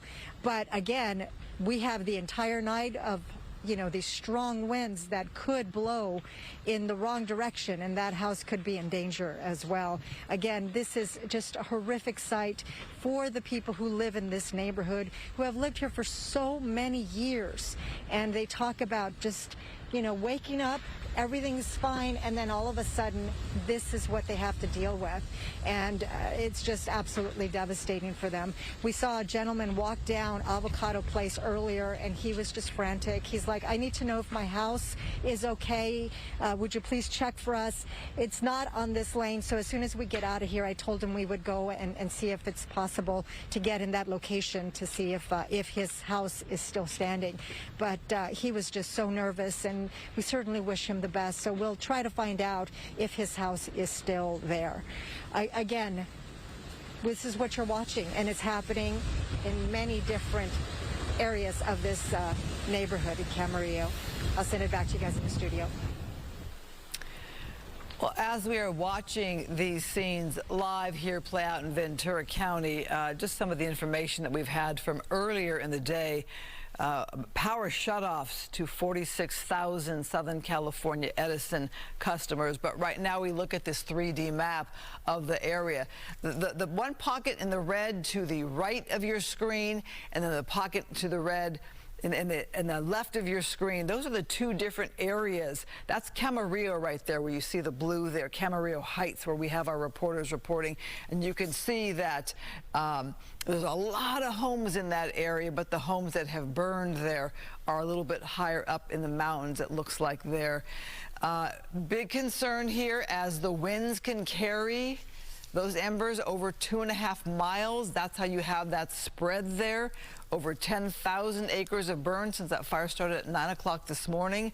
We are looking live here as we look at homes that have burned to the ground. You just heard Gita Silva talk about running into a resident, somebody who lives in that area, saying they were wondering if their home was still standing. I'm not sure how many residents are wanting to or able to trek back into the neighborhood like we saw those people in Susan Hirasuna's shot who did return to the neighborhood. Susan, we can go back to you, and I want to ask you about that news conference where you were there, and they talked about the water issues in that area. Obviously, firefighters there have some water to work with, but they talked about the water tenders. Talk about the water, Susan. Well, from what I understand, these are water tankers, right? So they fill up now and again.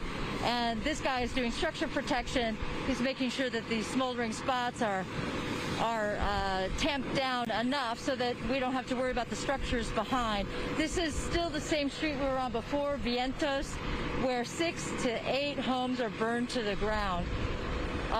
In terms of water supply, I did hear what Haley was saying. I can't really speak to that. I can only say that at one point I was aware that firefighters were complaining about low water pressure. And the fire chief did confirm that that was an issue, but then they just worked with the water company and they got higher pressure delivered to the hydrants so that they were able to continue their fight against this wildfire. We walked down Vientos a little farther. We went to, I think, the area where that couple lived, and their house, yes, they were probably right to feel secure enough about leaving the area because they have a unit in front, a fire unit in front, maintaining their structure, making sure that it doesn't go up in flames. But we were a little bit away from the area where we saw so many homes that were burned to the ground. One other thing that we saw, which was really remarkable, I thought initially it was a gas line that was burning, but in fact what it was a power line. And we talk a lot about when we have power lines that are hot and can put you. So that was really illustrative of that. Meantime, the line that we were warned about, it appeared to be okay because not only were we able to walk around it, but also those cars that were trying to get out of the area, they drove by it as well. So it's clear from where we are that we can see in an area that we can't get to by foot, there's another ridge area that has multiple buildings on fire. We were planning on trying to get to just the area a block away where we could see this big home on fire. It was in the background, where we also saw in the foreground a home that was burned to the ground. Okay, so I'll go back to you guys right now, where I'm still trying to assess the situation and see what else we've got in this neighborhood. Yeah. All right, while you do that, we want to bring into the conversation right now Tony McHale, who's a fire captain with Ventura County Fire. He talked to us on the phone a few hours ago during our coverage, and we're grateful to have him back in our coverage right now. Since we last talked, do we have an update in terms of numbers, in terms of number of people on this, any new information? Yeah, so what I have is a different number for the acreage, and we are approximately at 10,480 acres. At the moment, and fire is still very active. There's still lots of active fire, especially Camarillo Heights area, and also the south side of South Mountain. So as far as personnel, we have numerous resources coming in due to the California mutual aid system that we have. So lots of orders were placed to get additional resources down there, strike teams of engines, dozers, hand crews, what we call ground pounders. They're all coming in. So they're coming in at different intervals, but we are receiving much needed resources, and currently though we're fully committed, especially to some of the problematic areas, the Camarillo Heights area, because there's lots of residences in that area that are impacted. We don't have a definitive number on structures that have been destroyed, but we know it's a considerable number. And there have been a number of civilian injuries that were reported. I don't have details on the nature of the injuries, but I do know that we have a couple of civilian injuries. I have not heard of any injuries to firefighters at this time. If that information comes our way, we'll definitely contact everybody and let them know. But right now, it's going to be a very long night. We have all the resources out there committed doing structure protection ops. The two priorities are life safety, number one, life safety, and then, of course, structure protection ops. There's zero containment because when we're in this mode, dealing with extreme fire weather like this, we are strictly into life safety and structure protection. And then when the opportunity arises and conditions improve, then we start getting into containment. But right now, our priorities are focused on human life. Captain, let me ask you a question here. You talked about the different mutual aid support you're getting right now, the dozers, the hand crews. At this hour, it's dark out. What's the focus right now? I'm looking at a live shot here. I see fire trucks on the ground there. I don't know if that's structure protection or some fighting the fire itself. But how do you fight this at night? Do you have any choppers flying? Is there any water dropping happening? Yeah, I mean, we were using helicopters most of the day. The conditions didn't warrant the use of fixed wing aircraft. It was just too risky with the winds. So we had a number of helicopters working the fire.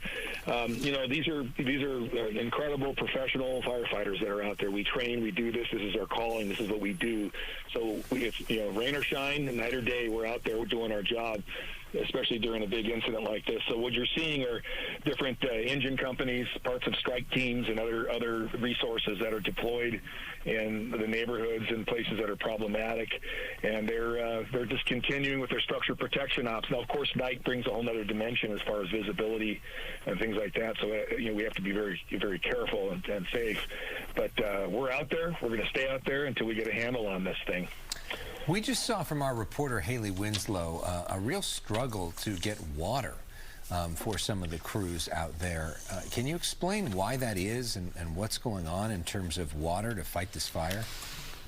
Well, it depends on where we are on the fire front. You go to the Camarillo Heights, there's gullies, very steep hillsides. There's kind of rugged terrain in there. So a lot of the water systems, I believe, have to use pump systems.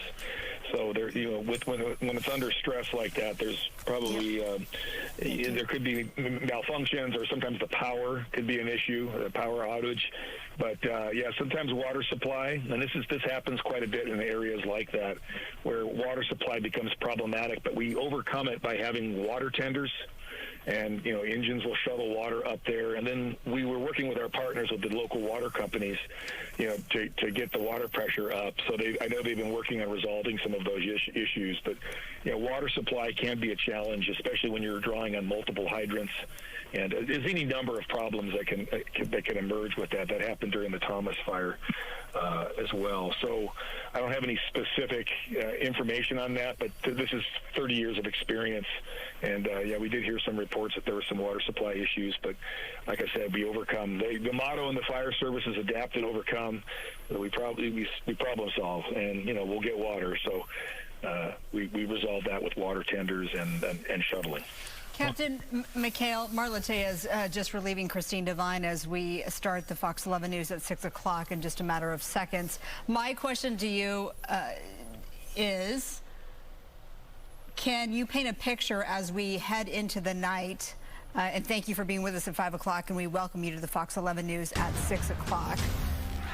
I'm Marla Tejas alongside Alex Michelson here as we cover the mountain fire. On the line with us is Ventura County Fire Captain Mikhail.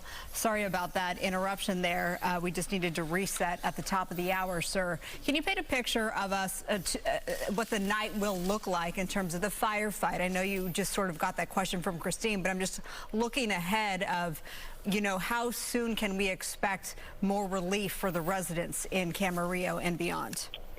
Yeah, well, that's a very good question, and everything that we do in an incident like this is driven by conditions, the conditions that we encounter, and these east wind fires. This is a classic east wind fire, very dangerous. One of the most volatile, difficult things that we do professionally is dealing with a wind-driven fire like this, because the conditions can be really extreme. And I like to describe it as trying to put out a blowtorch with a squirt gun sometimes. I mean, earlier today, we had winds that were up to 60 miles an hour sustained with big gusts. And it was unbelievable and very difficult, very challenging. So tonight, as we did the two operational priorities that we have in a fire like this, with a dynamic, fast-moving fire like this, is human life safety. That's number one. That includes the people we serve and us, our crews. And then the second one is structure protection ops. We are opportunists. We look at the conditions, we apply the appropriate tactics, and we get equipment. As equipment comes in, we deploy it. We always think about contingency planning. Where's the fire going to go? What kind of behavior we have? So tonight, we're going to continue with aggressive structure protection operations. And, of course, some of the residents that may be in the area that haven't evacuated, we have to be cognizant and aware of them. We want the citizens, though, to pay very close attention to evacuation warnings. And one of the things that we have here in Ventura County is a program called Ready, Set, Go. And you can go to the Ventura County Firefighters website and get information on Ready, Set, Go. And these are measures that the public can take to prepare their home for a wildfire and what to do when a wildfire, when there's an evacuation. The other one is VC Emergency, which is a great website. And has all the current information as far as road closures, evacuations, shelters. There's all kinds of information that's frequently updated on that. So we direct people to that. But tonight, the operational mode is to continue with structure protection ops. And as more equipment comes in, daylight comes in, we're expecting some more winds tomorrow. I don't think they're going to be quite as extreme as they were today, but they're bad enough. And so we're expecting wind through the night and in through most of the day tomorrow. So, of course, we have to prepare ourselves for that. But that's the operational priority, life safety, structure protection, all through the night. And lastly, real quickly, when we look at this picture from Skyfox, we see all of these little fires burning, and some of them burning miles away from each other, which is probably an indication of some of the embers from all of this. Usually, one or two of these things would be complicated for you at this point, but the fact that there are so many of them at the same time, talk about how unusual that is and how difficult that is for you to fight. Yeah, so those are important factors in a fire like this and fire behavior, is that you have this wind-driven fire, and then what we get is ember cast, or what we call the ember wash, or fallout. And these embers, under the right wind conditions, can go as far as a mile to a mile and a half, 2 miles away. All right, and in some cases they'll maybe a quarter mile, and you just never know with this fallout, with this ember wash. You never, all it needs is a receptive fuel bed or a structure, a certain structural member in a house, or furniture, outdoor furniture, anything that's combustible. And you're right, it can get ahead of us, and then you suddenly have spot fires breaking out all around you, and that's just added danger. So what we do is we have lookouts. We're always looking around. We're always aware of what's going on around us. We have aircraft, we have lookouts, and we're always trying to look at those changing conditions, because that is one of the biggest challenges is spot fires. And that's why you're seeing it. And plus, we have, it's an imperfect burn. It flashes through so quickly that it may not be a clean burn in certain wildland areas. And, what makes this challenging is that it's a what we call an intermix, which is a combination of residential areas,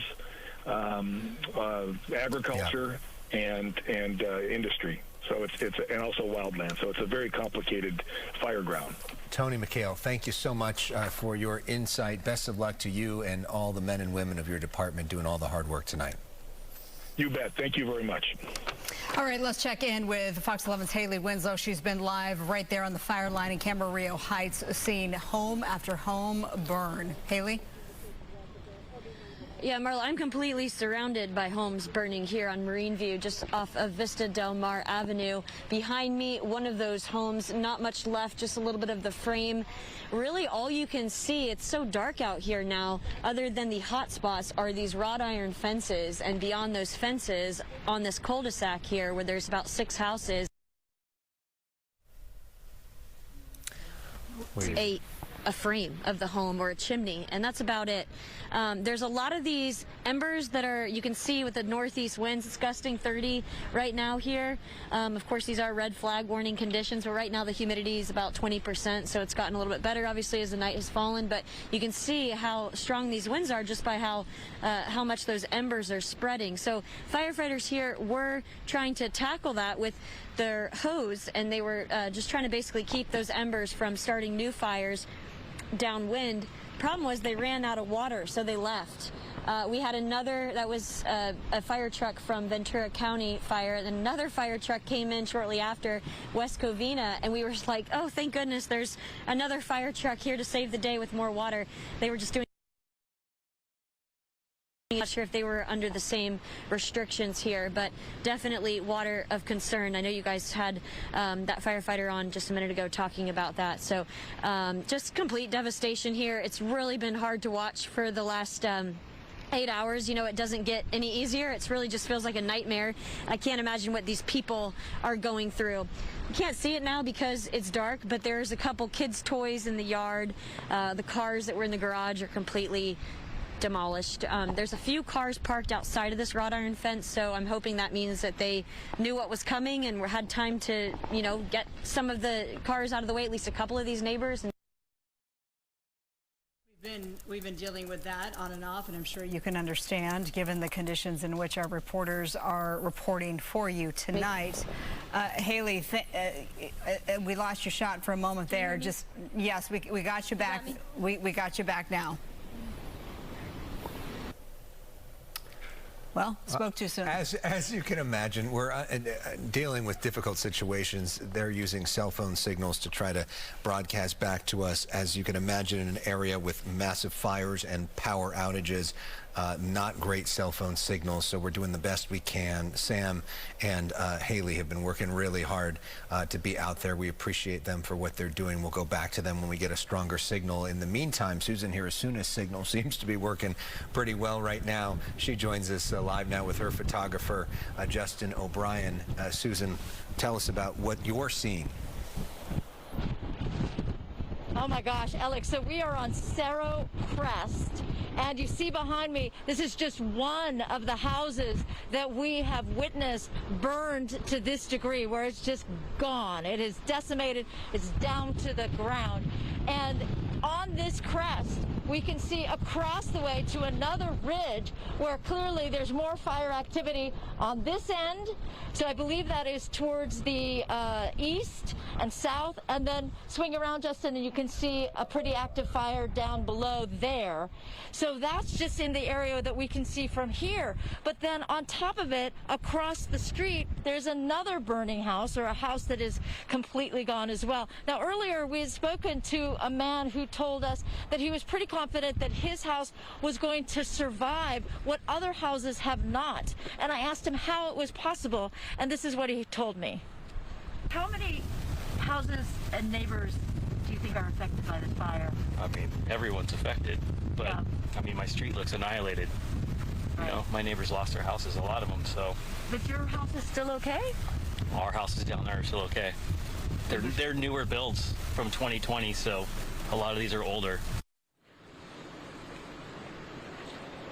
Okay, so there, if you come back live to us, you can see this is 29 Cerro Crest. This is another address where the house is gone. We're actually using the headlights from the microvan so that you can see a little better the devastation that has occurred here.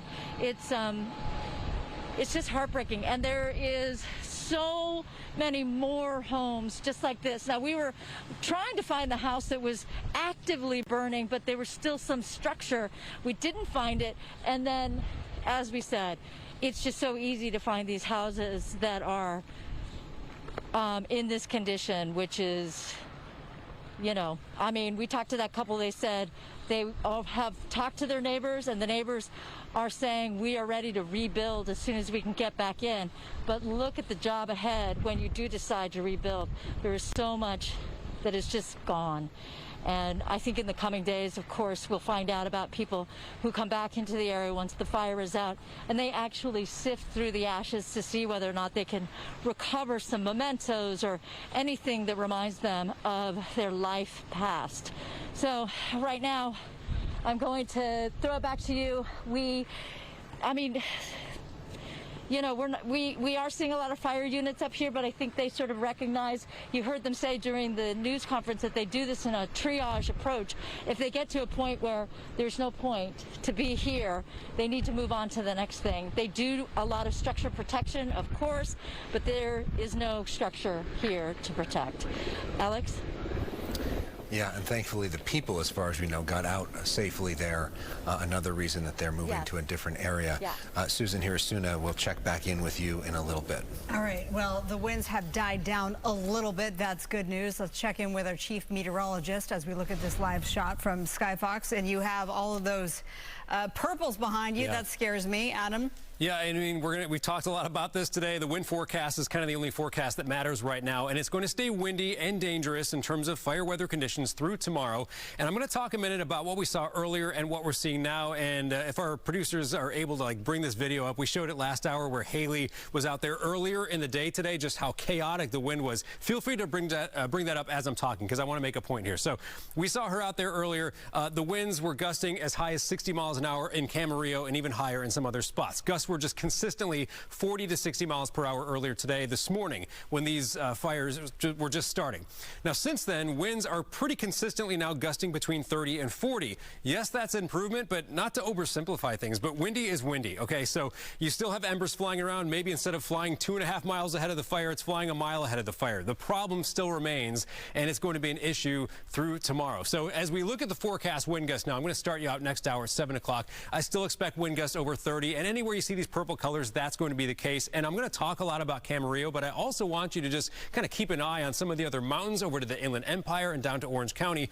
It's going to be the same type of weather conditions there. It's just that we don't have a fire there to talk about, but if something sparks up, it could spread just as quickly as what we're seeing around Camarillo right now. All right, I believe we have that video, so let's bring that up now. This is just, I want to, if you missed this last hour or earlier in the day today, this is pretty wild stuff. If we can bring the video up, and then I'll get back into the wind forecast here. So I believe we had a moment here where Haley was reporting on the fire. The smoke was just going sideways. I know for a time it was difficult for her to even stand in that wind. And so, again, these are just some images from earlier today, a few hours ago. The wind was a lot more chaotic. It's still, as I said, windy, and it's going to remain windy through the night. I expect gusts to be 25, 35 miles per hour with some occasions where it might be a bit higher tonight. But look at that. I mean, just sideways fire right there. This is what I was talking about earlier in the day today, where it was so extreme, just about as bad as it gets for weather conditions in terms of Santa Ana wind events. So again, that's earlier today.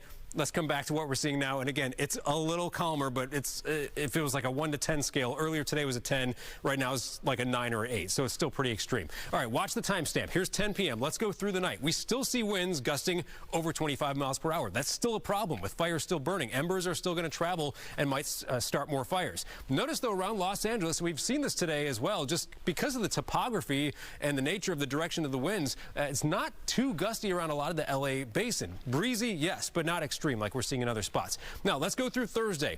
Still gusts near 30 by midday Thursday. By late day Thursday, this is the moment when we expect pretty good improvement on what our wind speeds are doing. Still, however, there's going to be dry air through Friday morning. So a lot of the area has a red flag warning. until 6 p.m. Thursday. Other spots, it goes until 11 a.m. Friday. And what we will see for sure is the winds coming down by late day Thursday.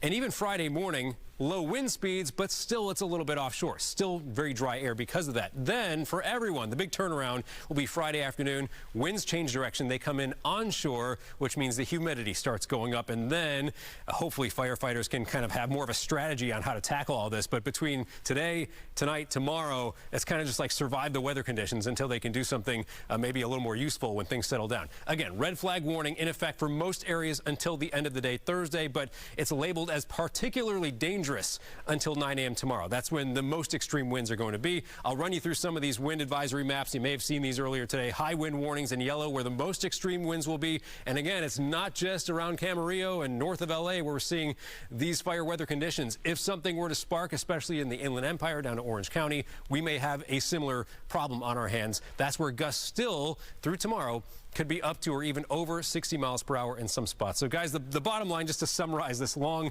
monologue I had here, is that we have these dangerous fire weather conditions through tomorrow. It gets a lot better after that. We'll head back to you. All right, good. I like that that summary there at the end. Thank you so much, Adam. Okay, so let's talk about where you can potentially go to evacuate. The Padre Serra Parish, 5205 Upland Road in Camarillo. That is a place where you can go if you need help in terms of an evacuation shelter.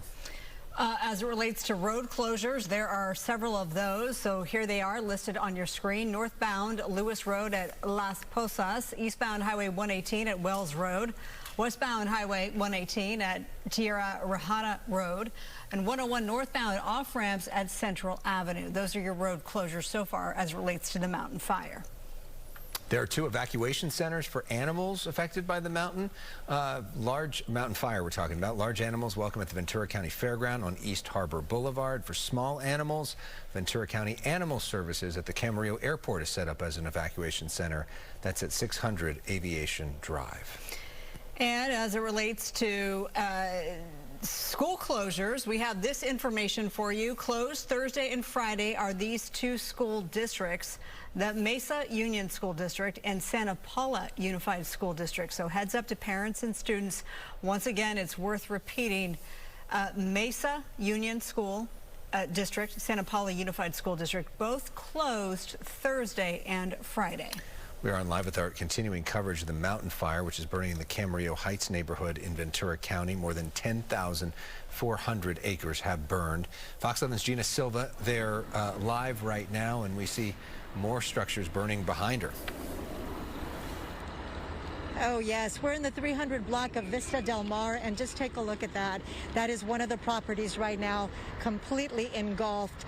There are firefighters on the street, and I did ask a firefighter what the plan is, and he says that when a property is this far gone, they basically just let it burn down. What they're doing right now is structure protection on many of the other homes, and if we pan over to this side, you can see the firefighters.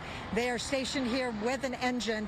They're ready to protect this property, which is across from the one that's burning. That one, as you can see, it is completely, it's just devastating. That property is gone. But if we walk over here, we talk about this wind, and take a look. All of those embers that are flying right there on the ground, and they're flying, and those embers can go for miles and miles and start up another fire. And that's what we've been seeing everywhere we drive around here, these hot spots on the left, on the right. And, if they're not put out right away and they're carried by this wind, it is so dangerous once they go to dry vegetation or to a property, and it starts up again. So the winds are strong. It's going to continue like this throughout the night until tomorrow. And all of these firefighters, they are doing their best. So many firefighters from many different agencies are here battling this blaze. I know that there are strike teams on the ground, and I asked if they're still flying.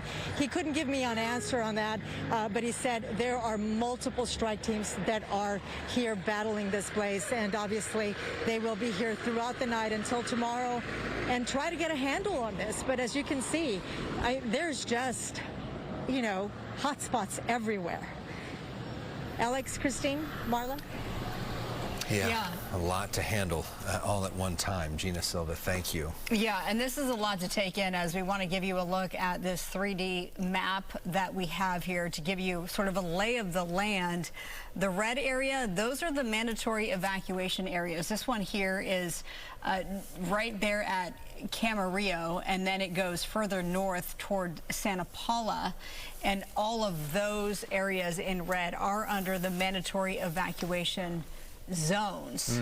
A whole lot of acreage covered in all of that red. The yellow on the backside, those are evacuation warning zones. Let's hope that they can keep it at bay so that this area doesn't turn red as well. Again, this butts up to Santa Paula to the north.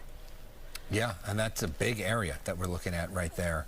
And Haley Winslow is in that zone right now, looking at some of what's happening, and unfortunately, more structures burning. Haley. Yeah, Alex, it's hard to see. We are actually the only ones out here. It is pitch black other than obviously the hot spots. We're just down the road from where Gina is on Vista Del Mar Avenue. That's where we were earlier, actually, and we're in a cul-de-sac just down the street on Marine View, where we've been for probably the last hour. All alone here now. There's about 6 houses on this cul-de-sac. All of them are destroyed. And this very similar kind of story where firefighters, there is not a whole lot that they can do other than try to keep the embers from spreading and catching other houses on fire. And they did that until they ran out of water, and now they've left.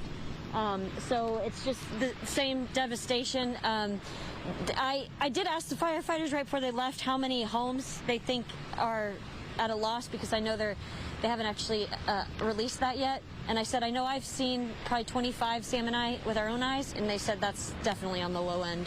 So that's devastating to hear, and I'm sure that when the sun rises, we're going to see a lot more of that devastation. But this is far from over, as we know, with these Santa Anas going to be gusting again tomorrow, and these red flag conditions continuing. Obviously, the humidity's gotten a little bit better as the sun's dropped, but it's really gusty out here, you guys. You hear that? Oh! Yeah, that was a tree that just fell on. So there's 2 houses right there that there's literally nothing left. And it looks like that tree fell on the power lines. I'm guessing the power. There was another bush that was on fire, and it was crackling and getting really close to the power lines, which I'm sure have been hopefully disconnected. So we moved down the road a little bit. Your safety is a priority, okay, so we're gonna move out of here. Yeah, yes, get out of there. Great idea. In the meantime, we want to go to Susan Harrisuna. Susan. Okay, Alex and Marla, yeah, this is, we believe, the 100 block of Cerro Crest. When we were across the ridge, on another ridge rather, this was the house that we saw that was actively burning, and it was a dramatic sight, to be sure. And when you're looking now, you can also see how dramatic it is. There's just so much material to burn. It's, you know, on top of what you see is the eerie sounds that come across as well. And that is a lot of explosions, and we're not sure exactly what's exploding, but this is not the only house on the street. We showed you 2, 3 others, and across the street, it's not as well lit because it's now in the smoldering phase. There's yet another burned down house. So you see there the situation where there's still a lot of hot spots and no fire units. I think I see a fire unit down the street a little bit, but that's it. And I think it's quite possible that I now have no communication with you guys. That has to do with the battery power on my earbuds. But if you take a look, and I presume that Justin still has communication with you guys. Yeah. You can see also as the wind gusts come up, you can see the burning. Okay, I can hear you now. You can see the burning embers as they just travel so far, and it's like, okay, back to this house. It's hard not to look at this house because it's just so, it's so dramatic. It's very sad. Oh, there's another explosion. And they're just signs that there was, you know, life here, normal life here, and now it's all singed, and it's you know, look at this. This is somebody's surfboard that's all melted. Oh, somebody left their tools out. Perhaps they were trying to take some of their valuables out, but then it was time to just go. But it's, oh, there's another, lots of explosions. But, so again, this is a house on Cerro Crest, and it's not the only one on the street that looks like this or worse. I think this one caught fire more recently than the one across the street, which is already decimated. And then farther down the street, we showed you another house that is gone, that's a bit on the crest. And by the way, when you're talking about gusty winds, that was a situation where I really had to brace myself because the gusts were so dramatic. I thought for sure I was going to be taken down by them. Well, thank goodness. Thank goodness you weren't. Let me ask you this, because you've been out there all day long. We just sort of got an estimate from Haley Winslow, because fire officials say they won't have a count in terms of structure loss until tomorrow when they can get a better assessment on it. She estimates that with her own eyes, she's seen at least 20 homes that have been destroyed. You've been out there all day. What's your estimate? Well, in terms of destruction, I would say that the other street that we were on, Vientos, there were 8 homes at least destroyed. On this street, I've counted at least 4 or 5. So what does that take us to? 14. In terms of damaged homes, now you're talking about another 4 or 5 that we saw off of Avocado, and they were saved by firefighters, at least to the best of my knowledge. But, you know, things change so rapidly, which is the other scary part about what's going on, is that, you know, this house was probably safe when we were talking about other houses that were at risk, and now look at it.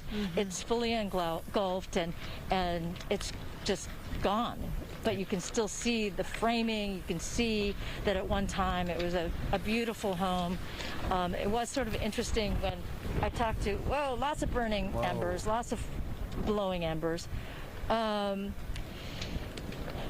Talked to that couple, and they felt confident enough to leave the area. So that's on the other street, Vientos, and part of it had to do with the way that they had their houses built. It's clear that these are older homes. You can tell by the way the rock was set up. That's a very 80s thing. So again, oh, you know what, Justin, to the left, that's actually a safe. It looks like an antique safe that they pulled out of the house, and it's just now sitting in what was, I think, the driveway. Do you see it there? So a safe, some tools, a surfboard, and it's, you know, all, again, signs of someone's very lovely life, and they were trying to get things out, and then eventually it got to the point where they just needed to leave the area altogether. So it's like standing. Just feels it's so like standing intimate. next to a campfire, except. Yeah, I mean, What's that, Alex? It feels very intimate. It's like we're getting a window into these people's lives, and including a lot of their private and it's just stuff. heartbreaking. And I'm you sure if think they're seeing our picture. Right, and you see like just that pumpkin. I mean, this might be a water dropping helicopter. Be careful exactly. of that. The welcome mat. And you think of you know, Halloween, and just a few days ago, this family enjoying the holiday together out in front of their home, and now there's no home to come home to, and all of their stuff in flame. It's just so sad. Yeah, and you can still see that, you know, what this house looked like at one time. Like, I can see part of the overhang of the roof that is now collapsed. Justin is keeping an eye on that helicopter. We saw one other helicopter that came by, and it seemed to be spotting as opposed to trying to put any water on these burning homes. It's dark enough now that I can't see whether they have the water nozzle dangling from the belly of the helicopter, but the initial one that we saw pass by here, it looked like it was just spotting.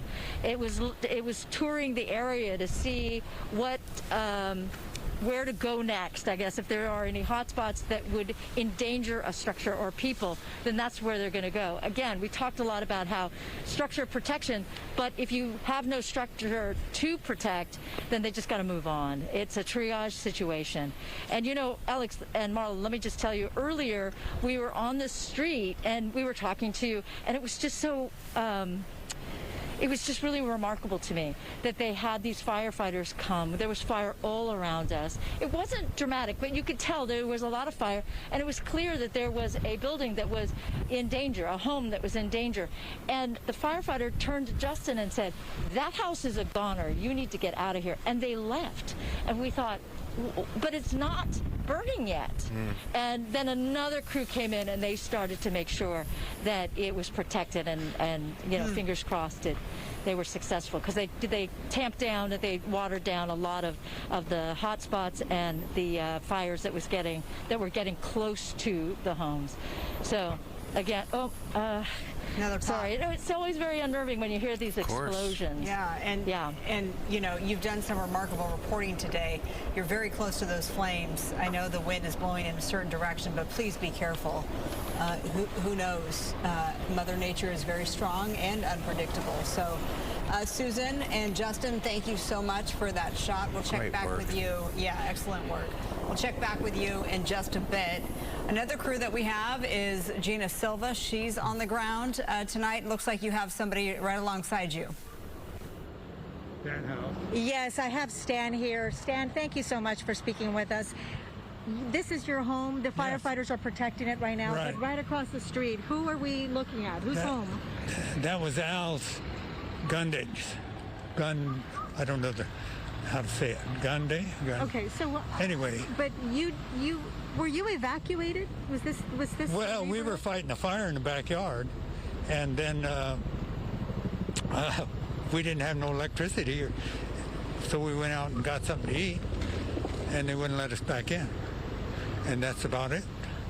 Describe your feelings as you're watching all of this. Well, what is it? Devastating, right? Yeah, it is, really. Who would expect these houses to burn?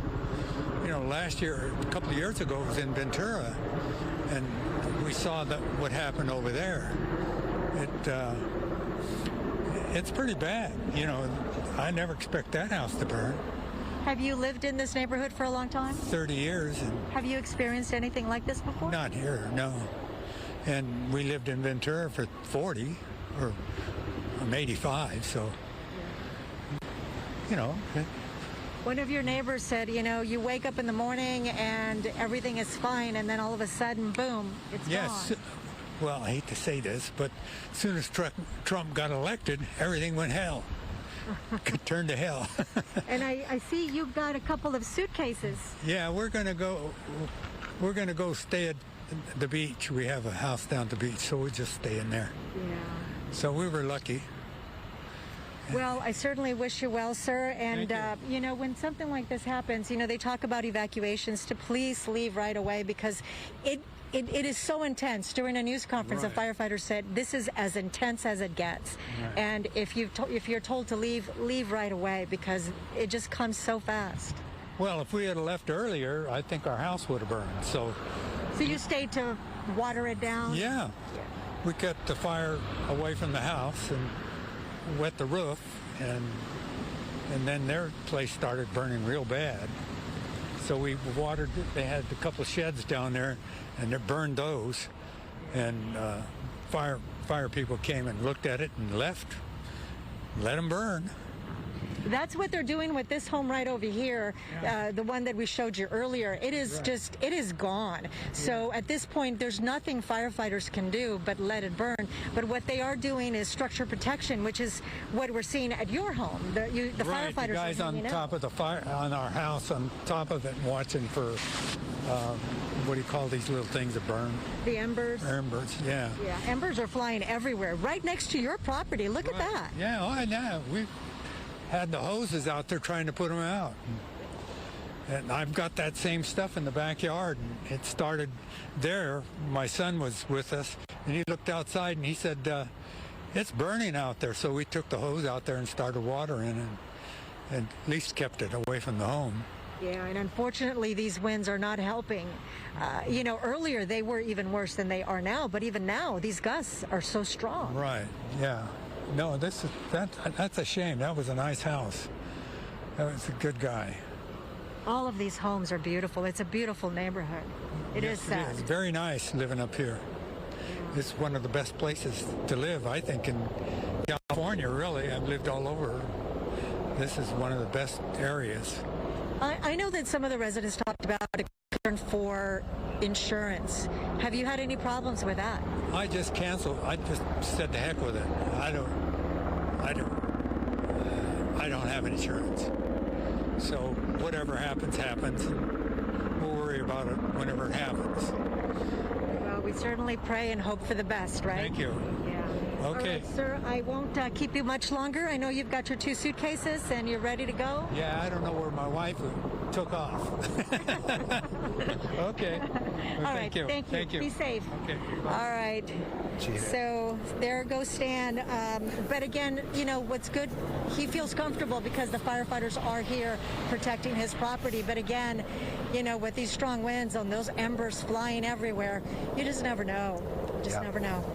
Gina, thank you. Stan, quite the character. And a reminder that we had a presidential election yesterday, which any other day would be our lead story. We haven't even mentioned the fact that the Vice President of the United States conceded the election today to Donald Trump, and he won an overwhelming landslide. And haven't even talked about the local congressional races because all of our coverage has been about this, the Republicans leading all the local close congressional races.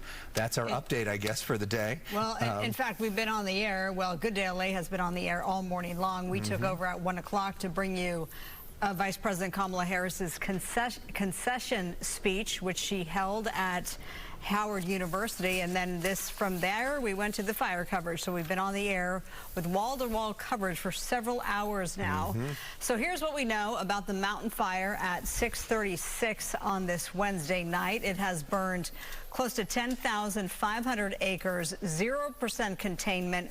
We know that dozens of homes have been destroyed. The official count should be released tomorrow when those fire officials can better assess all of the destruction left behind by the flames today. There are mandatory evacuation orders, about 8 different zones. All of this information is at vcemergency.com. You can also rely on us here at Fox 11, foxla.com. We have all the information posted as well.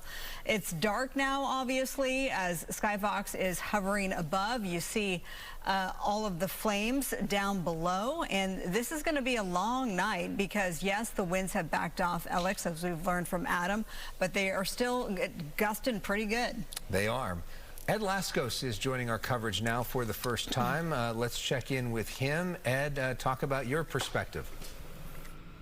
Yeah, the wind's still gusting here, so certainly not as strong as the 70, 80 miles per hour earlier this morning when this monster roared to light. Still roaring through here. Mike and I downhill for the fire zone. We're several blocks just west of where Justin and Susan did their live report a few minutes ago. Mike will give you a look. That is one of the mansions, the homes up there, still burning. One of the neighbors, as they were leaving this area to evacuate, said about 2 hours ago he was watching that thing starting to light up, that home, and he was telling me that he saw the helicopters doing all these kind of drops, the water drops, to try to save it. Can we talk to you real quick? We're live, Fox 11. We were just showing that home up there as it burns.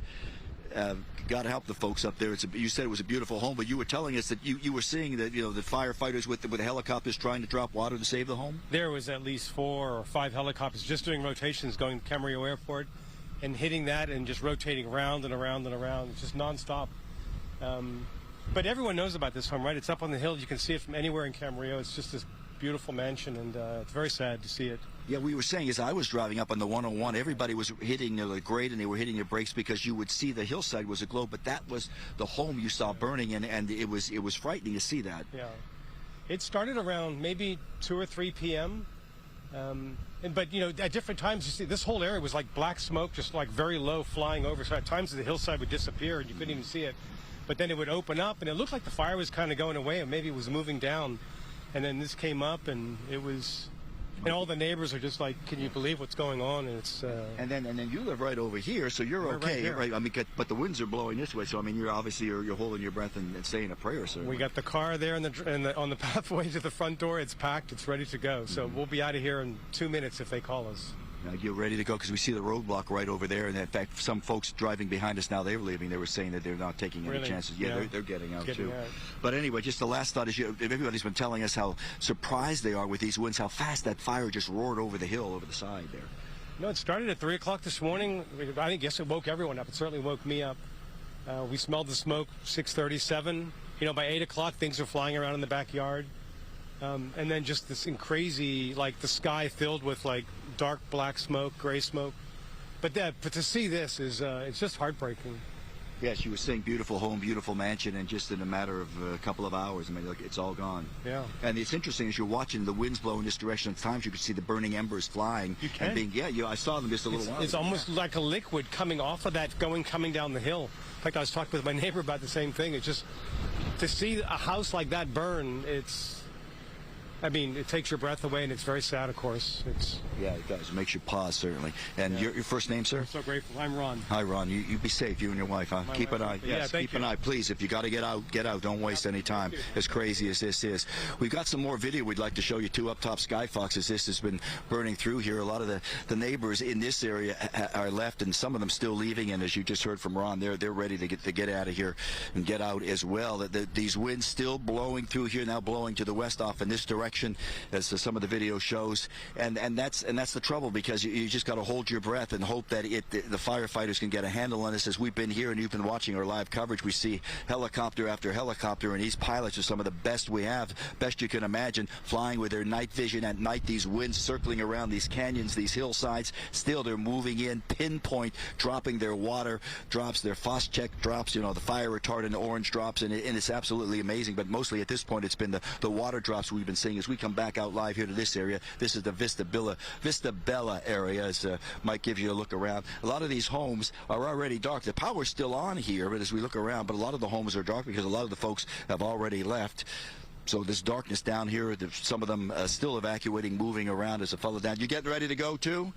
Yeah. See, it's all. Everybody's just very tense. They got everything packed up. They're ready to go. So at this point, we're downwind from the fire, and everybody with the roadblocks here. The sheriff's department moving in. They're not letting anybody back up into the hillside. Some folks that tried to come up there to try to say, we want to check on our home. We want to see how things are going, and they've been turned around. Even some of the news media having trouble getting up there, as we had some trouble getting up there as well. But just a lot of tense situations here as the fire department moves in. That's from West Covina, as a matter of fact, sending some engines here as the firefight continues from this monster as it burns across the hills here in Camarillo. For now, we're live. Let's head back to West LA. Ed, thank you so much. So sorry to see more of those devastating images. Couple new nuggets to share with you. We know there was the mention of the Camarillo airport. We can tell you that they are not allowing anyone to land there because this is so close to the mountain fire zone. Also, in terms of outages, about 5,100 people are impacted, Alex, tonight by power outages due to the mountain fire. Susan Hirasuna, not that far from where Ed is, has a look at what's going on, and unfortunately, more destruction. Susan. Yeah, this is 118 Cerro Crest in Camarillo Heights, and the thing that's most remarkable about what we're seeing now is that even though it's clear that this home is a goner, it is destroyed, there's still enough of the framing to get a sense for what life might have been like had you lived in this home. And it's clear that the layout suggests it was a big home, it was an elegant home, and I'm sure whomever owned this house is just heartbroken to see what had held a lot of memories now looks like this. And we've been standing here for quite some time, in fact sharing some of our video over the last few minutes, because it just is so remarkable to see what this house is doing right now as it continues to burn, and there is no effort to put it out. There's no reason to put it out. It is just it just needs to burn, and it's just I mean, I'm sad for the family, for sure. I'm heartbroken for them. And, you know, at this point, it's just representative, I think, of how destructive the mountain fire is. And then when you get those gusts, we are on a crest, when you get those heavy gusts, you will just see just a spray of embers that will go across and follow the wind pattern.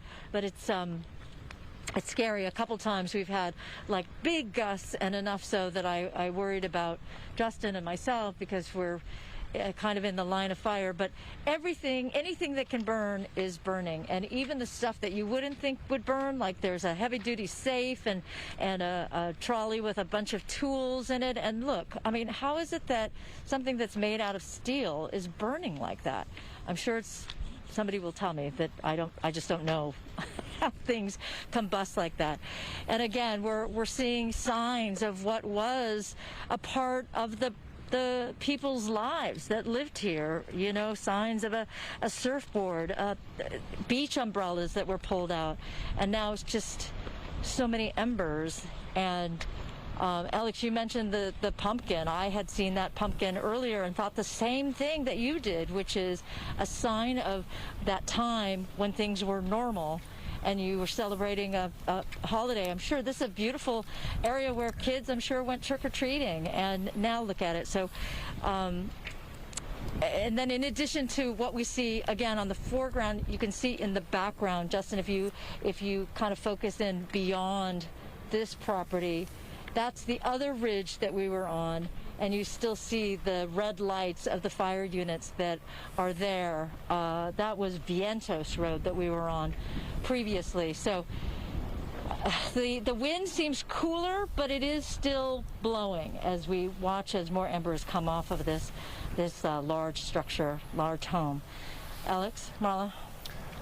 Susan Hirasuna, thank you. It's just so heartbreaking to look at those images. We want to talk to you about the power situation now. Southern California Edison and other utility companies are conducting public safety power shutoffs to tens of thousands of customers, basically getting that power off so that more fires don't start.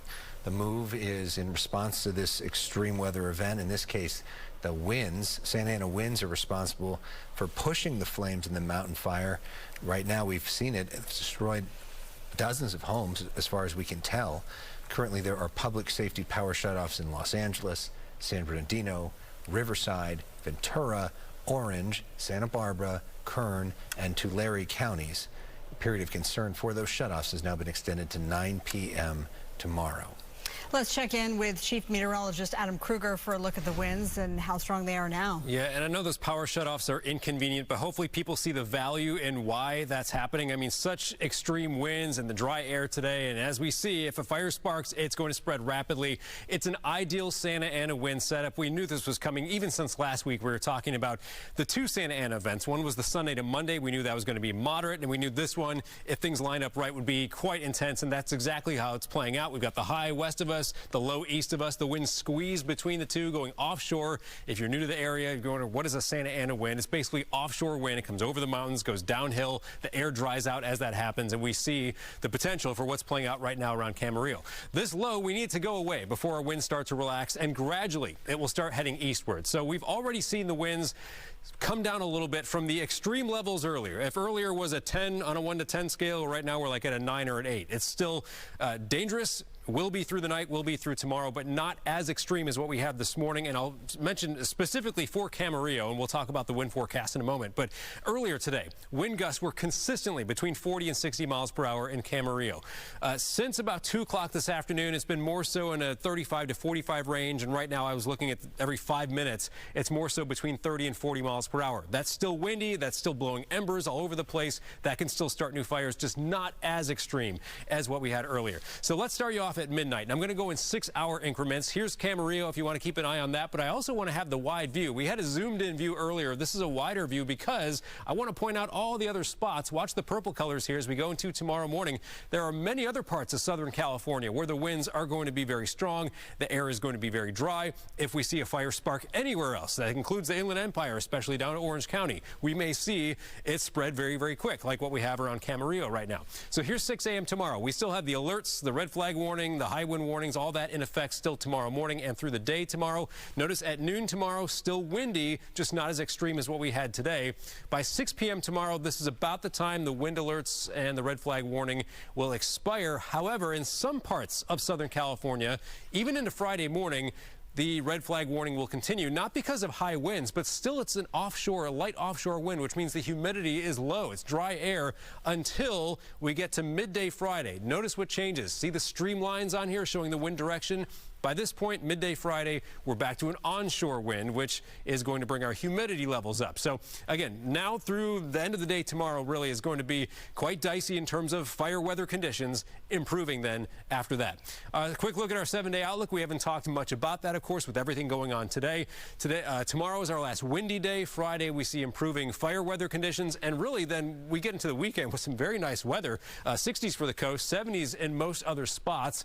There won't be any other big wind events in the foreseeable future on our 7-day outlook, and no big temperature fluctuations. Just pretty nice. We just got to get past the end of the day tomorrow. Back to you. Adam Kruger, thank you so much. All right, we have a few different views of the mountain fire, all devastating scenes here of several homes that are burning. This is from Skyfox on the far right, and then there's a ground shot. That's where Susan Harasuna has been reporting from. That's a live picture. And then on the left, Gina Silva's shot there with more devastation. Here's what we can tell you about the mountain fire. This erupted more than 8 hours ago, just before 9 o'clock this morning. This really erupted near Moorpark, as just about 250 acres. Tonight, it's closer to 11,000 acres, 10,400 plus acres, 0% containment. They haven't even started to work on those containment lines because their first priority is to save lives, and then next priority, of course, is structure protection. So until they can get a handle on that, and it's hard to, given the winds, they cannot start to work to get containment lines around those flames. Alex.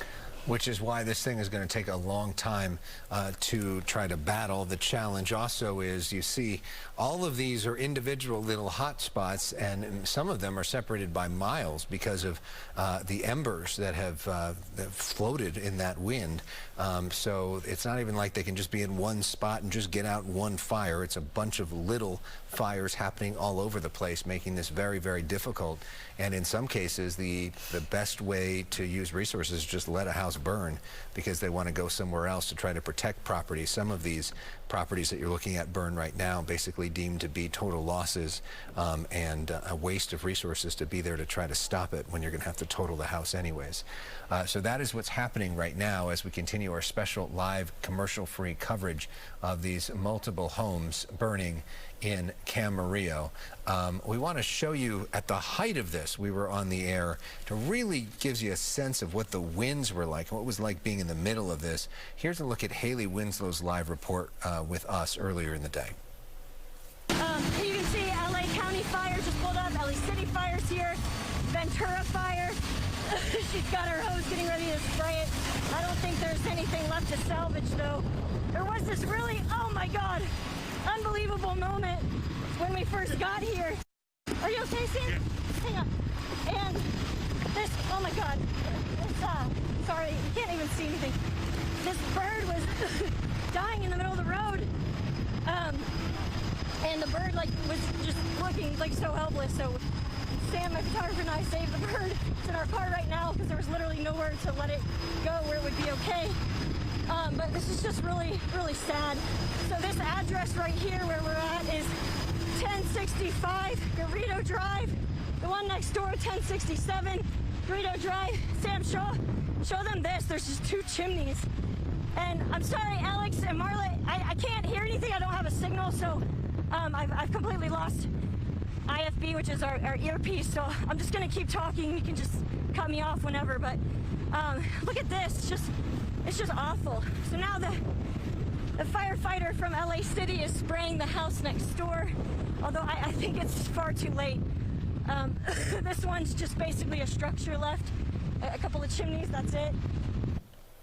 That was hours ago, obviously. As you saw, the footage there was in daylight when Haley Winslow really had just arrived on scene, and it was just a really intense, dramatic moment just to paint a picture for you of the intensity of the mountain fire over the last couple of hours. So on the left side of the screen, the live picture, that is Gina Silva's camera there, and you can see fire trucks are there.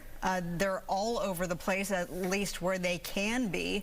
Susan Hirasuna, she's in the middle shot there. Let's go live to her on the ground. And this is one of those homes that you've been looking at. There's all sorts of personal mementos that we've seen. There's a welcome mat that has burned. There's a pumpkin left behind. Of course, it was Halloween just a few days ago.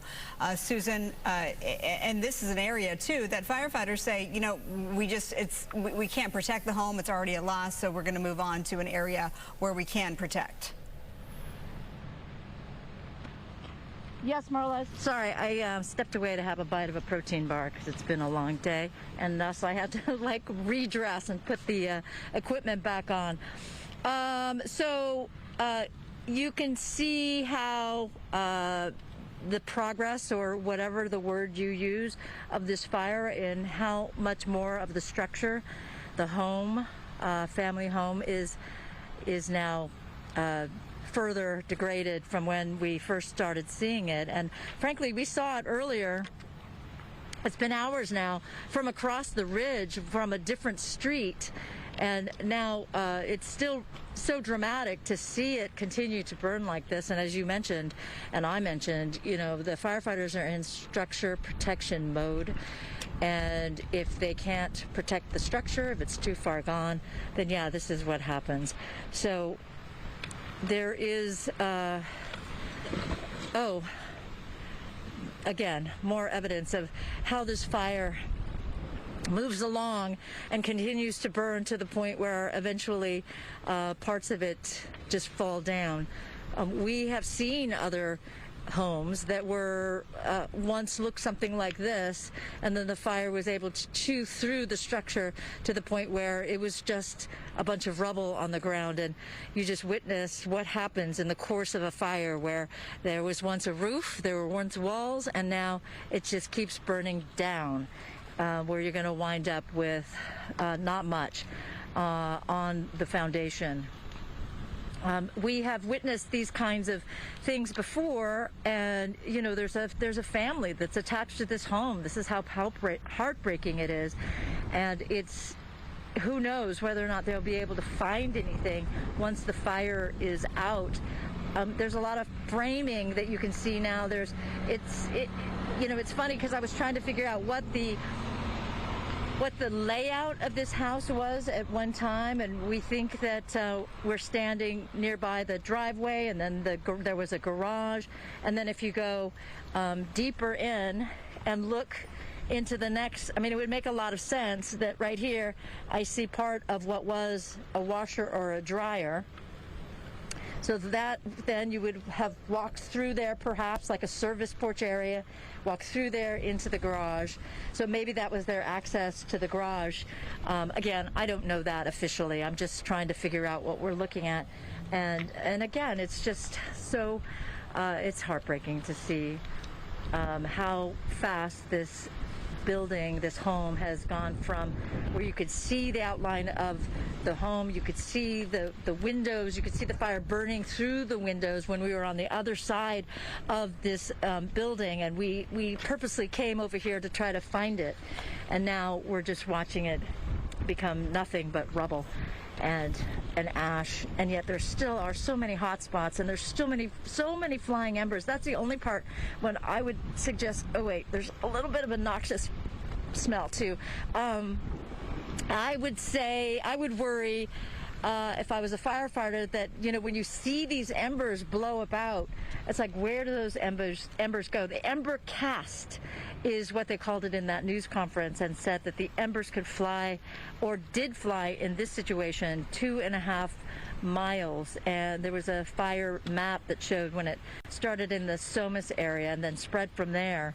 So that's a heavy swath of the burned part of the mountain fire. But then there was a big gap, and then another collection, another island, if you will, of homes that were burning. And that would be where we are now. So the Camarillo Heights area is where we are watching this house go up. And it won't be long before this house will look a lot like other houses that we've seen, where you could see the rock and the chimney, perhaps. This just looks like a decorative wall No, I do see something on the top that suggests that it was a chimney. So, by 10 o'clock tonight, you'll just see perhaps the chimney, and that's all that's left. And we've seen, you asked me to count how many buildings we've seen like this, homes that we've seen decimated to this point, destroyed, and there's one immediately across the street, and it is almost just chimney alone. There's a couple of walls left, but because it's not burning as brightly as the one in front of Justin O'Brien, it's harder to see what's going on, but still a lot of hot spots there as well. We have seen some fire units come round. There's one across kind of casting its headlights towards the fire where we are on Cerro Crest. We have seen a couple of helicopters, but they seem to be spotting and not much more. We didn't see any kind of water drop. So I'll send it back to you guys in the studio. Susan Hirasuna, thank you. We will check back in with you. Usually this is the time of night that Marla and I will say good night for now and turn things over to Extra with Billy Bush. But tonight we are going to stay on for the next hour with our live commercial-free coverage of this wildfire that is burning right now in Ventura County. Dozens of homes, we believe, have already burned. More than 10,000 acres have burned. This is in the Camarillo neighborhood. This is called the Mountain Fire. Right now, 0% containment, and there are mandatory evacuation orders. I'm Alex Michelson with Marla Tejas and Christine Devine rejoining our coverage now for the 7 o'clock hour. We are looking at some of the numbers here on that Mountain Fire. More than 10,000 acres have burned. They are saying 0% containment. Dozens of homes destroyed. We've been showing you some of those from the air right here and also from the ground. There are mandatory evacuation orders. We talked about some of the grand properties in the Camarillo Heights area. We've talked to residents also who are in the area as well. Right now we're going to go to Ed Lascos, who brings us coverage from the ground. Ed. And Christine, we are in the Camarillo Heights area off Las Posas Road, Crestview, the site back there. The wind still blowing very strongly here. We're downwind from the fire zone itself, and at times you get a really good gust. About 5 minutes ago, we had a roaring gust that came through the valley here, almost knocked Mike and the camera right off the tripod. That's how strong you get some of these gusts, to give you an idea why this fire is still roaring out of control. Mike will give you a look. That is an ominous sight. It has been burning the last several hours. If you're on the 101 freeway and you're coming home from work, you come over the crest, you see the hillside, it's glowing, you see the dark smoke, and then you come down further and you see what looks like a fireball up on the hill. Neighbors have been telling me, I'm not familiar with it, there was a mansion, a beautiful home at one point up there. Everybody would see it on the hillside, sunny days, and it was a landmark in this area. And a few hours ago, as the fire came through here with those burning embers, the ember path, it caught that home on fire, and it has been burning, roaring ever since. Through the last half hour or so, we've been seeing the airdrops with helicopters. They've been coming by, and the neighbors telling us when that mansion, that home first started to burn, firefighters through the air were dropping all kind of water drops, Phos-Chek drops on it. They're fire retardant, still unable to save that home. Some of the surrounding homes in that area burning, lighting up this hillside, and it's a total loss. The one neighbor almost moved to tears, saying he can't believe it's burning, and they're losing it right in front of our very eyes. As the winds blow here, Mike will give you a look. Crestview over here, a lot of folks they've been trying to get past that roadblock, the sheriff's department up there, to get around the bend up to the hillside where that fire is roaring right now. No, they're being turned around. One lady came over here a little while ago in tears. She said she evacuated, but her dog is still up in that area. She doesn't think it's right near where that home is burning, but she's very uncertain. She tried to get back, and then they said, no, we can't let you back there because it's just too unsafe, too uncertain. So that's the kind of situation here. A lot of folks in this neighborhood on this side of Crestview have already evacuated. Others, like Ron over here, say he's got his car packed. He's ready to go if he has to. These homes all dark. I've been told by a neighbor here, and actually what I told you when we had our last visit about a half hour ago, some of the areas further north, they still have electricity, but this area, the utility has cut off power here several hours ago as a precaution because of these winds as they were blowing down. So as you look through down the hillside, nothing but darkness down there. A few miles down that way, there's a big water tank, drinking water supply area reservoir, and that's where a lot of the choppers have been roaring through, especially when it was daylight, grabbing water and rushing up here to the fire zone to make their water drops. But we still have the wind roaring through here, and that is a sight that is just, I don't even have the words to tell you about it, especially if you're on the freeway and you see the glow, and then you look up there and you realize that's not a hillside burning. That's somebody's home going up in flames, and the trouble is firefighters are doing the best they can, but with winds continuing to blow like this, standard strong winds, it's just simply nothing they can do, unfortunately. As Mike gives you one last look over here at the roadblock, there's somebody bringing their RV out. The area further up the hill, they're still doing the evacuations up there. The Sheriff's Department moving through. I heard them earlier with their black and whites going through with the loudspeakers telling everybody to get out if you can, because this fire is still out of control, and with the winds they can't save anybody, so they're trying to tell everybody. And that person obviously grabbed their RV, packed it up with all their belongings, and they're trying to get through the roadblock here to get out. And some other areas, some other people have been rushing up here trying to get through. I assume probably coming back from work or something, trying to get up into the neighborhood. They're being turned around. And that's the unusual thing about this. When you cover these fires, usually there's a sense of there is some control, there is some manageability by first responders. But when you have 0% containment and you have winds blowing like this and an out-of-control fire, everybody's on edge here. The first responders, the Sheriff's Department, the volunteers, because everybody who lives in this hillside, there's no possibility of, even if you can get out of these winds turning, we're getting another big gust blowing through here again. You can see how it's whipping up the flames up there on that hillside, and that's the trouble. As long as these winds continue to blow here, firefighters really have a desperate firefight on their hands. And as we heard at Fire Command at that press conference a little while ago, their really big concern besides structure protection was getting in and pulling people out. As the fire captain said, they made several dramatic rescues. One man in a wheelchair wasn't able to move himself, and the firefighters, forget about the fire, they had to grab that man and rescue him just before the flames moved in on his neighborhood. So that's what the firefighters on the front lines have been doing, making dramatic rescues, then trying to deal with structure protection. And then the last line here, and it sounds funny to say that, but the last line is try to get some containment around this fire. But at this point, it is just burning, roaring out of control as we head back to West LA. Ed Laskos, thank you so much. So sorry that we have to keep showing these devastating images, and I wish that we could bring some better news, but this is the current situation for folks in Ventura County right now. On the ground, let's go to Gina Silva. She had talked to a homeowner recently whose home has been spared. Forgive me, we don't have Gina's shot right now, but we do have this live picture, and you're seeing this structure, this home on the ground that is in flames. We've seen this time and time again.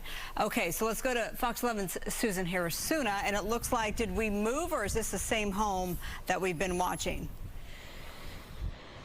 No, this is the same home that we've been watching, and it's sad indeed, because the progress of the fire means that more and more of the structure is just collapsing. The roof is now gone. The roof burned quite a bit while we were here, and so more and more of this home has just been destroyed. What you're seeing, I don't know what Justin is focused on specifically, but I'm looking at the front door, and you see what looks like a panel or something that is blocking entry, but really what that is part of what was the roof or the overhang over the front porch, and it burned to the point where it collapsed while we were here. We listened to it just come down, and then there was a shower of embers that came as well. It's clear that when you see the progress of the flames and how there are these big bursts, if you will, of the flames, that the wind is still blowing. The wind is blowing in such a manner good for us, away from us, but you do see all of those embers, the showers of the embers, the ember cast, as the firefighting professionals called it. And we just know from the past, from our having covered wildfires in the past, and from what we learned in the news conference, that these embers can fly quite a distance. In this situation with the mountain fire, they flew 2.5 miles and created a whole new island of fire, as opposed to the wide-ranging, the larger swath of fire that started in the Somas area, and then a big area that was clear, and then all the areas that we've been covering in the Camarillo Heights area. It has just been remarkable, and it's one home after another. These were beautiful homes on huge lots, and I realize it doesn't matter if you have a small home or a large home. It's meaningful to you and heartbreaking to you when you lose it, especially in this dramatic fashion. And in a way that suggests that, you know, just a few days ago they celebrated Halloween, and now look, talk about a horror. That's what you're seeing as this home, this beautiful home, continues to burn to the ground. We don't see very much in the way of fire units. I see one vehicle. I'm not quite clear whether or not it's from a fire authority, and I haven't seen any more helicopters. So that's what we've got in this situation. This is Cerro Crest. But again, it's just more and more of this home continues to burn and will eventually just be rubble on the ground. Marla, Alex? Can you talk about, Susan, why you potentially don't see fire units, how they triage? They talked about that at a press conference you were at earlier. Yeah, triage. It was the first time, not the first time, I shouldn't say that, but it was clear from even before that news conference that they had to pick and choose the areas that they needed to get to and attend to situations like this. Unfortunately, they did not get to this structure in time, this home in time. But yeah, they were well aware of the fact that there were spot fires that were kind of hopscotching the area, and, you know, depending on whether or not there was somebody nearby that could put water on the situation. The strategy was either take care of the burning material around the home and protect the home, or like in this kind of situation, there was just nothing to save, so they move on to the next thing. And again, as I said, what's really sad is it's so clear there are so many structures on this one street that are just...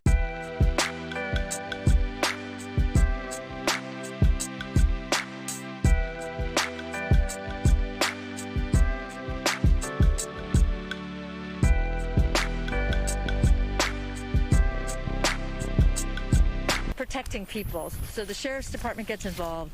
They went around and said, look, it's not a warning, it's an order. You need to get out. And there wasn't really a lot of time for a lot of these people to gather very much out. It was that much of an emergency that for your own safety, you needed to leave. I did ask the question, did you have a lot of people that resisted your orders? He said there were a couple of people. And I remember, you know, when we're covering the hurricanes and you heard one of the first responding agencies say.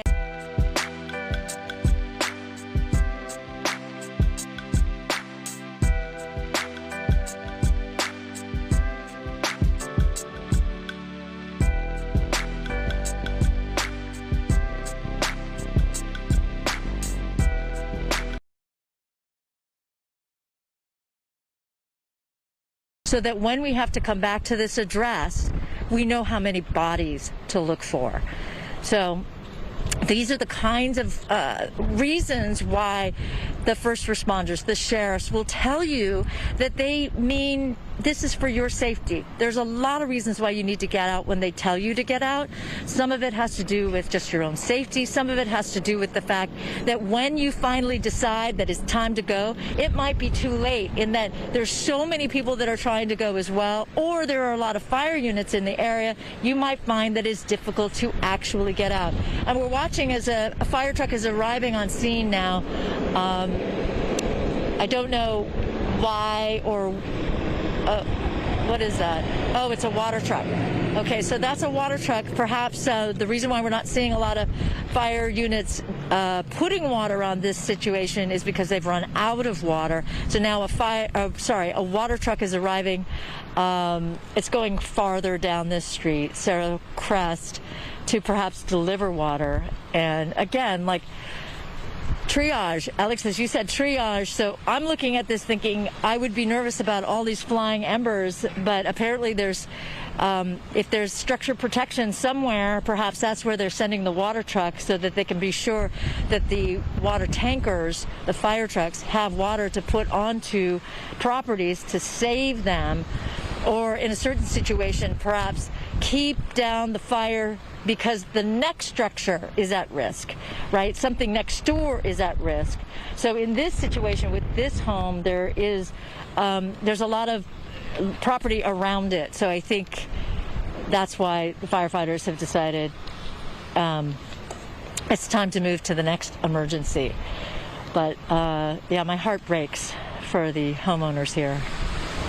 Quite the visual. Guys, I'll send it back to you. Yeah, Christine Devine here. It is quite the visual to see this with the darkened sky here and to watch these homes just burned to the ground here. And you're so right about the protecting lives is the #1 goal of these firefighters. And they do urge people, when there are evacuation orders, to please listen to that call. It's not mandatory, but they said they might not be able to save your life in the end if it's too late. So let's talk about those evacuation orders that are in effect right now. They are Walnut Avenue to Balcom Canyon Road, North Highway 118 to Ridgeline, and west to Satakoy Country Club there. Satakoy Country Club there. Yeah, an evacuation shelter is operating at Padre Sarah Parish. That is at 5205 Upland Road, which is in Camarillo. And there are several road closures in Ventura County as well. Here they are listed on your screen. Northbound Lewis Road at Las Posas, eastbound Highway 118 at Wells Road, westbound Highway 118 at Tierra Rajada Road, 101 northbound off-ramps at Central Avenue. Say about some school closures in the area. The Ventura County Department of Education warning that schools in the Mesa Union School District and the Santa Paula Unified School Districts will be closed both Thursday, that's tomorrow, and Friday. Schools are communicating with students and parents about any changes in scheduling. All right, so we look at a live picture of what is happening right now. And we just got some new information to update the acreage. Right now on the bottom of your screen, it says 10,000 plus acres burned. We got that new number is now 159 acres burned at least. So now we're at over 14,000 acres, and we only expect that number to rise throughout the night. Ed Laskos is there on the scene and looking at more of those acres burned behind him. Ed.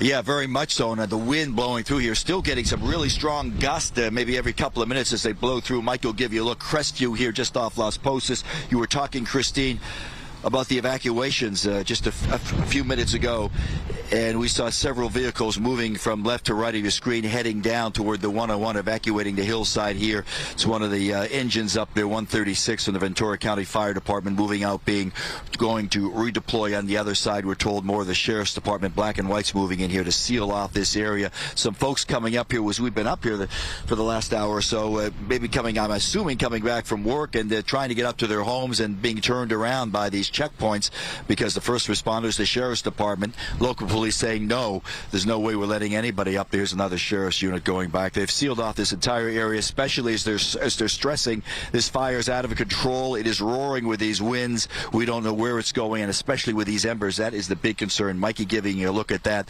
That is one of the most ominous sights you're going to see from, as I've been saying, the 101 freeway. As you drive down there, the hillsides aglow with the spot fires from the embers. Another big gust comes through here, and it's interesting as you watch that video, that live shot, as the gust hit that. There's a gust coming up there. As the gust hit that fire of what's left of that home, that mansion up there, you can actually see those lit embers flying up into the air and flying, as the fire commander was saying earlier today, a couple of miles ahead. And that's been their problem over the last several hours with these winds and the spot fires, is those burning embers get up and then they hit the dry brush maybe a mile away, and suddenly another home maybe, and you've got another fire and another problem. Again, more fire trucks moving up along Crestview, going up around the bend to that area where we've been seeing that home and that peak of where we've lost several homes so far, and also an area where Fire Command told us earlier when they first arrived at the scene and this fire had jumped over the 118 and was heading in this direction from Moorpark.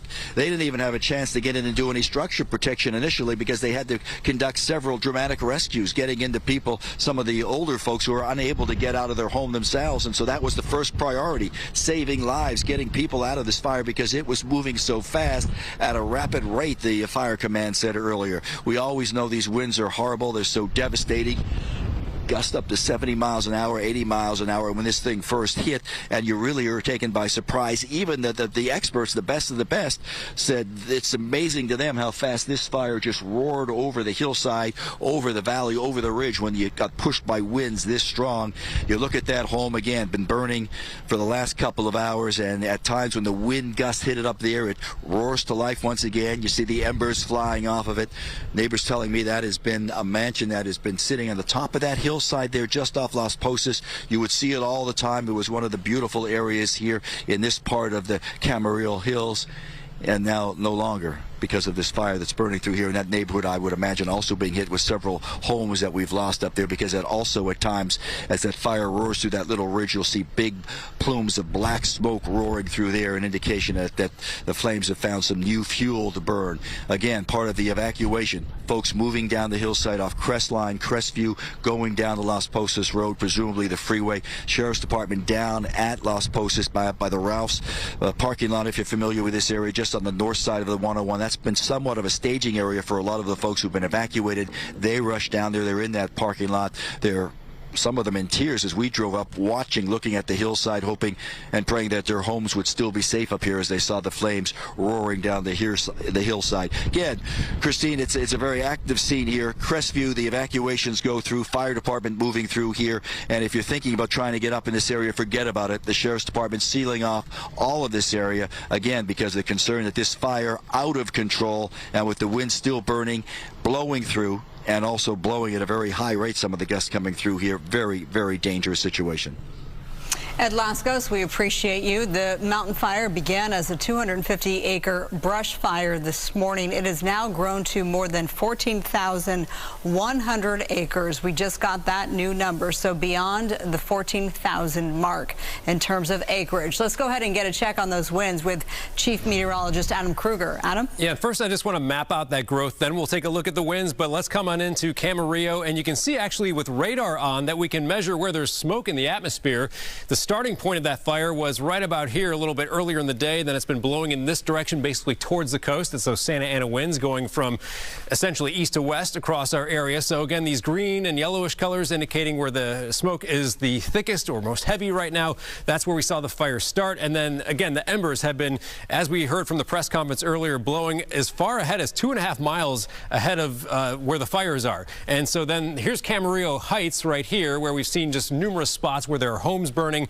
This has been a tricky situation because it's not just a blanket kind of fire. It's just spots, you know, go several houses down, there's another one, several houses down, there's another one. So it's been a really tricky situation. All right, now let's take a look. We'll switch to graphics 1 to show you basically the journey that the winds have been on today. So this is not the most TV-friendly graphic, but this is coming data straight from the Camarillo Airport, which is really just a mile and a half away from the Camarillo Heights area. So it's very close to where we'd want to get some weather data. And so you see on the left side, each row is 5 minutes. This is great that we get data every 5 minutes from this particular location. This is the column you want to watch because it's showing sustained winds, which is an average of the wind speed over a couple minutes. And then in purple, those are wind gusts or bursts of wind and how strong they are. And so earlier, and what you see, we scroll down here. So we're getting into about 4 o'clock this afternoon. Notice these gusts just consistently over 30, even over 40 miles per hour. If we scroll down a little more, you'll see this morning is when we were at the peak of all this.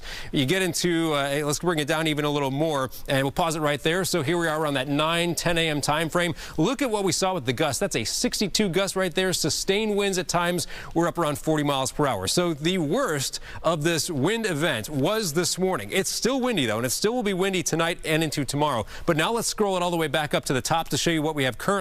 That's all the intense wind gusts we had earlier in the day. If we can bring it back up to right now, other directions. So you're going to see that, again, it's still windy, but notice just how much better it is. Let's keep going all the way to about 6, 7 o'clock here this evening. Look at these gusts. They're kind of under 30 miles an hour. So that's better.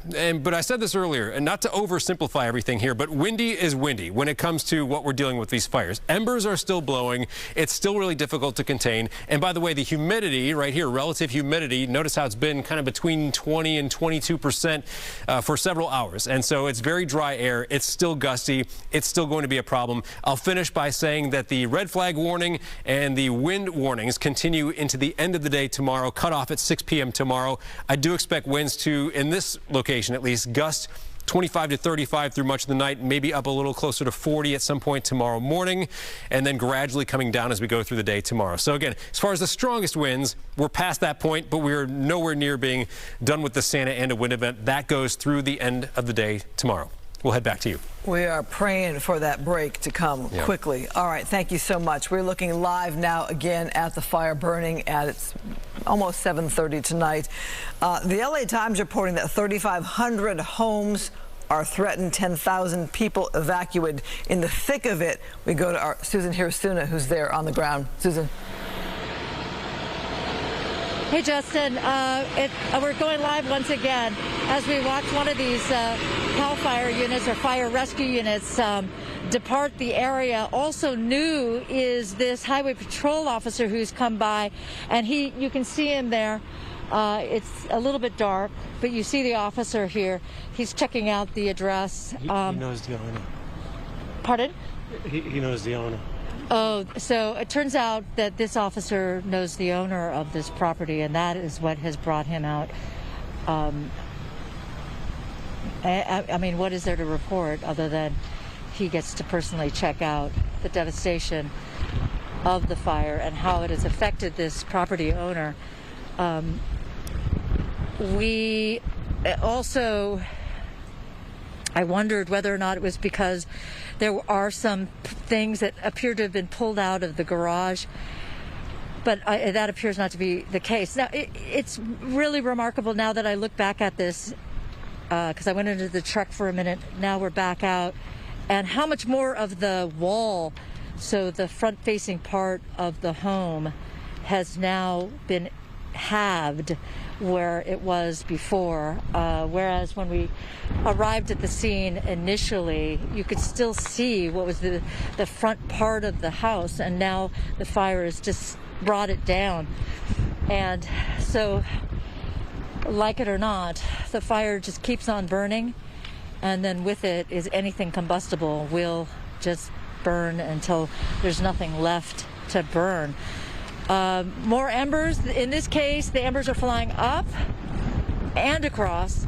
So it just, again, speaks to the fact that there's just so much that's burning on this property, and so much that is just active flame without any attempt to tamp down any of these flames. So firefighters have come and gone, and they're just letting it burn. So I don't know. This is to know now that there's somebody on the property who has some authority to get into this area. I'm sure the property owners were not able to get into this area, and so they must have sent this officer who had the ability to come back here so that he can do his own reporting on what is left of what I'm sure was at one point a beautiful property. So again, what was the front wall of the house is now half a wall.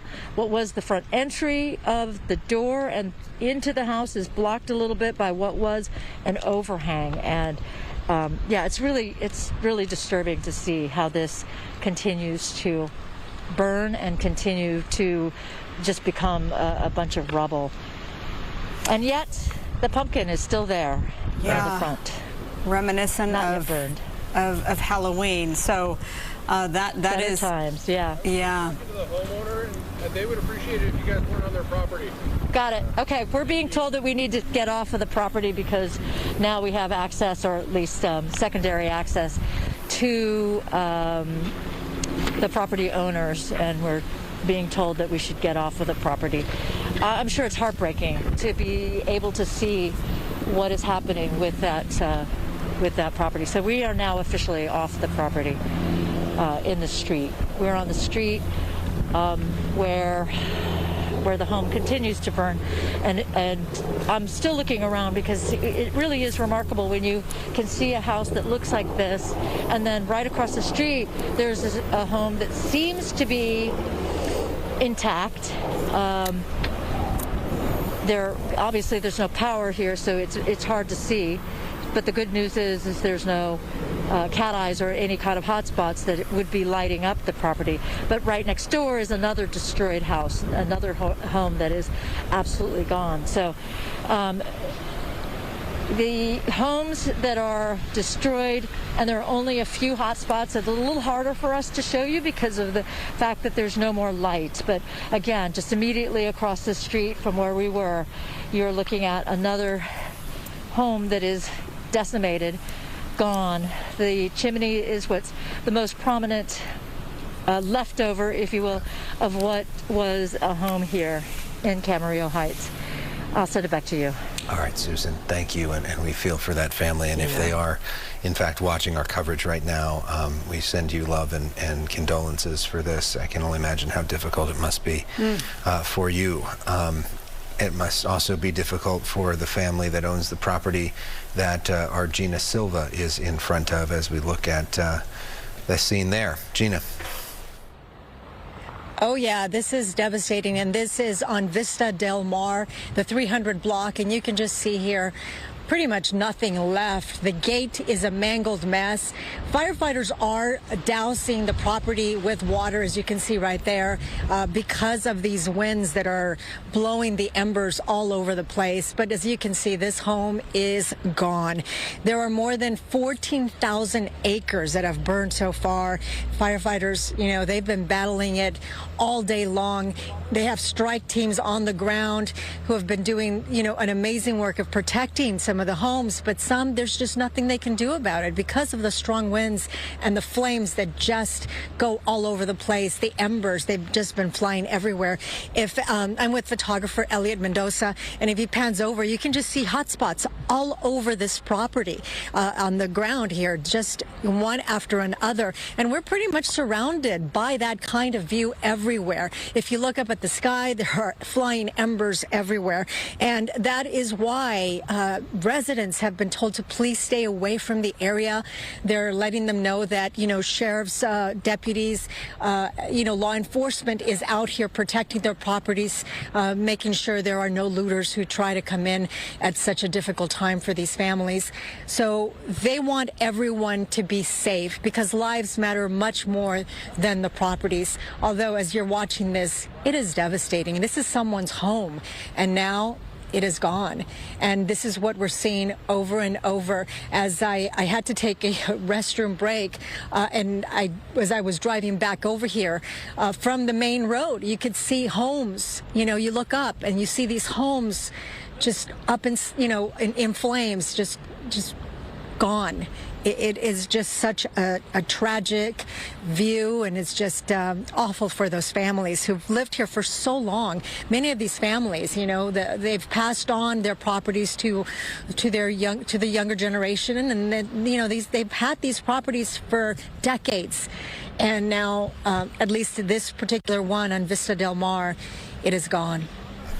Gina, thank you. It's now 7:30. This is usually the time where Harvey Levin and TMZ would be joining you. Instead, we are joining you for our continuing live breaking news coverage of this mountain fire in Ventura County, which has already burned more than 14,000 acres, and as far as we can tell, dozens of structures as well. Let's get you caught up. If you have large animals, small animals, those there are evacuations centers set up for animals because we know it's not just humans impacted. Let's bring up that information. There are 2 evacuation centers for animals affected by the mountain fire. The large animals, they're welcome at the Ventura County Fairgrounds. This is on East Harbor Boulevard. Yeah, for small animals, Ventura County Animal Services at the Camarillo Airport is set up as an evacuation center. That's 600 Aviation Drive. We do have somebody joining us on the line right now from Ventura County Animal Services. Randy Freeman, we appreciate you being with us tonight. We're sorry it's under these circumstances. Have you received a lot of animals? What can you tell us at this point? What do you want our viewers to know? Sure. At this time, we have received about 160 animals since this morning. As you said, the large animals have gone to the Ventura County Fairgrounds. Roughly 50 to 60 equine, 25 goats are there. At the Camarillo shelter, we've had about 27 dogs, about 30 cats, rabbits, birds, 22 chickens. Some of them have already been reclaimed by their families due to evacuation orders being lifted and people being able to come back into their homes. So they're luckily they're able to come and pick up their animals. What we are telling the folks in the community is to be prepared. The winds can shift, and just to be on the VCEmergency.com and just be connected in the event that you do need to evacuate. So, Randy, how does it work? People can bring their animals to you. Can you keep them overnight? Can you keep them throughout this fire concern, these several days right here? Absolutely. We will keep the animals as long as the evacuation orders are in place. They can just come on by. We are asking those who are coming to the Ventura County Fairgrounds with large animals to call our main line to let us know they're coming, just to make sure we do have enough space. That number is 805-388-4341. That's also on the top of our website. Give us a call before you come, just to make sure that there is space available at the fairgrounds for your large animals. Randy, you know, this has been so devastating to see the impact all day long. I trust that, you know, you've been there for some time. Have you ever experienced anything like this in terms of, for Ventura County? This has been compared to the Woolsey fire, and that ignited almost to the day 5 years ago. Yeah, I mean, I've been at the shelter for a little over a decade, and I was here for the Thomas fire. And I think the difference for me is just the sheer speed.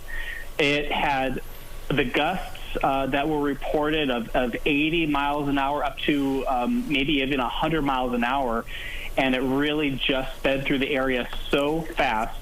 But I will give a huge shout out to our local fire department for being absolutely on top of these efforts since the very beginning. Unfortunately, we've had a lot of experience with this, but yeah, it is devastating. I can look at the hills right now and they're just aglow.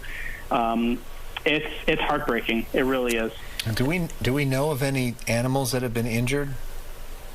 There was one horse that was due to arrive at Ventura County Fairgrounds with an injury. I don't know the extent of the injury, but we were alerted before they came, just so we can go out there with our veterinary team and take a look at the horse. But as far as that is concerned, I don't know what the outcome was. Other than that, all the animals that came in did not seem to have any injuries. Randy, just hearing the numbers of animals that you're receiving, it just warms my heart. We all love our animals. You said 160 animals. How does it feel to you as you see these animals come in and you're able to provide some relief and comfort to their owners? Oh, yeah. I mean, throughout the whole day, I was kind of going up to our front lobby where people are in line, and usually when you're at the shelter and you see people in line, they're here to adopt animals and they're happy, or they're here to reclaim their animals that they had lost and they're happy. And you see these are our neighbors, and they have these looks on their faces of just, you don't know if their home was destroyed or if they were just evacuated just in case. And I think it's a huge relief for us as public servants to be able to take their animals, give them the care, the love, the comfort they need, so they can go and take care of themselves and everything else that they are going through in their lives. Have you heard of, we talked about injuries, and I hope the answer is no, but have you heard of animal loss? I have not, no. Okay, good. That's the answer that we wanted to hear. Okay, Randy, anything else for our viewers who are watching who, maybe they're in the evacuation warning zone and they do have some animals, large or small, final thoughts for them? Be prepared. You don't know when the winds are going to change. You don't know where evacuation orders are going to come from next. I know tomorrow morning the winds are going to start picking back up again around 9 a.m. So anybody in any areas around the fires, please stay on the VC emergency. They have a wonderful app as well, and just stay tuned in case you need to evacuate. And please be prepared, especially if you have large animals who are not used to being evacuated. Good advice. Thank you so much, Randy. Best of luck to you with all those animals that you're now taking care of. I just want to say I love his spirit. I love his energy. I just can feel the compassion in his heart there. Yep. Appreciate it so much. We need more people like that. Ed Lasco's live in the middle of all of this with an update. Ed. Yeah, and the animal evacuations and even some more evacuations moving along here. Crestview, the cross, we're just above north of Las Posas. That's one of the main roads up there that goes around the bend into the heart of that fire zone. We've been seeing a lot of folks coming out, in a sense, being escorted in some way by the Sheriff's Department here as they're trying to clear the area. Some folks trying to get back up in there. They're being turned around and saying, no, it's just unsafe. We can't let you go up that way. As Mike gives you a look off to the right, that's the heart of that fire zone, and we've been showing it from several different angles. This one is up on the hill. That is that home we've been showing you the last couple of hours. The mansion, as some of the neighbors call it here. And as the fire has just overtaken that home, the upper floor, presumably the second and third floor that we saw burning earlier is now collapsed, and you just see the first floor, the remnants of what was left, and the fire, the flames, the smoke going straight up. But when you get a good gust coming through here, as we had about 2 minutes ago, big bed of embers, burning embers, came up and blew off to the right part of your screen, and that's the continuing problem that the fire department and first responders have in this area, is those embers, the ember path, as the fire command said earlier, sometimes 1-2 miles away as the force of this wind blows them, and then we have more spot fires. Speaking of that, we saw one of the water dropping helicopters picked up some more water from a nearby water pickup area near the airport here, came around, and we thought he was heading for that home, but no, they sadly have given up for that home. There's not much they could do, but they were dropping the water maybe about a mile or so to the right of your screen downwind, so presumably there may have been a hot spot down there that we can't see that they were hitting, and that seems to be the target of a lot of the firefight now, hitting these hot spots. The wind dying a little bit now, but oh, there goes a as Mike points out, there goes another helicopter now. Again, I think he's swinging around over by the airport to pick up some more water. He sure is, and he's going to come back and make that another water drop. Again, they're flying with night vision, and you got to be amazed at the talent, the expertise of these pilots. Thinking about it, you got the wind gusts through the canyons here off the hillside, the very strong wind, fire conditions, and yet they're pinpoint, laser-like in those water drops. Earlier we saw the Phos-Chek drops, the fire retardant drops. It's amazing, the courage. I always tell these fellas they have a lot more courage than I ever would dealing with this type of situation. That's why we respect them so much. There's another fellow walking down Crestview. I think he's one of the people that was up on top of the hill that the Sheriff's Department came out and said it's a good time to leave. And again, they're saying that this area isn't, if you will, threatened at this exact moment, but with the wind blowing around through here, it certainly can come blustering this way very quickly. You know what, we have a second here, Mike. Let me see these folks up here. They were talking to us earlier. They had some animals that they moved on. Sir, can we talk to you? We're live, Fox 11. Let's see if they'll chat with us. You said we were concerned. You had some animals. You were able to get your animals out earlier, sir? Oh, yeah, they're down in our office already. Oh, good. As Mike Armijo, the photographer there, just moved the camera. We lost the signal for a second. Do we have it back? Do we have the audio back? I've just been watching it. Let's listen in. Okay, well, let's see. Oh, you were just saying, you live down here, so fortunately you haven't been hit by the fire, but I know you and the neighbors, everybody's looking up at that hillside. Yep, and many of our friends live up there, and we've seen through the news helicopters that they've suffered the most unfortunate event of. I know you're seeing that one home, that mansion that's been burning. I mean, that brings you to tears, as you were saying. And then these folks are your friends. I mean, I don't imagine how you could feel about that. You know, heartbreaking. Well, you hope the insurance holds up. Mm-hmm. You know, sometimes it doesn't, and we hope they do the right thing, and hope FEMA comes out here and helps some people that need it, and we just hope for the best. And it's interesting, as we're talking, the winds have kind of died down. Isn't that the first time there's no wind right now? Amazing. Yeah, they come and go. Yeah. I mean, since we've been talking, they've come and gone 3 times. So amazing. Anyway, last question I was just going to ask you. So you're right over here, but tonight you're obviously not going to get much sleep. You're going to be keeping an eye on that hillside. Oh yeah, we're on fire watch all night. Most of our neighbors are gone, and apparently so are the police. But if anything starts spitting embers this way, of course we'll call them in, and hopefully they'll be able to help us out. Yeah, because that's the big problem, the big scares, those embers blowing around. They're traveling extreme distances in this case. It used to be said embers can travel a mile. Reports are miles, 2-3 miles. Jumping from Balcom to this hillside is not a small feat. Yeah, I don't imagine. How scary is that? My goodness. Oh, I've talked to a lot of people back east about the Thomas Fire. Yeah. And, they're familiar with hurricanes. I tell them, imagine a hurricane with fire. Mm-hmm. That's what we have, not rain. Yeah, that's a very good point. I think being with those, I think I'd take a rain any day instead of the fires and the embers blowing through here. Your first name, sir? I'm Carl. Hi, Carl. Nice to meet you, Ed. Be safe, please. Huh? Thank you. Stay safe in the neighborhood. So again, a lot of folks. Carl's going to be having, as he said, one eye open, one eye closed as he sleeps tonight on fire watch. The fire burning up there. Well, I think we have to go back this way. Yeah, let's go this way. Mikey will see it. That's part of that home that Carl was saying. A lot of the homes up there, he knows the folks personally, and that's, you know, when you see their homes burning like that, going up in flames, going up in smoke, it really hits you. It hits us hard enough just watching this video, these horrific pictures, and then when you know the people involved and you know their homes, they're losing their homes right before your eyes, it really is heartbreaking. It leaves you speechless as we go back to West LA. Well, Ed, we appreciate that, and Carl is correct. We heard from Ventura County officials today that this had a range of about 2.5 miles in terms of how far, how long those embers could fly and ignite those hot spots. Let's check in now with Susan Hirasuna on the ground in a different neighborhood from Ed, where she's seen plenty of home destruction tonight. Susan? Yeah, it's just so sad. More than a dozen at least, probably more than that. And we continue to watch as this house goes down. And you know what's really remarkable is we're now learning from somebody who decided to stay on the property that his parents own. So he has stayed there and put out some hotspots. But remarkably, that building is seemingly untouched by the flames like this. We learned from him the kinds of people that live in this neighborhood. He said, you know, my next door neighbor or the next door neighbor to the left, they just survived cancer, and then to the right was a couple in their 90s that did get out safely. And then this house, the property owner apparently had just finished a remodel and had done it by themselves, and I'm sure, because, explosion.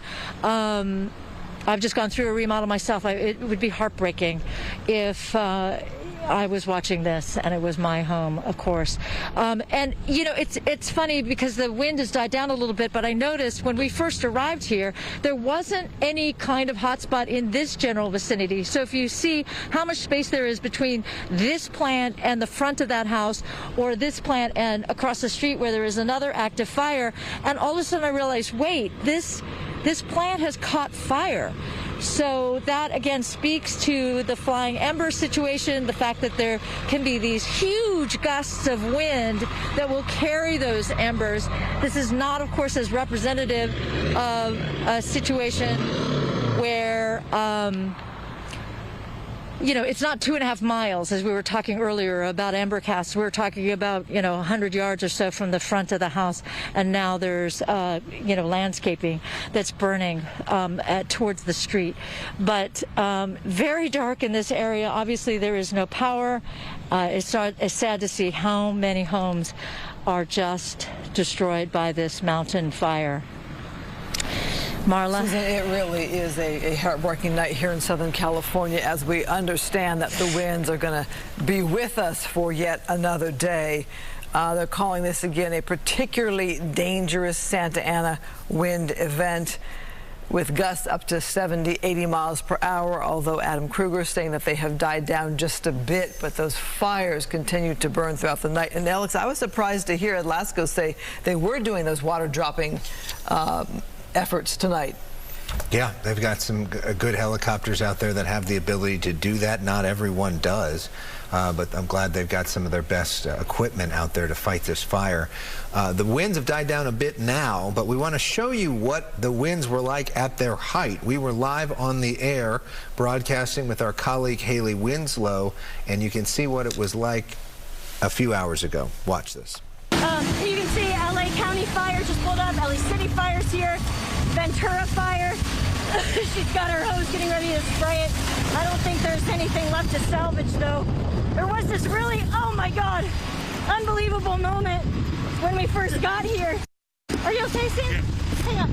And this, oh my God, this, sorry, you can't even see anything. This bird was dying in the middle of the road. And the bird was just looking so helpless. So Sam, my photographer, and I saved the bird. It's in our car right now because there was literally nowhere to let it go where it would be okay. But this is just really, really sad. So this address right here where we're at is 1065 Garrido Drive. The one next door, 1067 Garrido Drive. Sam, show them this. There's just two chimneys And I'm sorry, Alex and Marla, I can't hear anything. I don't have a signal, so I've completely lost IFB, which is our earpiece. So I'm just going to keep talking. You can just cut me off whenever. But look at this. It's just awful. So now the firefighter from LA City is spraying the house next door, although I think it's far too late. This one's just basically a structure left, a couple of chimneys, that's it. That was quite a moment earlier. Thank goodness they are okay. So we have a live picture and the smaller picture on your screen there up on the top. The larger picture, this is a 3D map that shows where those evacuation orders are in place tonight. When you see the red, that is a mandatory evacuation. When you see the yellow on sort of closer to Santa Paula, those are the evacuation warning zones. So this is basically from the smaller portion of the red to the Santa Paula area that's north to south, as thousands of people under mandatory evacuation orders tonight. We don't know in terms of how many homes, how many structures have been officially lost. Just too many to count at this point, and it's hard for officials to get a count on it because they're busy fighting the fires, and so we know that we can expect better numbers on those tomorrow. When we think of the numbers, the LA Times is reporting that 3,500 homes are threatened, 10,000 people evacuated. And we do know, as we look at this aerial shot here, that FEMA is stepping in to help out. Governor Newsom announcing that California has secured a grant from FEMA to aid in this firefighting effort. So we're looking here at a live picture from Skyfox, and you see all of the little spot fires that are burning. Some of those are individual properties, some of them are not, but you do get a sense of what makes this so challenging and why firefighters have allowed certain things to burn, because there's frankly just too many fires happening at the same time to be able to get a handle on all of them, especially with the high winds that we've been seeing earlier. So at 7:50 tonight, we can tell you this is what we know about the mountain fire. It ignited just before 9 o'clock this morning. It stands at over 14,000 acres. We estimate that dozens of homes have been destroyed, and we estimate that because our crews on the ground have reported back to us that they have seen these homes burn to the ground themselves. Mandatory evacuation orders are in place. There are about 9 evacuation zones. All of this information can be found on vcemergency.com. That is a great resource. Of course, you can rely on us, foxla.com as well. We have a lot of the information posted there. I want to take you back to the ground. Gina Silva is live right now. Yes, you can watch this house here right now. It's gone. It is just absolutely heartbreaking. This is on Vista Del Mar, and you know, look at all the ashes and still the hot spots that are destroying whatever is left, which is absolutely nothing. Now, right behind this property, there's another home that is also burning, and this is what we've just been seeing. You know, more than 14,000 acres have burned. Dozens, not dozens, but several homes have been destroyed, and these winds, they continue to just blow those embers all over the place. It is just a disaster. You know, what happened here this morning, which, as you said, started in the morning near the 118 freeway. It jumped the freeway and it quickly came into this community, and it has destroyed all of these beautiful homes. And these homes are massive properties. They are absolutely just, you know, everyone here is nervous for their own properties, the ones that are still standing, and devastated for their neighbors because their properties are gone. And one of the things that we have discovered from speaking with the residents is that some of them don't even have insurance. The one gentleman we spoke with who was leaving his property, and he felt comfortable enough to leave because firefighters were doing the structure protection. They were staying at his property to make sure that the flames wouldn't jump to his location. So he said he packed up and left. And when I asked about insurance, because some people have been having problems getting insurance for fire protection, he said he doesn't have that. So that's obviously a big problem here in California. But this is what we're seeing. Dozens of families now just devastated because their homes are gone. When they come back tomorrow to check up on this is what they're going to be seeing. Alex? Gina Silva, so heartbreaking to think about that reality for so many people in Ventura County, many of whom probably have lived in those homes for decades. Ed Lascos, to you.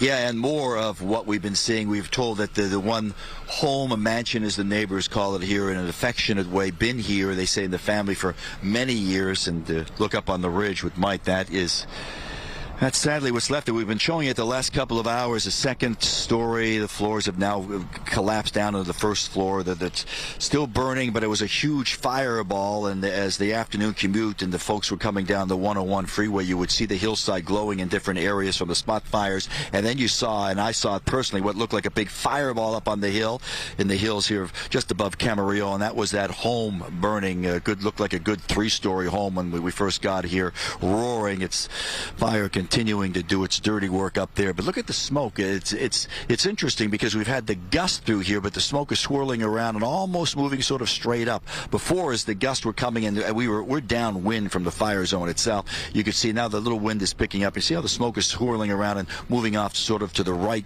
part of your screen. And the wind conditions here are kind of shifting in the last, at least at our location, in the last, I'd say 20 minutes or so. The good, strong, steady wind, and then a good, very strong gust. And then it's eased off and it's been calm maybe for about a minute or so, and then you get a breeze that's kicking up again now. So the wind conditions changing here a little bit, but it doesn't really help anything because we still have the concern of those embers, the burning embers blowing through. And as you look at that live picture, I was watching it earlier, and you actually saw, and we're a little bit of a distance away, but the embers coming out of that home that's burning in that area actually look like stars as they were roaring up. So it gives you an idea just how large the pieces of burning debris are as they blow up from that fire site, blow downwind, and then hit another area, maybe dry brush, fortunately not a home, and then you have another fire there, and the spot fires, and that's what Fire Command is dealing with now. I've been counting at least 2 choppers, helicopters are still flying at this hour in the darkness, challenging conditions, the wind swirling around here,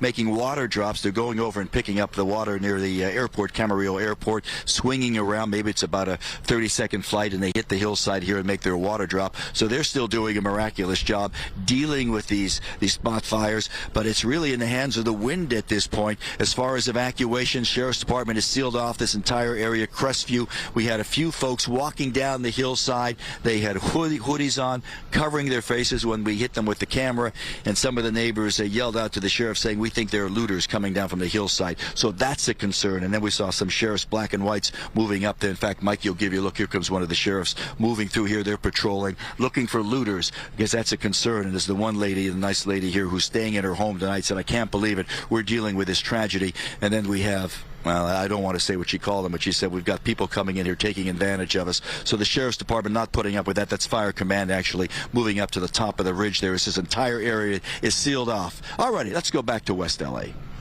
All right, Ed, we thank you so much.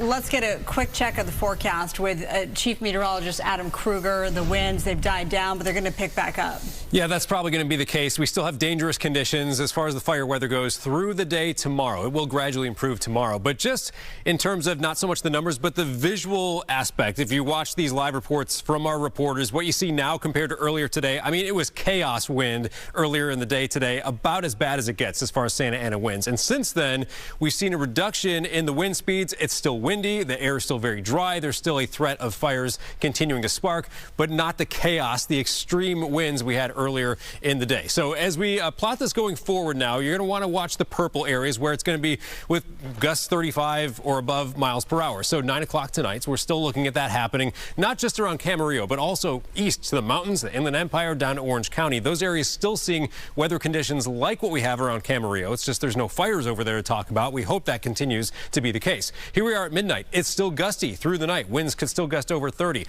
Early tomorrow morning, still windy. Numbers come down a little bit. We do expect a little uptick, though, between, let's say, 6 a.m. and noon tomorrow. Notice around Camarillo, our model's plotting gusts still over 30 miles per hour. But watch what happens as we go late day Thursday, 6 p.m. Winds dramatically starting to come down. The air, though, is still going to be dry through Friday morning. So even though winds are lighter at this point, if there are fires burning or embers still blowing around a little bit, there still could be a concern with just how dry the air is. And then we see our welcome change by Friday afternoon. The winds change direction, start coming in from the ocean. That's an onshore wind, which will help bring the humidity up and basically bring an end to this high fire weather risk situation that we have going on now. We'll have again tomorrow. Quick update on our 7-day forecast. Once we get past the wind on Thursday, we actually have some very nice, pleasant, lovely weather ahead for Friday and into the weekend. No big wind concerns there. And as you see, just a lot of sunshine and temperatures that will be in the comfortable range. 60s for the coast, 70s for LA and Orange County inland, and also the valleys in the IE looking pretty nice into the weekend as well. But again, don't want to discount that we still see dangerous wind conditions as far as the fire weather goes through tonight, tomorrow for most of our region. Continue to be vigilant with anything that could start a fire. Guys?